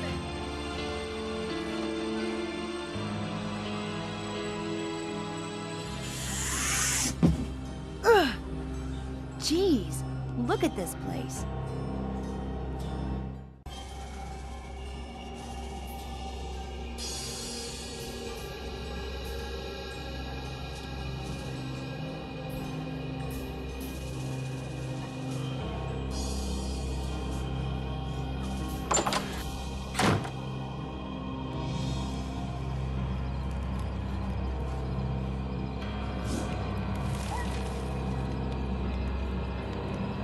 They each look like they should be holding something. There's gotta be a trick here, but I don't see any buttons or anything.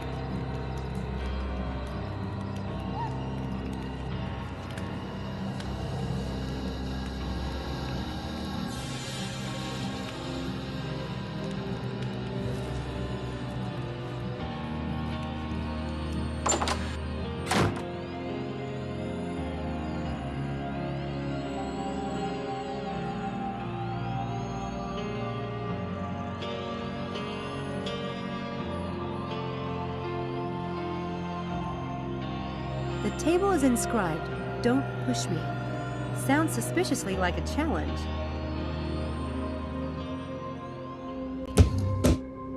Whoa, awesome! Talk about elaborate special effects.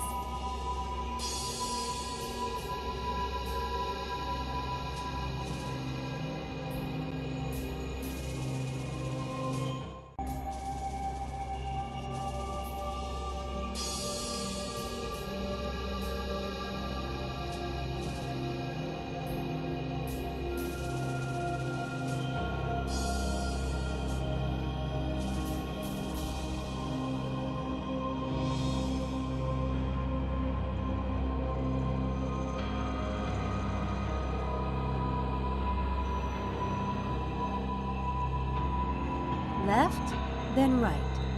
Alternating wins the game. Choose the exit that shows your prize furthest away. Always go left. Always go right. 4 contradictory instructions. They sound like directions for something.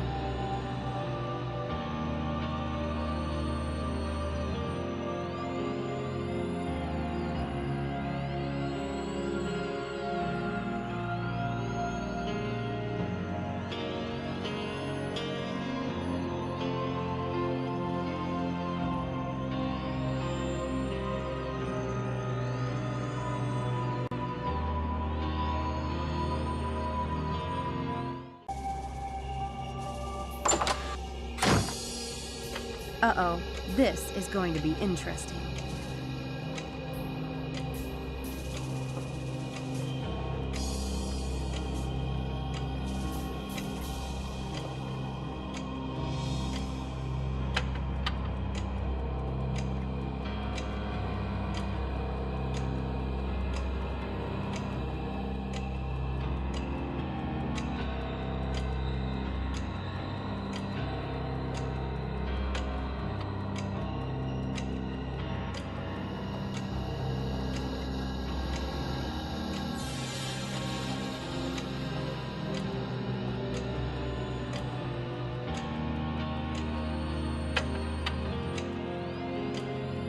There's the orange key. There's the orange key.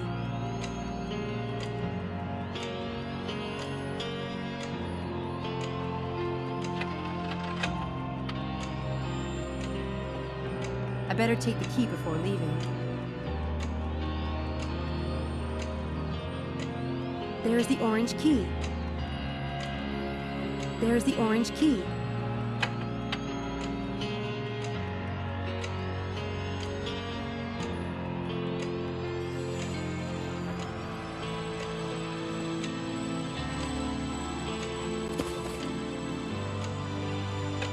Yes, the orange key.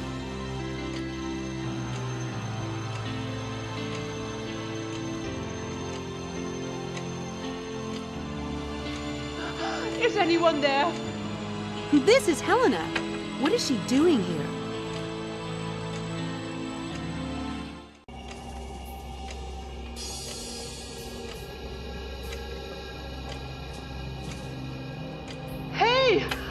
can't get out of here!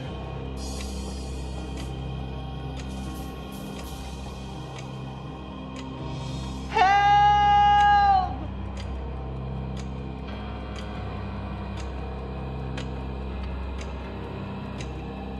Damn it!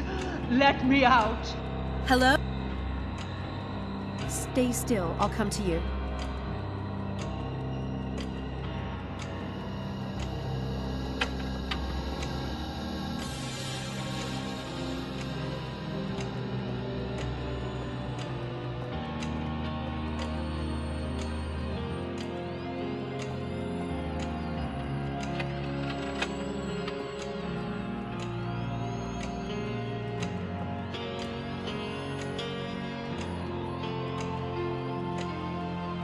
Sam, thank God you found me. I've been lost in here for hours. Helena, what are you doing here? Just get us out of here, will you? I never thought I'd be tired of mirrors. But if I don't get out of this place soon, I'll scream. All right, chill. Follow me. What is wrong with these people? I could have died in there. Somehow I doubt it. Well, that's no way to treat a paying customer. So it's not all fun and games dealing with the Daedalus Club, is it? Well, boo-hoo. What are you talking about? Look, I know that you and Mephistopheles are in on the game together. I saw you coming out of the Black Wand. The Black Wand? I only went there looking for you. Harvey said you hung out there. Which is, by the way, the same reason that brought me here. David was at St. Edmund Hall earlier. I came to warn you that he knows you're not a student. And do I get a thank you, Helena? No. I get accusations. What game am I supposed to be in on now? You really don't know Mephistopheles? If he's the bearded creep at the magic shop, then no, not really. So, everyone knows I don't go to Oxford? The entire Lambs Club? Yes, darling. Everyone. Then why would you bother to come here to warn me? After all, I lied to you, right? Because we're your friends, Sam. For God's sake. Haven't you ever had a real friend? Jesus, you haven't, have you? You're such a freak. It's not that. It's David. He thinks I lied about everything. I only told him I was a student to get that job. And now he thinks I'm behind all of the stuff that's been happening on campus. That is unfortunate. Hey, at least I know it's not you now. You reminded me that Harvey hangs around the Black Wand. He must be the one working with Mephistopheles. Samantha, you should let the police handle it. Let it go. No! I have to find who's behind this. If I can't prove it's someone else, David will never forgive me. Damn. So can I help? No, I just have to find Mephistopheles. He has to confess. I think there's an entrance to the private part of the club down here. I'll find it. Have it your own way, Sam. I've done all I can. Be careful.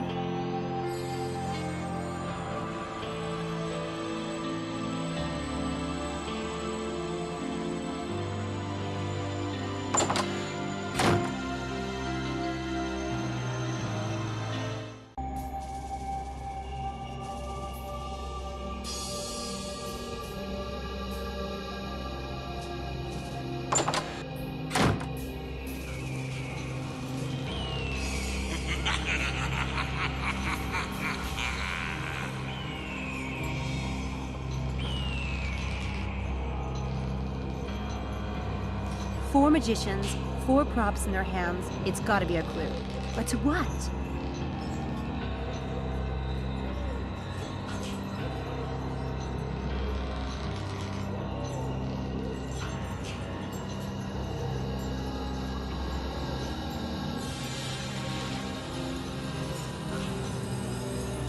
Four magicians.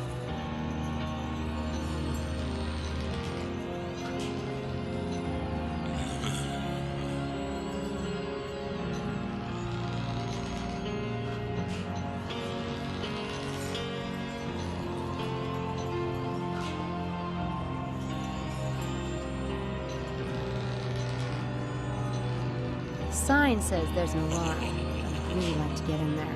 Here we go. No alarm. That I can hear.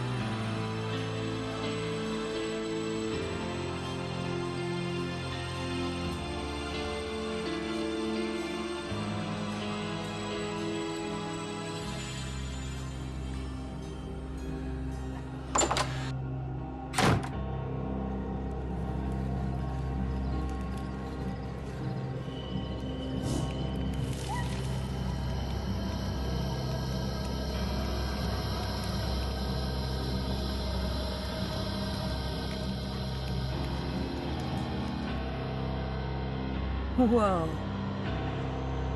This is awesome.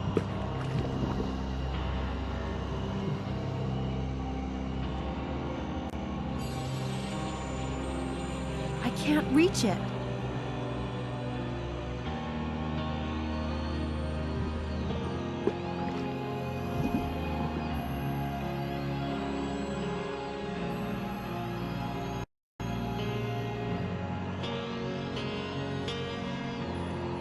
Yuck! These planks are covered in disgusting moss and filthy water, but I don't see another way to reach the pedestal.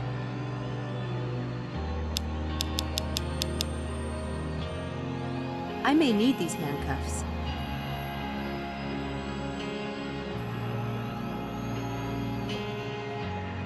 There are rings in both ends of the planks.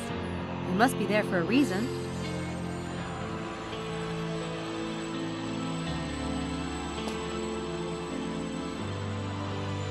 Can't get the plank to stay put. Looks like it rotates around something and turns each time I touch it. I can't walk on these planks until I find a way to stabilize them.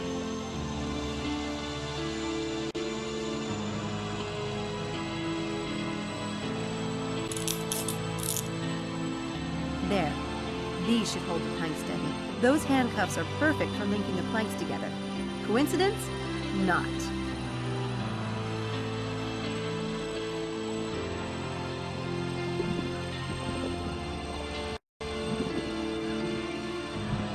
There's a green key on that center island.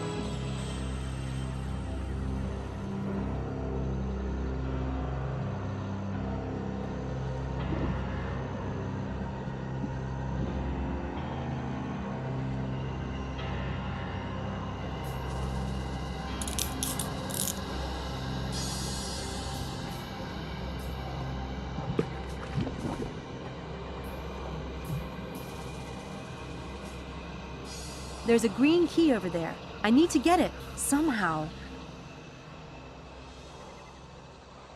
All these little islands look about the same distance apart. There must be a catch somehow.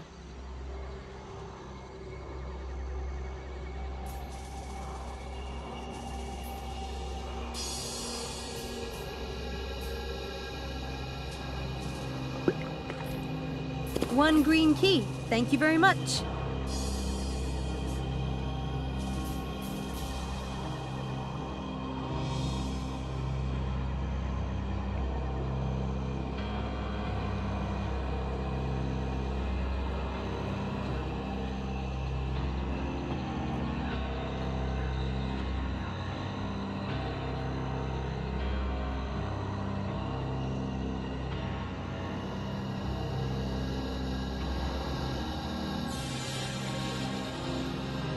No need to leave those in here.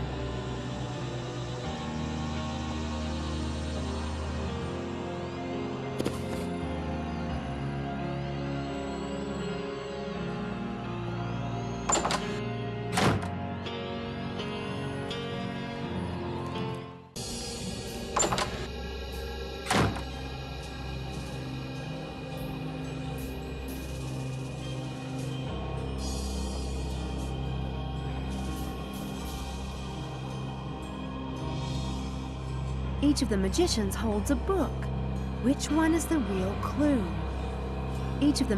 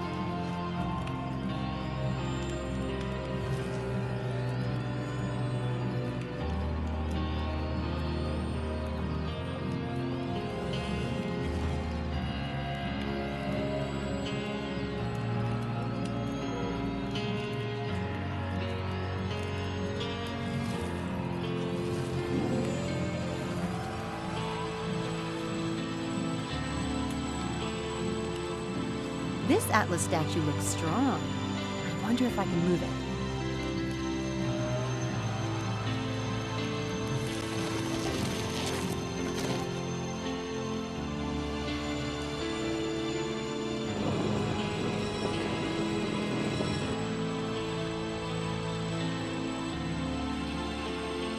I pushed the statue somewhere else. I wonder where it is now.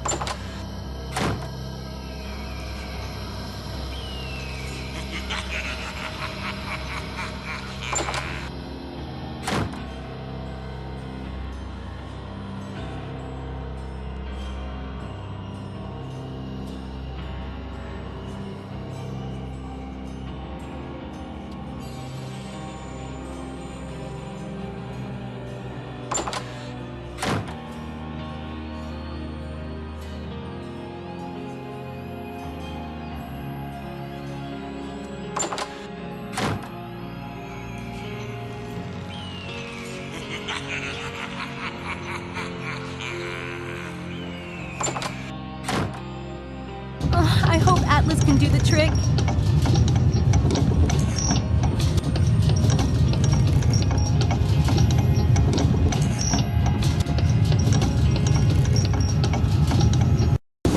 It worked!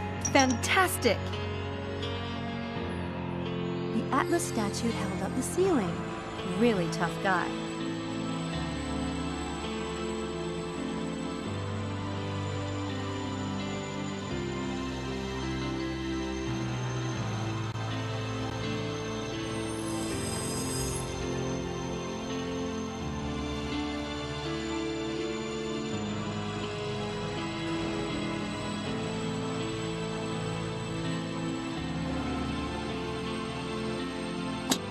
Here, there's the purple key.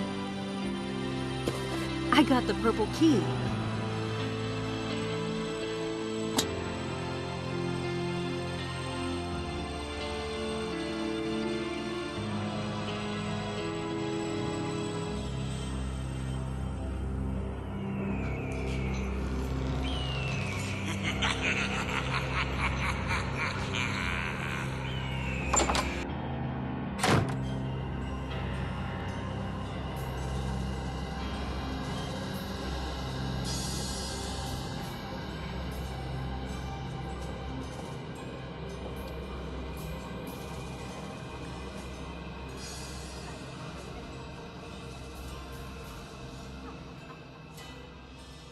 Classical statues. Probably... So what's behind the door?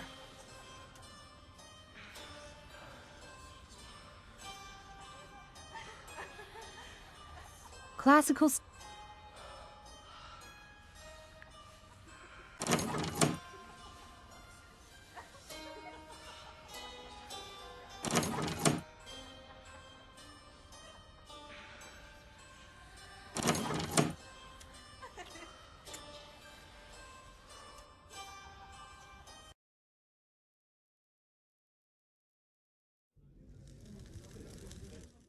I want to talk to Mephistopheles, but I need some way to coerce him into telling the truth.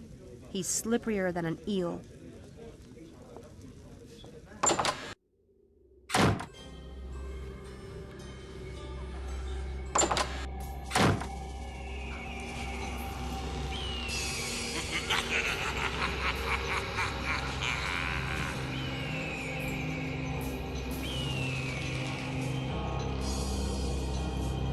I think I'll try opening this case, see what happens. No paratroopers. Guess I'm safe for the moment. A gun. Since there are several people I'd like to shoot about now, that would come in handy. I'm just going to borrow this gun. I might need it.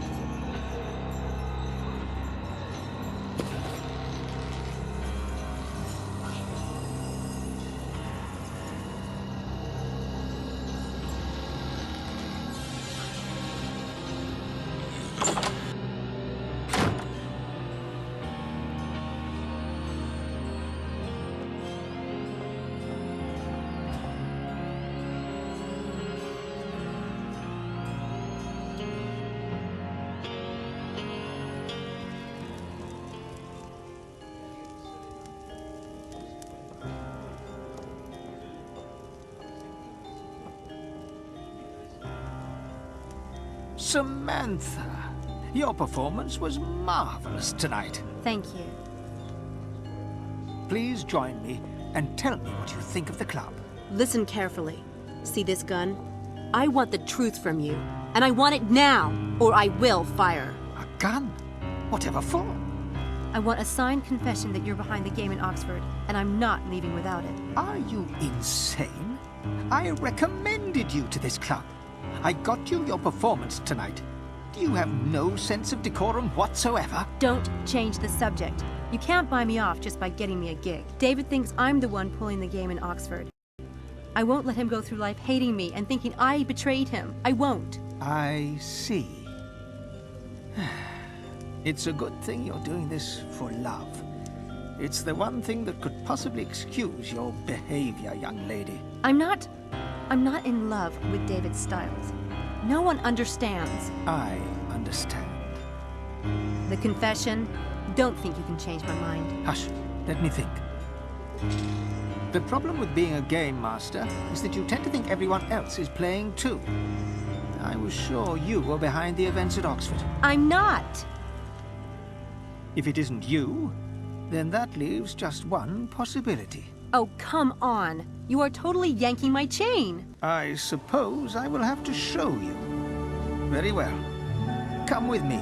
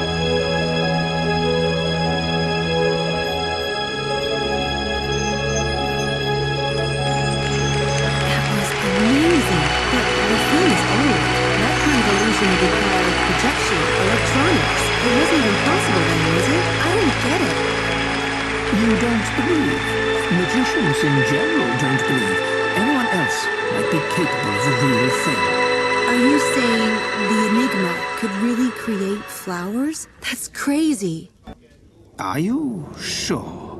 But what does this have to do with the game at Oxford? The person you're looking for is not an illusionist. As long as you're looking for one, you won't see the real culprit. Oh my god. I know who did it!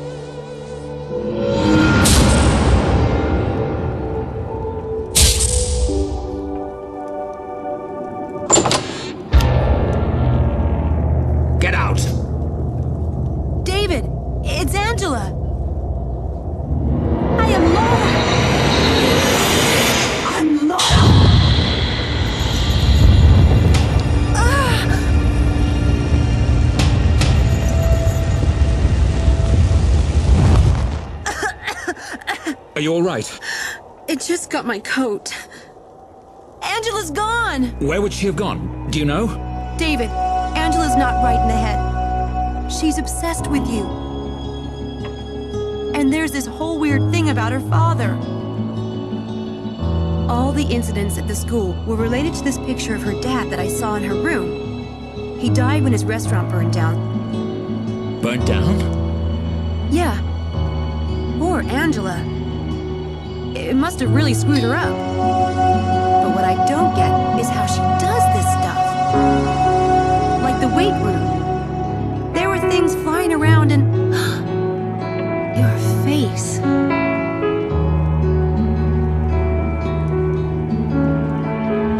It's bad, isn't it? Yeah. Pretty bad.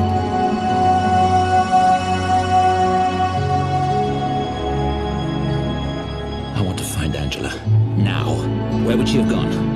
I think I know. I'll tell you everything on the way there. Angela! Leave me alone. Go away. Maybe you should let me talk to her. Just stay back, Sam. I've got to deal with this.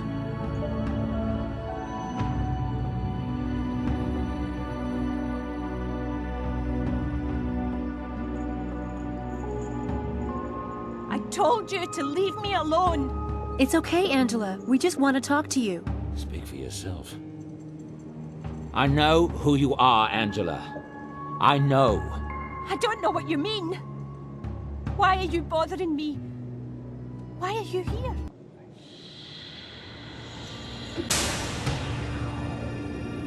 How does she do that? Sam, you should leave now. This is too dangerous. I'm not going.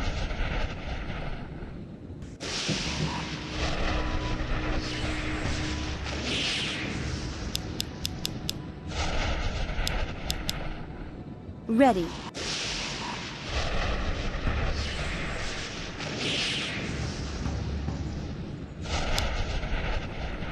Ready.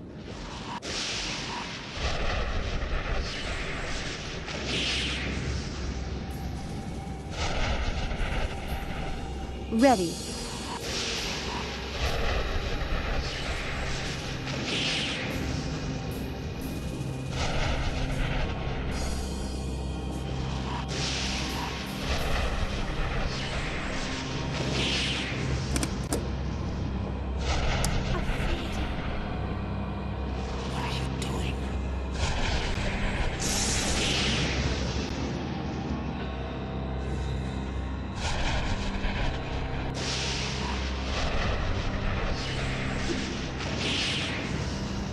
David, now!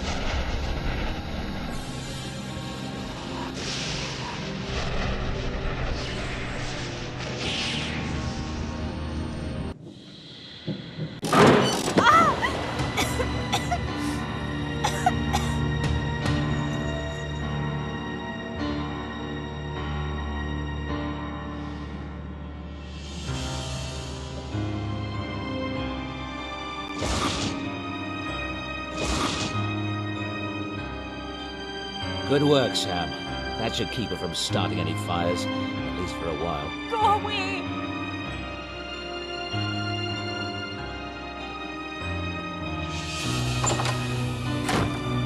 Let's go! I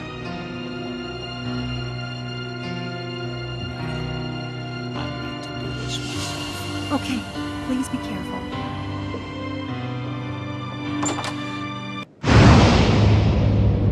Angela, stop.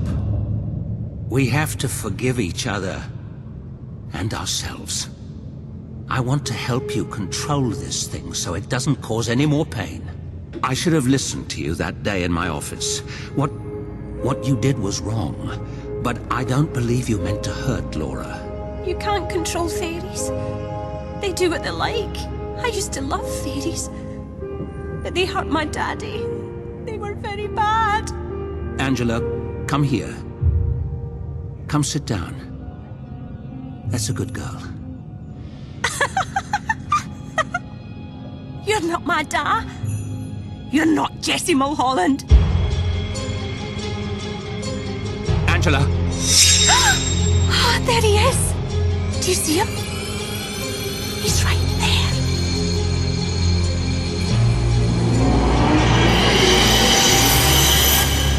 Angela, listen to me. What happened to your father was not your fault. He loved you. He would have wanted you to get help. Fairies can fly.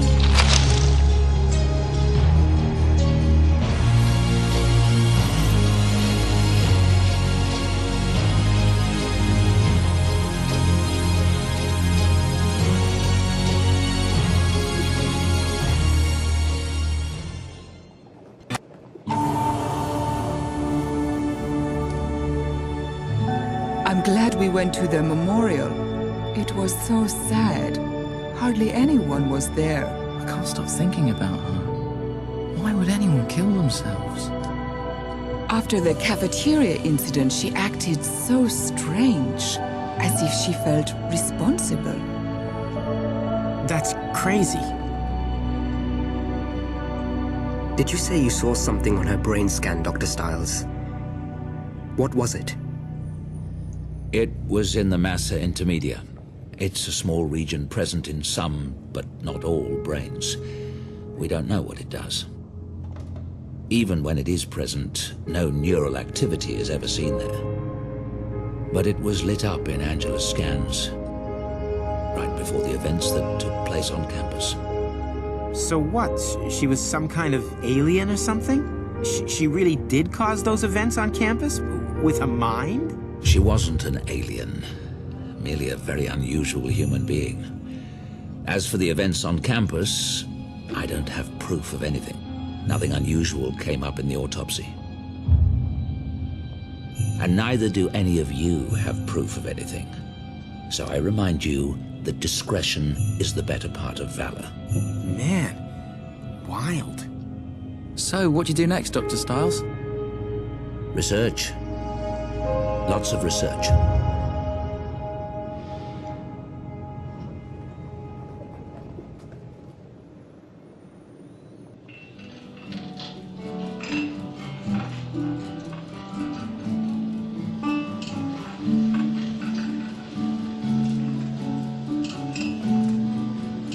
So you're staying here with Dr. Tall, Dark, and Deadly? I'd be an idiot to walk away from a house like this. Great food and 100 pounds a week. The lady doth protest too much.